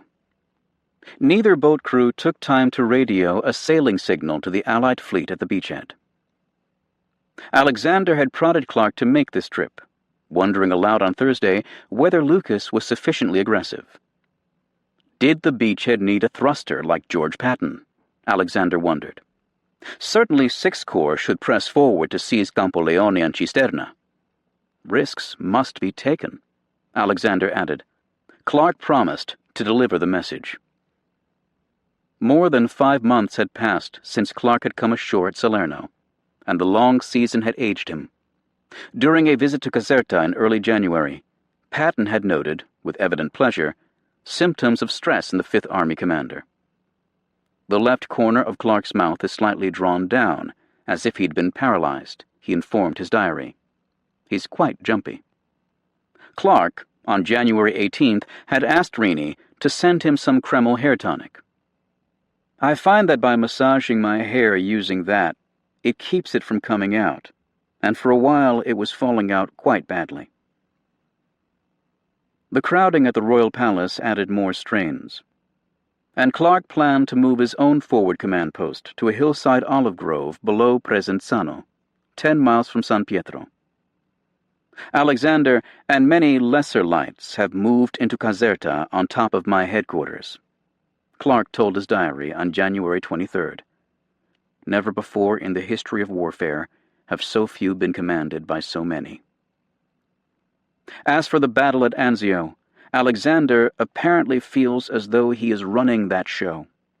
Not much I can do about it. The solitude of high command oppressed him. The more stars a man gets, the more lonesome he becomes, he told Rini. Comrades used to come around in the evening, but they don't anymore. He suggested that, for companionship, she send him Pal, the family cocker spaniel. A dutiful, if indifferent letter writer, he at times vented his frustration at her. When she urged him to avoid personal risks, he answered, "You turn your lamb chops on the stove, and I'll run the army." On January 11th, after she told him that she'd been too busy to accept a luncheon invitation from Eleanor Roosevelt, he replied, "I'm distressed. I think you should take time to do those things." As he soldiered on, so did she. Traveling for months on end, sometimes with Glenn Miller and other celebrities, Rini was credited with selling $25 million in war bonds. She also lectured widely about the virtues of both the American cause and her husband, whom she described as working coolly in his tent, virtually under enemy guns. To 1,200 ladies at a Scottish Rite luncheon in Indianapolis, she pronounced him an awfully good man, a rather religious man. Often she read from his letters, and even displayed the trousers, shrunk from immersion in Mediterranean brine, that Clark had temporarily lost during his celebrated secret mission to Algeria in October 1942. George Marshall had warned Clark about publicity mongering, which was so at odds with the selfless ethic embodied by the Chief of Staff. He also complained to Eisenhower that the Army commander was being victimized by his wife. "It causes me some embarrassment," Eisenhower subsequently wrote Clark in late November, "but you are being unwittingly hurt by a particular type of publicity in the States. GCM has specifically noted that certain items so repeated have occasioned some merriment, possibly even sarcasm." Clark was furious, rebuking Rini twice. If beguiled by public attention, he preferred to orchestrate it himself. "I don't want you to refer to me in any way in your talks," he wrote after reading Eisenhower's cable. "Positively no quotes from me. For some I've seen lately have been embarrassing. Hate to write to you about this publicity business, for I feel your work is superior." A month later, after a magazine article cited his letters, he fairly sputtered while writing to her. "I deeply regret that. I have said so much about it and gotten no place that I don't know what to do," he complained. "For goodness sake, let's see that no more of that stuff gets out." Clark's virtues as a commander should have been evident enough without Reeney's advocacy. He was disciplined, fearless, and, as one admiring colonel put it, broad-gauged. He spent most waking hours among his troops, often in harm's way, with one long leg draped over the jeep's fender during what he called ringside visits. The enormous logistical and administrative complexities of running a big army fazed him not at all. He was attentive to requests from the front, and to the perquisities due frontline troops returning to the rear for a rest. For a spree, he commissioned a Fifth Army song and distributed mimeographed lyrics so that puzzled theatergoers could belt out the anthem in the Caserta Opera House. "I want my headquarters to be a happy one," he declared. There was the rub. The general was a difficult man to satisfy, recalled a former aide, Vernon A. Walters, who later rose to 3-star rank and served as the U.S. ambassador to the United Nations. "I often lay in my sleeping bag at night, reading by flashlight my letters of commendation and citations solely to reassure myself that I was not a complete damn fool." Disinclined to seek advice or admit error, Clark conveyed a hauteur made more pronounced by his height. He literally looked down on nearly everyone. "A very impatient man," a senior staff officer once said, and in Italy, that was not necessarily a virtue. At times he berated his aides and castigated his staff, including the long-suffering Al Grunther, whose pale skin, thin nose, and high forehead reminded one observer of a rather Renaissance Florentine. Early each morning, Clark called his corps commanders and then rebuked his staff for knowing less than he about overnight developments. Grunther responded by dispatching officers to the front late at night so they could phone in reports before Clark awoke. Already he had begun to think of Rome possessively.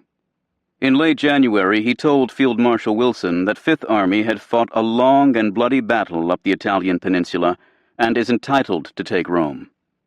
He encouraged the reporter C.L. Sulzberger to remain close so you can tell the world just how Mark Clark took Rome. Another correspondent, Eric Severide, concluded that for Clark, the Italian campaign was foremost an opportunity for personal publicity, without which war-making is a dull job, devoid of glamour and recompense. Surely that was too harsh. Like his thinning hair and drooping mouth, Clark's growing fixation on Rome was in part a manifestation of stress. The city's capture would not only fulfill a military and political objective, but also affirm that this grievous campaign had been worthwhile. Since Salerno, battle casualties alone in Fifth Army exceeded 37,000. If one death was a tragedy, and 1 million deaths a statistic, what would the 20,000 dead required to take Rome amount to? In a confessional moment, Clark told Vernon Walters, "Sometimes if I appear to be unreasonable, you must remember the burdens I bear are heavy. The time comes when I have to give orders that will result in the death of a large number of fine young men, and this is a responsibility that I can't share with anybody. I must bear it by myself." For 2 hours, the torpedo boats bounded north at nearly 40 knots, swinging wide of German shore batteries near Monte Circeo, where the enchantress Circe, daughter of the sun, had turned Odysseus's men into swine. Morning haze draped the sea, and the throbbing engines drowned conversation. Clark perched on a stool, lost in thought. Lookouts scanned the waves ahead. Sometimes, one Anzio veteran warned, what looked like a piece of driftwood turns out to be a corpse. At 8:40 a.m., 12 miles south of Anzio, the minesweeper USS Sway blinkered a challenge with its 12-inch searchlight, asking the boats approaching out of the rising sun to identify themselves. Visibility was poor. Air raids at the beachhead had just triggered an alert, and Sway several nights earlier had been attacked by German E-boats. Clark stood for a better view as PT-201 blinkered back at a range of 2,000 yards, then fired the day's recognition signal, green and yellow flares. 1 minute after the initial challenge, Sway opened fire. 3-inch shells screamed across the sea. PT-216 reversed course to port and sped away, but 201 stopped dead to acknowledge the shot across the bow. The next rounds splintered plywood and mahogany. A shell detonated against 201's deckhouse, shattering Clark's stool, and another blew through the tiny galley below. 50 caliber and 40mm rounds swarmed around the boat like hornets. Machine gun bullets and heavier stuff tore the air overhead, making whistling sounds and swishes, reported Frank Gervasi, the Collier's correspondent, who had come along for the ride. The initial salvo wounded 5 sailors, 2 of them mortally. Blood slicked the deck from an officer with a severed leg artery and a swab whose kneecap had been blown off. For a few moments, no one manned the helm, until an ensign took the wheel despite wounds to both legs. Clark seized the flare gun and fired more green and yellow flares, unaware that haze made the yellow pyrotechnics look red from Sway's deck. The shooting continued. "What shall we do?" Clark asked a wounded lieutenant. "Don't know." "Let's run for it." Clark helped brace the helmsman as he opened the throttle and spun the wheel. The boat pirouetted and fled in a great flume of spray, chased by the minesweeper's shells. Half an hour later, 201 rendezvoused peacefully with HMS Acute, transferring her wounded to the British warship. The skipper of 216 boarded 201 and guided her into Anzio Harbor at noon, although not before another German raid on the port delayed Clark further. Sway's crew was unrepentant. "The goddamn light was bad and we couldn't read your goddamn signals," one sailor told Gervasi. While averring that the incident was a weight on the conscience of every officer and man aboard, Sway's captain blamed the torpedo boats for their own misadventure.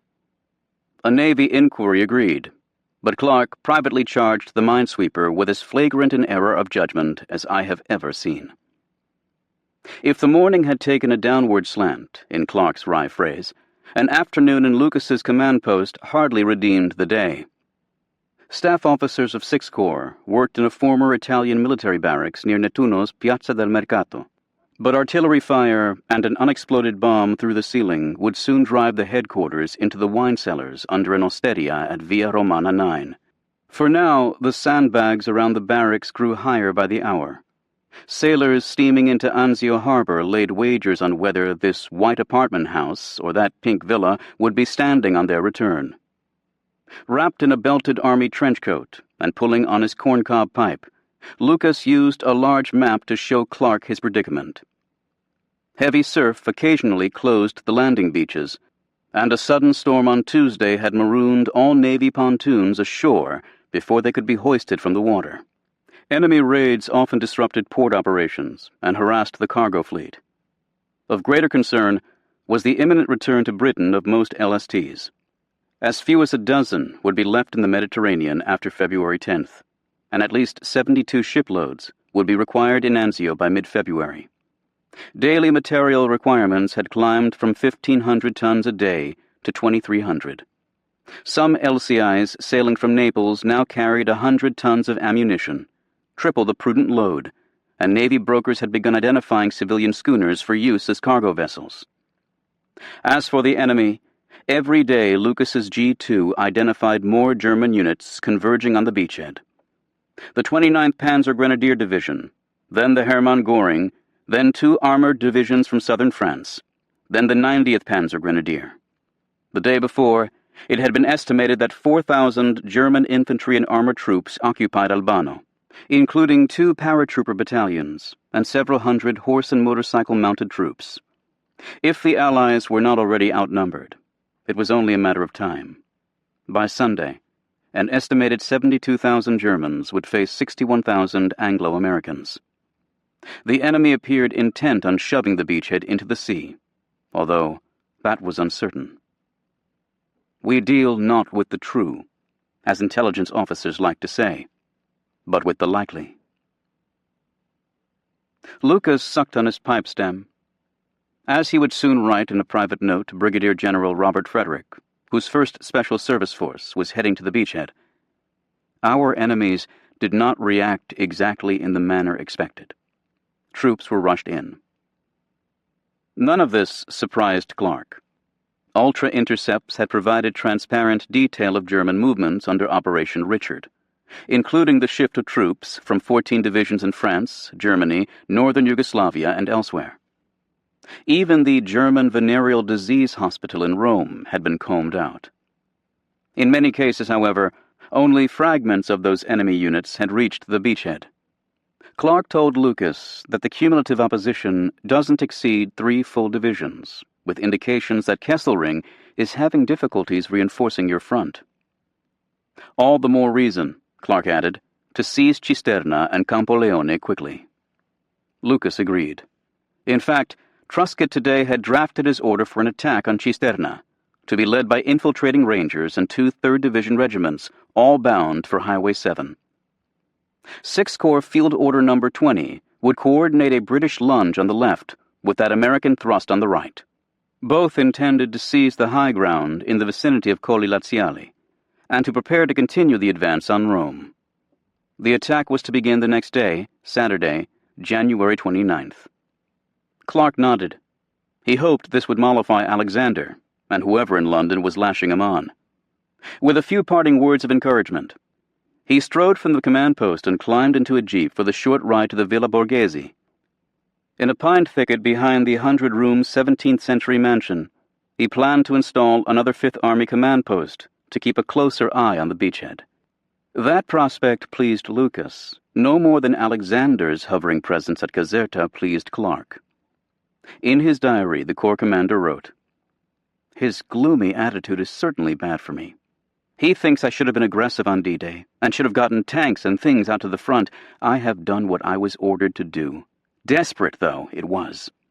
I can win if I am let alone, but don't know whether or not I can stand the strain of having so many people looking over my shoulder." In a message to Clark on Saturday morning, Lucas affected a doughty determination. "We'll go all out tomorrow," he signaled, "or at once, if conditions warrant." As Alexander had urged, risks must be taken. The brightest news awaiting Clark at Anzio wasn't on the beachhead, but a mile above it. On January 27th and 28th, an obscure fighter unit, known formally as the 99th Fighter Squadron, separate, made its first significant mark in combat, with guns blazing, shooting down 12 German aircraft. Inspiriting as the action was for Lucas's Corps, the contribution of a couple dozen black pilots, known collectively as the Tuskegee Airmen, after the Alabama field where they'd learned to fly, would resonate beyond the beachhead, beyond Italy, and beyond the war. This moment had been a long time coming. Blacks had fought in every American war since the Revolution. Of more than 200,000 to serve in Union uniforms during the Civil War, 33,000 had been killed. After the war, Congress created 4 Black Army regiments, including 2 cavalry units later known to High Plains Indians as Buffalo Soldiers, because of the supposed resemblance of the troopers' hair to a bison's coat. More than 1 million blacks also served in uniform in World War I, but only 50,000 saw combat. The white commander of one black unit denounced his troops as hopelessly inferior, lazy, slothful. "If you need combat soldiers, and especially if you need them in a hurry, don't put your time upon Negroes." A lieutenant colonel, quoted in a 1924 War Department study, articulated the prevalent white bias. The Negro race is thousands of years behind the Caucasian race in the higher psychic development. Between the world wars, military camps in the American South increasingly adopted local Jim Crow laws and customs. A War Department directive in 1936 appended the designation colored to any unit composed of non-white troops. There weren't many.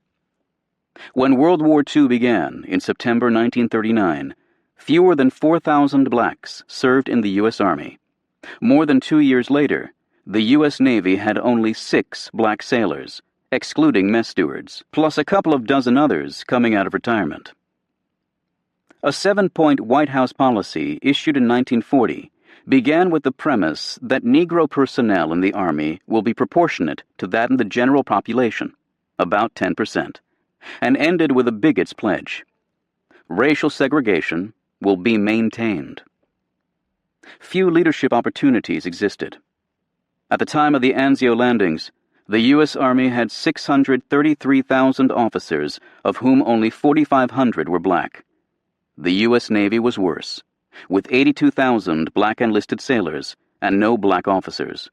The Marine Corps, which had rejected all black enlistments until President Roosevelt intervened, would not commission its first black officer until several months after the war ended.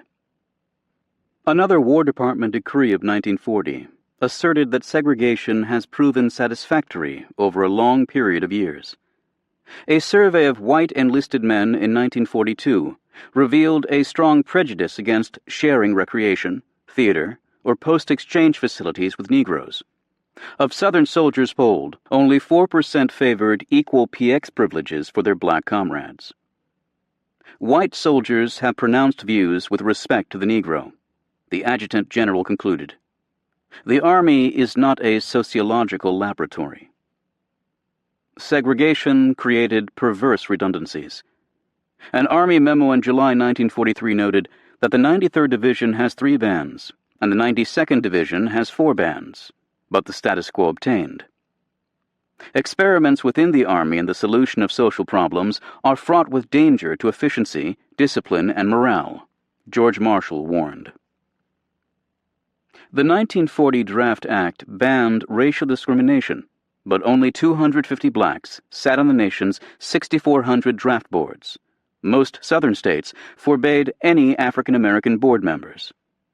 White America's treatment of the hundreds of thousands of black volunteers and draftees ranged from unfortunate to despicable. The Mississippi congressional delegation asked the War Department to keep all black officers out of the state for the duration. Discrimination and segregation remained the rule in military barracks, churches, swimming pools, libraries, and service clubs. German and Italian prisoner trustees could use the post exchange at Fort Benning, Georgia. Black U.S. Army soldiers could not. Time reported that Negro troops being shipped through El Paso, Texas, were barred from the Harvey House restaurant at the depot and were given cold handouts. They could see German prisoners of war seated in the restaurant and fed hot food. A War Department pamphlet, Command of Negro Troops, advised white officers in February 1944 that black soldiers preferred not to be called boy, darky, nigger, auntie, mammy, negress, and uncle. Churning resentment led to bloody confrontations between white and black troops, not only in the Deep South, but also in Detroit, Los Angeles, New York, Arizona, and England. When a whites-only cafe in South Carolina refused service to 16 black officers, they shouted Heil Hitler. Many blacks endorsed the Double V campaign, proposed by a Pittsburgh newspaper, a righteous struggle for victory over both enemies abroad and racism at home. Yet getting into the fight was itself a struggle.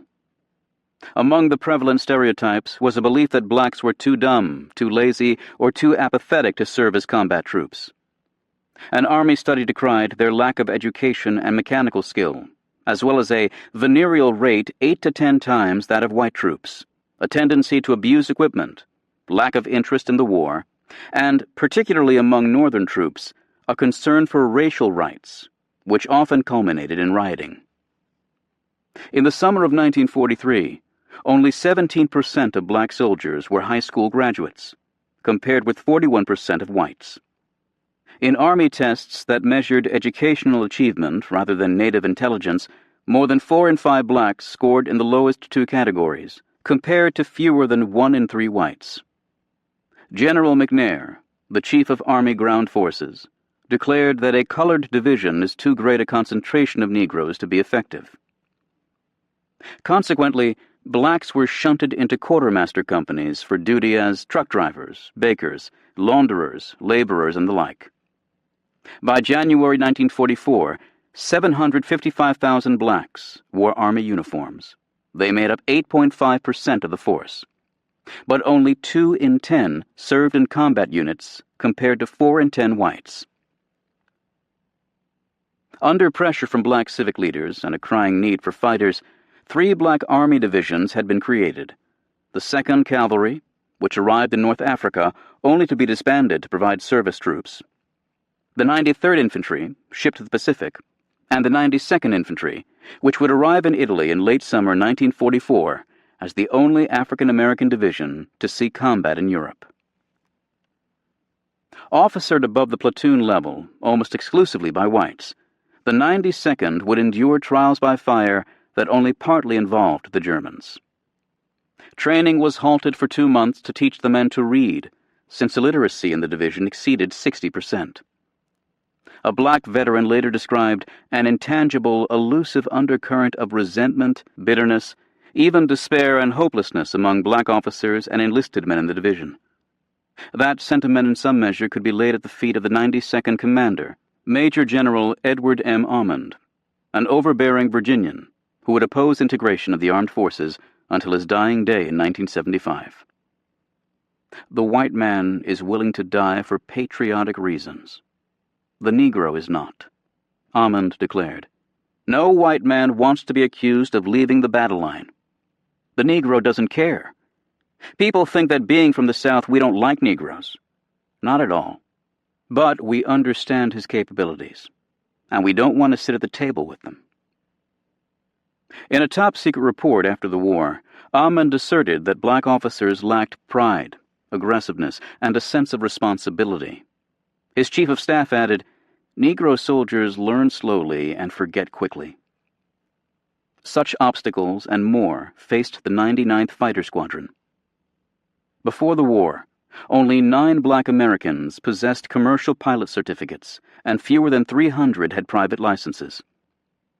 Training began at Tuskegee Army Airfield in July 1941. The first pilots received their wings the following spring, then waited a year before deploying to North Africa as the only black AAF unit in a combat zone. Commanding the squadron was Lieutenant Colonel Benjamin O. Davis, Jr., the 30-year-old son of the Army's sole black general. Young Davis at West Point had endured 4 years of silence from classmates who refused to speak to him because of his race, reducing him to what he called an invisible man. From that ordeal, and from the segregated toilets, theaters, and clubs at Tuskegee, Davis concluded that blacks could best overcome racist attitudes through their achievements, including prowess in the cockpit. Those achievements proved hard to come by. A week before the invasion of Sicily, a black lieutenant shot down an enemy plane over the Mediterranean. But for months thereafter, the 99th was relegated to such routine duty that not a single Axis aircraft was encountered, much less destroyed. Accidents killed several pilots, and the squadron earned a hard-luck reputation. White superiors voiced doubts about a lack of aggressive spirit, and accused the Tuskegee pilots of shortcomings in stamina, endurance, and cold weather tolerance. The Negro type has not the proper reflexes to make a first-class fighter pilot, one general asserted.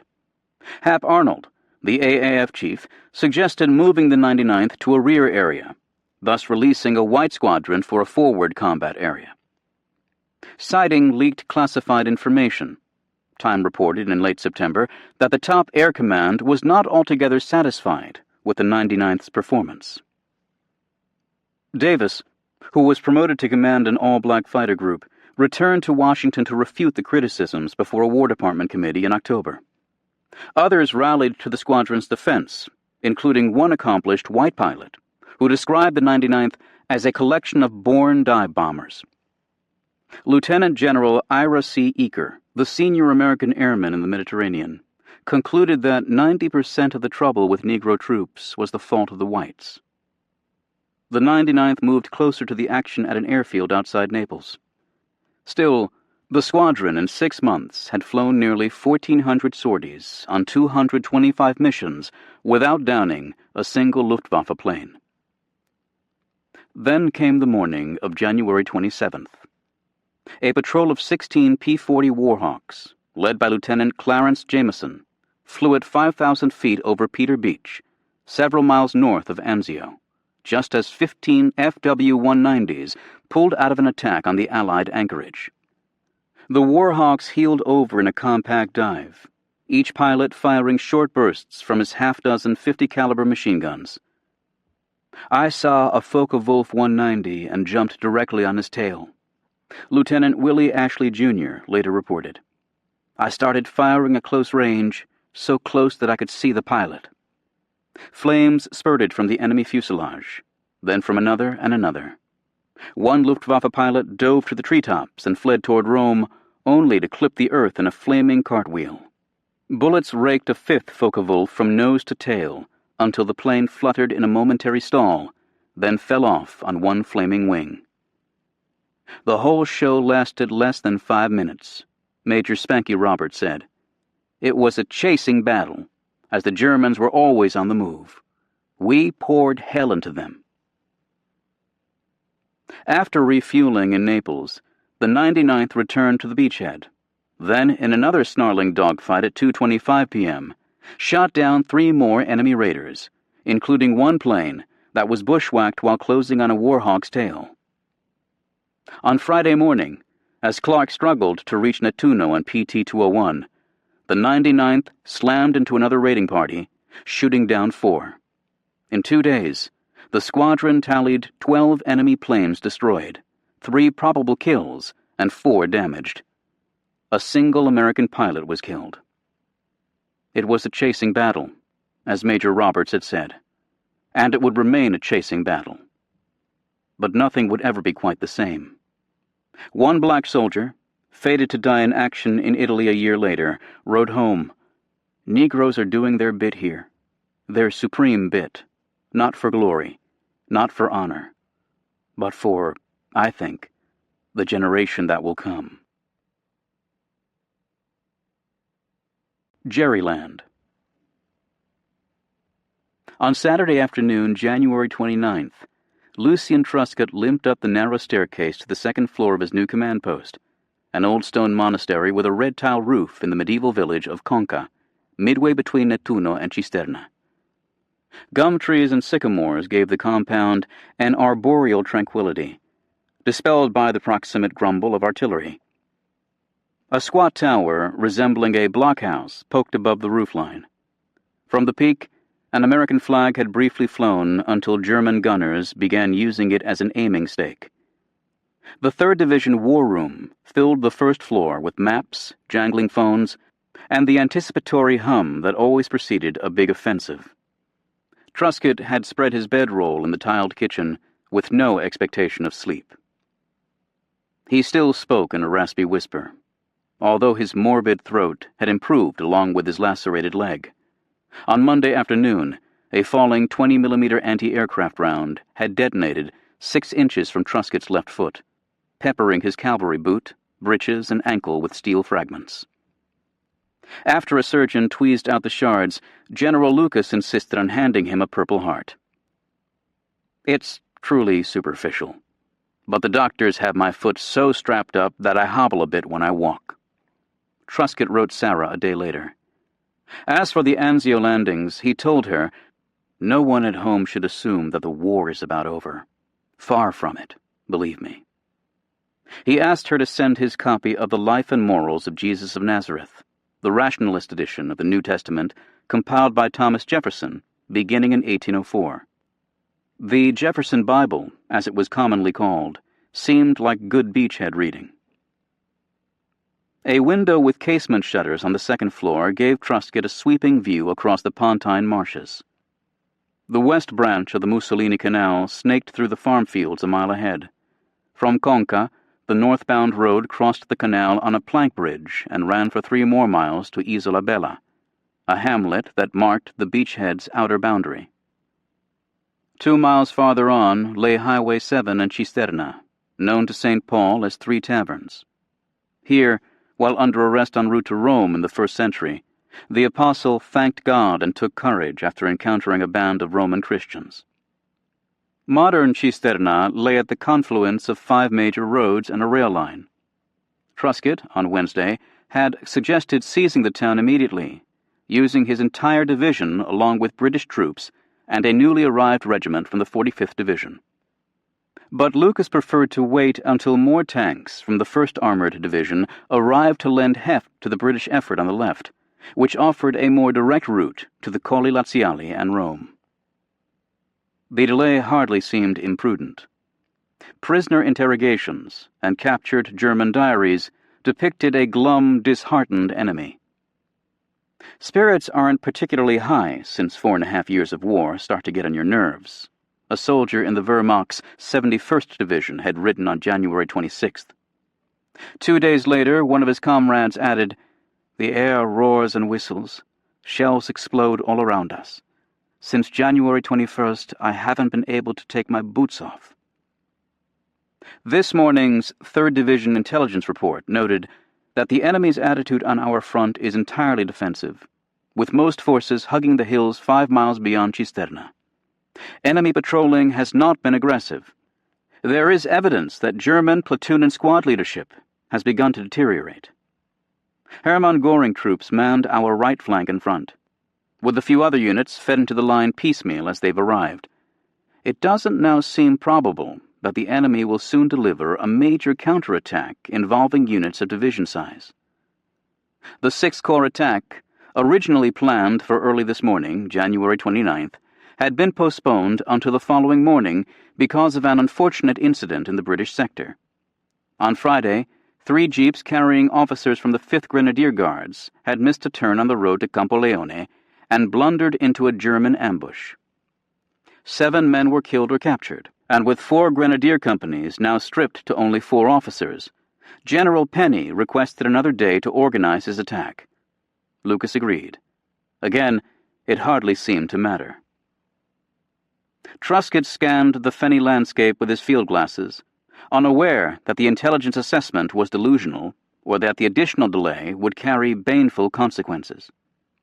Kesselring had planned a massive counterattack for January 28th, then chose a 4-day postponement to bring more reinforcements through the Brenner Pass. Allied air attacks had temporarily snipped the rail lines across northern Italy, but because foul weather obscured rail targets for at least half of all heavy bombing sorties, Wehrmacht troops and supplies leaked through to the beachhead. On this very evening, the 26th Panzer Division would arrive in force from the Adriatic front, a possibility that we hadn't seriously considered, Clark later confessed. Several thousand additional Germans shored up the thin Hermann Göring line at Cisterna, so that instead of encountering one division along a broad front on Sunday morning, Darby's Rangers and Truscott's infantry would find 2. 11 battalions defended Cisterna, roughly threefold the expected force. All told, German forces encircling the beachhead exceeded 71,000 men in 33 battalions with 238 field guns. As General Penny noted in his diary, "The Germans don't let mistakes go unpunished, and don't give second chances." Birds sang in the marsh grass, and a pale sun glinted off the brimming irrigation ditches. Here and there, a soldier scurried from one soggy copse to another. Outside the Conca monastery, graceful sycamore branches nodded in the breeze. Truscott saw it all, and he saw nothing. He clumped down the stairs to finish his plan. Darby's Rangers spent Saturday afternoon in a piney wood near Nettuno, sharpening their blades, cleaning their rifles, and napping on pine bough beds. A week on the beachhead had left them solemn, tired, and quiet, one ranger recalled. Few had shaved since sailing from Pozzuoli. A disgusted paratrooper wrote that they looked like cutthroats or the sweepings of the barrooms, and company barbers stayed busy until the light failed. Each rifleman stuffed his pockets with grenades and coiled 2 extra bandoliers over his shoulders, removing the tracer rounds to avoid pinpointing a shooter's position at night. Bedrolls and barracks bags were stacked on a canvas ground cloth in the custody of the company cooks. Souvenirs accumulated since Gela and Maiori were carefully tucked away. A German knife, a British commando cap, a pumice fragment from Vesuvius. Mail arrived late Saturday, but with no time for mail call, a ranger never carried personal letters into combat, the clerks promised to haul the sacks to Cisterna on Sunday morning. Teamsters from Nettuno also brought up extra ammunition. Shells rattled in the truck beds like dry bones. Darby had been busy since dawn. After a war council with his 3 battalion commanders at 1 p.m., he conferred with Truscott in the Conca monastery, then scouted the road to Isola Bella. His 4th Battalion, led by an 8-man minesweeping crew, would press down the road at 2 a.m. on Sunday, opening a path toward Cisterna for heavy weapons and supplies. The 1st and 3rd Battalions would creep up the Pantano Fosso, a deep irrigation ditch that roughly paralleled the road from the Mussolini Canal to within a mile of Cisterna. Ranger infiltration had succeeded admirably in Tunisia, and Darby stressed avoiding contact with the enemy as long as possible through the terrain the Rangers now called Jerryland.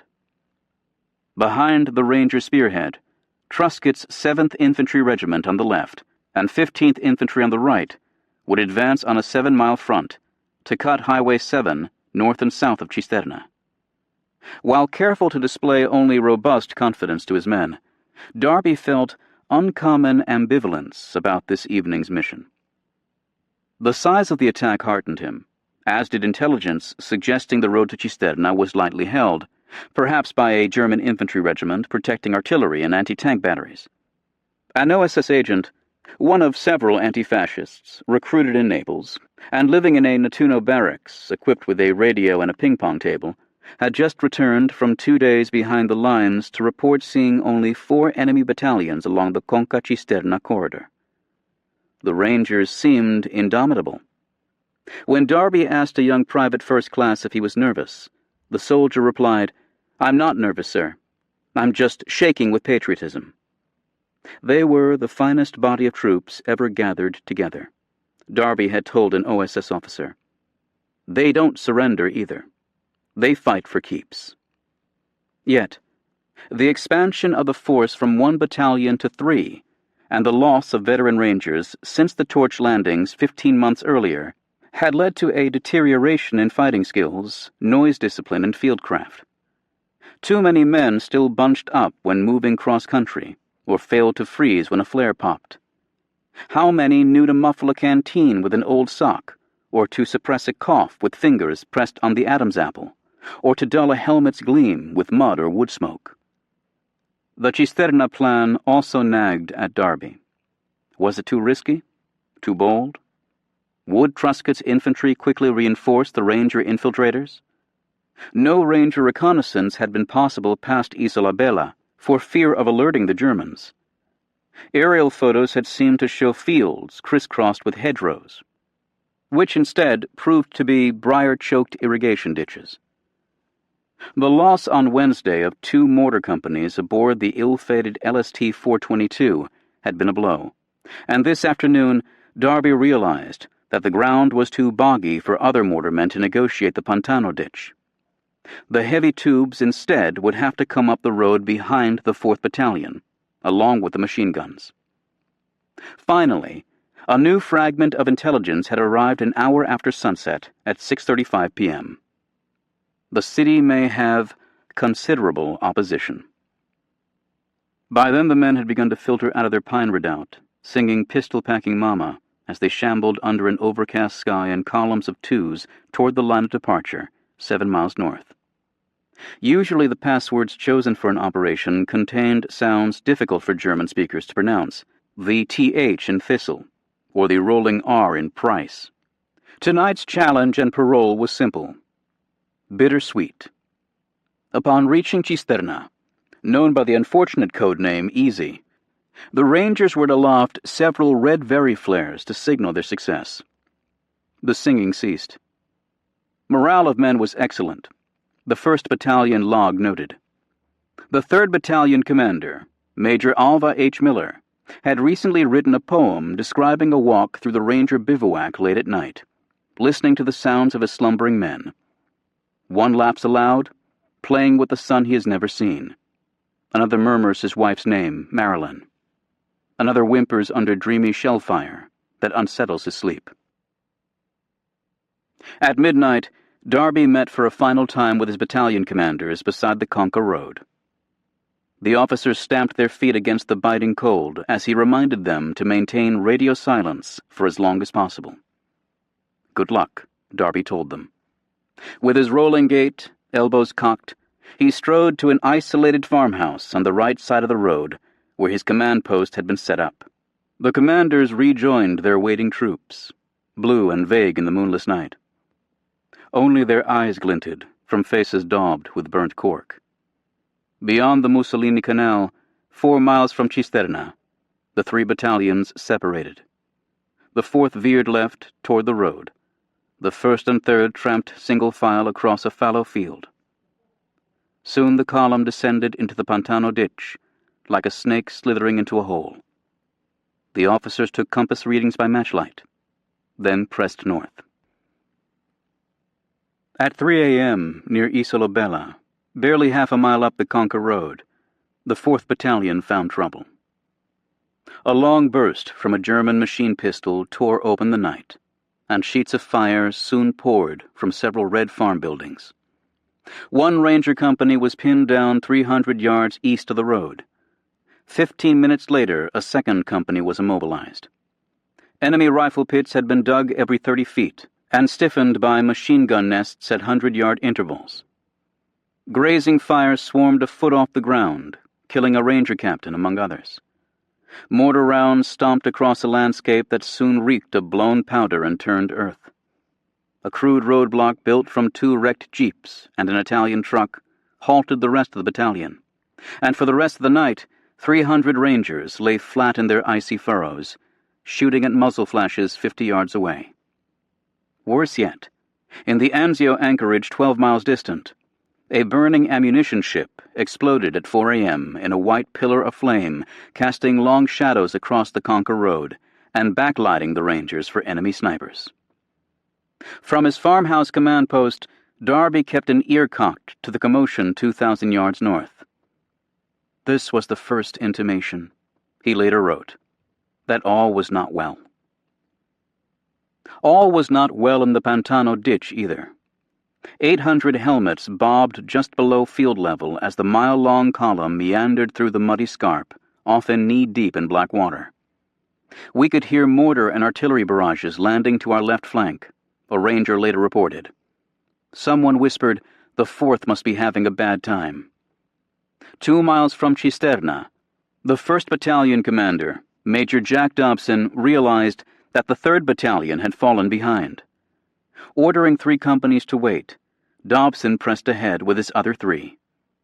A runner dispatched to find the missing rangers soon returned with inauspicious news. Alva Miller, the 3rd Battalion poet commander, had been blown to pieces by a point-blank Panzer shell in a chance encounter at a German outpost. Avenging rangers fired the tank with sticky grenades, but the column had been sundered. Dobson's vanguard of 150 rangers crept past a pair of naval Wehrpfehr batteries near enough to hear German voices and to see whip antennas silhouetted against the sky. A mile from Cisterna, the ditch angled northwest to end in a culvert under the Conca road. German vehicles whizzed past in both directions, and a pair of self-propelled guns, 200 yards away, fired at the beachhead with a monotonous thud. In hushed tones, Dobson tried to reach Darby by radio. The enemy force appeared much larger than expected, and with Miller dead, perhaps it made sense to swing both battalions to the east, where the Mussolini Canal could shield their flank. After 10 minutes, unable to raise the command post, Dobson cradled the handset. Without Darby's approval, he couldn't alter the plan. Across the road the Rangers stole, melting into an olive orchard on the far side. A German sentry flopped beneath a silver bough, blood cascading from his slashed throat. Tendrils of gray light began to bleach the eastern sky. Dobson swerved north on a trail parallel to the Conca road, the Rangers, now at a trot, racing the dawn. A shout carried, then another, then a gunshot. Dark figures wrapped in blankets rose from the earth, stumbling about as Dobson's men realized they'd blundered into a German camp. Another sentry fell with his throat opened in a crimson crescent, screaming to wake the living and the dead alike. The melee spread across the bivouac, chaos compounded in one description, and the pulpy sound of plunging knives and bayonets could be heard between the grenade bursts and crackling rifles. I emptied my M1 so much and so fast that the wood stock was smoking, a ranger later reported. The butt end of 1st Battalion scampered across the road toward the sound of the guns, followed by several companies from 3rd Battalion, including bazooka teams that shattered 2 tanks in a brilliant spray of orange flame. Dawn, that harsh betrayer of predicaments, revealed this one. The Rangers occupied a triangular field half a mile across, bounded by the Conca Road on the east, the Ponte Rota Road on the north, and a boggy skein of irrigation ditches to the west. Several hundred yards beyond the intersecting roads lay a rail embankment and the Cisterna train station. A ramshackle farmstead known as the Calcaprini House provided a command post for Dobson, who estimated that at least 7 German machine guns now ranged his position from tree lines to the north and west. Hardly had the Rangers begun to dig in, then from the south came the creak of tank tracks. Certain that 4th Battalion had broken through with an armored spearhead, the men cheered lustily until the underbrush parted to reveal the Iron Cross insignia of a Mach 4 Panzer. Then it opened up on us, Corporal Ben W. Mosier recalled. After the first volley, you felt naked. Several self-propelled guns also clanked into view. Rangers swarmed forward. Shooting at vision slits, they leaped onto the hulls to lift the hatches and spray the crews with their Tommy guns. Dobson shot a tank commander with his .45 pistol and flipped a white phosphorus grenade into the turret. Milky smoke boiled from the vents. As he leaped from the tank, a bazooka round detonated against the bogey wheels, wounding him badly in the left hip. From Highway 7 and the hills above Cisterna, German reinforcements boiled into the fight beneath an overcast sky that kept Allied warplanes at bay. Step by step, the Rangers retreated until 9 companies had squeezed into an exposed swatch 300 yards across, just below the Ponte Rota Road. 3 others went to ground southeast of the main force. Wounded soldiers jammed a stone building near the Calcaprini house that had been converted to an aid station. As a German soldier crept toward the window with a grenade, medic Mickey T. Romine shot him in the face with a .45. "I've shot that man 1,000 times in my dreams," he later confessed. Panzer machine guns stitched the ditches and marsh breaks. You could run about 20 yards and then hit the ground, Sergeant Thomas B. Fergan recalled. If you waited longer, they got you. A ranger severely wounded in the face asked Fergan to shoot him. "We're finished," he said, "and I don't want them to get me." Fergan shook his head. "Don't be crazy," he murmured. Rangers held in reserve gave half their ammunition to comrades